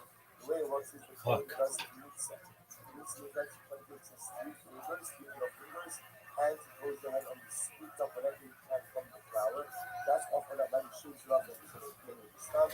That's offered up on the Mizbeach, and also if you're going to rest it for the different construction of the Torah. So what's the halacha? Any mincha, right? If a mincha offering was offered up shalom lishman, that's like not for the sake of that particular mincha. Shelos, the mincha is kosher, not only that, but only the bayil l'shem shova. And it satisfies the obligations of the owner. Why? I will say, watch this. The theme, she'in haminachos is almost mitzvah. And they will say a mincha offering is not like other kamanas. Why is that? Shakometz machmas l'shem macheshes, ma'aseh muchrachan alesh machmas. They say that I'm not going to give this detail right now, but suffice it to say, there are different types of covenants. There's a minchas machmas, a minchas macheshes. There are different ways, some produce bigger matzah, some produce thinner matzah, some were crumbled, some were whole. So the Gemara says, let me tell you the picture, then we'll go back. The Gemara says, if to a certain degree, Havana, by a covenant mincha, doesn't really make a difference. Why? Because the actions speak for themselves. Because each type of mincha was prepared in a different way. So the nature of the preparation of the covenant mincha automatically showed you what type of mincha you were offering. So even if your kavanah was for something different, your kavanahs to a certain degree are what? Are irrelevant because it's your action that's going to us. Like maybe kind of a Muslim in this. Right? So look at the Gemara says before it goes to the Muslim. So the Gemara says, Shakometz machmas l'shem macheshes. Because even if one took the Kinnitza, the Shem Minchas, right, one took the mitzvah of the mincha machmas, and he had in mind that it should be for the machmas. His actions show that it's a minchas machmas. Chariba l'shum balula, sitting in Rosa, again, there's all different types of minachos. If you did the mitzvah of a minchas chariba, but you had in mind that it should be l'shum balula, ma'aseh muchrachin shi chariba. The nice thing Rosa showed that it was for a minchas chariba. So when it says that we are by minachos, you don't really care what you're thinking, because the actions say it's an incredible Muslim. And you can have all the kavanas in right and wrong. And you think of the things that matters most are your actions. What matters most are your nice. Kavanas are beautiful, but your actions always speak louder than your kavanas. And I'm spoken. The was about kavanas is not this ain't okay. Shkita afas the kulon, kavala afas the kulon, Rika afas the kulon. The was so please actually quite fast. So the Gemara says, the reason of kavanas, why regular kavanas, why with kavanas, when such a bad thing for our size why? Official service is the same for every single type of product. It's the same shita, it's the same zurita, it's the same abola.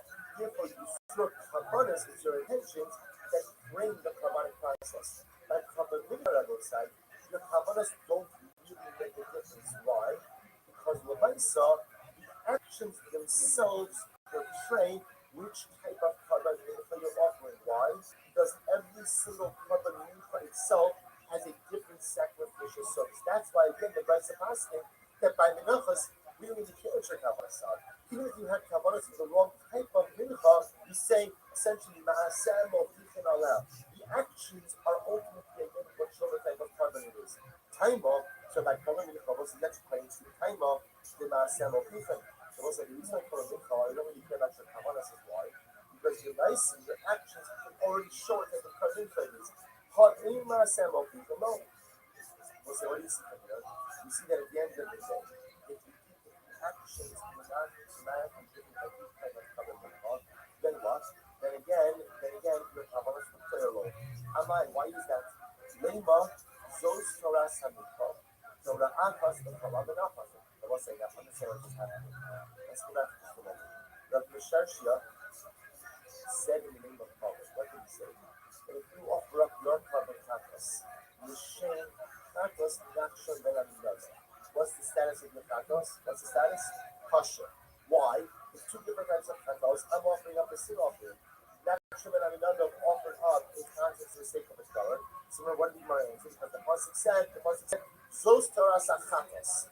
Right? Torah achos b'chol chatos. All in the family. All in the family. So as long as you offer up b'shem chatos, nachshon ve'aminaza, my chatos doesn't make a difference. All the chatos family is good. Which the Gemara says, which Rabbi Shashina asks, I don't understand. What you're telling me is, if I offer up and cover the cup for the wrong intention, what's the halacha? The covenant is still good. Why is the covenant good? Now the Gemara says, why is the covenant good? I say, why? Because ma'aseh mo'fichin aleh. The reason why the covenant is good is at the end of the actions show what type of covenant you offer. But we can infer from that is that if actions are the same for every single covenant, and then what? Then your mindset will play. Well, why is that? Why don't we just on the person? So Torah samincha, just like by chatos, this is the Torah of the mincha, which tells you what I'm saying, that no matter what type of mincha you offer it up for, the halacha is what? The covenant should be kosher. So what's it? Again, I'm not going to say.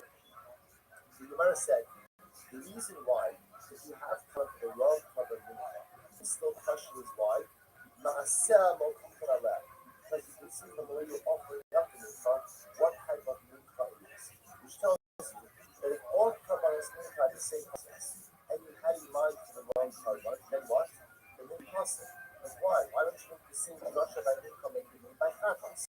By chatos we say, zos Torah chatos, as long as you had in mind for some chatos, even if it's a different kind of chatos, your chatos is kosher. Why don't you say the same thing by mincha? The pasuk says zos mincha. Say what? As long as you had in mind for the right type of for some kind of mincha, the chatos is going to be kosher. Yet the Gemara doesn't say that. The Gemara says the only reason why you cover mincha with a mindset is kosher is because ma'aseha mochichen aleh. And the Yiddish might help you. In other words, Gemara says if you're going to have to use what you have to say. Or Moshe the mother, Moses is back to Chagas. So what we see over here is that Kasha by Chagas is also a flawed Kasha. It's just a shitty word. It's not what do you have to say. Chagas, Sheshacham Rashi is covered by Nachshon, Moses is. If you shafted the carbon, you cover Chagas. On the condition that what? Like with the Kabbalah, she is covered by Nachshon. That Nachshon should achieve atonement for it. Rashi says, she is covered by Hainu Shmei Baizik. They'll say, if you offered up a carbon Chagas with Shmei Baizik, I offered up on the condition that Nachshon should ultimately achieve atonement. Shada will say, why discussion is a strange case. I offer up, I want to give it, I need it in the Shabbat. Right? So we'll say, so I'm going ahead, Nachshon ben Aminadab. You know what I'm saying? So I'm going to offer up a carbon Chagas for Nachshon ben Aminadab. So we'll say, what's the halacha? The carbon Chagas kasher. Why? In kapara basin. Because ultimately, again, there's no kapara for the dead. What does that mean? She kapara basin. So, look, Karina made Mukoy kapara basin. We'll say, never again. Let's read it last week. There was an interesting drasha that we saw about carbon Chagas. The only time that she was biting, this is the problem by carbon Chagas, right? Is when the Shimei Bailam, when I have in mind the chef of the carbon Chagas is someone who requires the Chagas just like me. In other words, that if I go ahead and I have in mind that I'm chefing this carbon Chagas for Ruben, but Ruben is not a Chai of the Chagas, again, we'll say that was the Chagas, that's not called Shimei Bailam. So the Gemara suggesting that what was Mothers, what was Brothers, what Brothers now was Russia. I chef my Chagas, and I have in mind that it should be the same Nachshon ben Aminadab, then what I will send the covenant kasher. That's not called the Shmei Bailam. Why is that not called the Shmei Bailam? I say why? Why? Because he's dead. Because Nachshon ben Aminadab is dead, and therefore again he's not chayiv.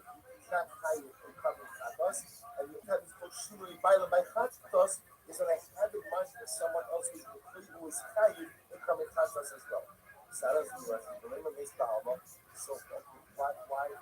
do Nachshon ben Aminadab? So we were just telling you is, if you have in mind to check the carbon Chagas to someone who is dead, that's not called Shimei Bailam in the Chagas discussion.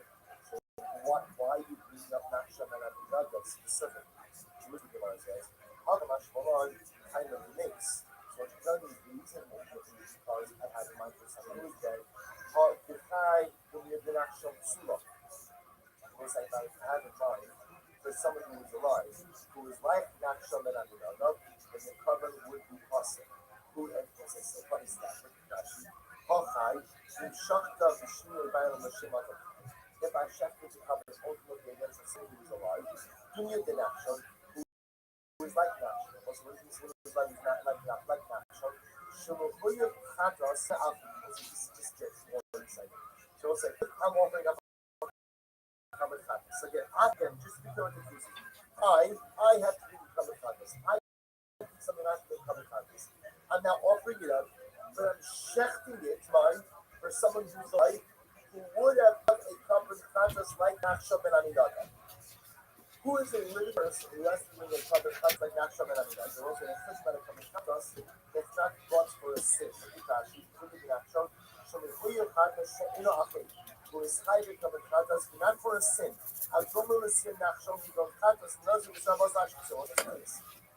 What's the case? What's the case of here? I'm offering up a carbon Chagas, but when I check it, I have in mind for someone else also hiding carbon Chagas. What type of carbon Chagas? Not like my Chagas, but a Chagas like Nachshon ben Aminadab. Also, what's a Chagas not like Nachshon ben Aminadab? Sin offering that's brought, but not for a sin. I said, what's the case of someone who's high but it's not high for a sin? What's that case? Remind you, Chatas Nazir, Chatas Mitzora. I said, the case would be like the Chatas offering of a Nazir, or Chatas offering of a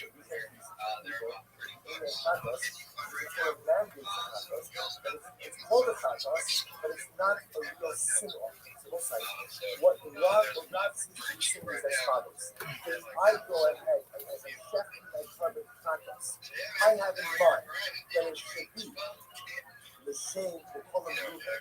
Well, what kind of contest is it about to do? Reuben is in Gosler, or was in Gosler. Reuben was in Silva. He has a feeling for a contest off in the well. Looks like that contest is still much more effective. How do you always know? What's like these type of contest, although we call it a contest, at the end of the day, I was like, I'm not using any chance to say ultimately as always. And let me keep my heart. That is something more. Wait for the peace with the However, obviously, the mother was really well, he was bringing up the case. However, obviously, the mother, contest, how she was being contest, he not show the same thing. Somebody chefs it, having contest, right? So ultimately, again, I'm sure we had not show. Was like, so what happened? I shut the cover contest. And I did it, I have it in mind, I just like not something I'm about. What's the what's that? Say why? Because contest is not showing ultimately, because the contest is not showing, those are ultimately aspect is that one is excited, extremely violent for a contest of one. It's extremely violent I have someone else is fighting a contest as well. But if I have extremely violent for someone who's fighting a contest, it's not a contest that's a sit off. It's a contest that's like a well, ultimately again, my contest is still discussion. Incredible. Even though I'm obviously the mother, contest is actually the contest not showing.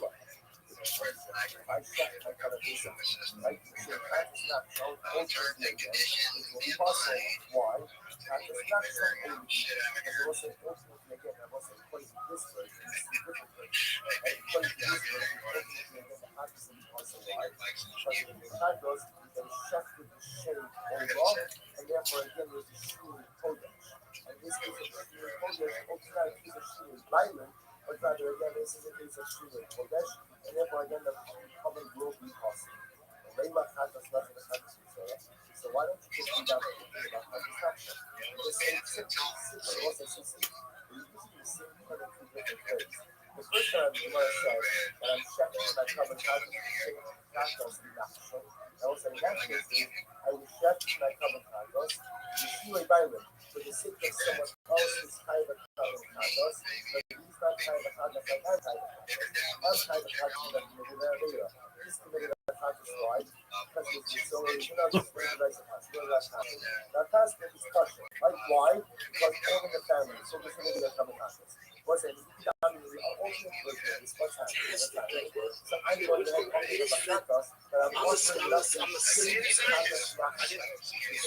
so that's what was violent. The other one is this is a single exposure. In this case, I'm offering up sexual contact. What? As an overall, that's the reason what? So much surrender happens on the contest. Why don't you just do that on your own?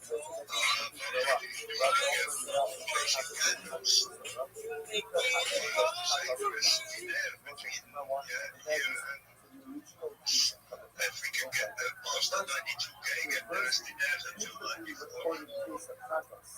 were offered up by the individual was the type of subtraction that I there's a nice bump in this was actually not the type of subtraction. but the only got 0.8%, so it's a fake up. You haven't heard about this. First, they're going to report this contest, but that's not so again, so first of all, to come back down. just appears that love original statement was fascinated by this problem. Right now, everything is rising. Maybe if you are in the position maker,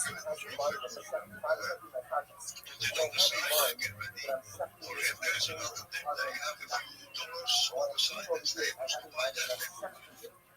Because I don't think next week, if it takes up an hour to work, I don't know. Looking at the daily chart, the handle is not so, For the sake of it, it's other things. but on the So I want to see sideways action between the 92 gig someone else. He has to give a purpose. Let the practice of the I do what? Right? Coming up, let the practice of another practice of solar. But that's the way I do. But that way is also up in the same time. I think that would be the same Amara, Kratos ileče šak više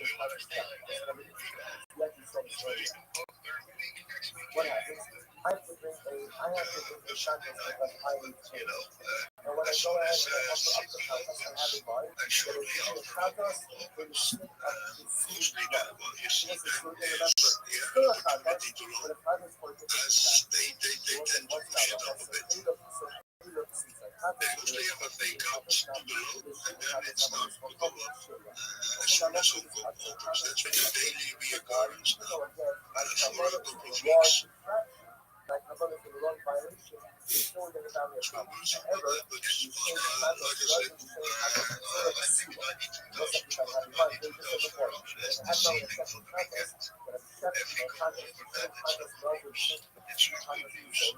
then the cover will be possible. Let's stay range bound between the 89 and the 92K. That's beautiful. Let's stay there till Sunday or Monday. And then we finish this. What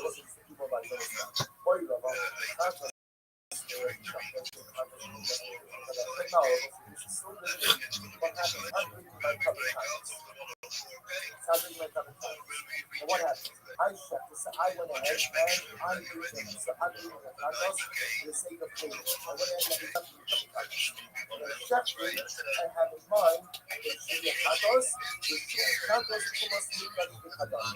For the sake of one, who empties any individual transactions as individual peers.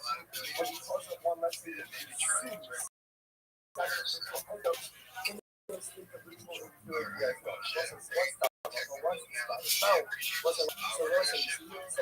This is a case of where I'm going ahead and I'm offering out common titles, but for a different fraction. So remember again, I will pay. Now I'm going ahead and offering up the title. The shape must be what's that offering? Me, I'm not parties for the most part. That is always in a place. So it's the same, right? So again, you go ahead and you show it, or you introduce it as a different colors and value, or therefore again, you come to the Lord, or Joma, and of what? Oh, what's I watch this? And you must make us the production of what's that is a carbon over the oil. So because it's an over the oil, maybe again, it's too similar. And therefore, come as possible, the back of the drum mass. So that you know about kilo times kilo was it ultimately again each of these cavanas ultimately again will be possible. Why nighttime was the first why nighttime the shafat also the katos, the shin also katos. Was in order for the katos ultimately again to be kosher, the katos has to be checked for the sake of that particular katos. The most like in halacha the katos is only good if offered specifically for the specific infraction. Although you're not sure that I'm going to rub so the masses, why the hate on Massi Sula, Amalek, I know the Shul by the Massina law, so I said, in our version, Lovis Kasha was that Shul. Takes a sure shot, right? And then he takes another sure shot before the cop is walking up. He and his friends are like, The Kadas are he's like, oh, I got 2 more sure shots. There's just 5 or 6 empty sure shot bottles around his feet. Bob's just like, what have you been drinking tonight? But what happened? Chop goes, why do you have 6 empty sure shot bottles? You don't think I don't know what that is? You fucking idiot, you're going to jail. I didn't even need to test you. And he looks like Alf. That's like, I arrested that guy. It looks like Alf. The cop pulls over and he drinks 6 sure shots. And when the cop pulls over, he just barfs on him. You bomb like you imagine getting bombed out by British Now there's going to be a commenter like, I'm a guy that got bombed in over British The cop thinks that the guy that shot is Alf. He's like, oh, I used to watch a show, you're on Alf. Or no, he's like, shots like Big Bird Alf. No, Alf. The next one is the one I posted. I worked very hard on the opening sequence here. The opening sequence is honestly like a piece of my soul. I'm just gonna play the opening sequence here. Without the music, obviously we know it's not called figured I'm in a lot of trouble Oh, with come Hollywood on, right sorry, now. sorry. Yeah, Come on, so yeah, dude. since it's high So price, is Davey Marley. since it's high price, Davey Marley. The Clash. Who else is on my back? Stan Lee's tribute. Stan. Eminem's song, but a Stan Lee tribute. They want money from us, dude. They're good fucking riff creation. not similar enough to my Let's see own if I can play. consumption of But yeah, dude, I was just trying to make a story. This is very like ancient Greek in a way. This is like Plato's Cave. Plato's Cave. Plato's Cave, dude. I'm just trying to show the world the real thing, you know? Oh man, living this alternate reality currently. Yeah. Yeah, I've told you in real life, I've been showing people that are not homeless at all, have no stake in the game, and they're laughing at us. Yeah, they're making it. Alright, I actually played this game with the woman the other night. Believe it or not. But what happens next part 12 from Icarus Lives? He's bringing it back, dude. Let's see what we got here. And they purposely do it so your brain's slower. Yeah, it's a good way to break people down to see who breaks. Oh, what do you think of? Burps in the microphone or sneezes on Chappelle. His alcoholic friend. I would say sneezes on Chappelle. Who breaks? Your body, bless you. Have you ever stayed asleep?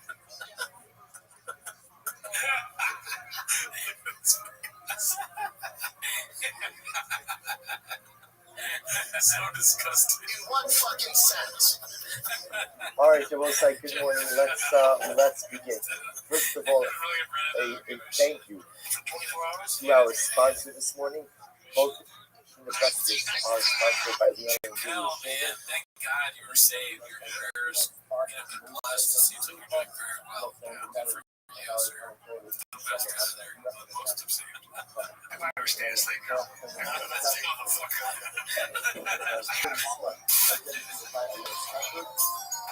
That's normal. What makes it weird? Well, obviously, what makes it weird? I don't know what he's gonna do. I don't take X normal.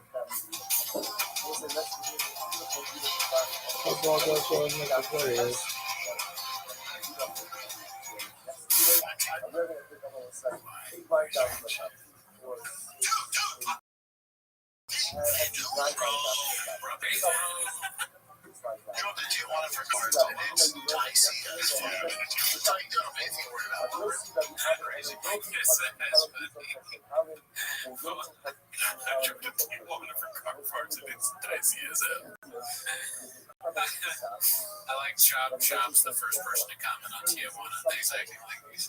Good. But my off-road in the Law 500 this past year, there was 3. Oh, I remember this. Dead guys. 8 dead guys on the course. Come on. And they're like, oh, that's strange. I kept going. They put 3 more dead guys on the course. And finally, a local's like, hey, dumbass, this is cartel territory. This is them warning you, like, don't come there. I like how the local sounds like him instead of a Mexican. Hey, dumbass. What are you guys doing? What are we doing here? Listen, cartels, they're fucking, when they put dead bodies on the courses because it's blockbuster. So they had to reroute everything and go around for that. Oh, God, you're dealing with the cartel, dude. Here's, also, in Hawaii, dealing with the cartel must be so annoying. Oh, yeah, we're glad to see what happens next, man. It's very good, dude.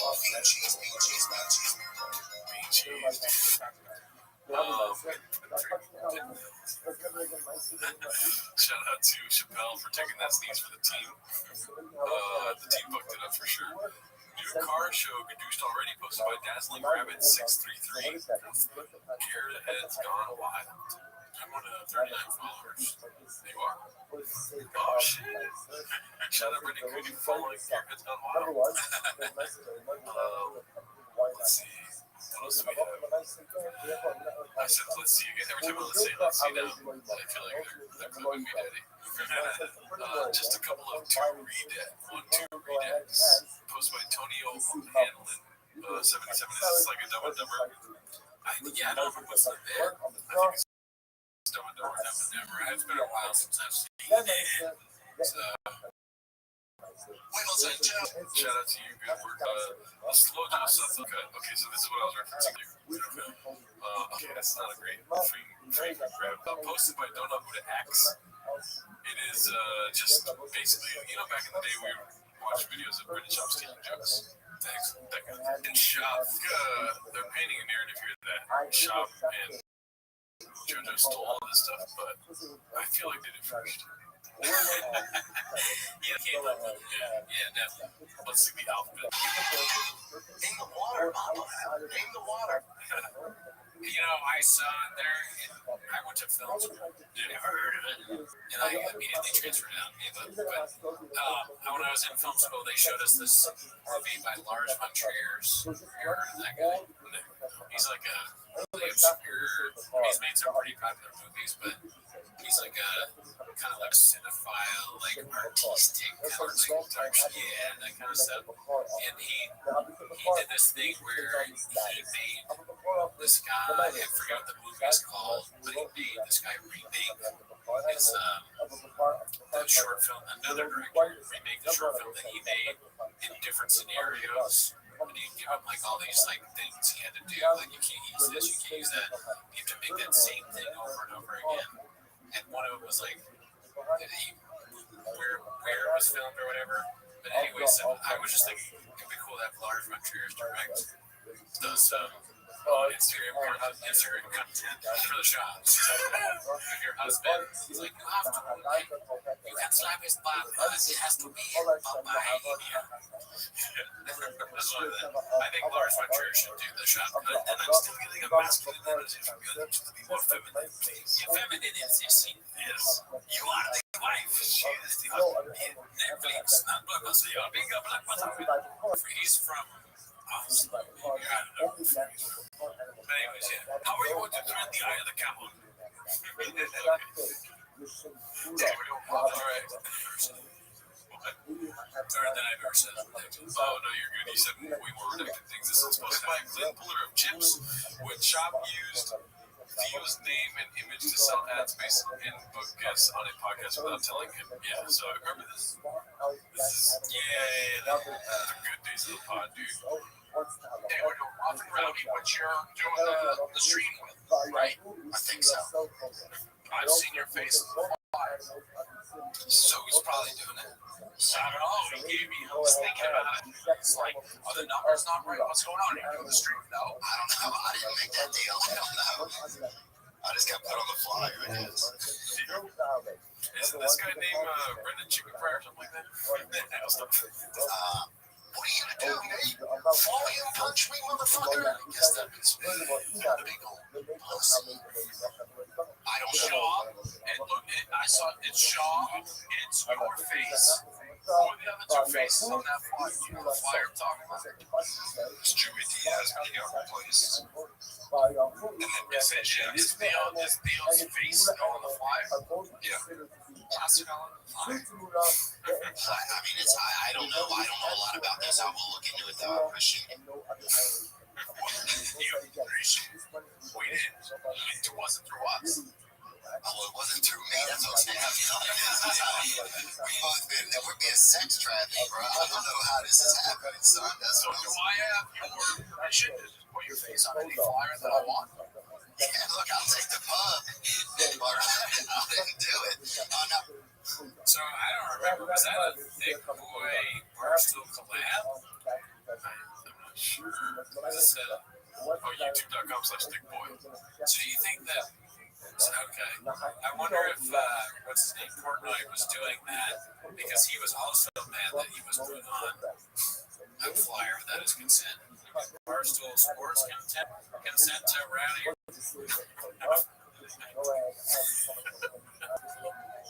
It's an unfortunate name, Rough and Rowdy 19. It's so funny when you see this here. It's like two of these people are definitely going to be there. And they're really good friends. And that Photoshop is so bad too. Anyways, let's see what else we got here, dude. That's just a little taste of an old dish we cooked up. It was a chef's menu item years ago. I need a fucking tater tot button. I do too, dude. This one's called Papa is shaming his 9-year-old for eating something with fat on it. Or fat in it, rather. Yeah, to do that. Posted by who? Chin Puller Clips. Who else? Tiger, not so much about us. If Tiger's eating fat, I go, we're eating fat tonight? Okay, that's fine. What's your workout? That's fine. Wow. This is the guy that worked out and then got 3 nicotine pouches and worked out and become a 4. That was after. It's like painting a wall and throwing black on it. Throwing some tar on it. Yeah, but carnivore diet, though. They don't say eating fat. This guy, oh, by the way, 3 episodes ago, he's like, you gotta eat fat, it's good for you. Eating fat. I don't even understand. Like, be more descriptive. What was he eating? He's probably eating ice cream, something like kids like, you know? Right. Yeah, probably. Stop eating ice cream. I told you, there's no ice cream. Or whatever. There's no ice cream in Sparta. There's no baseball in crying. So yeah, I mean, if you eat chips, that ruins the whole fucking thing that we worked out on. It's like I tell you, I'm training you into be a beast. What are you doing eating sausage salad? You gotta eat just salad. Cheat meal, daddy. Not in my world. Okay. In what fucking sense?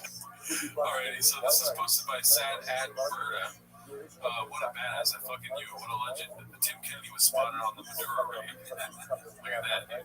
Wow, they unredacted his face. And afterwards, he was like, just in case, he told the whole country Venezuela's address. Yeah. You wanna take me back? He's in my fucking house.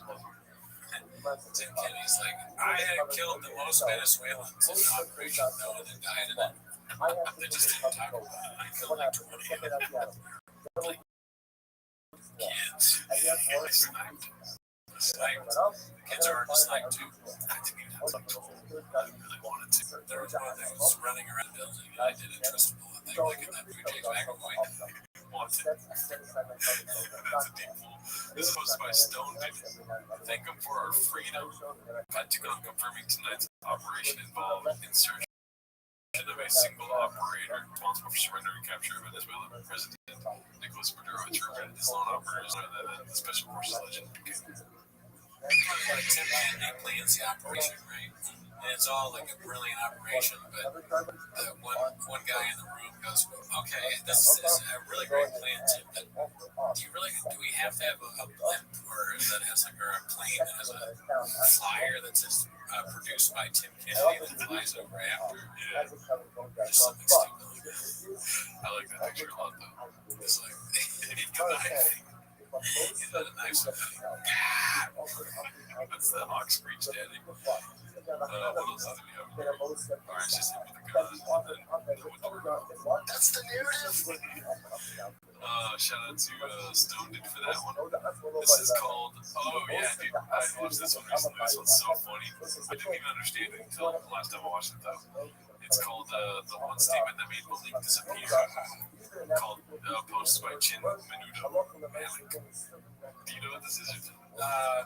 That's for being flattened for me. No, he's born with a fucking Mexican bell pepper for now. That is filled with cheese, jalapeno cheese. It fits his face. Jalapeno cheese. Nacho cheese. Why jalapeno? Like he likes cheese that's like jalapeno flavored or something like that. I don't get that. It's a jalapeno popper, daddy. That's what you're thinking about. Oh, Jack in the Box. That's what I meant to say. I was calling him daddy. But Rogan said I used to be fatter. That doesn't fit anybody's face. I asked him what the mall had. So this is somebody's fighting this weekend. If you're in a boxing, yeah, it's pay-per-view. No, it's not. It's on Fox. It's on PBC. Fox. I don't think it's pay-per-view. No, it's split. It's on you. I would buy that fight. I would buy it because I like it. My girl's meant to fucking. She was like, wait, do we have to pay for this? Yeah. I thought the vaccines get down with moms and dogs. Yeah, I told you. Yeah, I thought the PBC. Areola, that's just your scientific name for the nipple. Well, do you not get it? Okay, so here, I'll help you get it, because I didn't understand you. But this man was the shop. Like instead of pay-per-view, I guess PPV is pay-per-view. I don't know what he was trying to say. PVC. Something boxing, dude. And then he said, I talked to PVC yesterday. Yeah, I told you. Yeah, it's pay-per-view. Bro, I talked to BBC yesterday. He's also roasting him. He's roasting him because Shab always has an inside source. I talked to them yesterday. And yeah, I guarantee Bob. Okay, so this is what I was doing late at night one night. Yeah, trying to figure out what Bob said. Right. So he mumbled something was looking real nice in there. Areola. He's like something like, I don't fuck with that or something like that. That's what I thought he said. You know, I don't like that. Areola. It's just a fucking side to the Bob. It's like, all right. See if you get paid. Yeah. See if you're here tomorrow. I'm pretty sure he said, I don't fuck with that, right? Areola. I don't fuck with that.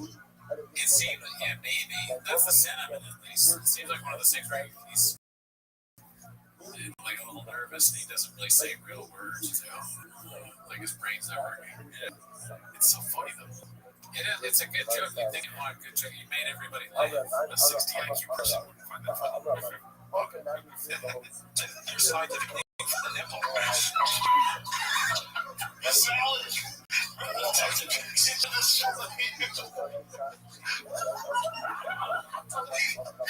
Stand by my statement. Stand by it. Papa sucks, man. Why he's not able to laugh or do something other than just like, I'm getting stupid. You don't get it? It's because you said PPC is not a real thing. And then they also don't have a contact with PPC that exists. Account. Why would you argue so bad that it's not on pay-per-view or whatever when it is? Or at least admit when you're wrong. Like, just like it's so fucking weird, huh? Oh, you think it's a pay-per-view? Yeah, right. Yeah. Oh, yeah. No, I'm from Mexico. Yeah. That's what he said made any sense. It fits his face, that doesn't fit anyone's face. It's pay-per-view. No, it's not. It's on PBC. I don't think it's very good. I would buy that. I would buy that fight. I would buy it because I like it. I mean, PBC could be like something boxing, right? It could be real thing. Let's see. I mean, this would have so easily been fixed by saying, oh, my bad, I thought it was on whatever network, but you can't tell anyone they're right and he's wrong, so he's fine. Now functioning the silence, which made it 100%. Shut up, Robo Hips. Thank you for describing your You guys like your comments? Thank you. Alright, this is Fuss by Danny Kaufman 2. Bubba compares himself to Lewis Hamilton's dad. I started watching this episode, and this is literally within 3 minutes of the episode. Who's Lewis Hamilton? No, F1. Oh, he's an F1 racer? Yeah. No, he's like some 6-time, 7-time F1 champion. Okay. British dude. Yeah, his dad took out, like, and that's why his dad was like, listen, I'm busting my ass, make sure you have all these, like, you're talking about youth level. He's like, I'm busting my ass to drive you all over this. When I can't get to the car. The only reason why I paused is like, can I ask who he thinks he is first? Who did you think it was? I wish I would have done that. I want to make a joke and say that he's, is it Anthony Hamilton's name? Like camp, yeah. There's like, if I play the bottom, not really. You know, if your kid's a issue, you gotta fucking whatever it takes. So, Brian was talking about how his kid wants to be a racer. And then Bob was saying, like, look at me, a tiger. He's going to be a baseball player. You know, taking it wrong. So he's also trying to convey to him how expensive it is. Okay, thank you for explaining. Oh, you're ready. His dad was like, let's go around go-karts. But his dad said, listen, I'm busting my ass, you have to win. You gotta So that's what, same shit. I'll tell you the same thing. I'm performing.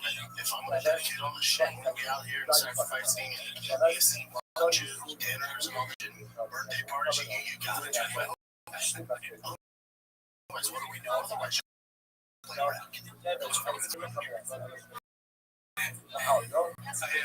It doesn't, again, it's not making any sense. But what was making me laugh was so the idea there's this one kid, right? He's doing all that for just one kid baseball. So are they missing the other kids' birthdays? That's not funny. That's social media. This is it. Whose birthdays are they missing? It's a dinner. So shop is just because that kid's gonna do the rest of them. I'm just not there, not the go around. I'm counting. Yeah, no, those kids have but this one. No, those kids are 6. Like everybody else. Go to rec. That's the difference. It's all but where that achieving pole position can be an elusive dream. If he doesn't succeed, it won't be too disappointing. And that's actually, it will be disappointing. But if he doesn't succeed, he will have picked up a lot of other courses on the way. Least of all, he will become hopefully a very successful, young, disciplined man. The one and only Lewis Hamilton, what does he mean to you? It's amazing. I mean, I remember when Lewis was 6 years of age, messing about with, remote control cars around the back of our house. You always just hope that they're going to grow up decent human beings and become decent individuals. And that, for me, is the proudest thing. He's a phenomenal individual. Both him and my other son, Nicholas, probably two of the most amazing people I know. And hopefully they're inspirational for others. Mercedes. Or no, he's not Mercedes. I don't know what team Mercedes is on anymore, but I think they was Rob, who's that? They just like UFC. I'm glad it's really also He has gone 5 years to show the agent was such as 10. So he's 39 followers. I'm just happy that my children are good people. Years for the better. See, careful me, you'll let you know most likely be in China.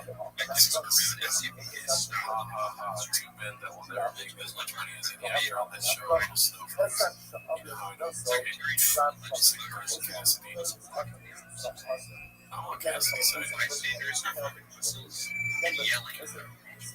Trump said, look, he's got more out on him. That pencil's getting huge. Was servant to It says, Brent Johnson says, oh my God. That's what I thought, but I used straight here. The sick bird testing, that's like, oh, another guy calling it big. Yeah. Nice to start. This was 69.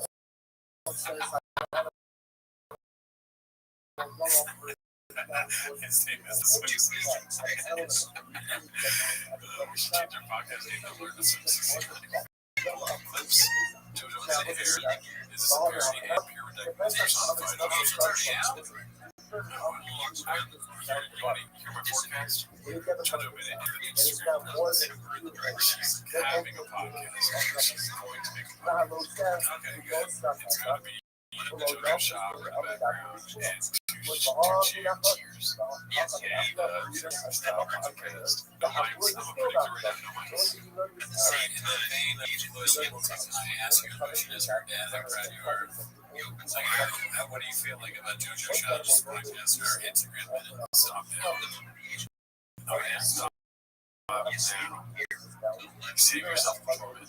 As long as you're decent. I see them playing around podcasts, which is the name of the video. She's British. He's so great for the narrative, like her dad's British. She didn't mix it all. Yeah, Chop saying that the mom can't speak English, her dad just British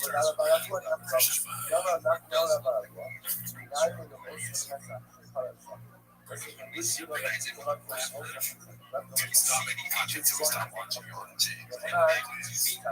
Guys, Jojo King here.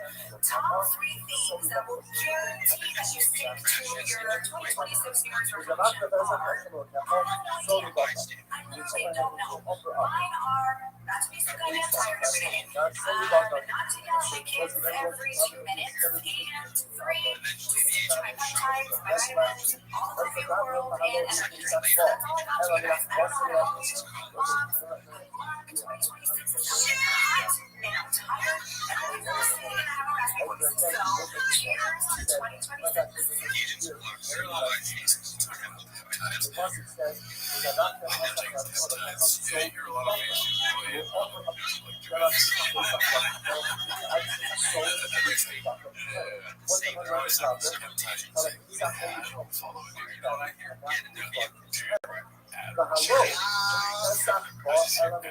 Yeah, that's what peptides. That's not Addie's doing what she's doing right now. Maybe, dude, there's no way she's not on Addie's. It's funny to me. That's funny because I guess this before. They're not really producing good stuff. And it's not nothing about it. It's another symptom of Addie's. If I may. Oh yeah, that's maybe the joke, the ultimate joke that God is playing on you is that you think you need Adderall to make stuff. When you take it, it ends up being just off the wall nonsense, soulless. Yeah. We need to get that, and then it gets to the point where they're recording, and she doesn't even say her three things. For 2026, I don't want to be talking about, so I'm going to snort Adderall all day. Were you going to tell us the 3 ways to stick to it, and then instead of doing that, you told us sugar? Alright,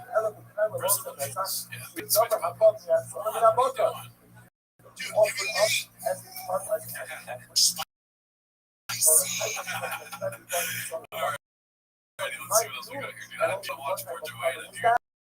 She's got to stop. Maybe stop, Joanna. This one's posted by Zach Huffer. Chappelle opening for Matt Rife on his sold-out tour. Too bad he's not one of Papa's guys. There's another video of this of Chappelle Lacey's dad saying it. Everyone has like a dad being proud. Alright, this one's posted by the Charming Cow 1680. Getting enough credit. Happy New Year. This will be your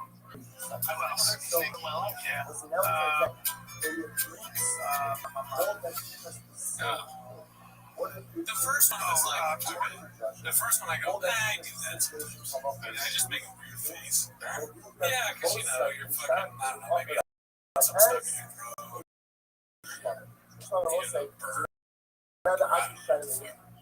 But then when he's like, it can't continue, it's disturbing.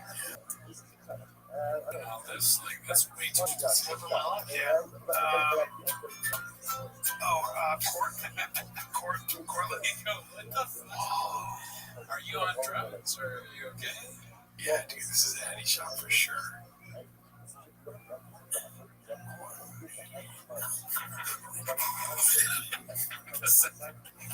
This guy is like doing Adam Sandler impersonation to Brian.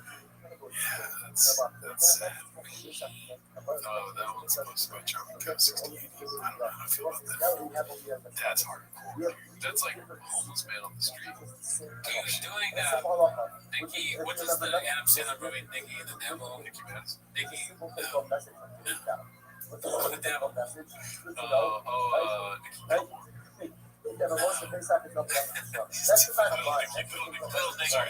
He's doing the little thing. That's so weird. I don't like seeing that. Let's not post any more of those yet. Let's see here. Papa forgetting his entire brand to fat shame son. Posted by Hey Mark Wigsky. I never watched this, but I'm assuming they're saying the entire thick brand. Or thick.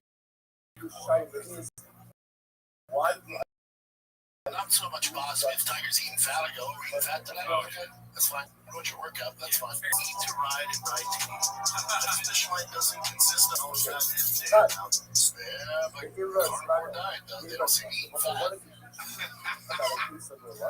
Yeah, I didn't think about that. There's a literal donut. Isn't there a donut on the shirt? No, that's true. Gringo Pappy is a different brand. I did wash my thick boy shirt over the weekend. Separate load. Pause. Okay. Yeah.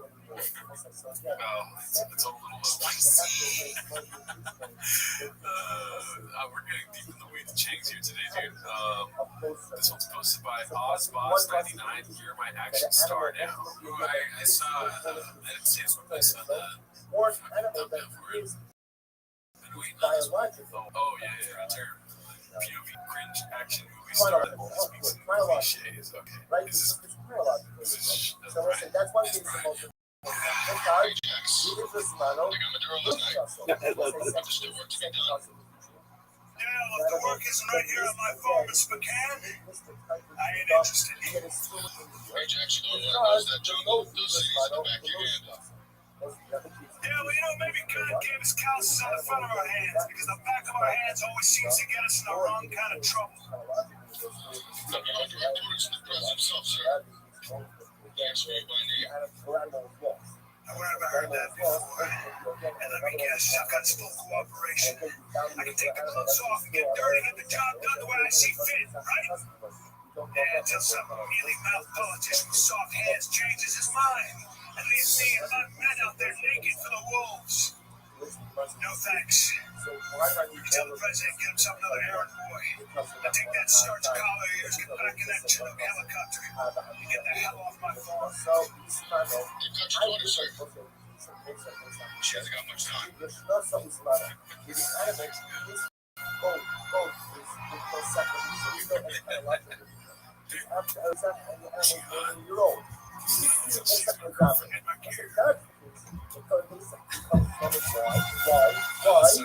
Why?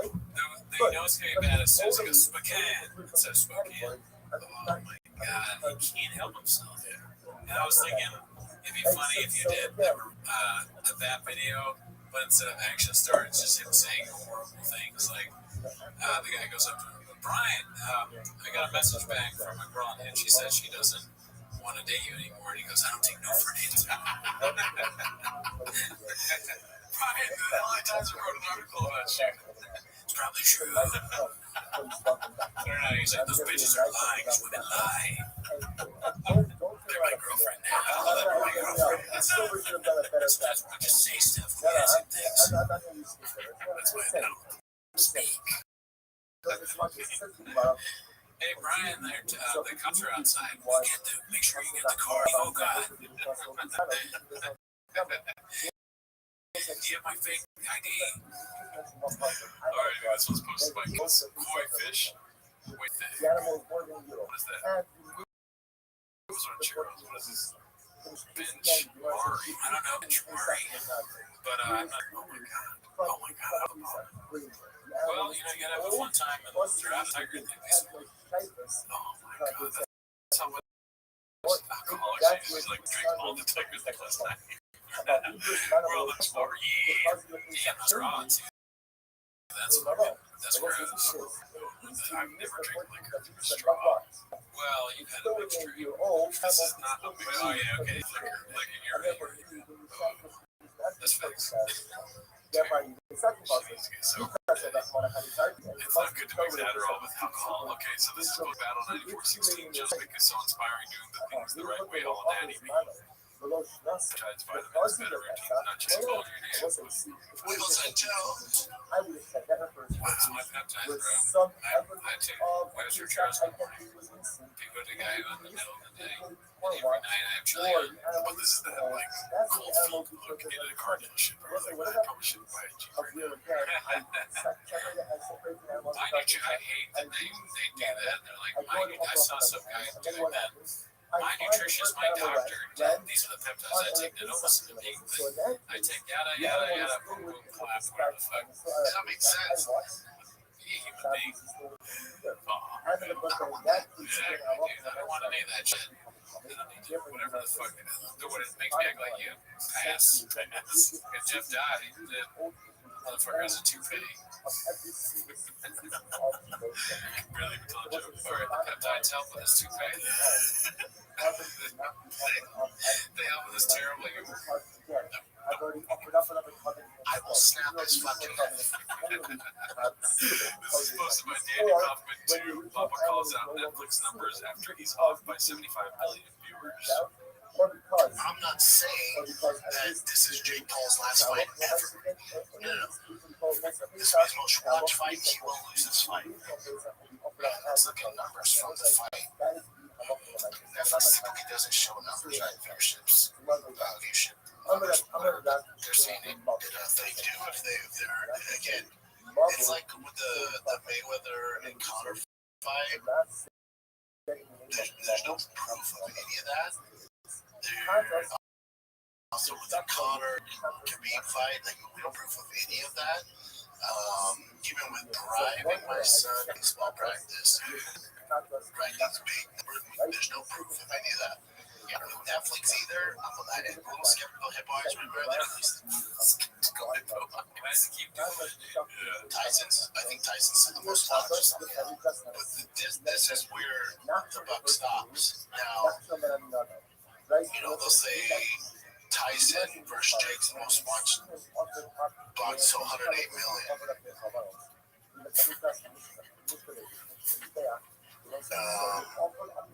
Which is insane. Yeah, but so Joshua and Jake Paul did 33 million on Netflix. That's what it says, yeah. Good job. I like the ending pause, so I don't know what I forget the title of the clip because I also have great success. Box 108 million. Like, the pause here is so. How's it for? Is it because 108 million is such a big number that's great to short circuits? He said it's going to be the most watched. I'm not saying that this is Jake Paul's last fight ever. This is his most watched fight. He will lose it. But even still, I don't buy that Bob Baker remembers they sent the opening yet. I think he literally just paused because he would pause with anything. He's like, what are we doing again? He forgot what show he's on. He's in a storage compartment. He doesn't know what's going on. He doesn't remember things and the other thing. He doesn't care if he gets something wrong. He gets stuff wrong all the time. He's gonna fuck yourself, kids. Guess what? I think my son's baseball running a problem with that dude. I will snap his fucking neck. Pause. So Joshua and Jake Paul did 33 million on Netflix. Canelo and fucking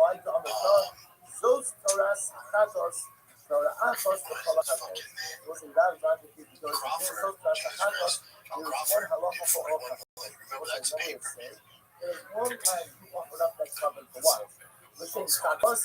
Even if it's not distraction, it doesn't matter.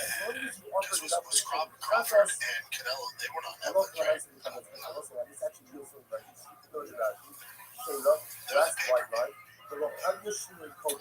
Because I wonder how Netflix is counting view. Maybe they get all this is kind of bullshit. We really don't know. Those are facts. Yeah. Nobody. Nevertheless, my biggest mystery I don't care. Bobby,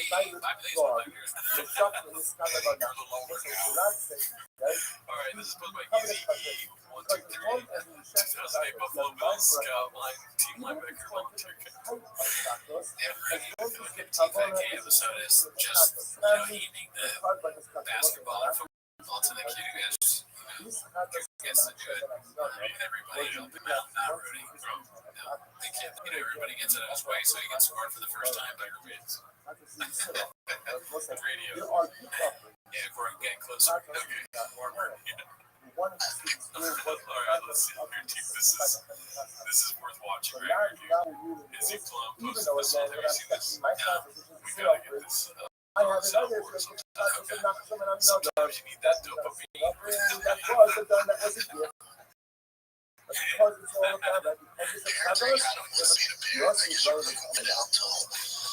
Others feel grown-ups and how it turns out. You never know. I guess you feel a little successful, like you get a little dopamine release of happiness.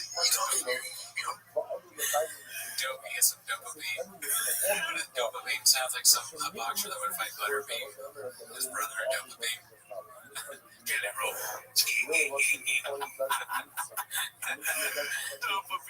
Dopamine.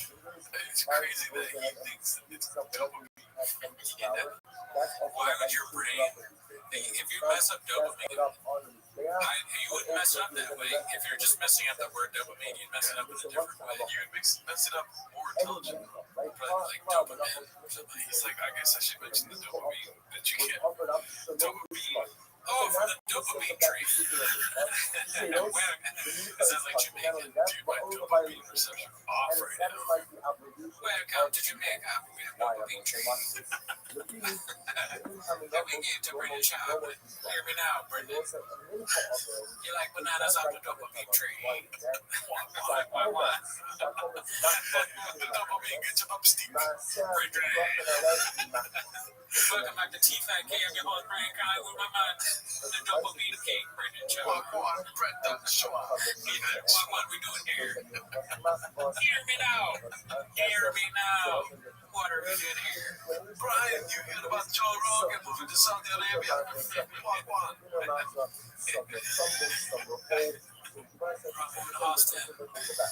Housetown. Welcome to Housetown. This one's called Providence is so fast that the other dads wanted to disqualify him was by Dandy Coffee too. Isn't it like amazing how much content is put on this subreddit every week? It's wild. Dude, how did they do it? How did they fit it? How do we do it in minutes? And for the relay race, they go, it has to be the youngest guy. I go, boss, he's the fastest in Texas that there's happened. So I'm perfect. And the dad goes, no. Boss can't do it, man. No, that ain't fair. Like, first of all, calm down. Second of all, he's younger than everybody else. Let yourself the fuck down. Because he's saying Providence is a city in New England, so he's saying call it Providence. And the bitch is saying he's got that shop gene, so they don't want to compete, which is something that is a problem. You know, sometimes you get the genetics problem. Yeah, sometimes you don't get the dopamine. The rest of the dads don't have dopamine. They don't even care. Why don't they just do rank? Like, why are they doing it? It's okay, sure, that's fine for you. For me, it's different. I need, this is like for dad. I said different off the podcast. Because you're trying to say something serious. I use more words. Folks, look at this. Let's try to break this down. Look at this move. Look at this move. This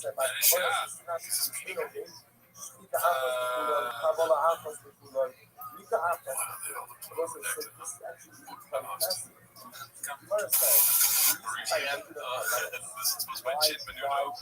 You talk about yourself, Papa. We'll end on this one. They don't count, they're gay. Here's the thing, they were kind of jacket. No, the braces are gay, especially in LA. Yeah, they don't count, they're gay. Oh, no, that's not real, is it? Probably. Sketches.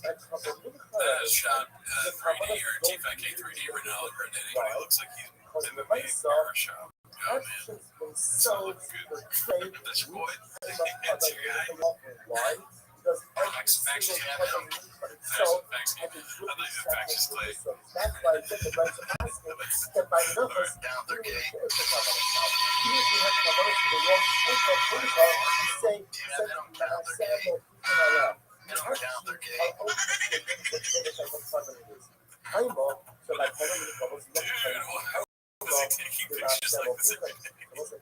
Yeah, I don't know. It must have, because other people were doing it, bro.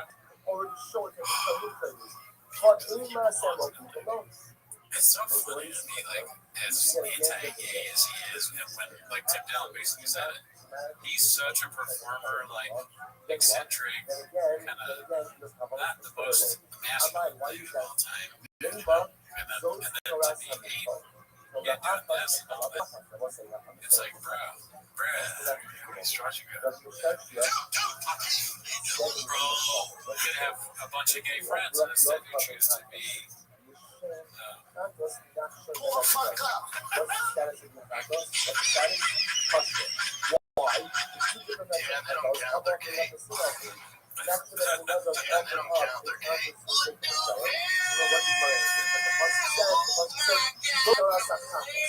Like Torah Achaz before all of the families, as long as you open up the Chatas high, that's what I mean.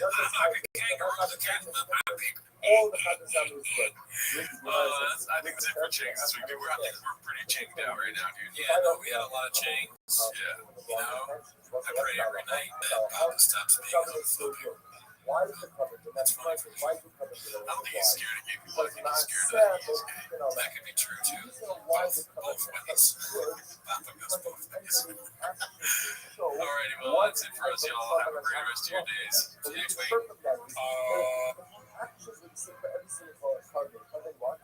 Then your mindset would play over. Well, why is that? Why don't we just Dash on the Pasuk? Zos Torah Samincha. Say just like by Chatos, this is the Torah of the Mincha, which tells you what the Mosai, that no matter what type of Mincha you offer it up for, the Halach is what? Because Mincha should be Kasher. Listen, again, I'm not going to say it. The Gemara said, the reason why, if you have Kavanah for the wrong type of Mincha, that the Mincha is still Kasher is why? Ma'aseh Mochich Aleh. Because you can see from the way you're offering up the Mincha, what type of Mincha it is. Which tells you that if all Kabbalah's Mincha had the same process, and you had in mind for the wrong Kabbalah, then what? The Mincha would be possible. But why? Why don't you make the same Russia by Mincha like you do by Chatos? And Chatos, we say, Zos Toras Chatos, as long as you had in mind for some Chatos, even if it's a different kind of Chatos, your Chatos is kosher. Why don't you say the same thing by Mincha? The Pasuk says, Zos Toras Mincha, say what? As long as you had in mind for the right type of food from some kind of Mincha, your Chatos is going to be kosher. Yet the Gemara doesn't say that. The Gemara says the only reason why they cover Mincha with a flawed mindset is kosher is because the Aseha Mochich and Aleh. And the Gemara says, here's what you have to say. So when we see over here that Joshua by Chatos and Mosai is a flawed expression, but Joshua shouldn't work. So now what do we have to say? Chatos, Sheshach Amrashi is covered by Nachshon, Mosai is this. If you shafted the carbon, you cover Chatos. On the condition that what? Like with the Kavanah, she is covered by Nachshon. That Nachshon is she atoning for that. She is covered by Hainu Shinui by you offered up a covenant trust with Shinui by the offer condition. That shows should ultimately achieve only. Shada will say why discussion is a switch case. I offer up, I want to give, and release from the Shabbat, not Shabbat. Right? So I'll say, so I'm going ahead, not Shabbat, so I'm going to offer up a covenant trust for Nachshon ben Aminada. So we'll say, what's that halacha? The contrast is caution. Why? Kapara of the basin. Because ultimately, again, there's no kapara for the dead. What is that? Shin kapara of the basin. Hilchah, look, Karina made the point of kapara motion. We'll say, remember again, it's meant to be even last week. There was an interesting drasha that we saw about covenant contrast. That the only time that she invited poses the problem by covenant contrast is right. Is when the Shimei Bailam, when I have in mind the Shech will cover Chatas to someone who requires Chatas just like me. In other words, that if I go ahead and I have in mind that I'm Sheching this covered Chatas for Ruben, but Ruben is not kind of Chatas, then again, what's something that was really by Chatas, that's not called Shimei Bailam. So the one suggesting over here that what was lovers, what was lovers now with Russia. God's now with Russia as I'm Shechman Kabin Chatos, and I have in mind that if you should Nachshon ben Aminadov, then what the Most said the covenant is kosher. That's not called the Shinui Bible. Why is that not called the Shinui Bible? I said why? Why? Because he's dead. Because Nachshon ben Aminadov is dead, and therefore again he's not chayiv. He's not chayiv in covenant Chatos, and the only time it's called Shinui Bible by Chatos is when I have in mind for someone else who is chayiv. Coming Chatos as well. So why do you have to do Nachshon ben Aminadov? So really what you're telling me is that if you have in mind to shech in carbon Chatos for someone who is dead, that's not called Shinui Bible in the Chatos discussion. So why you bring up Nachshon ben Aminadov specifically? To which the Gemara says, how come Ashkelon kind of relates? So it doesn't use it because I have in mind for someone who is dead.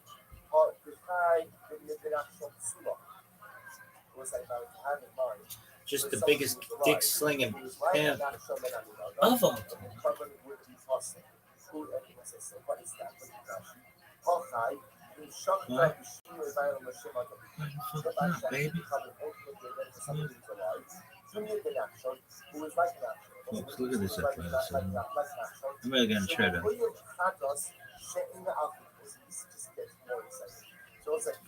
summarize this shit for you. Do you know the sickest motherfucker? And now over here, I'm shechting it, have in mind, for someone who's alive, who would have brought a couple of katas like Nachshon ben Aminadab. Who is the person who has to bring a couple of katas like Nachshon ben Aminadab? There was a certain amount of couple of katas that's not brought for a sin. Who is hiding a couple of katas, but not for a sin.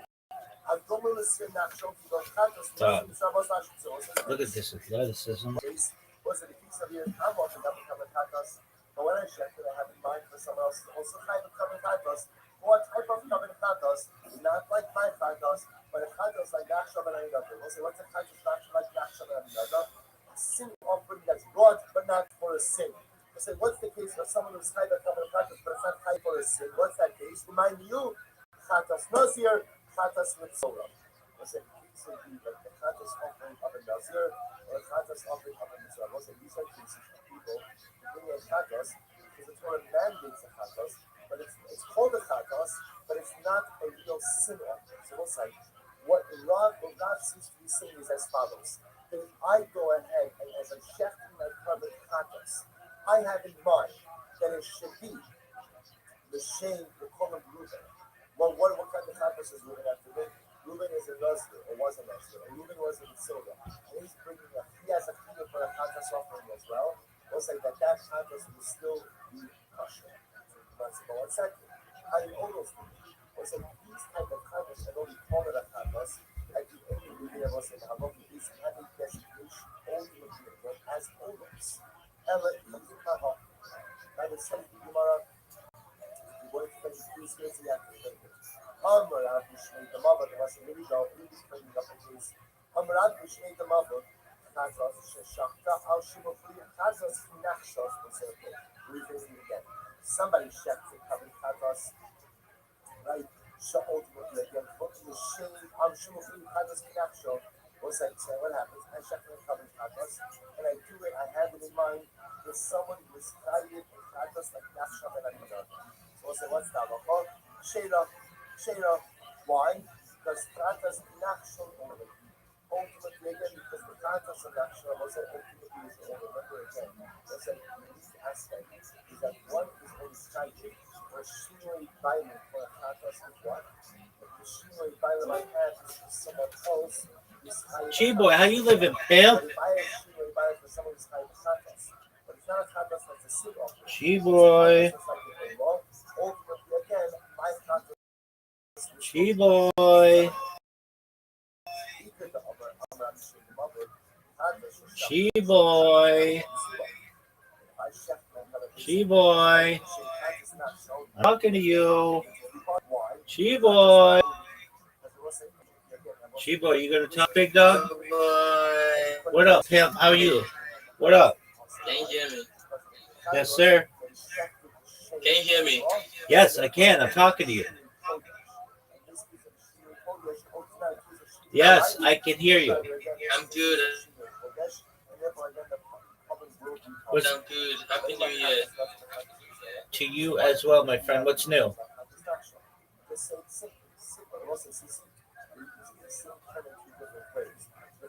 Yo.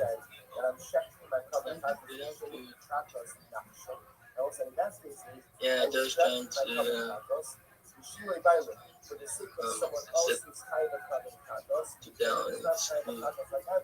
Excellent, big dog. Are you going to go in any spaces today?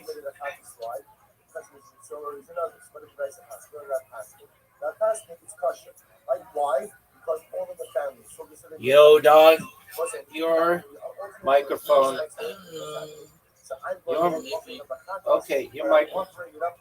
So what's new, dog? What's new? You lost Dog, you're cutting out. What's up? yeah, so just I currently I'm trying to work with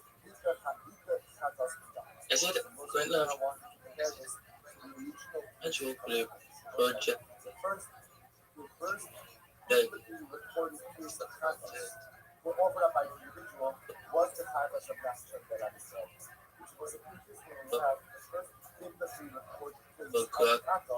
Dog, I can't hear you. You keep cutting out. yeah, and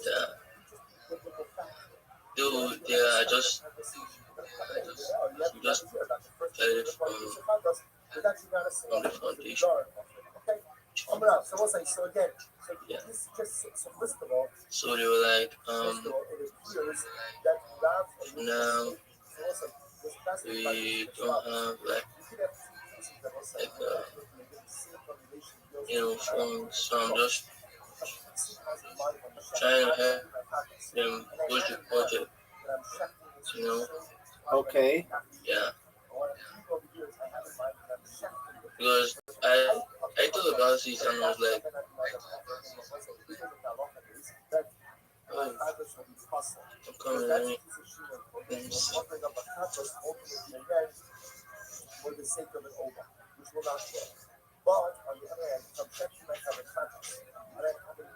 Is it any better now? Yeah, it's a lot better now.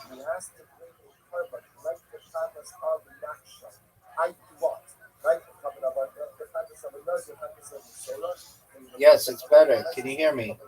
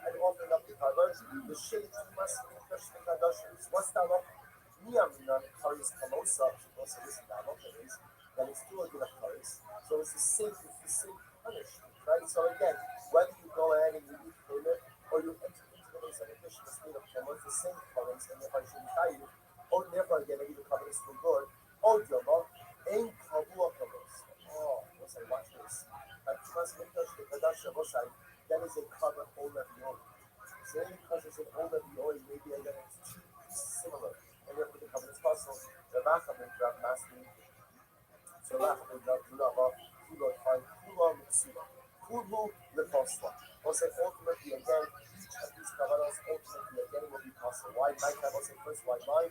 Nighttime the shotgun also the Patos. Yes, sir. What's up, big dog?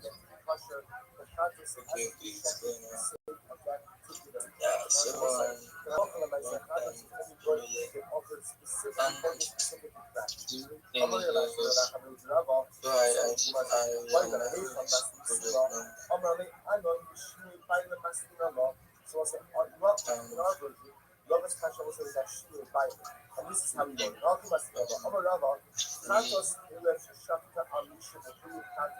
Dog, I can't hear you.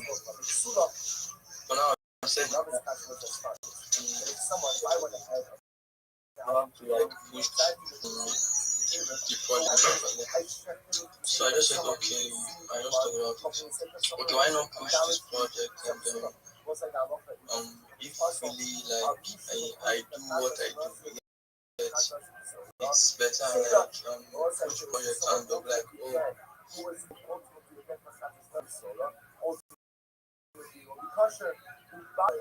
there was a love special as follows. Santos urged to shut down mission with William Santos to must condition the production. No. But say what happens if ultimately again I'm people of the but I shifted with the event with someone who ultimately again was what's not up? We are really close to Mosa. You may say that she is kind of courage. Just like the person who is able to courage to be good. Oh, Dilma ain't Kabuka Mosa.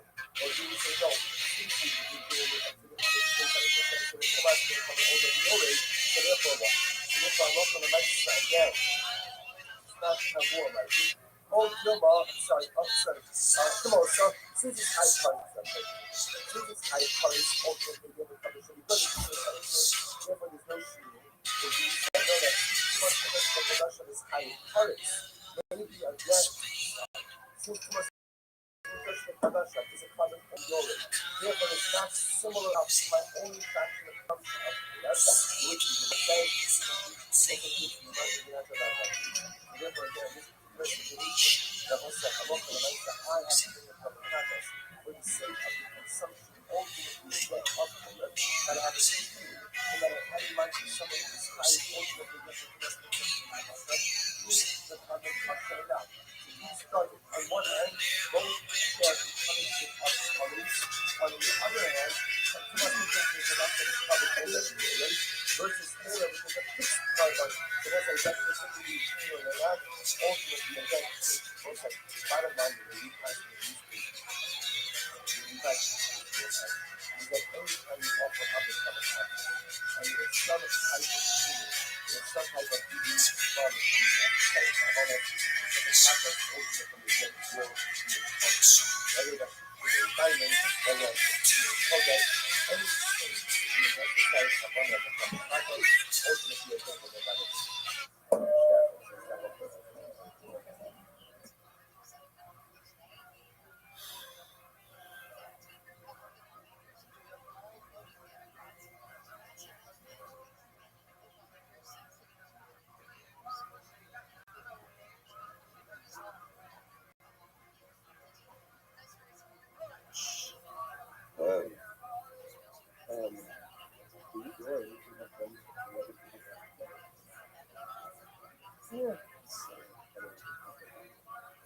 All right, I will say good morning, or good Tova.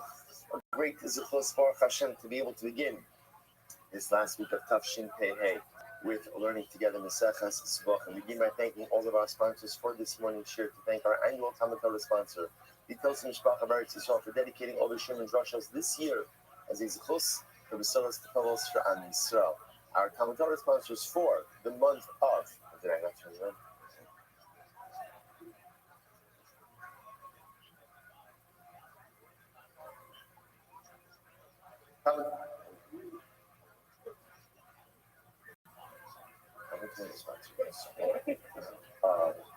Hello, I'm following the Torah, Benny Goldberg, Leah from the Shema, his parents, Abram ben Asher Pinchas from the Bracha, and his mother, Pega Rezel Bas Zeli, and the hopes that all the tefillos of our entire Kila and Klal Yisrael will be answered in the Eretz Hashem of these Yom Novan. Shmuley Liba Dinowitz, the Ilin Nishmas, David Flom's father, Rabbi Ari Flom, Rabbi Yitzchak Aryeh ben Hachavar Rabbi Yaakov Zitron Bracha, and Gabi and Shannon Cohen. Le'ilui Nishmas, Gabi's grandmother, Eleanor Cohen. Elka Bas Binyamin Tzvi, whose yahrzeit is today. We hope them the merit of our Talmud Torah. All of the Neshamas Adonai, the families in the Talmud, all of those who need a refuah, Shavin Kidul, Kol Chole Yisrael, Kodesh Baruch Hashem, Hashem, Kol our hostages, the Shalom and the Karav, allow all these soldiers to be successful. Kol Ma'aseh Yedeyan, which is the merit of all the Klaus for Ksilu Chasim Torah. Well, so with that, let us begin. Today's daf is daf Zayin, and a tremendous shout out to Berifka for getting us to the 2 dots on 7a. Itmar. Told us Sheshachta L'Shem told us Chaveros. We'll say a very interesting case over here. What happens if halacha l'maisa? So again, a tolda is shechted for the sake of someone else's tolda. Now remember again, this is not. Did you not get that? You did. Good, good. So you're just talking during shir. That's what's happening over here. Okay, good.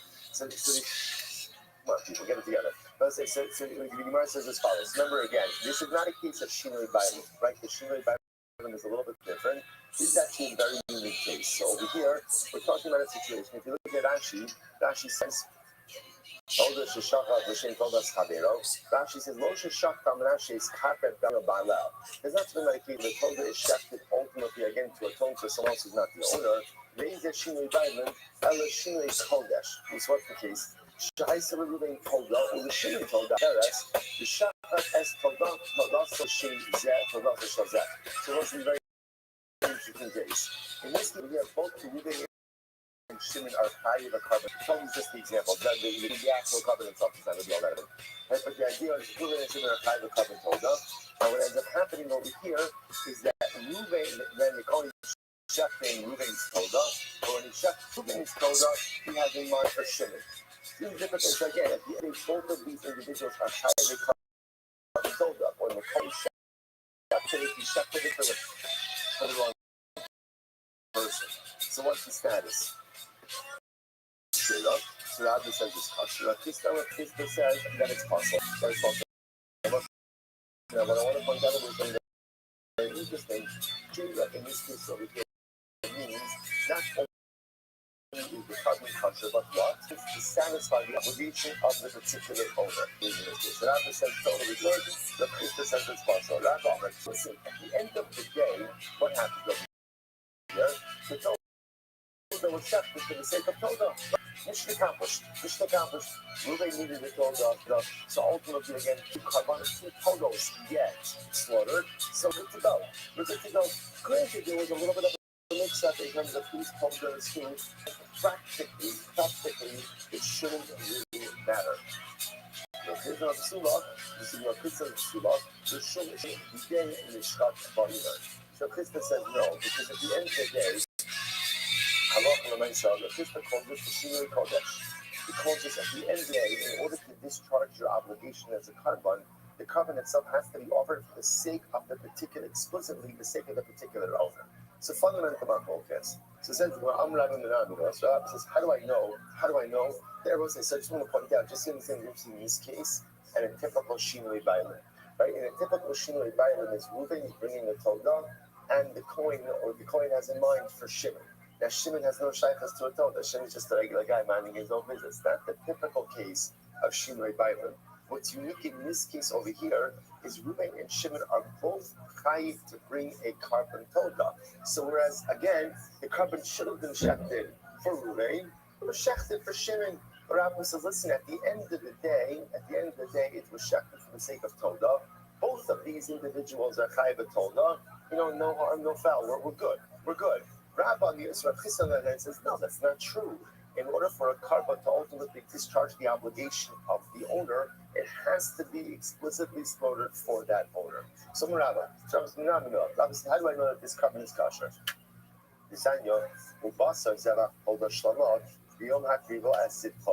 So ultimately, again, Rabbi calls this pasuk, right? And interestingly enough, what we're going to see over here is that halacha l'maisa. So the Torah calls a carbon Todah shlamim. Abachanam mishaber lazar. What does this come to teach us? Todah sheshachta l'shim shlamim ksheira. It teaches us an important halacha, namely that if a Todah is shech for the sake of a shlamim, ultimately again it's kosher. Todah shim Todah psulim. But if shlamim ultimately is shechted for the sake of a Todah, it's puzzle. Puzzle. Now, why is that? So why is it? You hear this? Why is it that if a toda is shafted for the sake of a shlam, it's good, but ultimately, again, shlamim shafted for the sake of a toda is puzzle. Very simple. Gemara says toda kruyi shlamim, because in the pasuk itself, the Torah calls a toda a shlamim. Ve'in shlamim kruyin toda, but ultimately, again, a shlamim is not called a toda. So I will say, but it's actually very logical.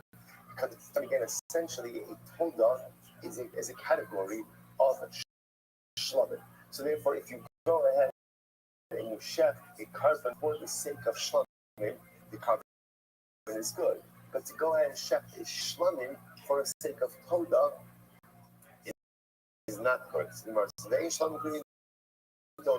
Shlamim l'shem toda, psula toda, l'shem toda. So what can you infer from here? This. What's the disqualification?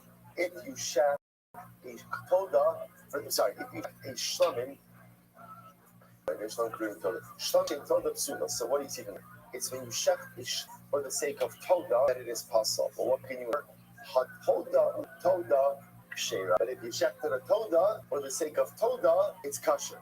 That was it. That's pretty intuitive. Rather, again, what's the ksav here? My love the chafrei. So we're not talking about a case where both Reuben and Shimon are both chayil, and you accidentally shech Reuben's toda for the sake of Shimon, and what do you say here? That it's still kosher. It says, "Lo, day, maybe not about the chavrei mai, but maybe it's only about its own toda." So what happens? No, the most side. And Allah says, "You want to cover the toda to be kosher? Cover toda must be explicitly shechted for the sake of the actual owner." About the chavrei mai, but what happens if you shecht Reuben's toda for the sake of Shimon? Toda, perhaps the halacha is psula. So here, Rabba wants to bring this whole proof, right? Rabba wants to show that it's only datka when you shecht a shlamim for the sake of toda that it's possible. But if you were to shecht a toda for the sake of toda, so to speak, then it's kosher. What's the case of toda for the sake of toda? Oh, it must be Reuben's toda for the sake of Shimon, both the chayv and toda. That's going to be kosher. The Gemara says, no. Man, who says? Who says? Maybe the halacha actually is that at the end of the day, when you shecht, one person told it for another told it, ultimately again it's possible. If that's the case, if that's true, at the time shlamim l'shem toda psula, then instead of highlighting the case of shlamim that's shechted for the sake of toda, that's going to be possible, listening toda l'shem toda. Give even a bigger finish. Because once I say that even when you shecht toda for the sake of toda, what's the case of toda for the sake of toda? I shecht Reuben's toda for the sake of Shimon's toda. Say that case is possible. And if that's going to be possible, then what? The kol shekin shlamim l'shem toda. All the more so, we'll say if you shecht the shlamim for the sake of a toda, of course that's going to be possible. So in other words, if toda l'shem toda is possible, then of course shlamim for the sake of toda is going to be possible. To which the Gemara says, no, I'll tell you why. Shlamim l'shem toda b'day itzrich. It's not true. The truth is, you really need to highlight the case of shlamim for the sake of toda. Why? The Gemara says, I would have thought, need the toda k'li shlamim. Since the toda is called the shlamim, that's what we just saw the positive word. Shlamim nan k'ruyin toda. Ultimately, again, shlamim is also called toda. I would have thought that this is a reciprocal relationship. Just as toda is called shlamim, so perhaps shlamim is called toda. And then shachet lahu l'shem toda l'kshur. And therefore, Allah, when you end up shechting a shlamim for the sake of toda asher, kamash malan, it is not. Kamash malan, Allah will say it here. So first of all, just the fact, the facts that we have. If you end up shechting for the sake of shlamim, it's kosher. It's kosher. I will say, I remember again, general, what does kosher mean? Kosher means the carbon is affected, but what? It does not count towards the owner's obligation. If you shecht the shlamim for the sake of toda, carbon is invalid. What happens if you go ahead and both Reuben and Shimon are both kind of carbon toda, and you end up shechting Reuben's toda for Shimon or Shimon's toda for Reuben? That's a machlokes. Rabba says it's kosher. Rav Chisda says it's possible. Okay, let's go back there. Amar Rabba, double case. Chatos sheshafta l'shem chatos kshera. So what's the interesting case of here? So Rabba says we actually saw this before. So Rava says, if you shechted a chatos for the sake of a chatos. Now what's that case? If you look at Rashi in the wide lines, 4 lines in. Chatos sheshach l'shem chatos, kigon chatos chelev shenishchita l'shem chatos dam. So what's the interesting case? So let's say I ate chelev and I ate dam. It's a bad day. Right? I ate chelev and I ate dam. So that's 2 different carbon chatos. So what happens? Let's say again, so I'm reading both these quotes, but they were mixed up. Right? So therefore, again, the Kohen ends up offering my chatos for chelev or my chatos for dam. What the law? Kshera. Ultimately, again, the covenant is going to be kosher. Okay, we'll see why that is. L'shem olah psula. But interestingly enough, if my chatos is offered up for the sake of an olah, it's possible. So we already saw this in Friday's daf, right? The Gemara quoted a pasuk, chatos hu, that a carbon chatos is one of those carbonos where if you have in mind for a different carbon, the chatos itself is invalid, totally invalid. So again, chatos offered up for the sake of a different kind of chatos. So again, I was supposed to go ahead and bring a chatos ultimately again for chelev, but the Kohen has in mind for dam. Ultimately, the carbon is going to be good, but chatos l'shem olah, the chatos is going to be invalid. Says the Gemara, my time, what's the reason? V'shachat osa l'chatos hamrachmano. Ultimately, because the pasuk says v'shachat osa l'chatos. That's why because chatos has to have explicit intent. And therefore, chatos is offered up for all that's not going to be good. I've already chatos l'shem chatos nishkata l'shem ola psula. So Gemara says, Aval Merava chatos sheshacha ami shemuchuyev chatos psula ami shemuchuyev ola kshera. So we'll say another case of the angel's name. If a chatos was shechted for someone who is chayiv chatos, ultimately again it is pasul. But if it was shechted for someone who is chayiv an ola, ultimately again it's going to be kosher. And we'll say, now what's the case over here? If you look at Rashi says it's about 6 lines up from the bottom. So this is a case of shinui ba'im. This is a case of change of ownership. So we'll say, let's say I am chayiv chatos. The Kohen has in mind, when he does the avodah, he has in mind for Ruvain. Now, interestingly enough, Ruvain is also chayiv achatos. So in that case of shinui ba'im, the chatos is going to be possible. But interestingly enough, if the Kohen went ahead and offered it up on behalf of Ruvain, and Ruvain's chayiv an olah, so ultimately the carbon is kosher. Now again, remember when we say kosher, what does kosher mean? Kosher means the carbon is that obviously does not count towards my obligation. So what does this mean? My time was used. Very interesting. The chipra Allah kabir. So once the pasuk that covered chatos says that the chatos will atone for him. Who's the him? The actual owner, and not for my fellow. Now the Gemara directions chavera dumididei. When does the chatos only work for me and for no one else? When my friend is like me. When is my friend like me? The Gemara says b'mechuyev kapara kamoson. This is very interesting. When my friend is chayiv chatos like me, so ultimately again my chatos will not work for him and will be possible. But however, if my friend has a different level of liability than me, then although the carbon will not atone for me, but the carbon itself will still be kosher. Fascinating meaning. Rabba says, chatos, sheshachta anish in mufliv klum psula. We'll say, listen to this. Rabba says, a chatos refers to someone who has no liability, not chayiv. First of all, introduce me to this guy. Like, I want to meet this fellow. Like, I'm gonna call him Red. Right? I'll have you to carry his stuff to that house, right? So can you imagine such a business that exists? So ultimately the Gemara says, so Rabbi says, so someone who ultimately again chatas shechted for someone who has zero liability. What's the halacha? Psula. The chatas is possible. I'm not saying why is that.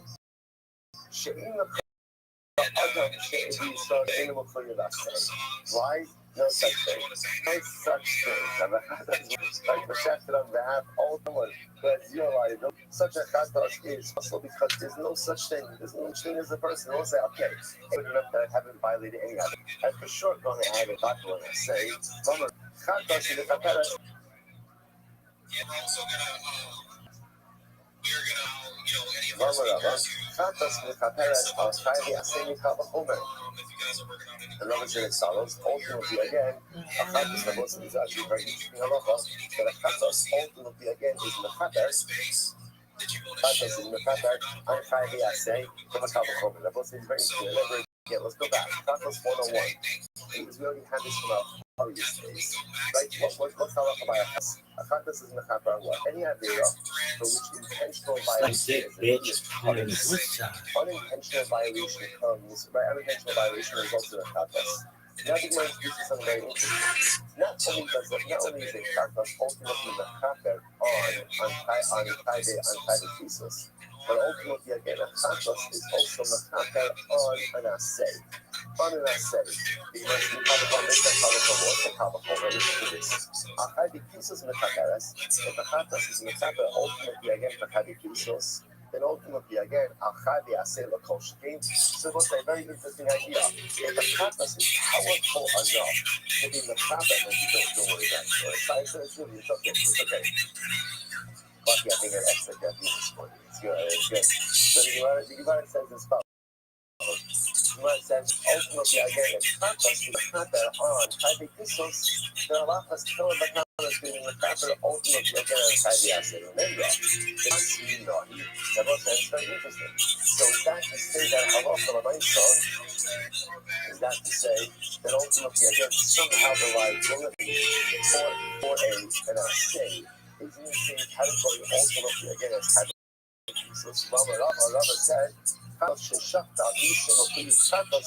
because remember again, Rava said that if you go ahead and what? If the coin checks the Chatas, right? It's supposed to be for me, but instead the coin does it instead for Reuven, and Reuven is kind of Chatas. Ultimately, again, that's why. Because halacha l'maisa, Chatas is only the Chatas for the owner.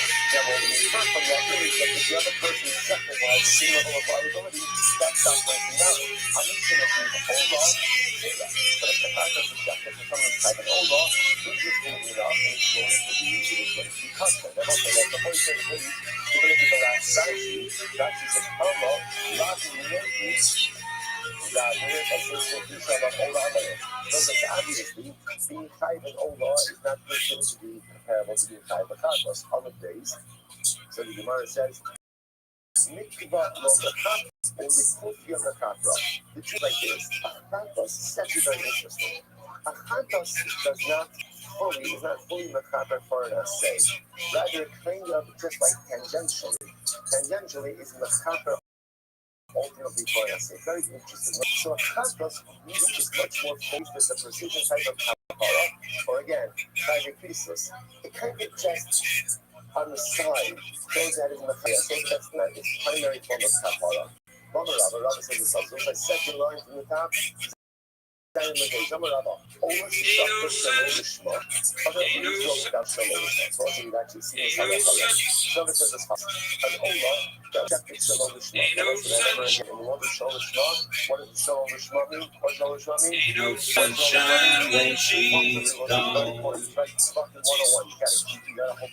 And no more when she's away. Ain't no sunshine when she's gone. She's gone too long. Anytime she goes away. Wonder this time when she's gone. Until she's gone astray. Ain't no sunshine when she's gone. This house just ain't no home. Anytime she goes away. I know.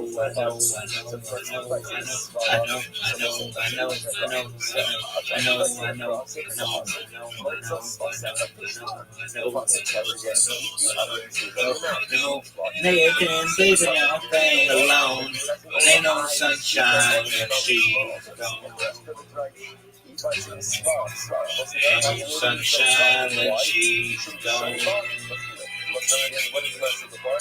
And we don't miss every day. the rest of the subsequent. Ain't no sunshine when she's gone. And that's what she's talking about. So just because I want to about the shita does not mean that I should include wrong kavana for the rest of the process. Tremendous muscle skill in life, in tshuva, in yom yoyim. Sometimes we think that just because we made a mistake, it focus on a particular irreversible power. It's not true. Just because I've made a mistake in certain ways doesn't mean I can't course correct later on. But one second, even if I course correct, I can't go back and fix the biggest pimp of all time. Biggest pimp. To our most favorite.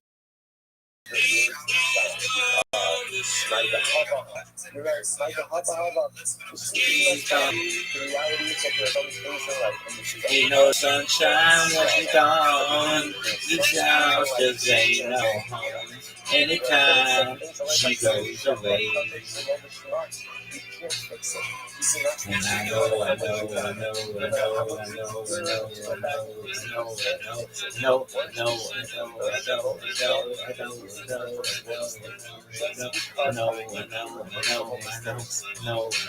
know. Damn, I'm thinking all day alone. There ain't no sunshine when she's gone. Ain't no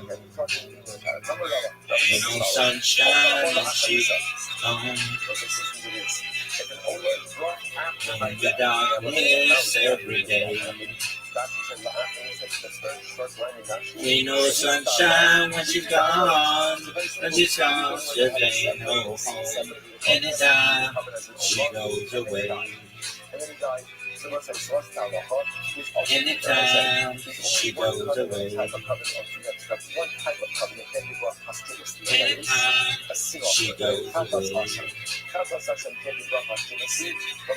Anytime she goes away.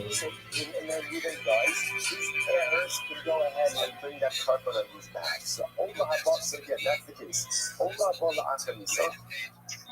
If an owner can be brought after his death, look who it is! Yo, dog. That's who I fucking wanted to see. That's who I fucking wanted to see.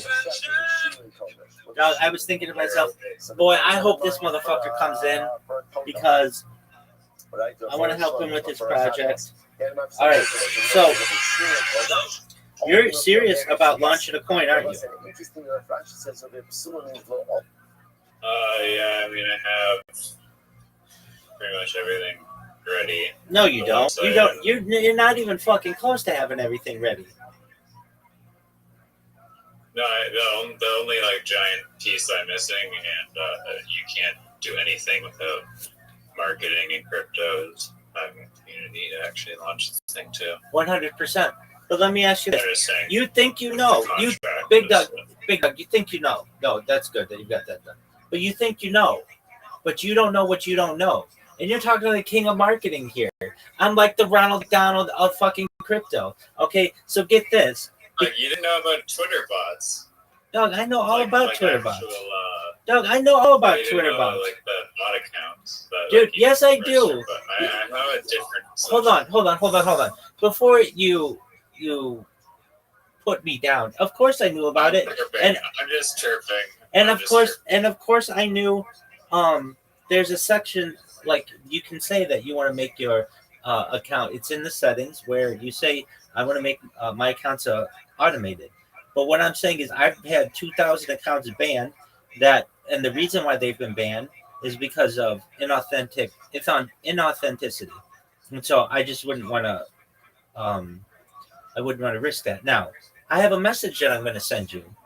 And I send this to anybody who's launching a coin, and it just so happens that. So, like, you're gonna okay. How are you gonna help me? Okay, first question: do you have a link tree? Yes or no? Go. No. Okay. And in all honesty, that's what you need. When I Google merge coin, nothing shows up. But with the strategy I'm about to send you, you'll dominate. You'll dominate all the social media. You'll dominate search engines, and you'll dominate AI. And that's what I want you to be able to do. And so, I'm not kidding. I won't interrupt you. But please look in your Discord messages and just read my message. Okay.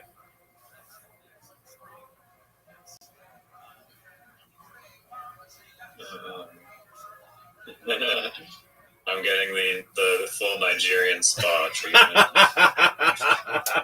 You are very funny. That's 100% correct. The full Nigerian spa treatment.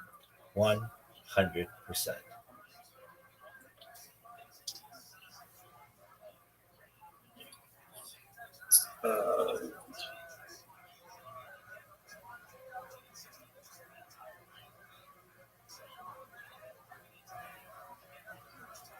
Okay.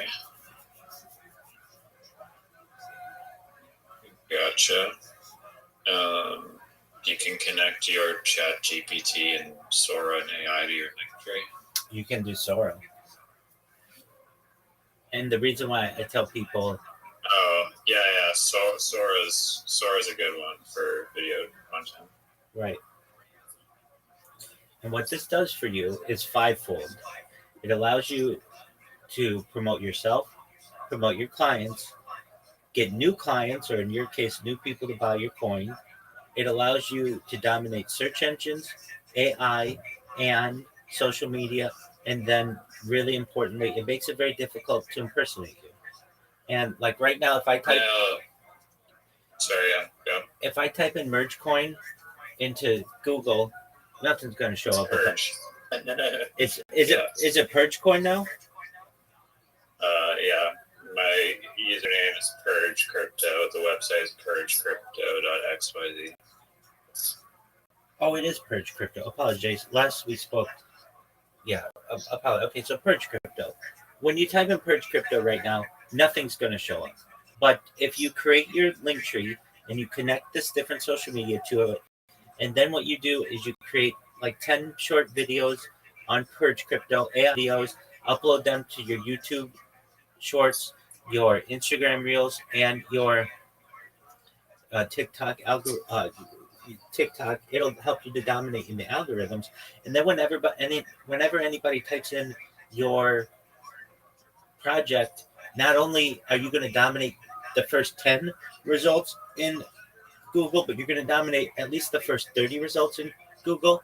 And that's going to get rid of any competition that you have there. And it will also be able to populate AI purposes, positive aspects about your coin. Basically, you have a clean slate to be able to teach AI on what you do, and you want to make sure that right off the bat it has a positive view of your project. Does that make sense? Yeah, I do. Now this gave me an idea what you just said, because I mean I'm not sure if a service like exists. Possibly, I know it does for your stream. Just managing like 30 different social media accounts is like difficult, and arguably when you're like really small, it's like writing your then at least with like the time management to do anything. So if there's a platform or service that actually posted, and I understand that each social media style of posting that you have to cater to, but perhaps with like AI or something, you would actually be able to create posts simultaneously across all platforms at once. Yeah, so this is already done. It's called Hootsuite. Oh. There are some well, that's good then. Competitors. Because yeah, I don't have to build it. Well, yeah, I mean, it's just a monthly fee.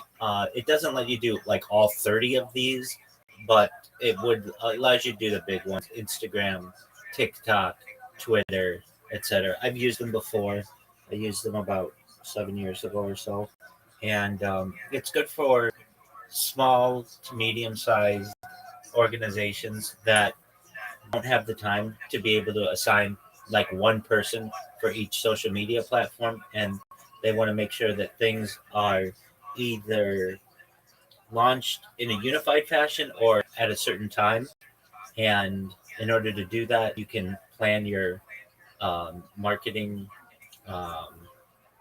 campaigns using, I mean, there are others, but Hootsuite, I think, is the dominant one. And Would it let you do all 30? No, but it lets you do like 12.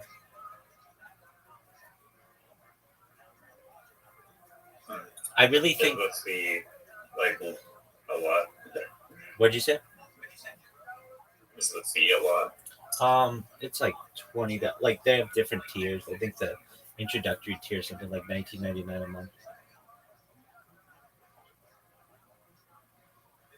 and it will allow you to. I mean, you don't want those though, but what you do want is you want to have all of these.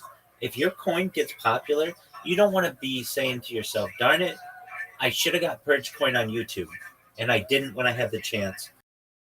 And now somebody stole it, and they're not doing anything with it. And I tried to contact them, and I tried to buy it from them, and they just don't get back to me. You don't want that to happen. I've seen that happen a lot of times, and so you want to beat everybody to the punch. Additionally, some guy in some country is gonna take your logo for Purge Coin, and they're going to put it on their own social media and start going around telling people that they're the dev of Purge Coin. So just be careful. You want to ensure on all these different platforms you have visibility. And a Telegram, it's like especially bad for like impersonation because you can like copy someone's profile like literally identically. Dude, I got like their username. Like I got fucked with that. From Harry Potter Obama Sonic Caninu.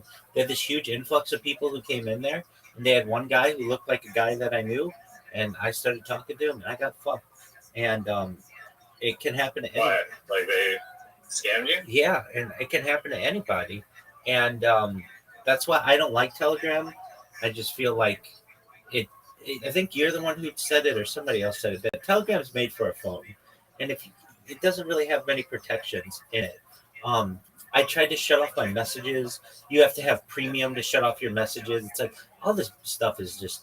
I'm not a big fan of on Telegram, but you're I mean, it's got a funny feature now. You can charge like whatever you want just to like have people DM you. So if you're tired of like these random messages, crank up to $50 per message that someone has to send you. That's true. I believe that's a premium feature though. Oh yeah, no, it is. You're paying whatever the hell that costs to do that. Right. And what then I don't like about that is like if I'm friends with people, it doesn't like I still have to pay. It's like, dude, shut the fuck up. Like I'll send you a message on Twitter. And I also don't like it's very easy to impersonate people, and you can't go to see their follower count or when their account was created. There's no data about it. And you can get fucked. I've known other people who get fucked that way. Fortunately, I didn't get fucked extremely badly, but it's worse than I would have liked. It's built for scammers. It is built for scammers, 100%. So, what you want to do though? Okay, so you want to create a community, right? And you've said it is an uphill battle to do that, but you can, and I can tell you exactly how to do it. And the way to do it is on X Spaces, and you have the time that you could build a community. And if you're like, okay, how many people could I get in this community? I would say you could get 100 people a month. And it's not just in a Telegram, but that's in an X community, and it's also in a Discord. And that's actually a pretty rate of growth if you are familiar. And will some of them be random Nigerian guys who are just looking for handouts? Absolutely. But some of them are going to be ape into your coin early. I recommend this absolutely 100%. Ensure that you have your community before you launch your coin. I know you've got everything lined up, but like will fail 10 times more often if you launch the coin and then create the community, as opposed to at least getting a small base of people who are connected to it. Do you have a logo for your coin? Yes, I do. It's pretty basic logo. I don't know. It's like the corporate minimalism vibe applies to crypto. Okay, you want to send it to me? Do you want to send it to me so I can make fun of it? Yeah, I mean, I'm just out with my dog right now. If you want to look at purgecrypto.xyz, you'll see it in the upper left. Is it a website? Also, I don't think. Yeah. Why did you go with .xyz?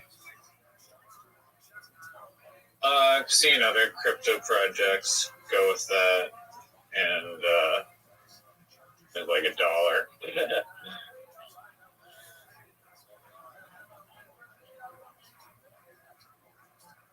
And I also feel like it's like almost like a matrix code a little bit, like the XYZ. Yeah. Also, yeah, on Twitter with like if you're not paying for Twitter premium, or maybe not like the $50 a month one, but at least like the $10 a month one, it's like so impossible to like grow or get seen. Basically, I mean, like you're shunned out of the algorithm.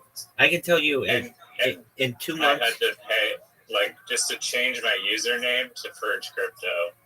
Like if you don't freaking like pay them now, you can't change your username to anything. You get some like random crappy like username. I can tell you in let's see here, in 70 days, I have gotten 3,300 followers, and I don't have a blue check mark.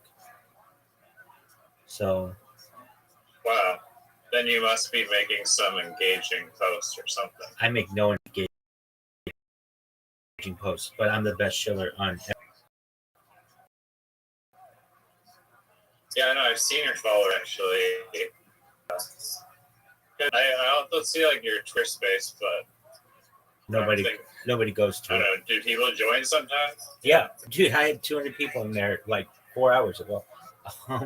But that's because in the Twitters. 100%, yeah.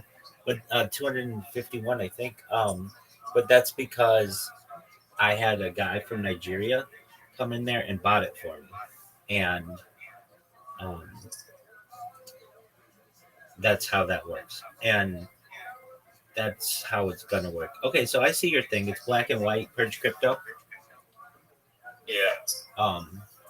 Yeah, but I mean, I had a lot of people in there earlier today, and but if you're gonna compete on X Spaces, there are all kinds of ways to game the system, and to game the system, I would not recommend what I do, which is, I mean, I have 24/7 X Spaces since February 14th, 2025.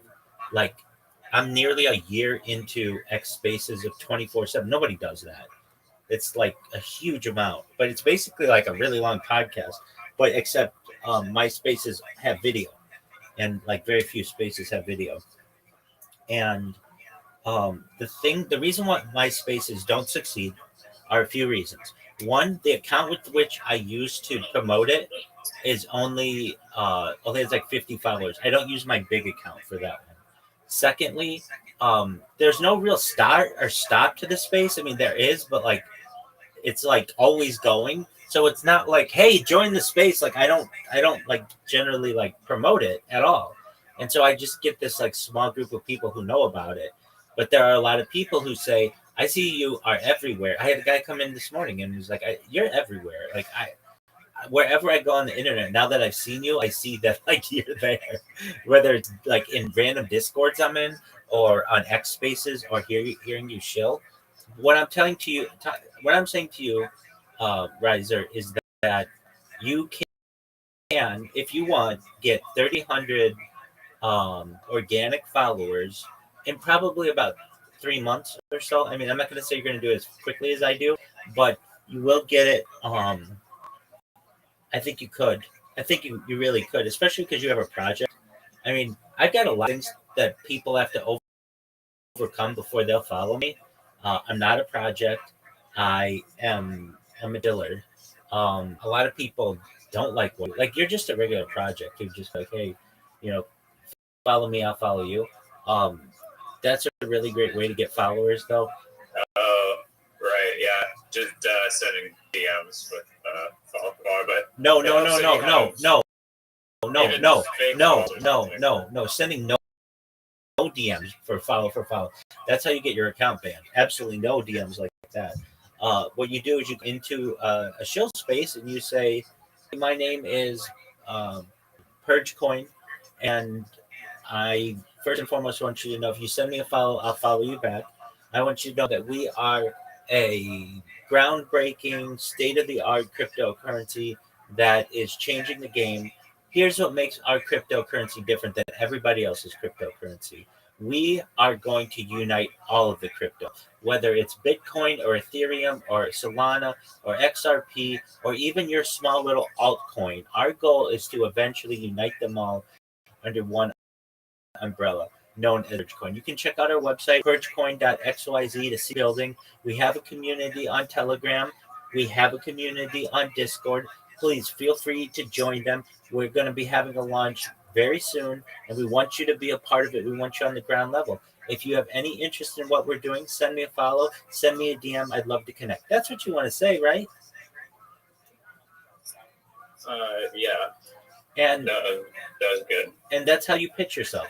And then all day, whenever you have time, you type in the word shill into your iPhone, and you'll find a bunch of different shill spaces. And then you go into them, and you wait patiently, and they'll let you up and speak. And I can tell you, like, I'm friends with all the shill space people, and so I can certainly tell you who they are and what how big their spaces get. But like, there are a couple shill spaces that they have that every time they have one, they have 600 to 1,000 people in them, and every time I shill, it takes me maybe 20 minutes to answer all the messages that I get, maybe 10 minutes, but sometimes 20 minutes, depending if it's really big. And I have to follow so many people back that Twitter has to slow me down. I usually have to follow back like 25 people every time I go into one of those really big spaces. And then I get a ton of people who join the Discord. Literally, as I'm shilling, people are joining the Discord, wanting to talk to me, realizing that I'm in the same call they just heard me and shilling at the same time. And I have to mute them and then come back and make sure that they know what I'm doing. But just overall, that's the strategy that I've used. And I don't even do it to get as many followers as possible. If I did, I would be just constantly following. You can follow like with the regular account up to 100 people per day, or with a blue checkmark account up to 400 people per day. I would be just maxing those out, but I don't. I really just have a strategy of, if I go into a space and it's like a small space with like 30 people, I'll follow as many people in there as I can until Twitter says I can't follow anymore. And then when they let me come up and speak, I say to the room, I've done my best to follow every person in here. If I didn't get a chance to follow you, I'd appreciate the follow back. I'm the king of follow backs. I'll do anything I can to follow you back. I'm Rabbi Rothschild, if you don't know who I am. And then I just go into what I do. And yeah, no, I joined a space yesterday, and there's like 150 people in it, and then I just requested to speak, and they're like, "Purge crypto, do you have something to say?" And I was like, "Oh, yeah. I mean, I don't really want to like spill my token, but I just want to like get your input on my project." And then I said kind of what the project was about, and then for like maybe like 10 minutes, people were asking me questions, and I was telling them about the reserve ratio and what that meant, so token prices, and then I talk about like what happens if I sell. Like, well, there's like one pool, like a standard open market pool, and then there's like a vault pool, and there's like a price difference between those. I like balance them out and just answered a bunch of questions about it. My pitch was not the smoothest pitch ever, because like when I saw like the 157 people, and then they're like, "Oh, you're talking now." Like, I had like, I'm not great at public speaking. I mean, after the initial adrenaline rush, then I was like calm, and I was like, "Oh, if I had to do this again, I'd be like way better at it." But you do get nervous. I can tell you that after doing it just for 2 months, it's easy. You get through that. I do get nervous occasionally. But not really. I mean, I do 600 people. I know. If Elon Musk was in this space, would you get nervous? I would be. Or would you get more excited? I would be excited. Yeah, I would be excited. Like, I can tell you, The there's the guy, I think you've heard him. I know Zoot knows him. Fiddy.eth. Um he's one of the Kardashians' neighbors, next door neighbors. Um he when he followed me after one of my chills, it made me realize like, well, he's just like anybody else, but he's really well known in the crypto space. And if they like what you're doing, they're gonna follow you. They're gonna, if you come across as honest and entertaining, and I know my pitch is, um, and look, if you want to be successful, I was talking to somebody about this morning, and you want your project to be successful. If there's any amount of money that you can spend, um, I would spend $150 on 10,000 X followers. That way, your account looks major. It looks really impressive. And then you don't have to go around saying, please follow me. And any space is going to let, when you have that amount of followers, you're going to run into issue where if you only have like 45 followers, they're going to be like, yeah, are you a scammer? We don't know who you are. You need to have more followers than that. But if you come in with 10,000 followers and the going rate, at least, I mean, like, it's 10, they have a sale going on right now, like 60% off or 65. So it's 10,000 is $150. And then what I recommend people to do is they have another service that every time you post, for like $15 or $18, every time you post, you get 100 likes to every single post that you post from now into the indefinite future, meaning as long as this website's going, and it's been going for 5 years. And then every time you post for like another $20, you get 100 reposts. So then you don't ever have to. That seems like a violation of authentic. Isn't it like not allowed to rig? Like in Reddit, you can't just do that shit where you like upvote and yeah. I mean, I can use a bunch of counts to promote your shit. I can tell you, I use this service for my Twitch account, and this was like 5 years ago. I bought 50,000 followers, and I still have 50,000 followers. I used it for my Instagram account. I bought 10,000 followers. I still have 10,000 followers. I bought it for a lot of different. I mean, it's like really good.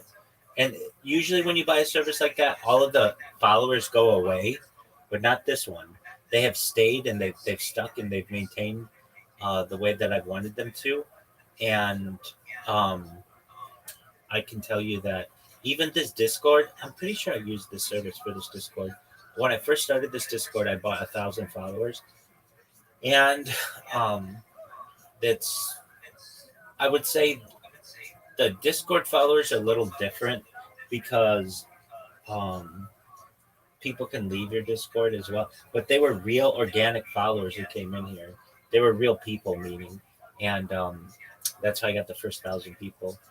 And people come and go or whatever, so maybe that number has gone down slightly, but it's the best service that I've found. And I do think that like following, like, I mean, you're not gonna get a one-to-one follow back ratio, but like I follow maybe 60 people and I have 30 me, and on my other account, I follow like 900, got like whatever 100 or I think it's less than that, but yeah, 10 to 1. Just following people, like straight up following people, and also like I guess being generous with the like button too can help.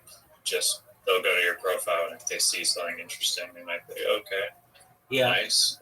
I think going to people's follow space, just going in there and following, I think it allows you to follow like 20 people before it tells you to slow down. Of those, I'll get 10 back. I'll get like 50% back. In ones where it's follow for follow. In these Let's Grow Together ones, it might be 5 to 10. So I don't think you should feel bad if you're only getting for every 10 that you're doing one back. You have a small account. Nobody knows who you are. Not yet. But once they start hearing you, they will. Are you interested in So you really want to build it like this? It sounds like you do. Yeah, can I tell you about, on my today's agenda, yesterday I made like this bait Reddit post basically that was like, oh, like there's just too many coins and, like eventually like they're going to merge, right? They have to merge. It's just like way too many coins. And then it was like, prove me wrong. And then I got like a bunch of responses, and then to like each like their replies, I would just like cater this like shill post. That's good. That's a smart And so strategy. I want to do that today, but I'm gonna do it with like a post that's like, can you tell me coins that don't have a pre-mined supply, that aren't controlled by the dev, and that aren't like ruggable contracts? And then I'll get like a bunch of replies to that, and I'll be like, oh look, with Purge is actually literally impossible for rug because there is no pre-mine supply. It's like only created when value is deposited, and blah blah blah blah. So that's like one strategy apparently that is somehow working, and it also works if you have like another Reddit account or multiple. This is where it's like illegal because you're like totally spoofing it, but you get like some other account be like, oh wow, this is totally like Purge or whatever. Sounds exactly like Purge, the project that no one's heard of, and I'm totally not affiliated with it. Have you gone to ChatGPT and asked it about if there's any coin that already has the gold that you have?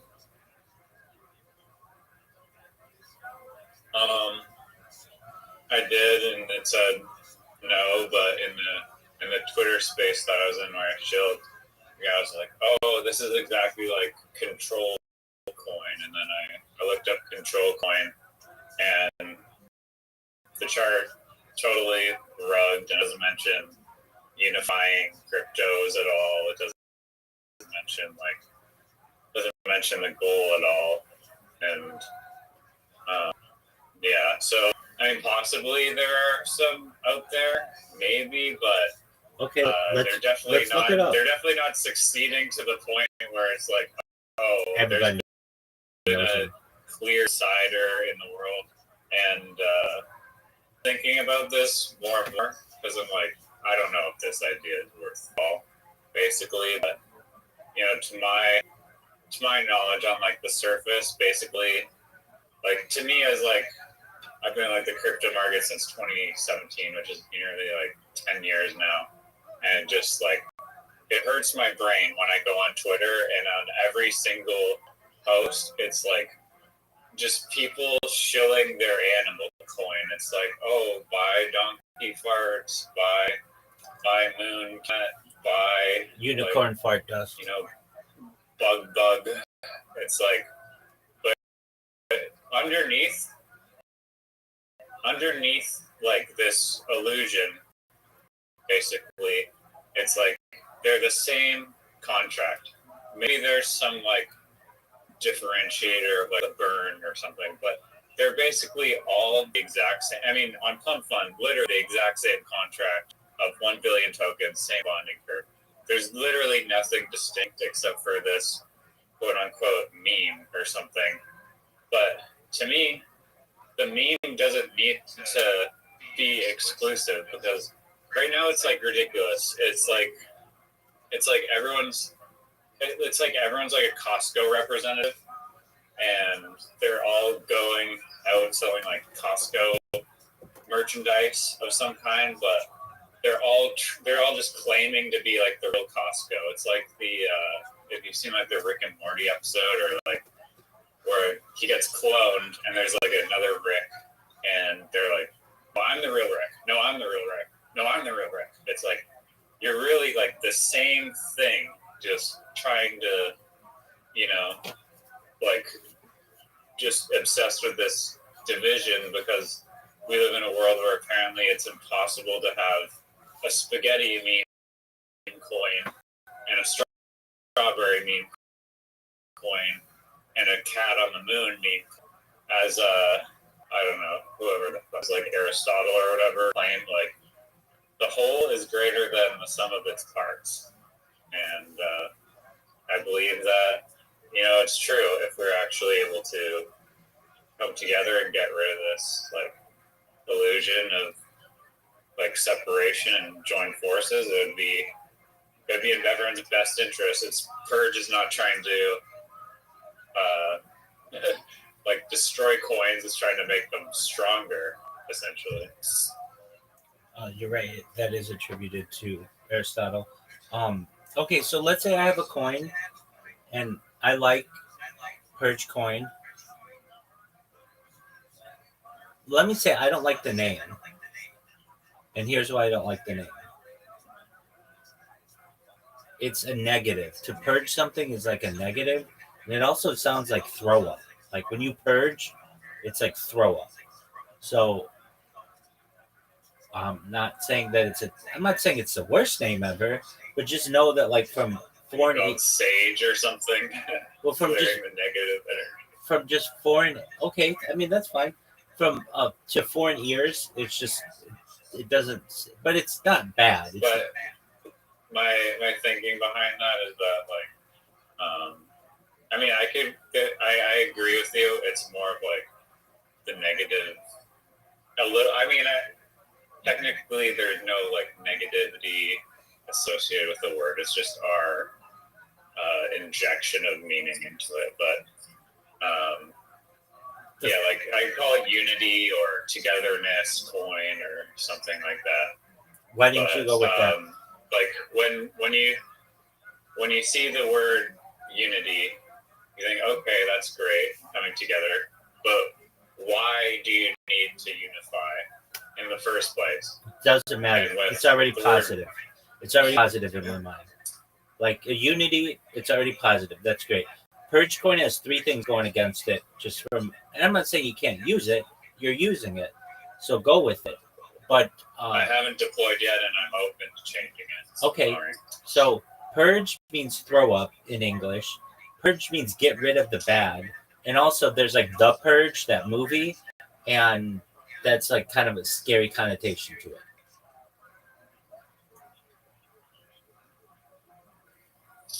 Yeah, but I mean, just in the get rid of the bad, that's basically the meaning that I'm talking, because there's just much saturation. That's true. Someone needs to vacuum it up. Okay, so maybe I misspoke. Yeah. It's getting rid of something, not necessarily the bad. Purging is getting rid of something, which is negative. I mean, why wouldn't it be positive if you're getting rid of something negative? Isn't that positive? It is, but just to foreign ear, getting rid of something is not as good as getting something. Adding something sounds better. Now, I know what you're saying. What if you're getting rid of something bad, but you have to add the second half of the connotation for it to be. I like your logo. Yeah, I suppose. But I mean, I also think that like crypto is predominantly kind of like a male oriented space. You know? It is. And I think that potentially other people would resonate with the idea, because it also, like, there's a concept of like, like a positive headline get seen by ghosts and swept under the rug, where if you polarizing headline in the news, people gravitate towards stuff because it's so polarized. Think about this. If I have 10 coins in my wallet and I have to get rid of one of them, and what's called purge coin, the first one I'm going to get rid of. Subconsciously. It's called get rid of coin. Like purge is like get rid of something. And so it's like first thing I'm going to get. You get what I'm saying? I'm not saying. Fair enough, yeah. I'm not saying. I understand. You want to have a message like as direct, I guess, and I guess positive in this case because it's crypto. Exactly. Why not merge coin? merge isn't bad, honestly. It's not. In fact, that I thought was your idea. Maybe I just misheard you say it a couple of days ago or whenever. No, I did have the alliteration of like merge with the purge. Oh, okay. Yeah, something like that. Merge coin's great. Unity coin or Unify coin, I think those are great. That's been done like 1,000 times, but that doesn't mean that it can't be good. But still, Purge coin is not the worst of names. It's not Harry Potter, Obama, Sonic, Teninu, and we see how that's done. But I mean, that I personally think that means like Harry Potter, Obama, Sonic, Teninu is what you would do. Is, in my opinion, the point when it's just over the top, ridiculous. Just like these like silly legends of like horses or something like it. In my opinion, does not. It's not ridiculous. I get that. My personal taste. I get that. Okay, so have you thought of a merge purge? It's not bad. I would just go with merge though. But something like that rhymes with coin or token. I don't know if there's a good word for it. If I had to name it anything, ideally, and you just were starting from scratch, and I know you put some work in this, but like you said, you're open to it. I would use Unify, Unity, or Merge. Those are probably the top three. I think that. Yeah. I mean, what about just like Unicoin? That's a good one. Unicoin, that's like unicorn, but it's like a coin. That's a good name. Unicorn is the best name. That's the winner. I like it. I like it. Yeah, I guess.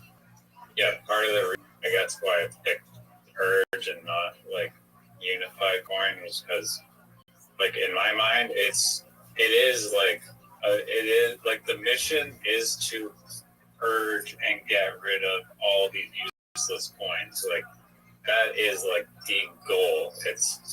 And obviously we're doing that by bringing communities together and teaching and informing communities that it's much better to work together than as individuals. Like every cell in our body is not competing to be its own separate organism. It's all coming together to create your experience. Same with countless other things. It's why way back when we formed tribes instead of just individuals trying to go out and survive individually, we figured out that, hey, working together much more efficient that way. Who would have thought, you know? Absolutely. But I do hear what you're saying, and ultimately I want the community to kind of gear the ship to where basically everything in the protocol is basically going to be subject to community input, and their suggestions will be implemented ultimately. So rebranding or whatever, I mean, that's kind of difficult to rebrand a coin a little bit. I don't know if people even do that. Companies sure do it sometimes. Companies do it, yeah. Usually people just pump it up the coin and start a new one.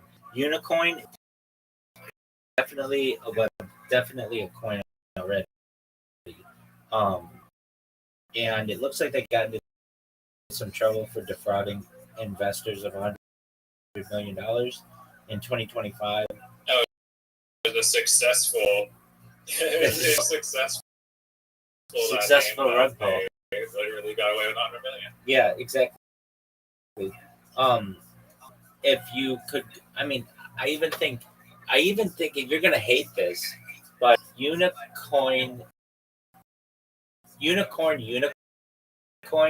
I think is a really good name too. The unicorn. That sounds like a shit coin. You're right. You had me at unicorn. It does. If you couldn't get that, if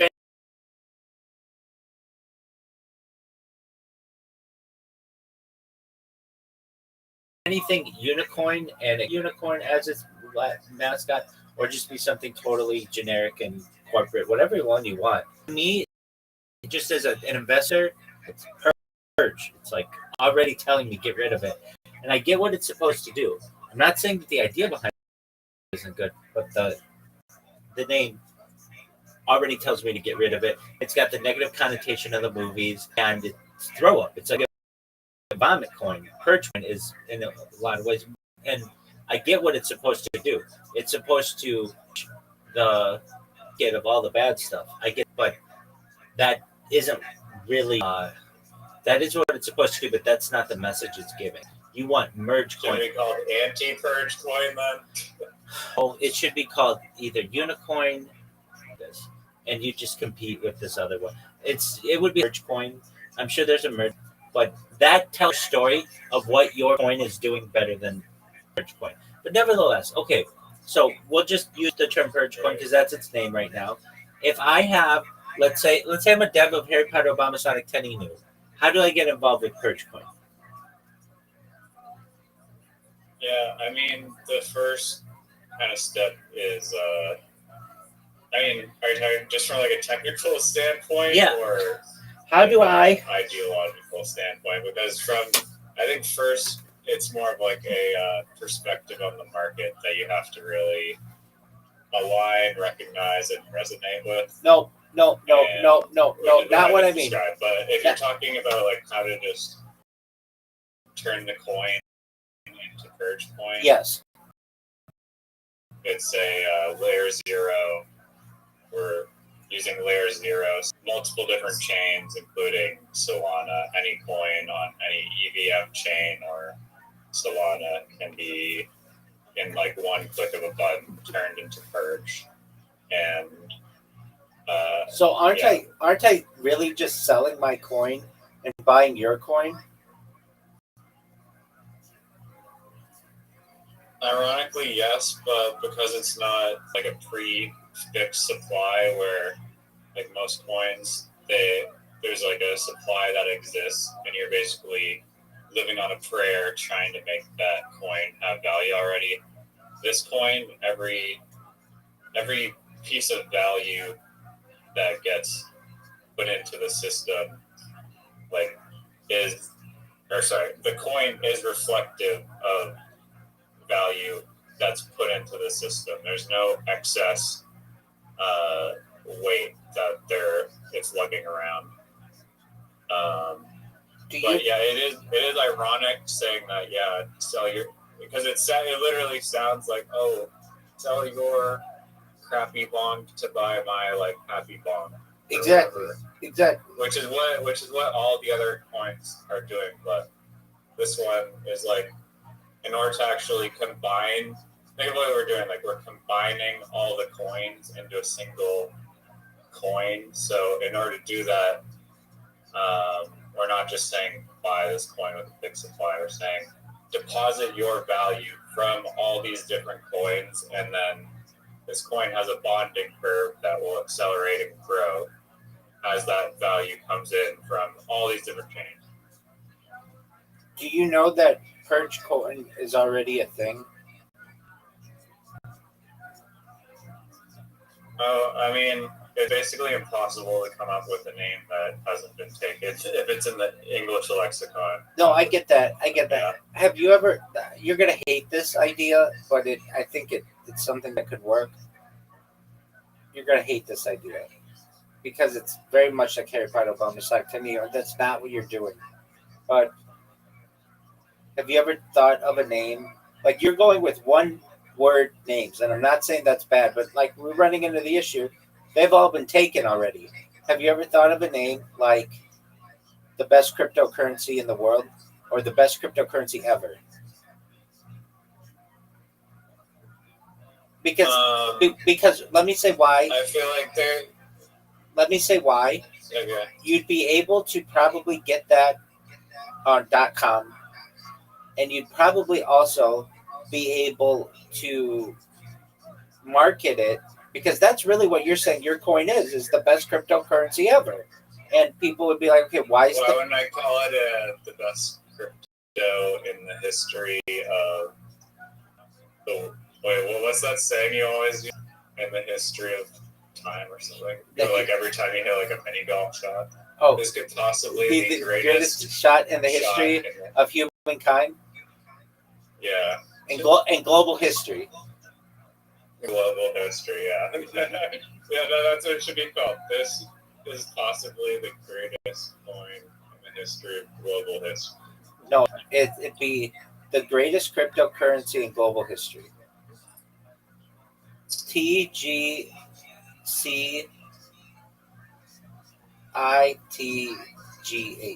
Whatever you'd want to be. But basically, that's what you're saying your coin is. So why not just say that's what it is? That gets my attention.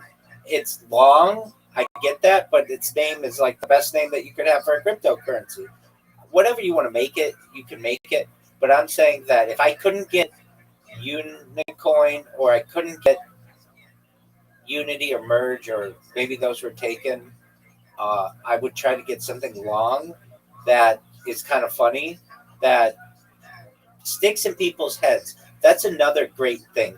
If I'm looking at my wallet and I have Purge Coin and I have the greatest cryptocurrency in global history, which one do you think I want to keep? Yeah, no, I honestly, I think that is a very, it's a very funny, but it works. I think that would work. I do too. My only like possible stipulation would be like that, like we're not trying to be like a funny, goofy meme coin, you know. But but I do really like the name. That's just my only hiccup. Is just like how serious do we present this project? I mean, like it's like essentially like a aggregation of meme coins, which are basically like goofy coins anyway. So maybe we should take that goofy name approach. I think you could. I don't know if that signals to people that it's like a serious project over just some random goofy coin that there's like a billion of. Well, everything has something, you know, dogs, the cats, all that bullshit, the monkeys, the apes, everybody's got that. And everybody's got Unicoin and Merge Coin and even Purge Coin, as we've seen. But you could say the greatest cryptocurrency in global history is a funny name with a serious mission. We want to unify all of the coins that are out there, everything from Bitcoin to Ethereum to Solana to XRP to those altcoins that you have in the depths of your wallet that have been rugged. The goal of the greatest cryptocurrency in global history is to unite them all. And that's why it's the perfect name, because we are here to unite all of the cryptocurrencies. I mean, it's just how you market it, but you'd be likely able to get the greatest cryptocurrency in globalhistory.com. You don't have to go with XYZs. You'd be able to get the cryptocurrency, like you could market that, and then nobody else has that name, and then you're going to start to dominate stuff. And it just sticks out in your head. This is the best one. I mean, like, you're already saying it's the best one. Like, you can't get a better name than that. Priming people already from the start. Exactly. You can't get a better name than that. Now, I get it. I get what you're saying. It's long and it's kind of funny. So it's like, well, is this just a shit coin?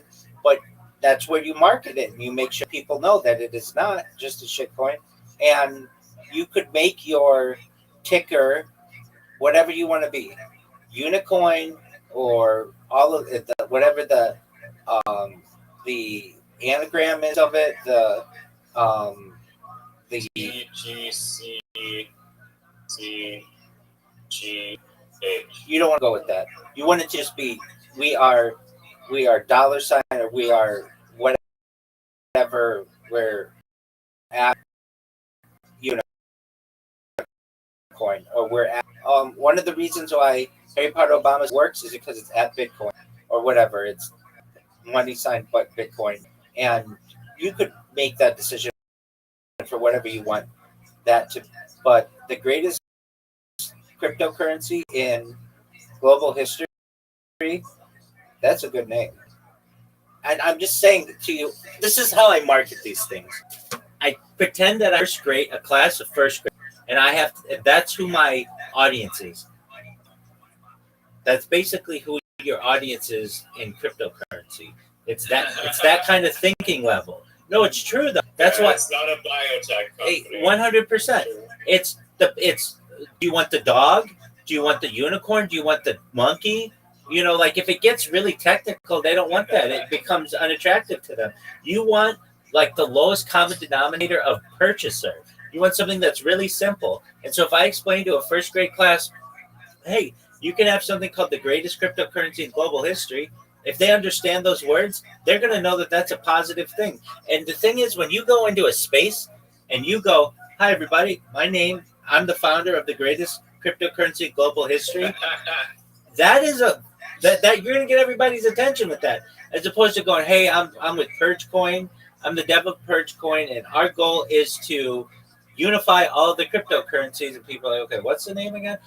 They already know the name. They'll be able to tell you the name back to you. Oh, this is the guy. This is the greatest cryptocurrency in global history. The name of the project is the greatest cryptocurrency in global history. And the reason why it's an important project is because our goal is to unify all of the cryptocurrencies. Like, that's a great name. You know what? I think, yeah, I feel like you've sold me on it. I do really, really like it. And yeah, I mean, I guess you're right from like the know your audience, like first grader point of view, because literally it's like, it's so, the coins I see are just like, man, you didn't even try to be creative. You didn't even try a little bit. Didn't even try. It's like mushrooms. Okay, you made a mushroom. Why does it have $2 million worth of volume? 100%. And the NFTs are even worse. The NFT world is even worse than the crypto world, as you know, where it's just like, oh, we're the X whatever. It's like name an animal and name an adjective. We're the super dogs. We're the crypto cats. We're the that's everything. Pudgy penguins. Pudgy $4 penguins. billion. I honestly, they did something right. Apparently, some marketing team behind that. Yeah. It's like they're on Amazon selling plushies. They're like in Walmart. It's like, it's crazy. That's true. You should take that name, and I would even change it. I wouldn't call it the greatest cryptocurrency in global history. I would just greatest cryptocurrency in history. You don't need to use global. It's just why not? Because global history is only for Earth, and I want this to be the greatest universe. So just say history.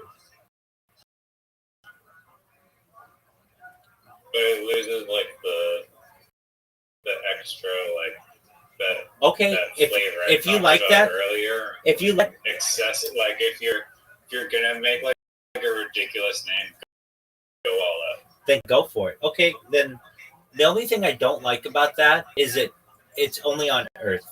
So that means, but I mean, like nobody's going to Mars yet. Fine if it's good for 100 years or whatever until we're on Mars.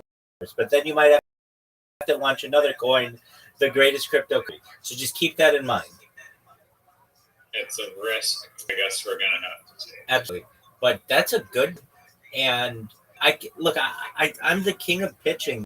I've heard more pitching in the last 2 months, I think, than any person on X. I'm almost certain. Almost 100% sure. Certain. Yeah, you listen to those all day. I listen to them all day, and waiting for my turn. Exactly. And I'll just do the pitch, okay? And I've done this before, but basically, you just they'll be like, all right, the next person up looks like it's a new project. Go ahead.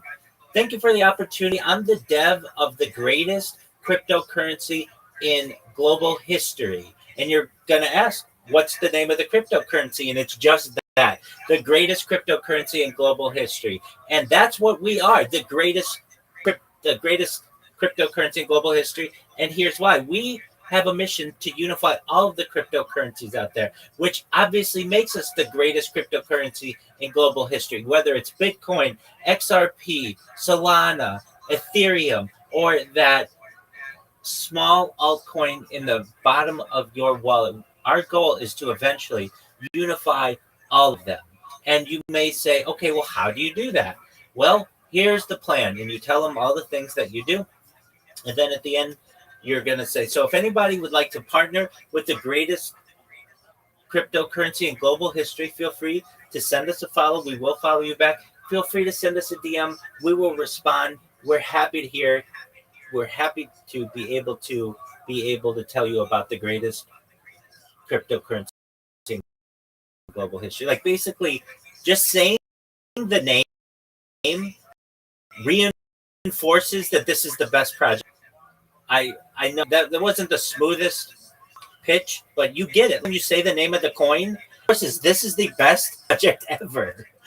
It's pretty genius. Like it's like a self-fulfilling prophecy. Thank you. 100%, exactly. That's a beautiful way to phrase it. And prophecy, a good name for a coin? Probably been done. It's probably been done. And a prophecy of what? And it has religious connotations, and people are going to be like, oh, so you think you're some kind of soothsayer, or you can read the tea leaves, or any of that other bullshit. I'd stay away from it. The greatest cryptocurrency in global history, that name gets my fucking attention, and you're going to get a lot of people who are going to follow you right away, and also they're going to have a lot of questions for you, so you'll be ready to be able to answer that. That's what you want. It's just like crazy high IQ marketing tactic. Well, look, I'm telling you, of any person who you'd want to trust. That is what crypto comes down to, is like the marketing. That's what everything. Literally, if you don't have that, your project's done before it even started walking. That's what everything comes down to, is marketing, whether it's relationships, business, cryptocurrency, everything. And I'm just telling you that, like, I'm the person who hears more pitches of anybody else, at least in the last 2 months. And if I heard this project, I would never forget it. I'd be like, oh, that's the funniest fucking name I've ever heard of a fucking. I want to buy now. That's one I want to buy because it has the best name. I would want to go to the website and see what it looks like. It's a better name than Harry Potter Obama Sonic. It's literally, it's like the equivalent of like the coffee shops that have like the sign that's like world's greatest cup of coffee. Exactly. And everyone loves those signs. They absolutely do. You'd be able to sell merch. I mean, pretty easily. There would be people who want to wear the greatest cryptocurrency in global history. They'd want to wear that shit because it's just like, what is it? What is the greatest cryptocurrency? It's like, that's the name of the coin. This is it's almost like there are some Seinfeld's ideas like this. So when it's kind of, I don't know if it's exactly like this, but so in the show Seinfeld, some of the episodes revolve around a storyline where Jerry and George are trying to pitch a show to NBC. And everybody's got an idea when they're pitching a show. And the key to Seinfeld, the show that they're pitching basically, is that it's a show about nothing. Everybody's a show about something. Ours is a show about nothing. And it's not exactly that. It's kind of the opposite of that. But basically, it's like saying that this is the best cryptocurrency in global history. Anytime anybody talks about it, it's a self-fulfilling prophecy. And no one would ever forget that name because it's really an easy name to remember. Like it's not like Harry Potter Obama Sonic Tanita. I can tell you, it took me months to be able to remember that. And even still, when I tell it to people, it's very off-putting. They don't like the name of it, and I understand that. But the greatest cryptocurrency in global history, that's a winner. That's an absolute fucking winner. And I'm telling you, I hear these people shill, and I agree. Right now, of the top 100, most people don't even like click the website to read anything. They just like are buying based on sheer impulse. And you're going to get so many people who are interested in your coin just because of this name. It's like, it's the best name of any cryptocurrency I've ever heard. It's better than Unicorn. It is. It's better than Unicorn. Like everybody wants it down to be really, really simple, and you just are using the Harry Potter idea of having it long and just almost um, almost like meme worthy. Yeah, exactly. But you're and the thing is, it really is the greatest crypto in global history. That's why the name's so appropriate. Because if you're able to do what you're saying, then you have the greatest crypto. Do you? I mean, you've heard a lot of this idea in your mind sense, or am I just insane? It makes sense. It doesn't make it. I still see how it's different than just you sell your coin and buy my coin. I don't see how it's actually unifying anything. Well, look at the philosophy behind it. What coin is everyone is like I explained, like they're in like their isolated, like basically married tags perspective, you know? Okay. But they don't realize that the whole is greater than the sum of its parts. Okay, I get that. Like if they actually come together, I get that. It creates something much bigger, and their little coins are being like liquidity is spread so thin because there's so many duplicates of like the contract that it's like it makes it like very impossible to grow. I get that. I 100% get that. But if you're in a space, the first question you're going to get is, okay, I love the name, the greatest cryptocurrency in global history. How do I get my coin under your umbrella? Yeah, it's very easy in like the interface of the web swap, the coin into Purge coin. Let me ask you this. Let's say I have a wallet with like a bunch of just those and buy the great cryptocurrency in global history, right? Yeah, I mean the Purge that you'll get is very small. Very small. I get that. Or proportional to the value of the deposit. But I get that. Any coin, as long as it's on a EVM chain or Solana, can be turned into Purge. Okay. Very easily. Okay, so that's how I would market this. All of you have a bunch of coins out there that have rugged. Take those and buy the greatest cryptocurrency in global history. And the reason why you want to do that is because we're a much stronger coin. We're going to take your altcoins that are worth nothing and give them some value. And we're growing every single day. We have the best name for any cryptocurrency in global history. And we are, you hear the pitch, it sells itself. You hear the name, it sells itself. You can check out our website, thegreatestcryptocurrencyinGlobalHistory.com. All our social media, wherever you are, anywhere on social media, type in the greatest cryptocurrency in global history, and you're going to find all of our really interesting content. Like, that's a cool fucking coin. And it's going to have like really positive AI like things about it, because it's already like telling people this is the greatest cryptocurrency in global history. And like, it's in the name. It's just the name. The name sells itself. Okay. Remember I said the thing about Seinfeld? That wasn't so much as good of a analogy as this is.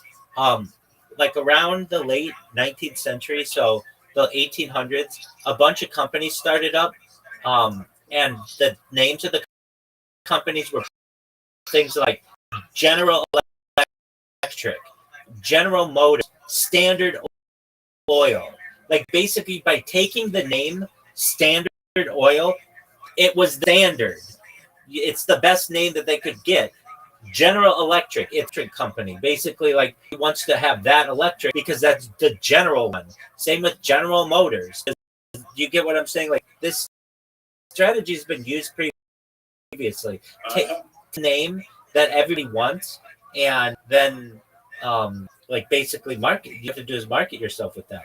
Other companies have done this as well, like with the use of the name Federal Express is not part of the federal government, but it takes the name Federal Express and people think that it's part of the federal government. It has some kind of connection.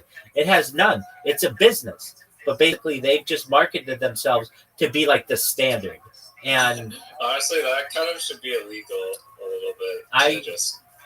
I'm not. It's kind of deceiving. I think that it's a little late for that now, but when it first started, perhaps I could have done that.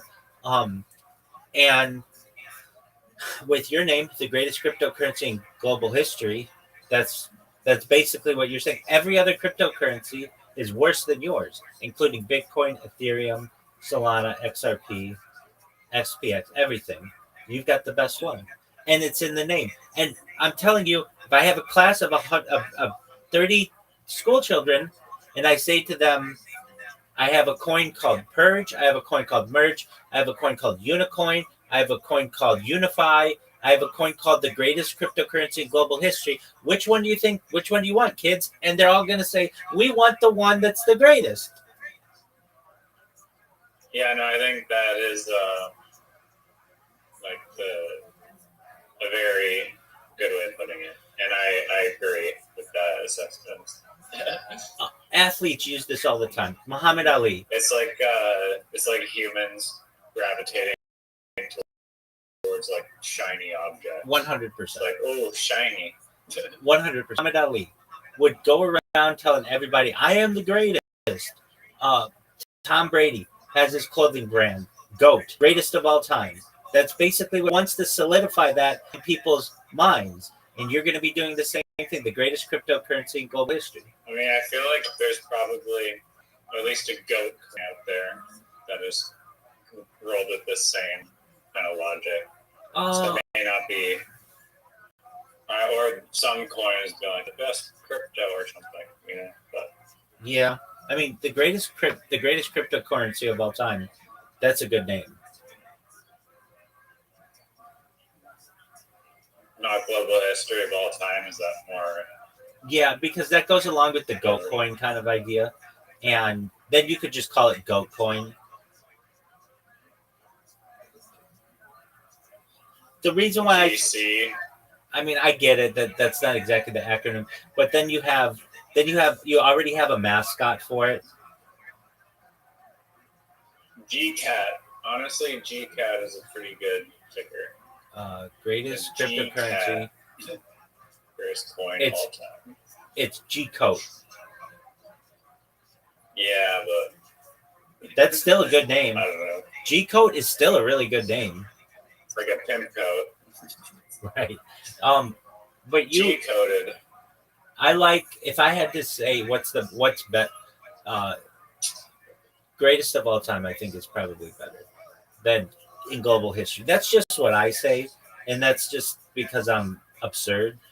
But if you are really marketing this, the greatest cryptocurrency of all time, that's a winner, because that term greatest of all time is already used in a lot of places. I'm going to look it up and see. I'm sure that's a coin already, but that doesn't mean you can't just take that name. There's nothing that says you can't. Is there a cryptocurrency called the greatest cryptocurrency of all time? Or something similar? No, there is no officially recognized cryptocurrency whose actual name is the greatest cryptocurrency of all time. Now take that. Take that. Okay. The phrase does not get used informally. The phrase does get used informally in a few ways. Marketing slogans. Projects sometimes claim to be the greatest in ads or social media. Nicknames, meme coins. Some obscure, short-lived tokens use terms like GOAT, greatest or ultimate, but none are widely recognized. GOAT is sometimes used rhetorically. Bitcoin is the GOAT. And so the greatest cryptocurrency of all time, that's a fucking solid name, man. The ticker's GOAT. GOAT. Greatest of all time. That's already used, and it's already popular, and people will say it's already goated. People will say that, like, that's already, the marketing writes itself. And right. What should the logo be? It's a goat. Should it be like a Guinness No, Records? it's a goat. It's a goat. And animal? No. Oh, fuck. Dude, but here's the thing, though. If I have about 30 different kids and I say, hey, we have the Unity coin, which is a U, and we have the Purge coin, which is the word purge, and we have the greatest cryptocurrency of all time. And a goat, they're gonna want to go with the animal. That's your audience. No, but like it's but in the crypto market, it's more like we have a bunch of animal coins, every single animal that you can think of, including goat, pig, squirrel, like Peanut the squirrel, like, you know what I mean? Okay. It's not. I mean, relative to the other names, or yeah, like the other logo names, but that's honestly what makes it like a differentiator. Why I prefer to like more serious names, because it's not an animal coin. Just not being an animal coin is like a positive thing in my mind. It's not an animal coin though. That's just its logo. Just like polo is not about horses. They just use a horse with a rider, or like Banana Republic is not about bananas or republics. Their logo is an elephant. It's not about elephants either. That's just how they get recognized. Or Lacoste isn't about alligators or crocodiles. But that's what they're. You know what I'm saying? Like it's how they're recognized. It's the symbol. It's the symbol, exactly. And you can have a really good symbol for a goat. Like it's a really good name. And if you're not going to use that symbol, then I would imagine 4 letters, a G in the top left, an O in the top right, an A in the bottom left, and a T in the bottom right. Like that's basically the other way that I would do it. But it's the greatest cryptocurrency of all time. That's a fucking winning name. I can help. You can market that a lot, like very easily. He's gonna want that. And if you were to go into a space and you were to say, I am the dev of the greatest cryptocurrency of all time, and here's why. Our goal is to merge all of the different cryptocurrencies. And how do you get involved with our cryptocurrency? Take your altcoins in your wallet that have all rugged and buy the greatest cryptocurrency of all time, the GOAT coin. What we're going to do is we're going to be able to grow together, and you're not going to have any major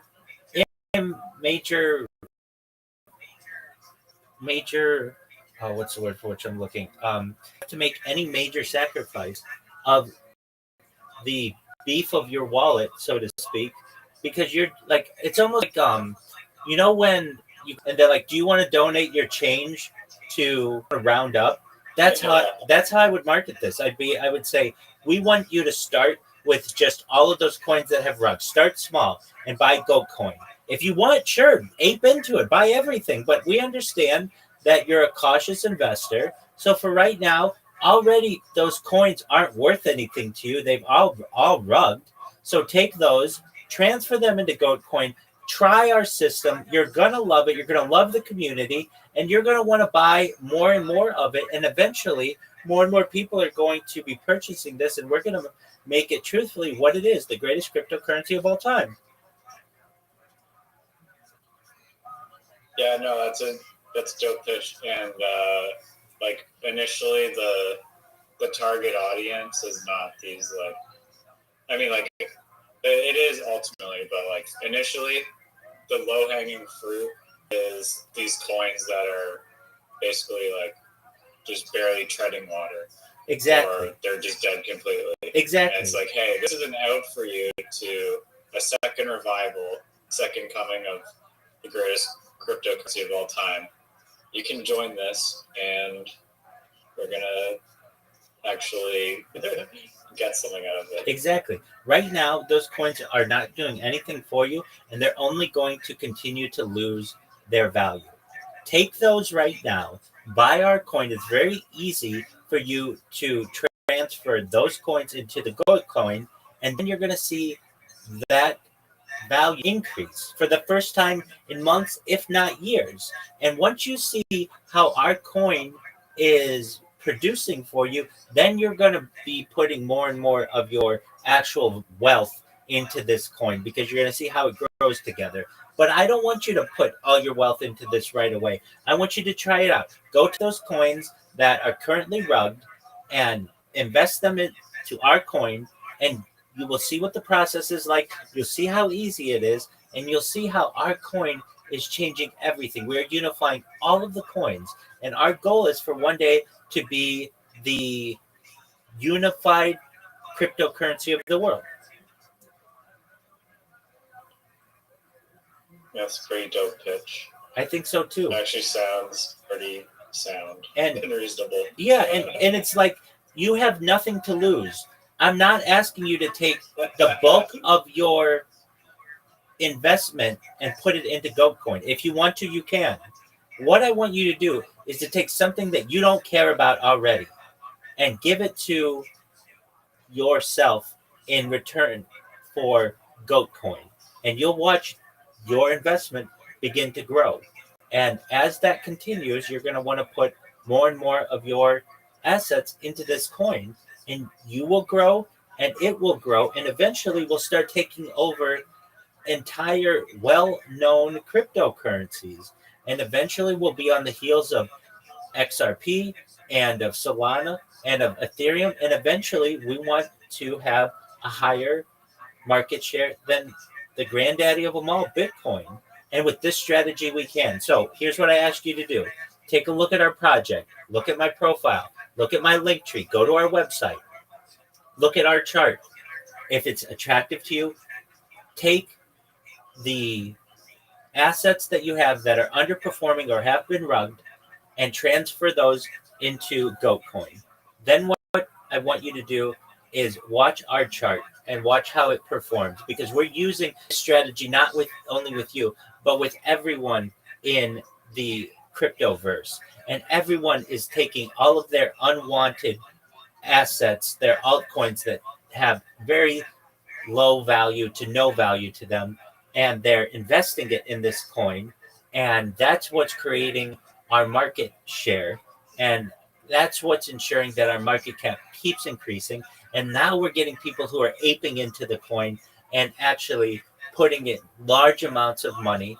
And if that's what you want, then you have the opportunity to do that. But I'm not asking you for that today. Everyone in here is going to ask you to make major investments into their cryptocurrency. I don't want that. I want you to take something that's of a small amount of value to basically nothing to you right now. And NFT you got airdropped 7 months ago that's been collecting dust. You don't need that. You don't. That's exactly right. You don't need that. So what I'm saying to you is unify all the coins. If you ask anybody what their project is, it's going to be that they want to save the whales or they want to preserve the national parks or whatever. And that's all great. Our goal, first and foremost, is to unify all the cryptocurrency. If this sounds like a winning strategy to you, then we want you to be a part of our project. If that doesn't sound like a winning strategy to you, then feel free to invest in anything you want. No one's forcing this on you. But what I am saying to you is that the small amounts of NFTs and it'll be a snowball effect. That's it keeps rolling down, more people are going to notice. That's exactly right. It's like the people who have when you go into a store, the bell ringer people, and they just want the change out of your pocket that they for the bucket or whatever, like to help charities. It's the same idea. You're not asking people for $100 or for $20. Just give us your pocket change and see how your pocket change will actually begin growing in value. That's what you're saying to people. And that's a much easier way to a project, in my opinion, because once they're wet and they have the greatest cryptocurrency of all time in their wallet, they're going to want more of it. They're going to look at their portfolio and they're going to see the ugly ape, and they're going to see the super monkey, and they're going to see the crypto dogs, and then they're going to see the greatest cryptocurrency of all time. And they're going to say, you know what? This is a really great idea. It's got a name that's better than any of these others. Why in this? It's performing really well. It's got a killer strategy.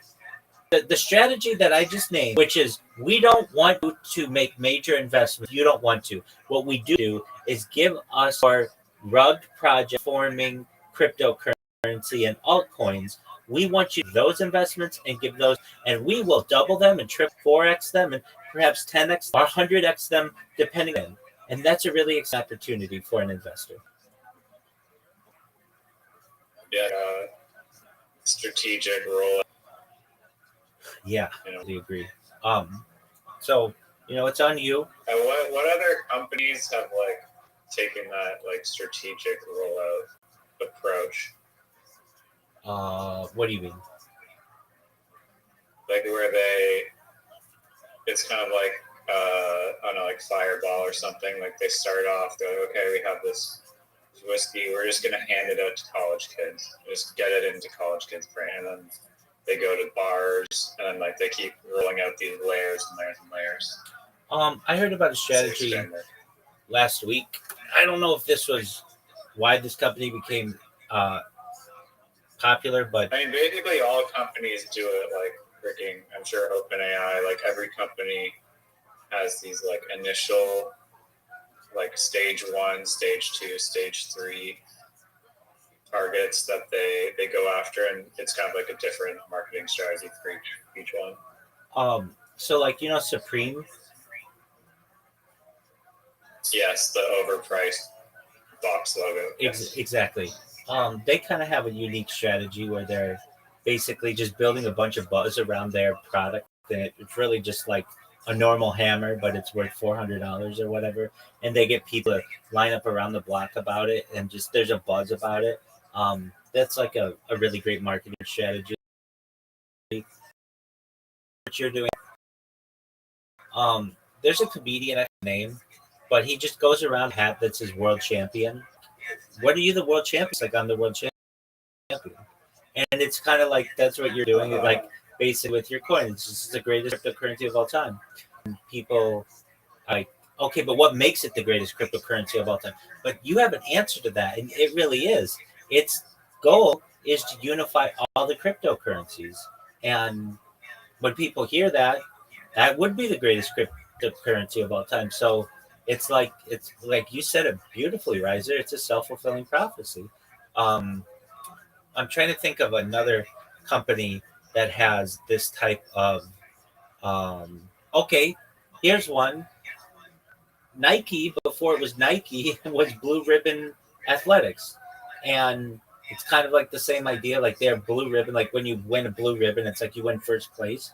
And Nike was already saying like we're the first place shoe. Now I know they changed it, but they changed it to Nike, who's the goddess of victory, which is like stealing the name victory basically in its own way. There are that's just an example of one, but oh geez, did not know that. Oh yeah, definitely, it's the Greek goddess. So another self-fulfilling prophecy. Exactly. Just by the name. Exactly. And you have things like, okay, so let me think of, let's see here, cars that do this. Rolls-Royce doesn't really do it. Bentley doesn't do it. Porsche doesn't really do it. BMW doesn't. Mercedes-Benz doesn't. So it's not necessarily industry that much, but that's because General Motors back in the day took this name. General Motors is that name, at least in the United States. They wanted to be the General Motors company, meaning they were a conglomerate of all of the different car companies, and it's just like General Motors, just like General Electric or General Mills. General Mills did this in cereals. Basically, there were all these little cereal companies, and they just said, you know what, we're going to just take the name General, meaning it's just the only one that's available. And in the oil industry, Standard Oil did this. In make it the General Standard coin. Yeah, but that's not used as much anymore. Like that was 150 years ago. But now, if you wanted to do that, you would say the GOAT coin, the greatest cryptocurrency of all time. And I mean, you could pitch this so well, and you could write it down. But the pitch is this: I'm the dev for the greatest cryptocurrency of all time. And you may say, what makes it the greatest cryptocurrency of all time? And it's this. we want to put an end to all of the different cryptocurrencies and unite them all.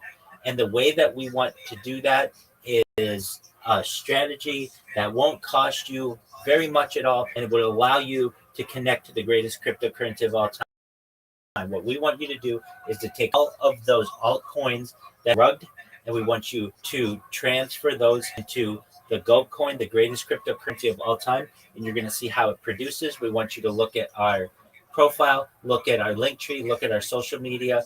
We want you to put our coin into your favorite AI engine. We want you to learn about what we do, and you're going to see our chart and how it performs.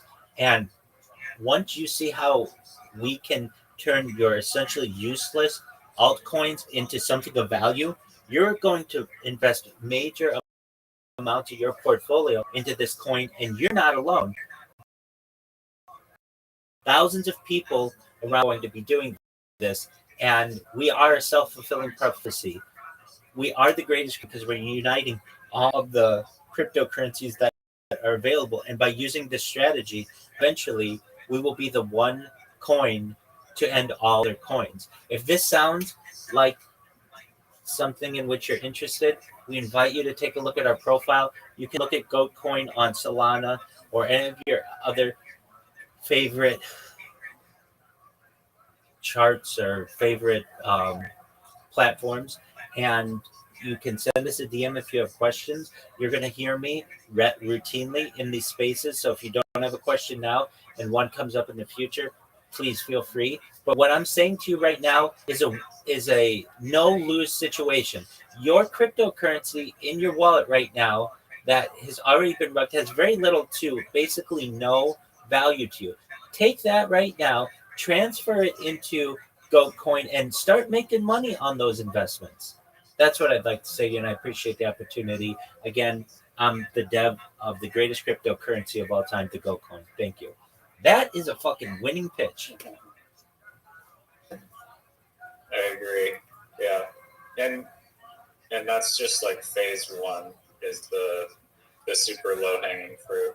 Oh yeah. And then once that starts to accrue value, then people start to realize, well, what you're doing, like, wow, what you're all doing. These coins came together, and look what's happening to the market cap. Exactly. Now, what happens to that when on a larger scale?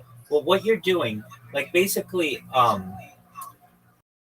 by telling people that you don't want them to necessarily ape into the coin, they're gonna want to ape into the coin. You're telling them, yeah. It's like it's reverse psychology.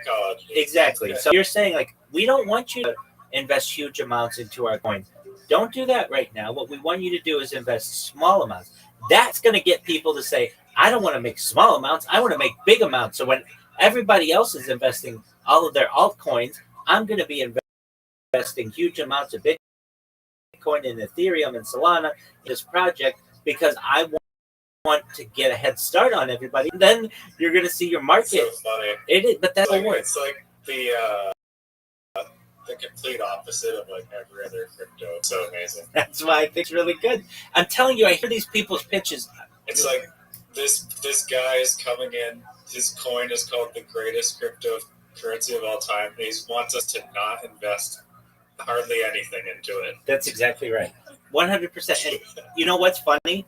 Believe it or not, the thing that kind of made me think this works, I go into people's spaces and I pitch Harry Potter Obama Sonic Tenino, and people ask me, Rabbi, why don't you have a coin? And I say, I do, but I don't want you to buy it.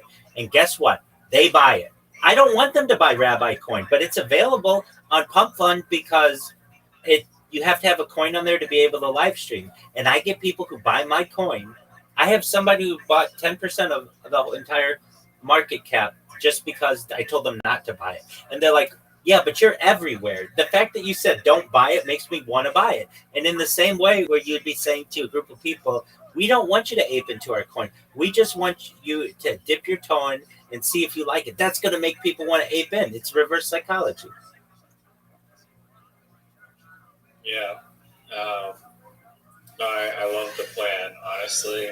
I do too. This is why you're the guru, the absolute guru of marketing. Life and crypto. 100%. World champion. World champion. Exactly. In other news, guess what?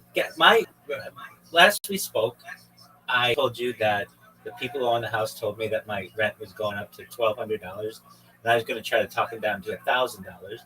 Well, it turns out that the envelope that they were supposed to give to me went to my roommate, and I got my roommate's notice. So my rent only went up $50, which is a much better way for me to be able to live my life.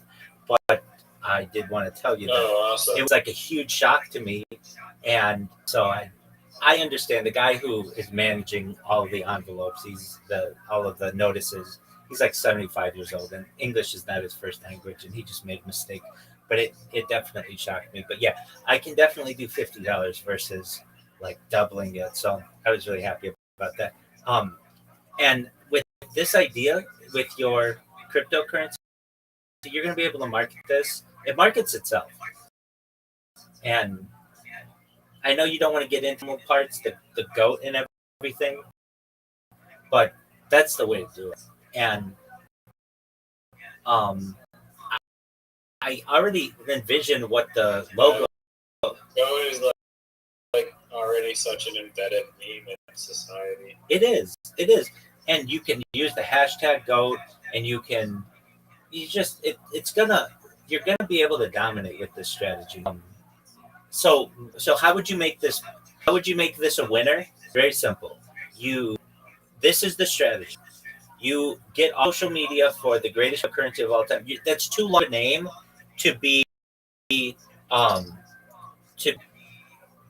like you could have. Is that what the social is called? The greatest social media?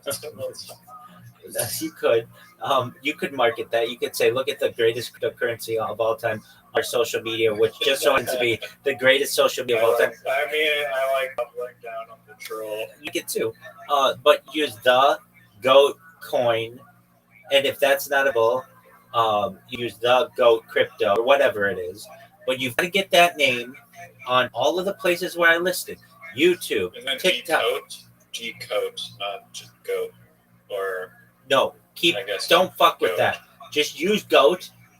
But even though it's crypto, only the name is crypto. When it's said fully.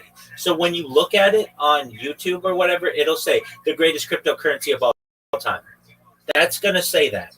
But when you look at the ticker, it's just goat. You don't want to with that. Keep it simple. Social media is also goat and not.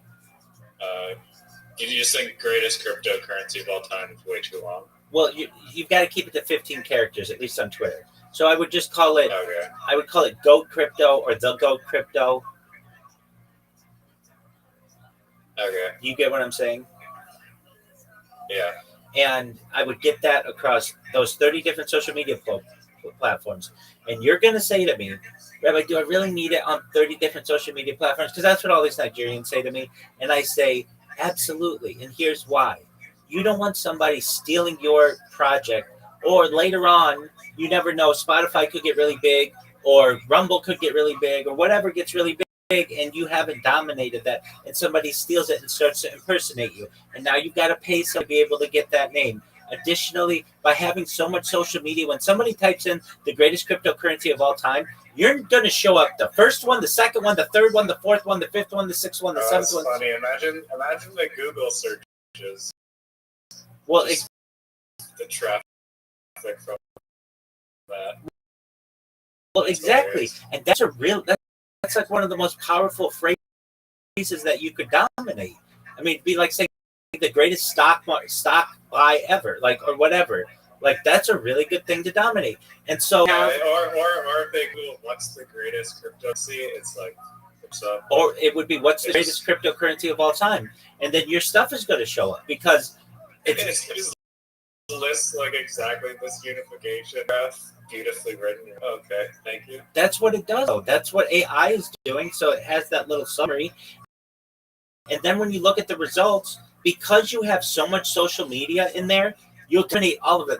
I'm telling you now, if you type Rabbi to a lot of things, I get random shit in 2 years, 3 years. But because I have them, they dominate that. And it's really hard to to rank for Rabbi Rothschild, there's a very famous rabbi from Atlanta who I'm having to beat out. It's basically he's like Judaism's Martin Luther King Jr. And I'm trying to beat out this motherfucker, and I do, and I dominate him on some of these different social media platforms.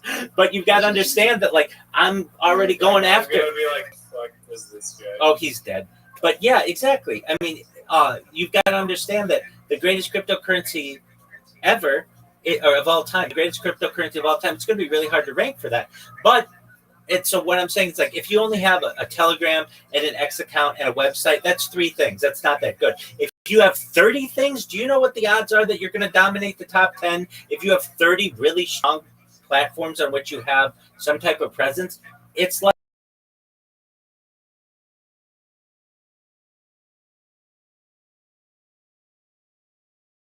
an excellent, then you're going to get competition in there, and you don't want that. So, like, you've got a winning strategy. So what would I do if I were you? I would create my link tree, and it would be either Go Crypto if I could get that, or The Go Crypto, or whatever.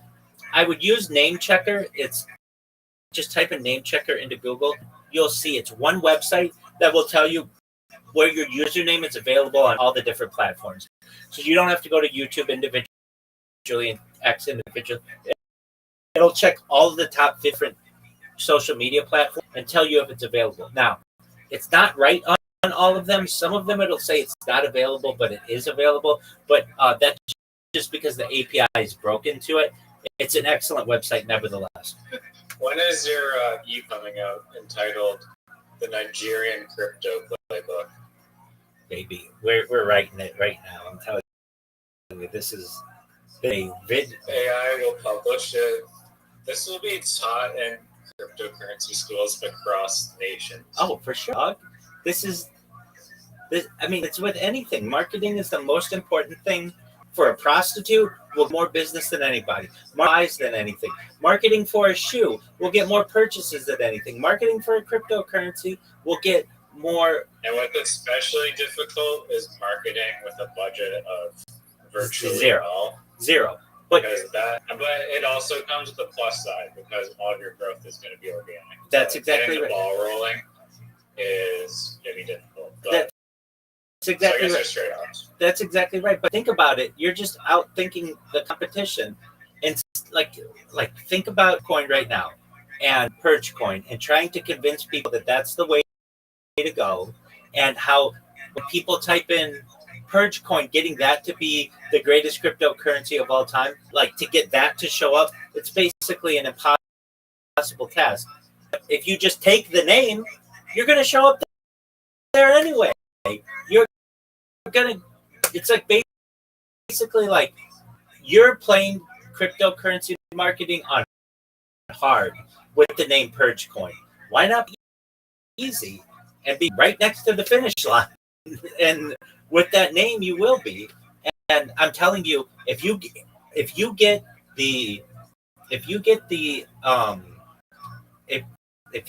all of the link tree and connect all of them, I'll help you to pitch this coin if you want me to, for nothing. But I'm already in all these different spaces, and so I can. Hey, if you guys don't know about this, it has the best name cryptocurrency I've ever heard. And you know, I'm in all of the different spaces. It's known as the cryptocurrency of all time. Bitcoin. If you haven't seen it in these spaces, you will want to make sure that you're aware of it. And everybody knows me in these spaces. Like, oh, Rabbi's finally coined in here. I do pitch Harry Potter, Obama, Sonic, but not that much. Such a long name that folks sometimes cut me off right away. They're like, Doug, this is too much. Talking about world peace, and you're talking about streaming your life, and you're talking about joining your Discord, and now you're part of Obama. It's too much. But the greatest of all time is very easy for me to slip there. And even if I don't do that, you can go in there and you have the name, and you're going to have the social media. And when people type into Grok or type into ChatGPT or type into Leo or type into Gemini or type into Claude or any of the other social media, I should say AI engines, you're going to show up there as the greatest cryptocurrency of all time. It's. Oh, is that why you register the create the AI profiles so that in the AI app will be able to query? Well, Yes, that, and I want people to steal it from you as well. You create a Grok account, let's say like a ChatGPT account, you have a username to that. And don't think that they're not eventually going to have their own platform like they have with Sora, where it has like a profile and like you have different pictures. Grok will have the same kind of features. Or apologies, ChatGPT will have the same kind of features. So I'm telling people to basically get a head start on all of that. Okay, makes sense. Yes, it does. So the ball's in your court. It's the same strategy that I tell all these Nigerian guys who are starting coins, but I also tell this strategy to people in England. I had a guy, he's so nice. He's got the coin called the Britcoin. Shout out to Britcoin. He's from England, and he yesterday or the day before said, hey, I just want to make everybody in this space aware of Rabbi Rothschild. He gave me 2 hours of his time. He had so much alpha that he shared with me that my pen ran out of ink. I literally, when I speak with him, I need to get multiple pens. We spent 2 hours together in his Discord. He gave me so much alpha. If you haven't connected with him, you need to, because he will tell you all of the inside secrets to social media. He said, I've never known anybody who knows more about social media than Rabbi. If you haven't connected with him, you need to. And like, that's the highest praise that you can give me, is basically, I just give you a little bit of my time, and now you're telling the world about the benefit that I've given you. And I'm saying to you that there are a lot of people out there who recognize the importance of the information that I'm giving you. For the last more than 2 months, all I've heard every single day is people pitching their projects, and I'm telling you everything that they do wrong, which is picking the wrong names and basically not having really good strategies for people to buy. And I want you to avoid all of that. And I also want you to dominate search engines and social media and AI and all of the other things. So what would I tell you? I'll do the profile picture with the circular text, the link, free link. That's exactly what you need to do too. And that would be really good. Do your Twitter spaces get uploaded after you publish them? Yeah, they're all recorded going back for 330 days. Oh, so this is recorded on Twitter Spaces? Oh, 100%. Yeah, and all my other social media. Nice. Including YouTube and Rumble and everywhere else. But yeah, if you want, just you go to my Twitter space that you've seen, and just whatever, 10:55 on Friday, January 9th. Like, this would be like a 24-hour space. So whatever January 9th is, you go into it, and then you'll be able to hear, what we're talking about. And you can, frankly, it's probably easier to just listen to it on YouTube. It comes to YouTube too. I'll tell you what, even better than that, if you go, my 2x dot account, the one that you followed the other day. Yeah. I've got a live video going right now on that account, and just go to the live video that I've got going right now, and you can get everything that we just said. Like, go to on the 2x account. Okay, so go to my 2x thought account. Oh, what the hell? I got 16 followers. Yeah, because you've been following people. Yeah. Go to my 2x thought account.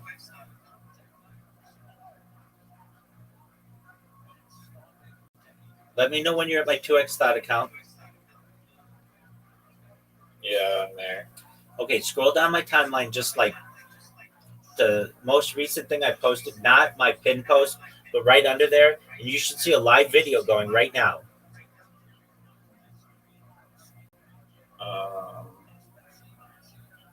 I believe so, yeah. Click on it. Okay. And can you hear me talking? It might have like a little bit of a delay, but I'm talking with Riser right now. We're talking about the greatest cryptocurrency of all time.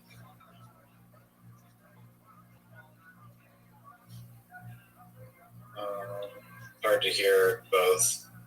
Okay. But yeah, I see it has the live thing there, so yeah. Yeah, okay, so just if you want to hear everything that we had or that we discussed, it's right there. And then that's it. That's everything. Okay, but I'm telling you, I will be pissed off. I will. Thank you. Yeah. What's wrong? She just nudges the blinds with her nose. Oh. I will be pissed off at you. Sorry. You're good. I will be pissed off at you if you don't get all that social media, because that means that you don't want to have the best opportunity to rank one when you Google the greatest cryptocurrency of all time. Like that's how you do it. It seems like it's cheating. No, I'll do it. No, I'm built to the soil, the alpha. Excellent. And then, well, okay, so then there's a strategy more to it. Okay, so you do the circular name, we know that, but we'll work on. Then you like don't put any description in or anything.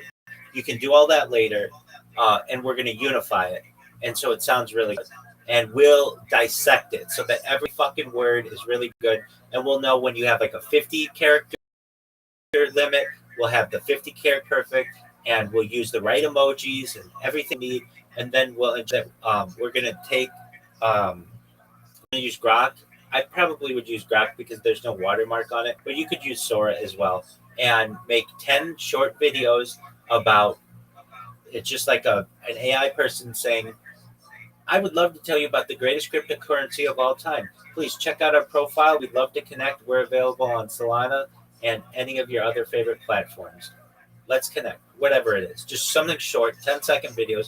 We create 10 of those so that when you type into Google Images, your brand is all over that for the greatest cryptocurrency of all time. And when you type into Google Videos, you dominate the top 10 videos or whatever, even more than that. We're going to put those on Facebook, on Twitter, on YouTube, on Instagram, on TikTok, on Imager, and a couple other platforms as well, so that you're dominating all of that. Then what we're going to do is we're going to get your pitch down, and you need to have a 30-second pitch, a 60-second, and about a 3-minute pitch. Your pitch is really not that complicated because the name sells it. You don't have to convince somebody that, hey, this is the merge coin because we're merging all social media platforms and this is why this is good, or purge because we're getting rid of all the bad. You don't have to even say that. This is the greatest cryptocurrency of all time, not only because it has the greatest name of all time, but because it has the greatest mission of all time, which is to unite all of the cryptocurrencies. If this sounds like a plan to you, connect with us. We're growing every day. We want you to take all your altcoins, transfer those into the greatest cryptocurrency of all time, and watch your wallet grow. And so we'll get those down a 30-second, a 60-second, and a 3-minute. And then you've got to get a community. And so the way that you get a community is when you pitch, you ask people to join your Discord, join your X community. You need to create an X community, and then you have them join your Telegram. So Discord, Telegram, X community. And is it X community? That's just like a feature on the Telegram. Yeah. Do you have a premium account or no? Paid you on $10. I don't know. Exactly. Well, that's good. Now you can create an X community. So it's one of the benefits. Okay. So yeah, if you look on X, on the left side where the menu is, you'll see communities, all these different communities, and all you want to do is ask people to join the community, and that's important because then when you go live, everybody in the community will get an alert about it, and that's a really good thing. And then it also allows you to basically have like group chats with people. And so when you go live or any kind of update that you have with your project, you can put it in there.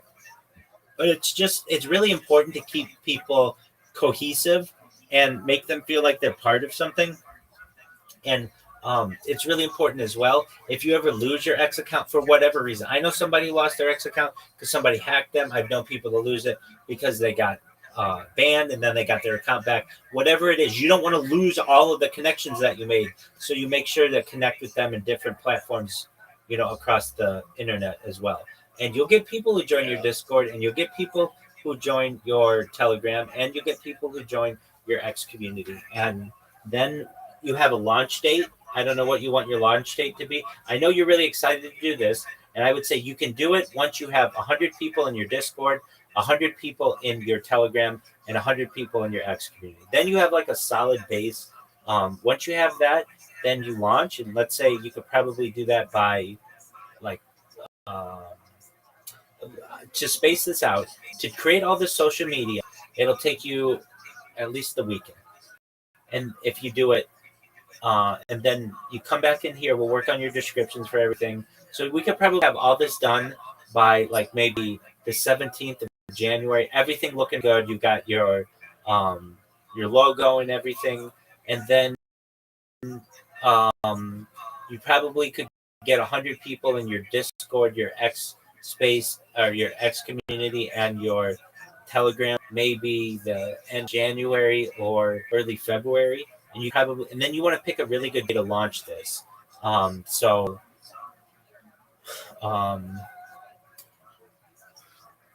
there are some numerical days that work really well. Probably the start of March Madness. That could work. So a good date for this year would be June 6th, 2026, because it's 6/6/26. And you just have a bunch of buildup up until then. I know you're like, well, that's way too far down the line. Nobody said you have to do this immediately. Why not build up the buzz beforehand? The more buzz that you have, the more people are going to be excited when you actually launch. But if that's too far in advance, then you could do whenever, whatever it is. But 6/6/26, that sticks out in people's. But again, fair. That might be too far in advance. But it just depends on how you feel with this. Now, are you going to do an NFT with this? Because you know what the name of the NFT is. The greatest cryptocurrency of all time, NFT. No, greatest NFT of all time. It's the greatest NFT of all time. Yeah, I think the NFT market is.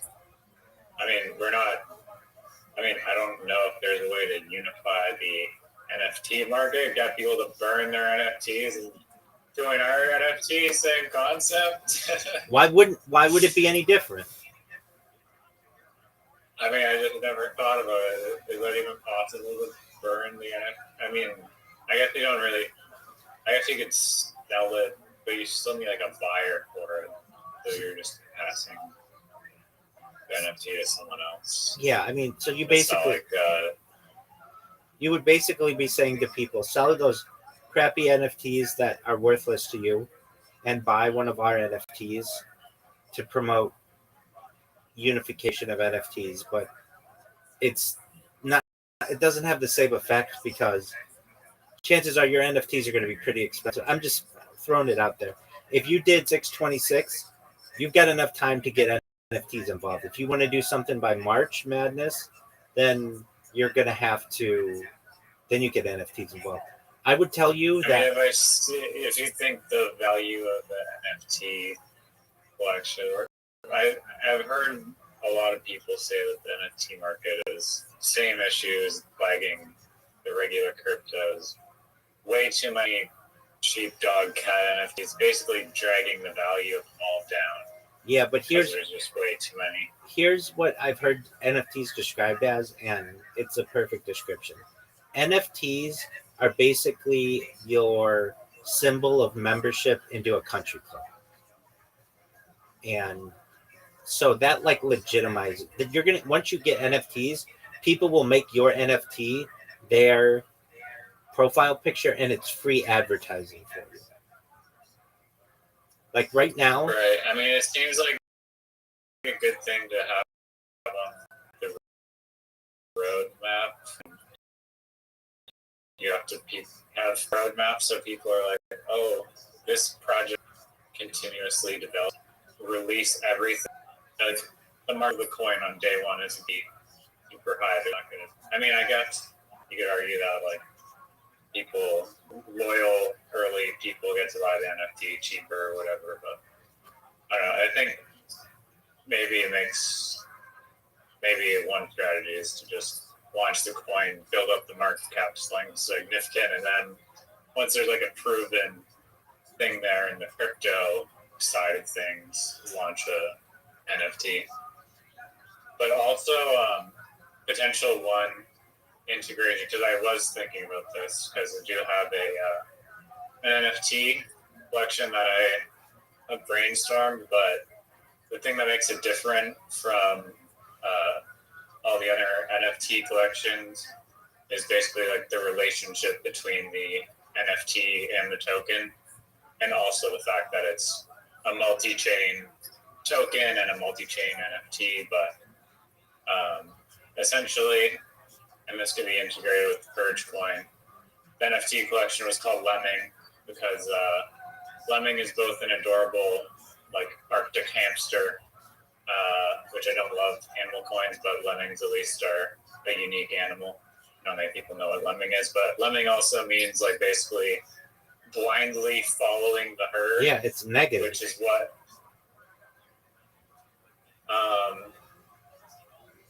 yeah, but I mean,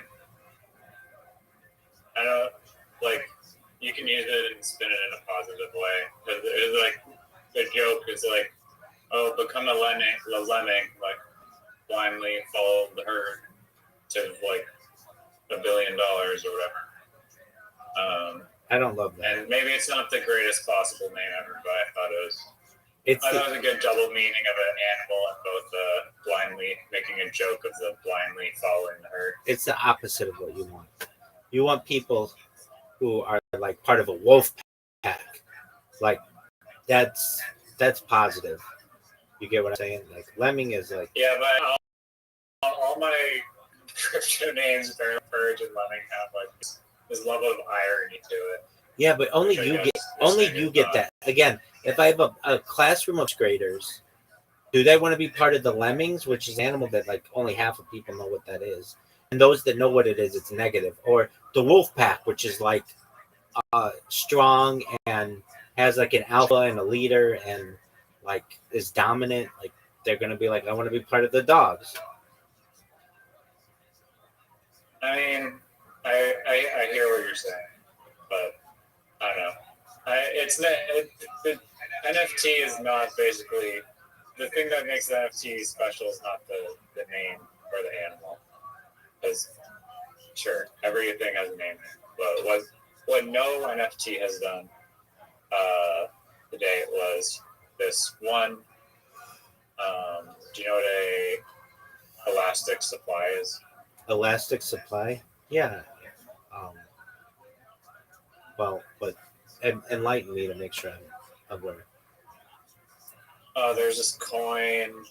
The first coin to do it, the name is escaping me right now, but essentially they created this like somewhat stable coin with a rebase mechanism. If you ever heard what a rebase mechanism is, basically there's like a target price. It can be set to 1 to whatever amount of dollars you want to set it to. Let's say $1. And so a normal cryptocurrency works where people buy, the more people buy it, the more the price goes up, right?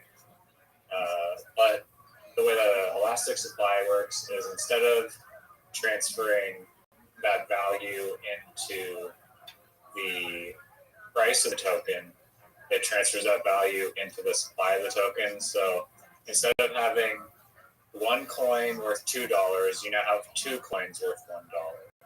Instead of having one coin worth $10, you now have 10 coins worth $1. But there's advantages to that because the price of the coin stays stable, but the circulating supply in your wallet is expanding and contracting depending on the amount of buyers and sellers to align with that target price.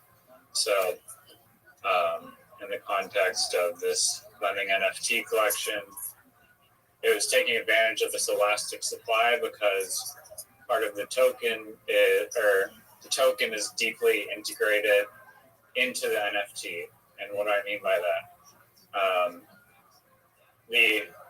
I stole this or copied this concept from this coin I got totally rugged on and lost like $400,000 because I gambled $20,000 on a meme coin, which is not smart. But it was this coin called Core, and there's this concept of permanently locking your liquidity. And to me, it made sense. I was like, okay, we're going to basically the coin will go up because we're having like extreme amounts of faith in it, and we're permanently locking this value away. Now, with the core token, you could still, I'm not sure how it worked, but the concept of permanently locking liquidity was very interesting to me at the time. And so the concept of the NFT and how it integrates with the token was that you have the NFT and there's different tiers of how they can evolve. So you have the basic tier 1, like basic color background, no accessories or whatever. You have layer 2, the lemmings, hamster, Arctic hamsters have sunglasses and hats and magic wand, Hawaiian shirts. So you get a little more involved. And then layer 3, the NFTs, they're like totally dripped out. They have themes. There's like bowling theme, Egyptian theme, NASCAR themed, and so there's this hierarchy of tiers within the ecosystem. And in order to unlock each tier, the NFT requires tokens. And those tokens, in order to level up from the tier, are basically permanently locked into the NFT, which from a tokenomics standpoint is what's known as deflation, because you're taking away supply, you're permanently locking up. That means those tokens can't be traded. So, are you following so far? I am.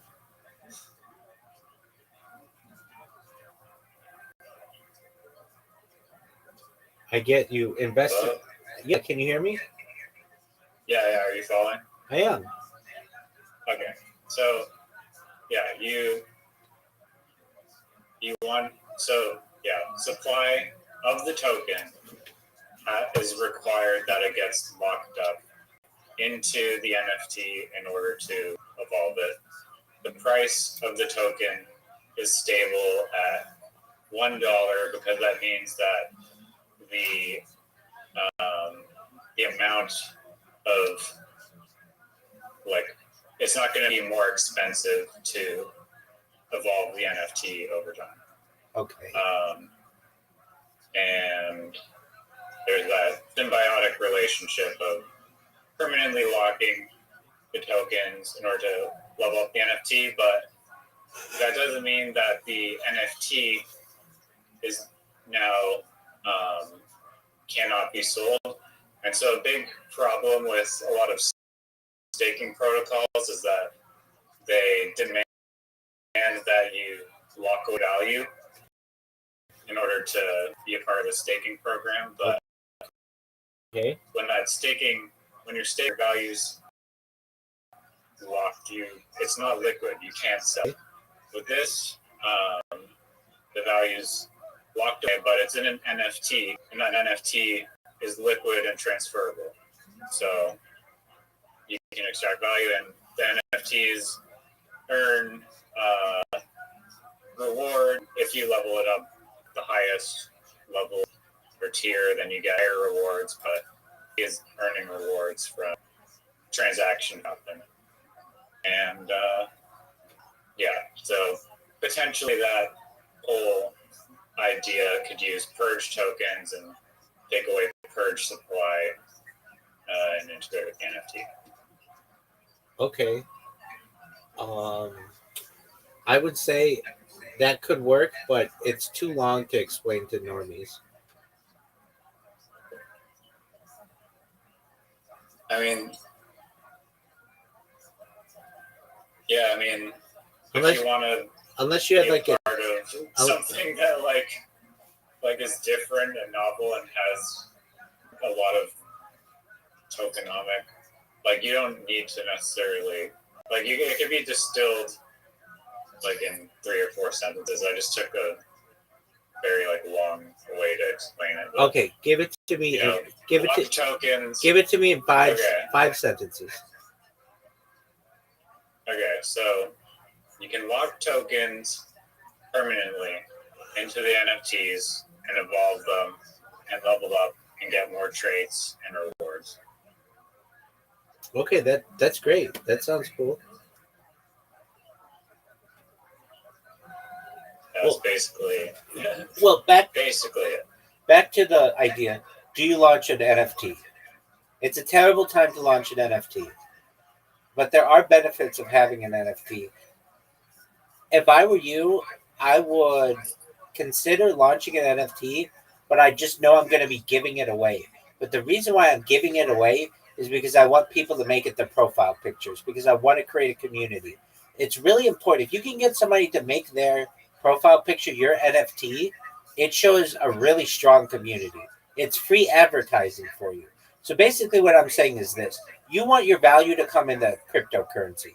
But if you launch an NFT at the same time, and you give people the NFT through an airdrop or whatever, in exchange for them to be wearing it as a profile badge, it's going to be extremely valuable to you because you will have free advertising. Or you could say, look, free airdrop, and in exchange, in order to get it, what you have to do is make your Twitter badge, Twitter background.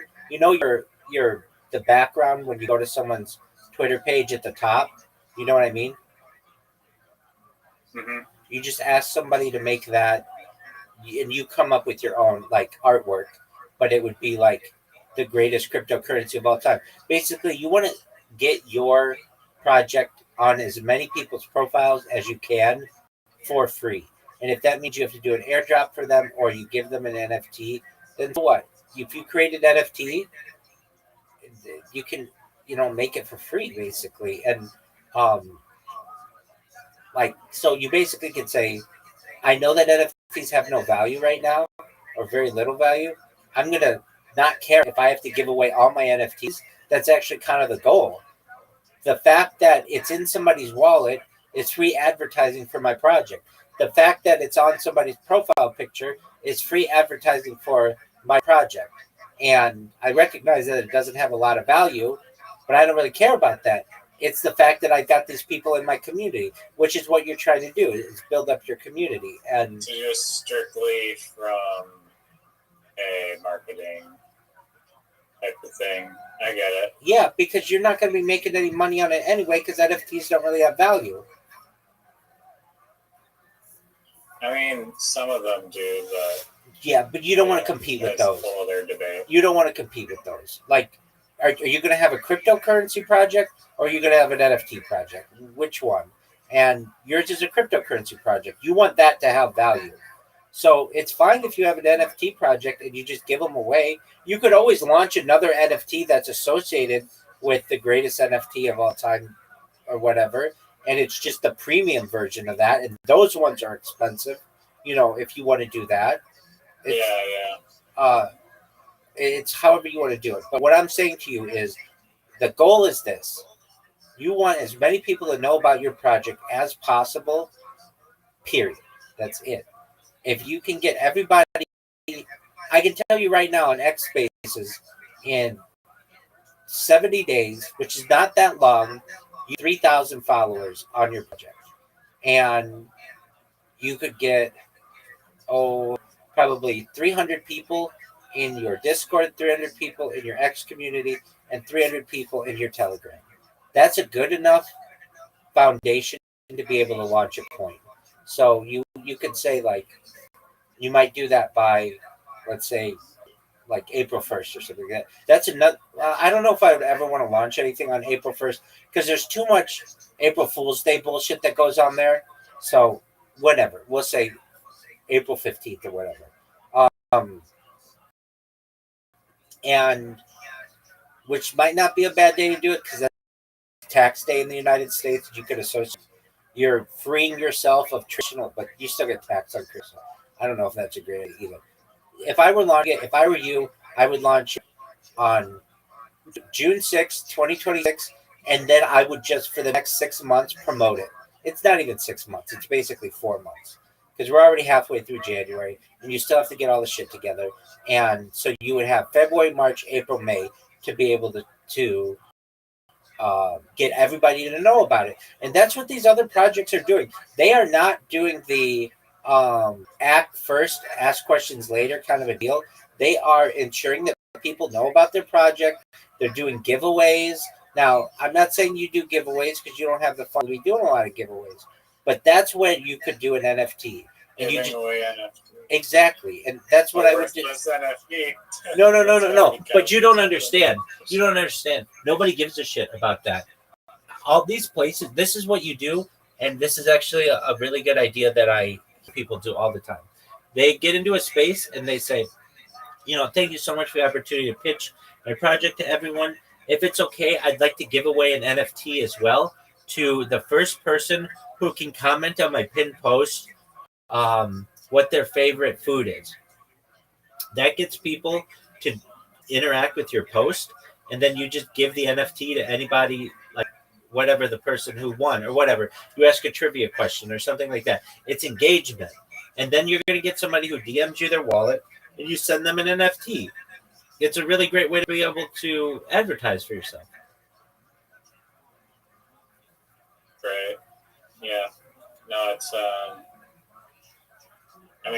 it is like a giveaway almost. It is a giveaway. But it is a giveaway. But you've got a winning formula here. I hear pitches all day long. I'm going to tell you everything that they do wrong, which is they don't have a community, they don't have a really great name, and they don't know how to pitch, and they don't have the social media and the search engines and search engine optimization. You're going to have all that, and you're going to be able to pitch. And I understand there's some anxiety, but again, I teach people to pitch every single day. And what you'll do is you just write it down. All you have to do is read it. You don't have to do it off the top of your head. You're not on camera. No one's watching you. And that way it's consistent. I helped somebody this morning in a space with 500 people say, we love when Rabbi comes.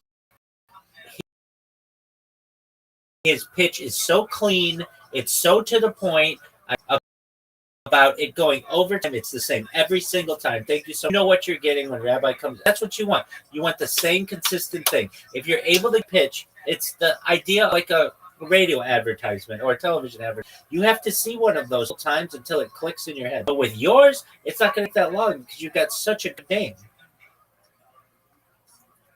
No, I agree. It is a goated name for sure. No pun intended. None whatsoever. Yeah, no, that's dope. One other thing I meant to mention to you, perhaps you could integrate this into your workflow. At your own caution, because I was watching some YouTube video yesterday, and it was on this guy that supposedly used AI in order to gain like millions of Twitter impressions, and it's a little bit of a gray area in my opinion towards terms of service. But I honestly, he justified it, and I'd honestly justify it as well. That it's not. I would not consider it bot posting, but it does use AI, and basically you can have. I was testing this out yesterday. I have an application that will run Twitter, and it can scan Twitter for certain subjects, and then queries an AI, and then will formulate a response. But it's not automatically posting. Obviously, you can train it on your writing style. It's basically like a Twitter bot, but it will say pending tweets for you, and then you can read every single tweet before it goes out, make changes, and basically approve what your Twitter is going to say. And to me, it's not using bots. To me, this is a time-saving task, because who the fuck has 10 hours a day to go sifting, researching, formulating replies and stuff? It's much easier to like automate that workflow and save you that time. Maybe I feel like you might have trepidations towards it. I do just because Know, I've been nailed with that inauthentic account thing so many times. But if you're just looking for impressions, shout out to the people on Soul on Chain who taught me this one. So you now have a premium account. Your goal is to get 500 verified users, and because you want to get your account monetized, right? I mean, it's free money to you, correct? I didn't really know that was even a thing until recently, but yeah. Yeah, and they pay really well.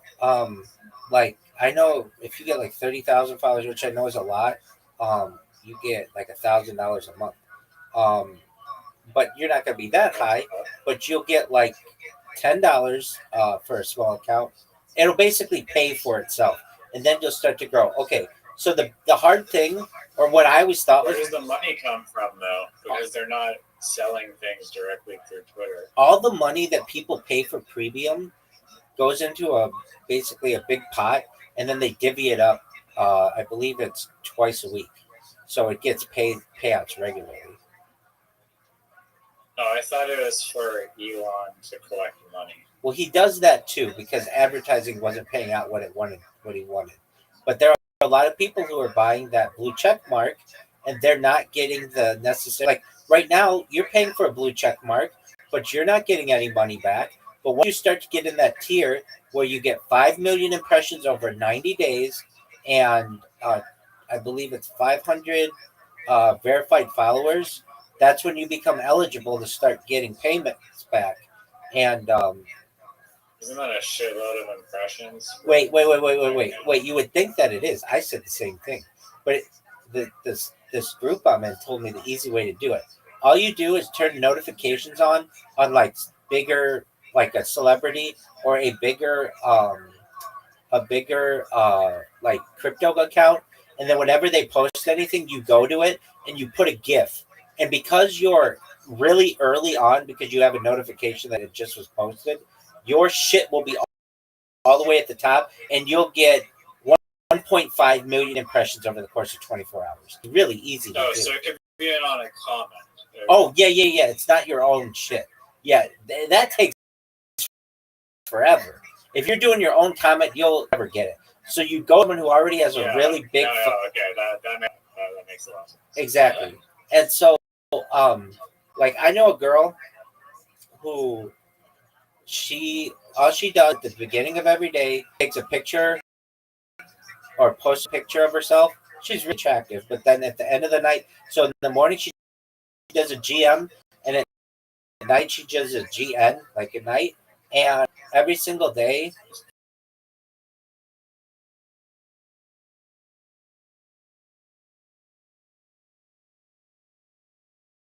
that gets her like 100,000, like $1,000 every week from that. She makes like $4,000 or $5,000 a month just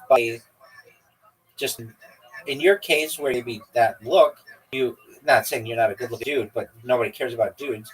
You just go to a post like hers where it's GM or whatever, and you post a very commonly known GIF, and you'll get all of her impressions that she's getting. You'll get like the residuals off of that, and each one you'll get 50,000 views on that stuff, and you have to get 5 million with 90 days. So it's not like you have to get them all in 1 month. And I thought the same thing you thought. Dude, 5 million impressions, I'll never get that. You'll never get that if you're just posting your shit. But you go to one of Elon Musk's posts right when he posts it, and you put like a popular GIF in there that everybody knows.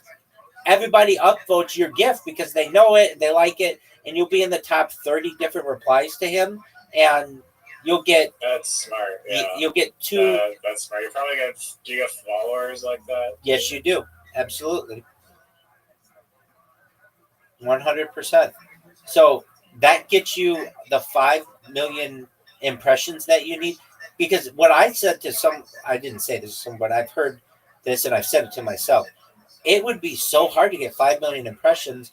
I could easily get 500 verified followers, and I already have 500 verified followers, which surprised me how quickly I was able to do it. There are a lot of guys in Nigeria with verified accounts because it's not $10 if you use the Nigerian App Store. It's like 30 cents if you use the Nigerian App Store to get the premium account. You know, they adjust it based on where your location is. So can you do that with a VPN? Yeah, you can. Train me. You can, but it's kind of a pain in the ass because you use the Nigerian App Store, so you'll have to App Store to the Nigerian one, which can fuck with if you have any kind of like automatic payments that are coming out. It can fuck with that. So I wouldn't recommend But it. if I just use like a prepaid Visa on like some burner device, would it work? Yeah, that would work. So long as you like can. On my computer, will it work? You have an Apple computer? I have a burner. No, it's like an old XP computer. No, I have an old iPhone now. I have old iPhones. So you could use your old iPhone, and you make your old iPhone store the Nigerian App Store, and then you. How the fuck do you do? It's in the settings. It's in the settings. Yours Really? yours is defaulted to wherever your location is. So yours is Canada, mine's the United States. Change it to the Nigerian App Store. I mean, you can see. Do you know how to check where anybody's location is on X? They started this feature like last month. If you click on the area that says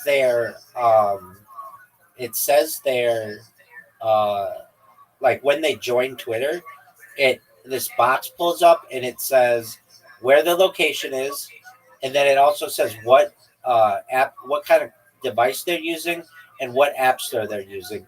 And they said they did this because they wanted to prevent. Oh, what the hell? It says Rabbi Rothschild, California, U.S. Oh, I know. Is that? No, it says location. Get directions. No. How is that safe for anyone? No. I know what you're saying. No, go to my account. Do you see where it said join, like February 2025? Yeah. I have to click that. Click that. Oh, yeah, so based in North America. Okay.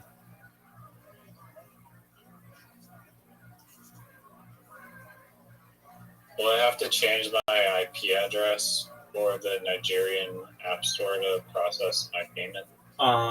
You might just use a VPN. Yeah, that's what I mean. Yeah. But, so then, can I buy the expensiver like $50 plan for like $5? I don't know how much it is, so don't quote me on like it's 30 cents, but it's less. And if you're gonna do that, then buy the orange, the gold check mark. Yeah, like the next level up of like the 30-cent one. No, 2 more up, like the best one. Wouldn't that still be like $38 or something? Yeah, probably would be, but that's where you get to make your profile picture a square, and there are all kinds of like you can read the different things on it, but advantages or whatever.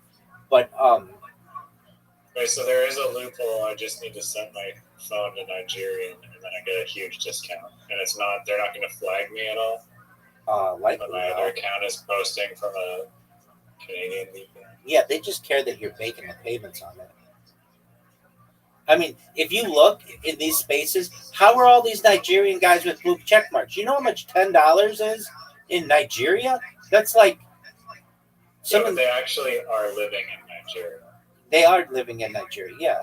But that doesn't necessarily mean that you can't use the Nigerian app. See, here's the thing, though. Nobody's going to trust your fucking account. When you're like, I'm in North America, and you sound like you're in North America, but then they click on your thing and it says Nigerian App Store.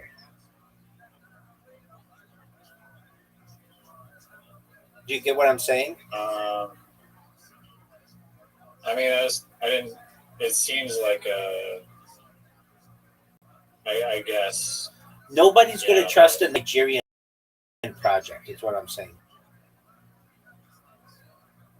Right. Yeah. So it's. I guess Just you're fine. I mean, it's strictly for promotional stuff or for the account. Well, people will click on that. I don't know how I can prove that I'm not. When my VPN, I mean, like other computer is connected to a non-Nigerian VPN. So how do I know if it'll come up with Canada or? So it will eventually. I think it takes 2 to 3 weeks. It said in articles, it takes 2 to 3 weeks. If you're like on vacation or something, it'll show you in different areas. But then after 2 to 3 weeks, it'll go back to wherever you're currently. Because there were people who were complaining, like, "Hey, I'm in Australia, and I traveled to Thailand, and it's saying that I'm connected via Thailand, but I don't live in Thailand. I was just there for vacation." 2 to 3 weeks went by, and it went back to Australia once they were back in that area. But that's not that big a deal. I think it's more trustable to have a North American app store or Indian app store than Nigeria. Nigeria's a red flag. And even like, I know a really big project. This project is huge. It's got billions of dollars in it, and it's the Pakistani app store. And it raises all kinds of red flags to people like, is this legitimate? Because Pakistan has a lot of fraud that happens there. And it's made me think, like, if these people only knew when they started their account that, like, and it's an American project, but they just had somebody in Pakistan create the account originally, and it's kind of tainted their account a little bit. Okay, but back to the monetization thing. That shouldn't be your goal, but what I'm telling you is that it's going to be relatively easy for you, relatively. If you're in these spaces, I can tell you in your first month, you'll get 500 verified followers. And I will tell you, your first month, if you do it the way that I did it, you get 2,000 people following you, and the next month, 1,000 people following you, and basically each month from there, about 1,000 people will follow you. You'll run out of people eventually.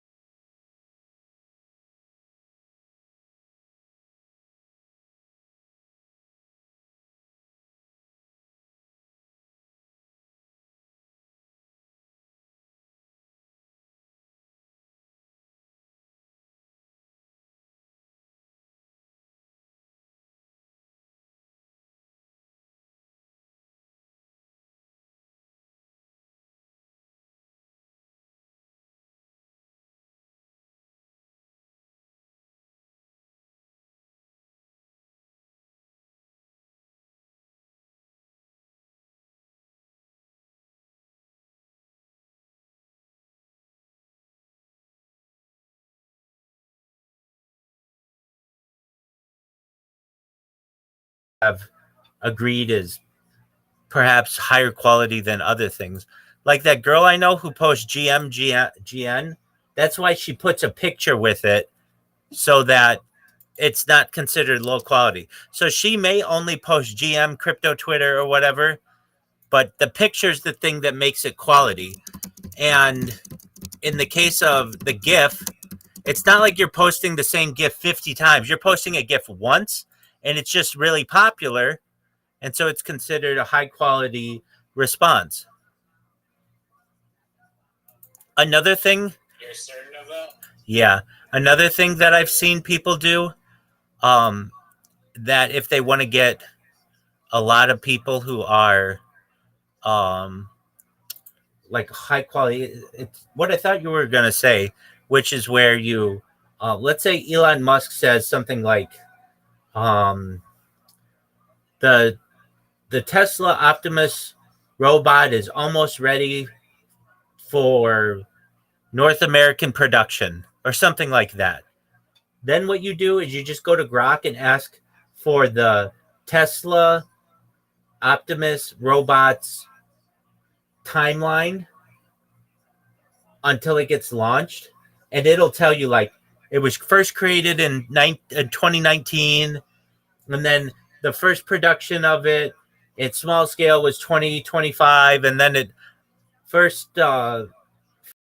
first arrival in North American homes is approximately 2026. Like basically, you take a high quality response or a entry and put into one of those big influencers and people will find, like it either it helps to explain the whatever the person's talking about, it helps to enhance it, and you'll get hundreds of thousands of views just on that, and impress vote it and all that other shit.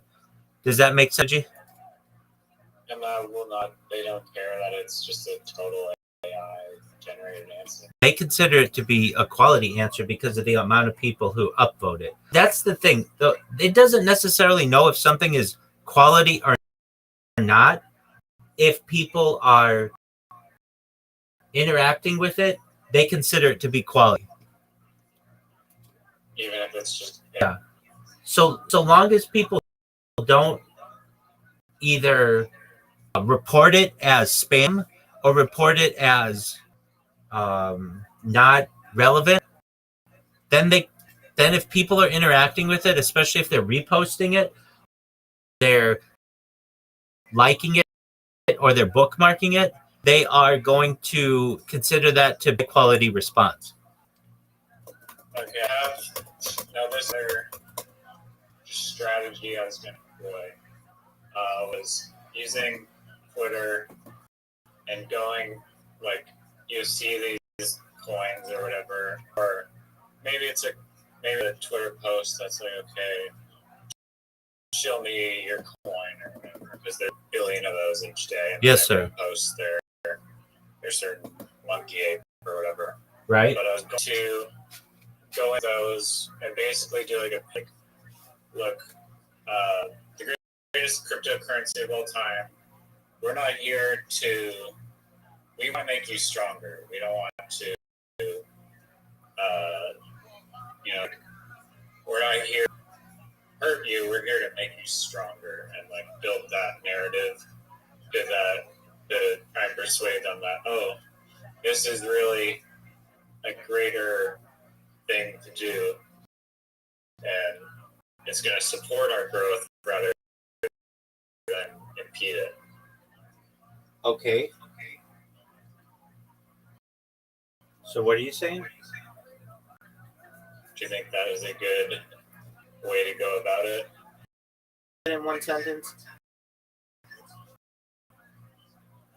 Like just to whatever, it's like some post of a cow moo or whatever, and you go and say, look, the bird or the greatest crypto of all time is launching soon.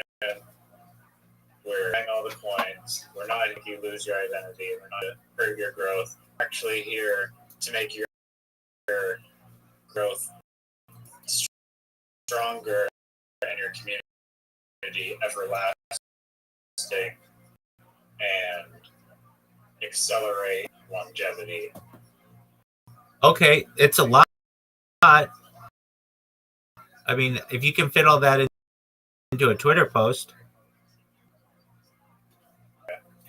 and you should be able to, because a premium account has the ability to be able to post longer, more text. Premium Nigerian top tier account, I post one page at a time. Okay. Then I would say to you, yeah, that's great. Is it the most attractive thing I've ever heard? No, because it's kind of boring to me, to be honest with you. You're like saying, like, we want to take, like, you're telling people what you don't want to do. And I think it's best interest to tell people what you do want to do. So instead of saying, we don't want to detract from your community, you say, we will make your community stronger. We'll make your project. Yeah, true. You know, very good point. But if you utilize that type of strategy, I think that definitely can work for you. Wicked. And do you think possibly register max interaction boost Nigerian one would weigh the negative just to or gather a bunch of attention and followers? I guess it's possibly worth taking that or whatever. Okay. Yeah, I think it's definitely worth the risk. I'm telling you, right now you have nothing to lose. You have an account that has 0 followers, basically. So if I were you, if I could afford it, and I don't know what your budget is, I would buy 10,000 followers, and I would buy I can send you let me send you the website. I can't afford the 10 thing, but the $10 subscription instead of paying for like the shittier tier. If I upgrade that tier to get more interactions, that seems worthwhile. Yeah, so if you could do, well, I mean, you don't have to do 10,000 followers. Like they sell less than that. I just want you to have an idea of what the pricing is. So for your own benefit, and you don't have to buy any of it. I don't think they have like the big follower thing, to be honest. Like I have an Instagram account, and I'm just like, I still post and I don't get any likes. It's like, yeah, you can pay for less, but it's like, watching the account to even notice, like, maybe a boost it'll. Okay, I understand. Do it organically. That's all right.